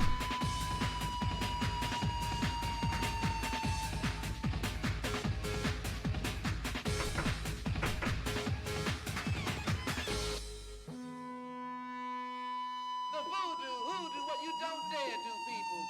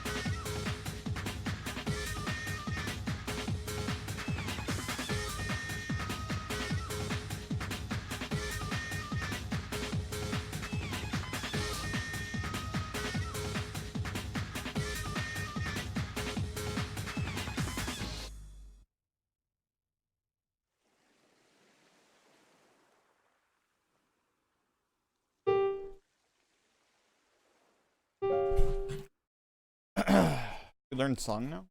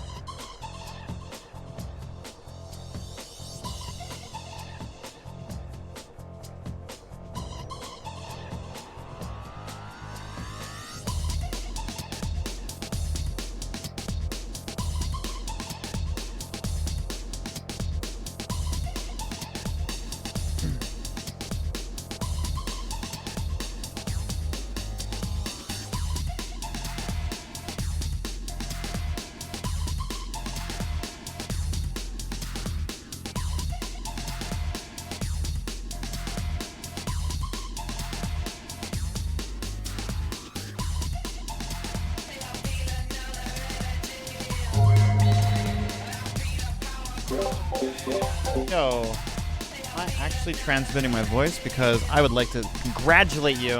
Yes, I am transmitting my voice. Where's my music at? I don't know your name, kind Samaritan, but oh, Swayze. Dang it. Ah, $10. Thank you. I love you. Hold on, let me put my face on. I love you. I'm looking at actually I can't dox myself, but I'm trying to move from one house to another, one room to another in San Jose Mountain. Thank you so much. I wasn't prepared for this, so let me go ahead and just do like the summit thing. Thank you very much, brother. You've supported the Lurker Den. Second supporter, but the first in my heart because we don't know each other as much as me, best friends. So it goes a long way. And I pay you back. No, you won't take an equal amount of donation back, but let's get some games. We'll get a stack going. We'll get some clips going, huh? Maybe I can get a couple of good Jade runs. I want to practice being able to support a good like entry frag or a good like a good strong fragger on the team. No problem, man. No, no to the money or no to the games. No payback sees, but yes. Play today? Yeah, my cousin is down. Cool. I don't think I have anything on a schedule. If you want to give me like 20 minutes, I'm gonna go ahead and try to wrap up some negotiation with a local rental agency, and then I'll ping you for some games. What time is it? 3:44. I don't know if anybody is on for getting like a stack going. Check my Discord. Thank you once again so much for showing the support. I appreciate it very, very much, sir. And with the generosity that, I guess if you want to adopt the small streamer moniker, generosity that gets circulated through the small streamer community, it actually does reverberate. One small kind action that you do for me, now I'm going to do for 2 other people, right? And those 2 people are going to continue on and so forth. I kind of am going on feelings, not facts here, but I'm pretty sure that right now, even though there's a current saturation in terms of streamers, and there's still a lot of streamers, right? People getting into the industry. Now there's a lot more viewers. So you've already had your brand established before this. You've got your dope-ass light, and your stream quality is on point. So you're probably going to just often, I think, get that schedule locked in place, and you're going to really succeed. Unfortunately, my community is still slowly building. Dark Souls fans apparently are like my biggest voice. They will actually speak when they come in and follow. So once I finally do get a following that I can host you with, just know that you're definitely like on the top one, top 2. You're going to be in that circulation pool till the day that I die. So go get that RL going. I'll put you up on stream. We'll go ahead and check some of it out. I tried to play some yesterday, some 3s, some 2s as well.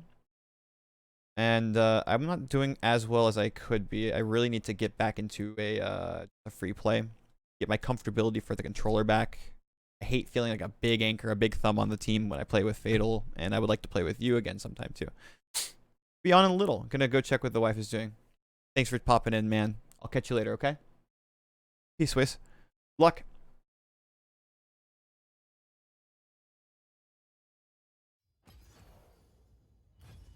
Alright guys, we're gonna go ahead and just vibe off that energy that was just shared with us. Our good friend Swayze just donated 10 to the stream. Let's see if it replaces.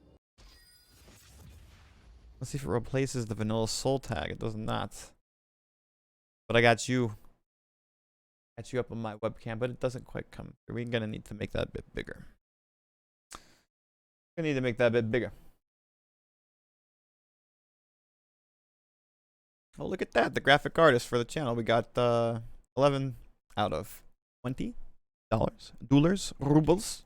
We are slowly but surely hitting our goals, hitting our metrics. Kind of like what the Beatles once said. We all get by via a little help from our friends.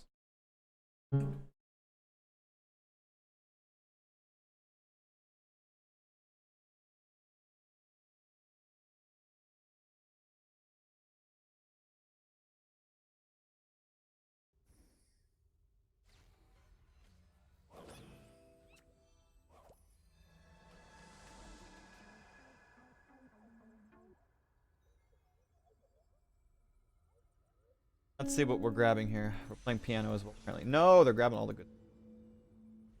Here? What is that? Get this guy. We'll get this guy.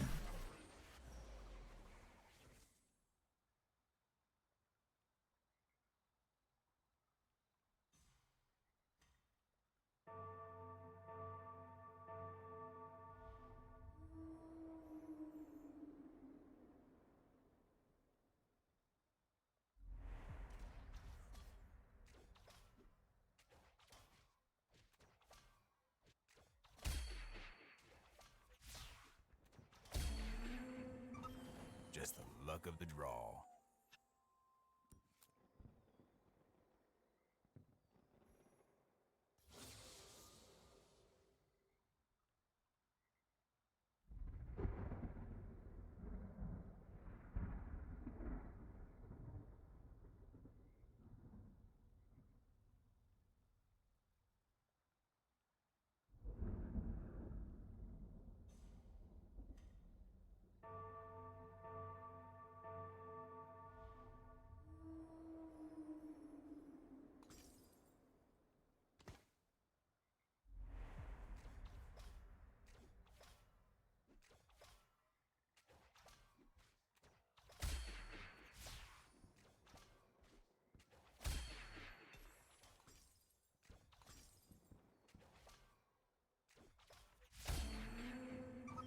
Just the luck of the draw.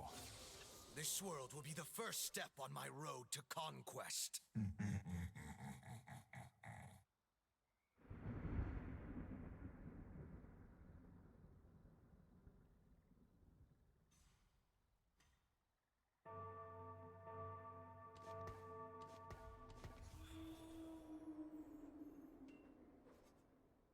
All right, what's going on? Will we playing League? Still respect or represent League? It does. Cool. Playing the League Legend. See what items we get here. Does anyone want to link some like songs? Can I even listen to songs? I'm so scared. But let's learn about fair use after this game. We have to spend the time to learn it.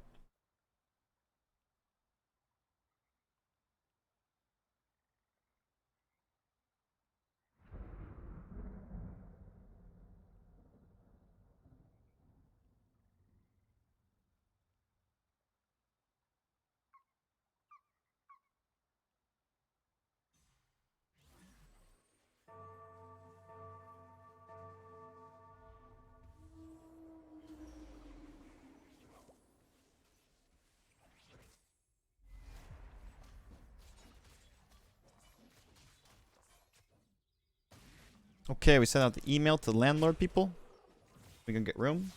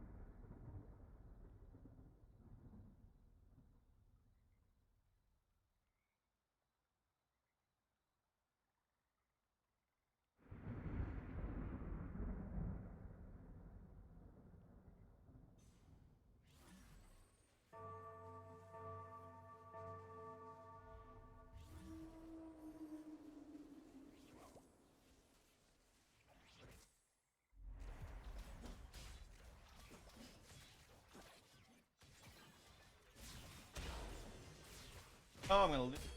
Ah, fuck. Just the luck of the draw.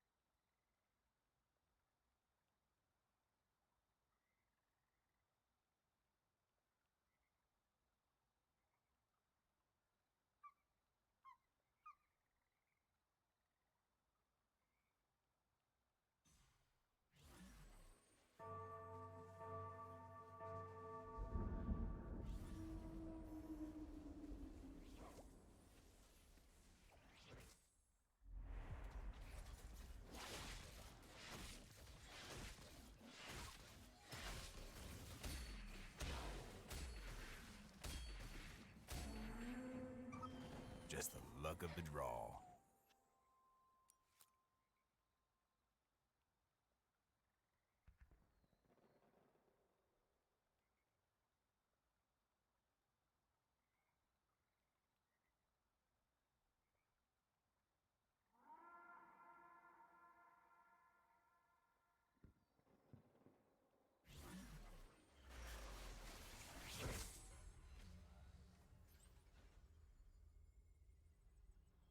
Where are we at?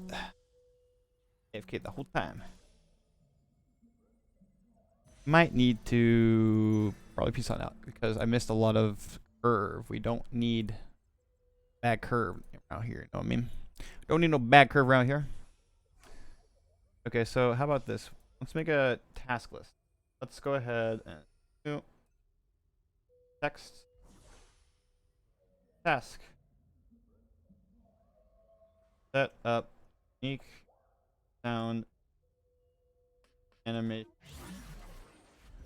money. We also want set up yes.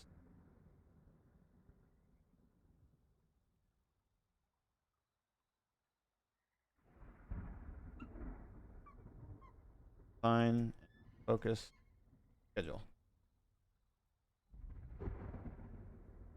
Okay. So there is our 3 things that we'll do today.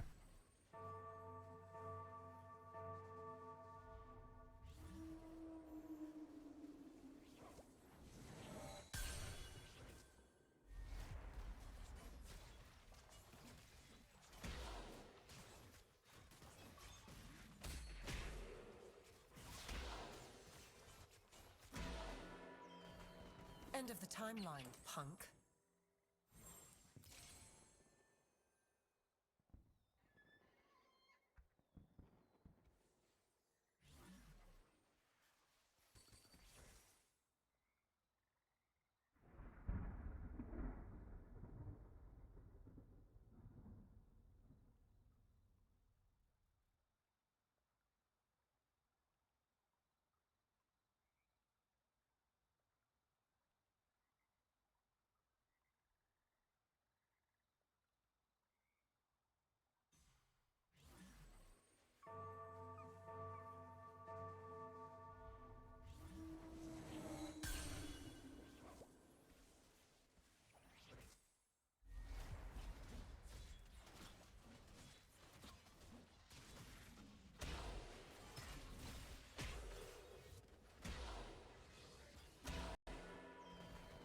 Like fish in a barrel.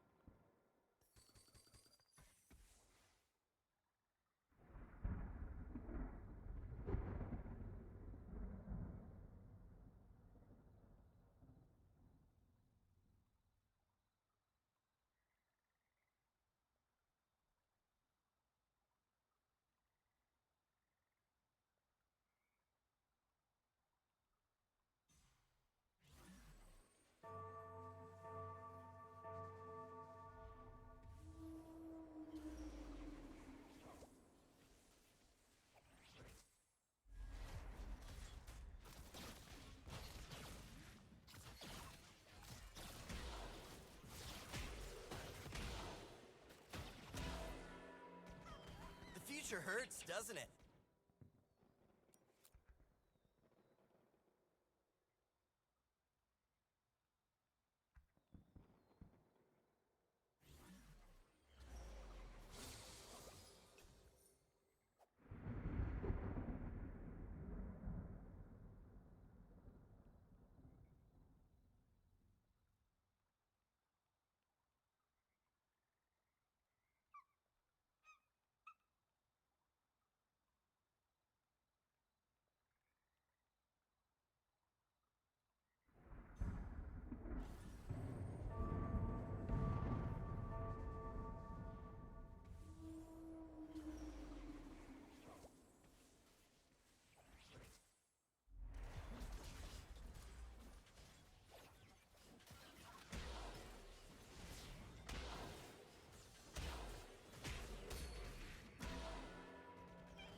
You were correct to fear.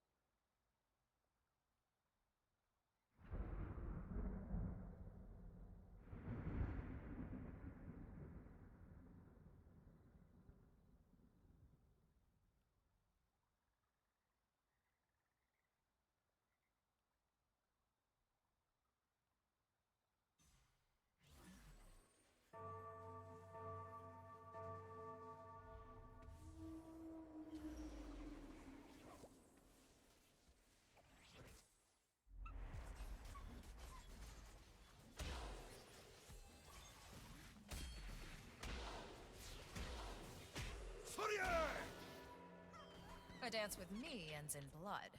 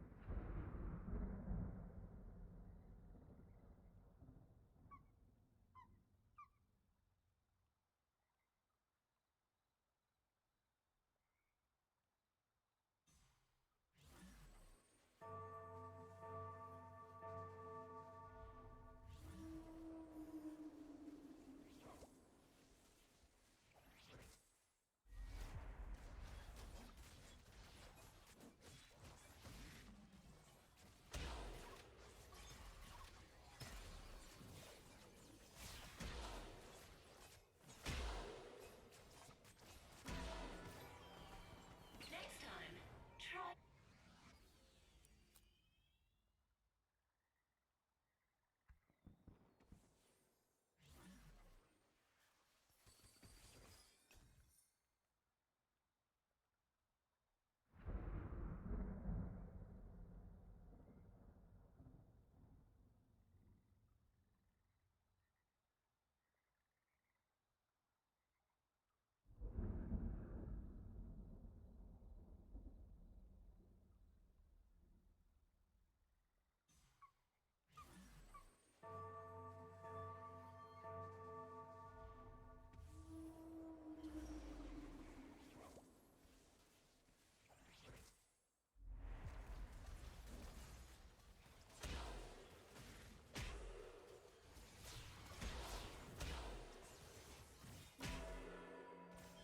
Just the luck of the draw.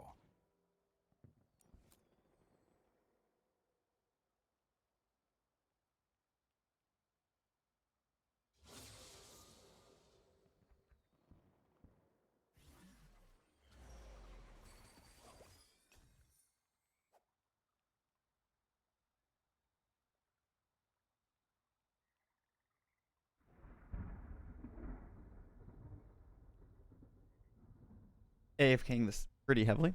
That is okay. I'm gonna go ahead and get some coffee going. I will be right back, chat.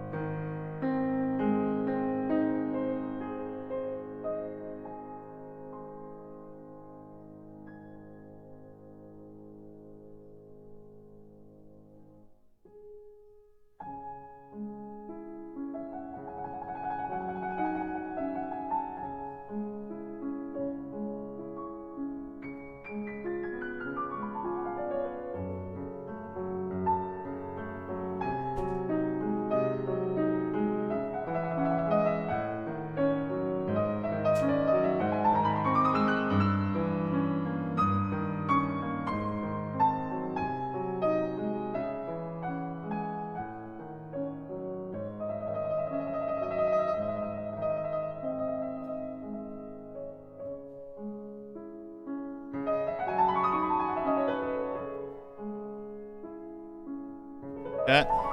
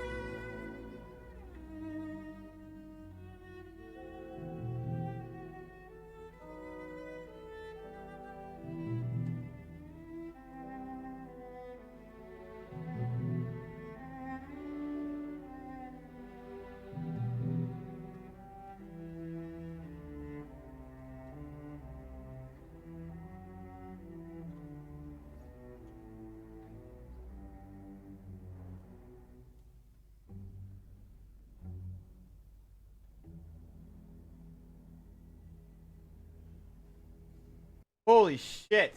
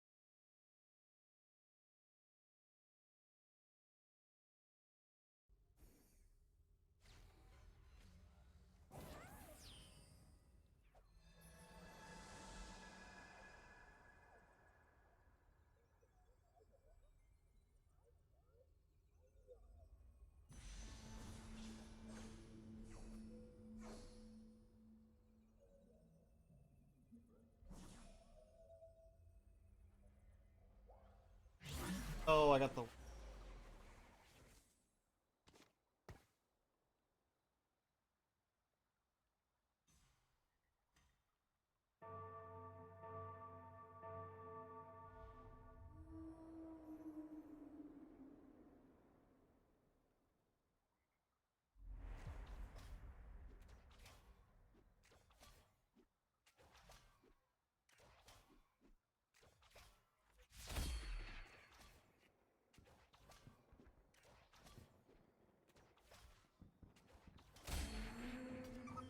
Just the luck of the draw.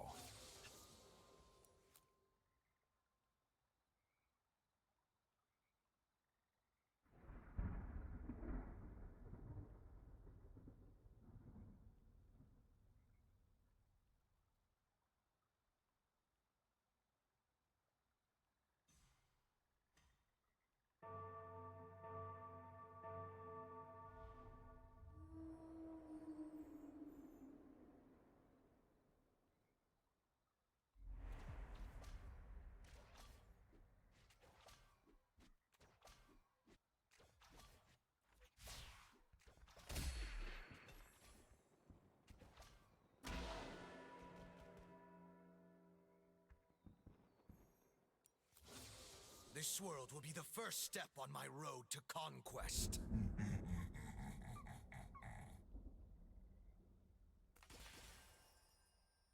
Make it quick.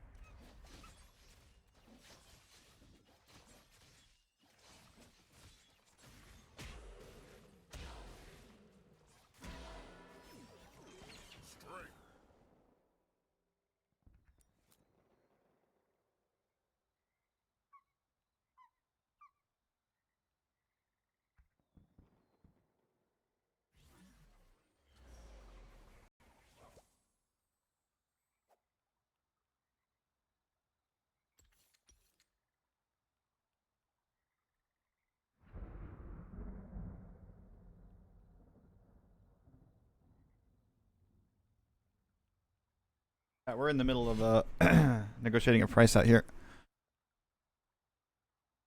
We are in the middle of it.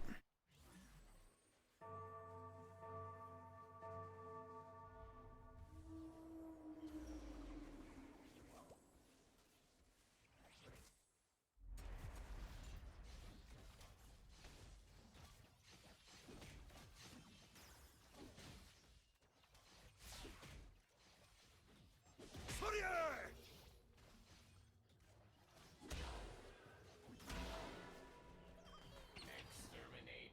Exterminate.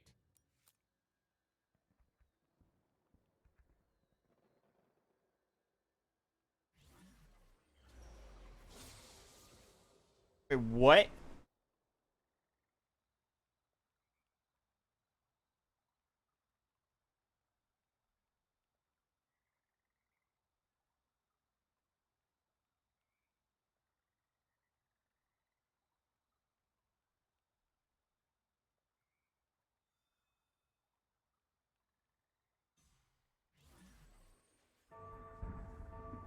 It is not yet time to die.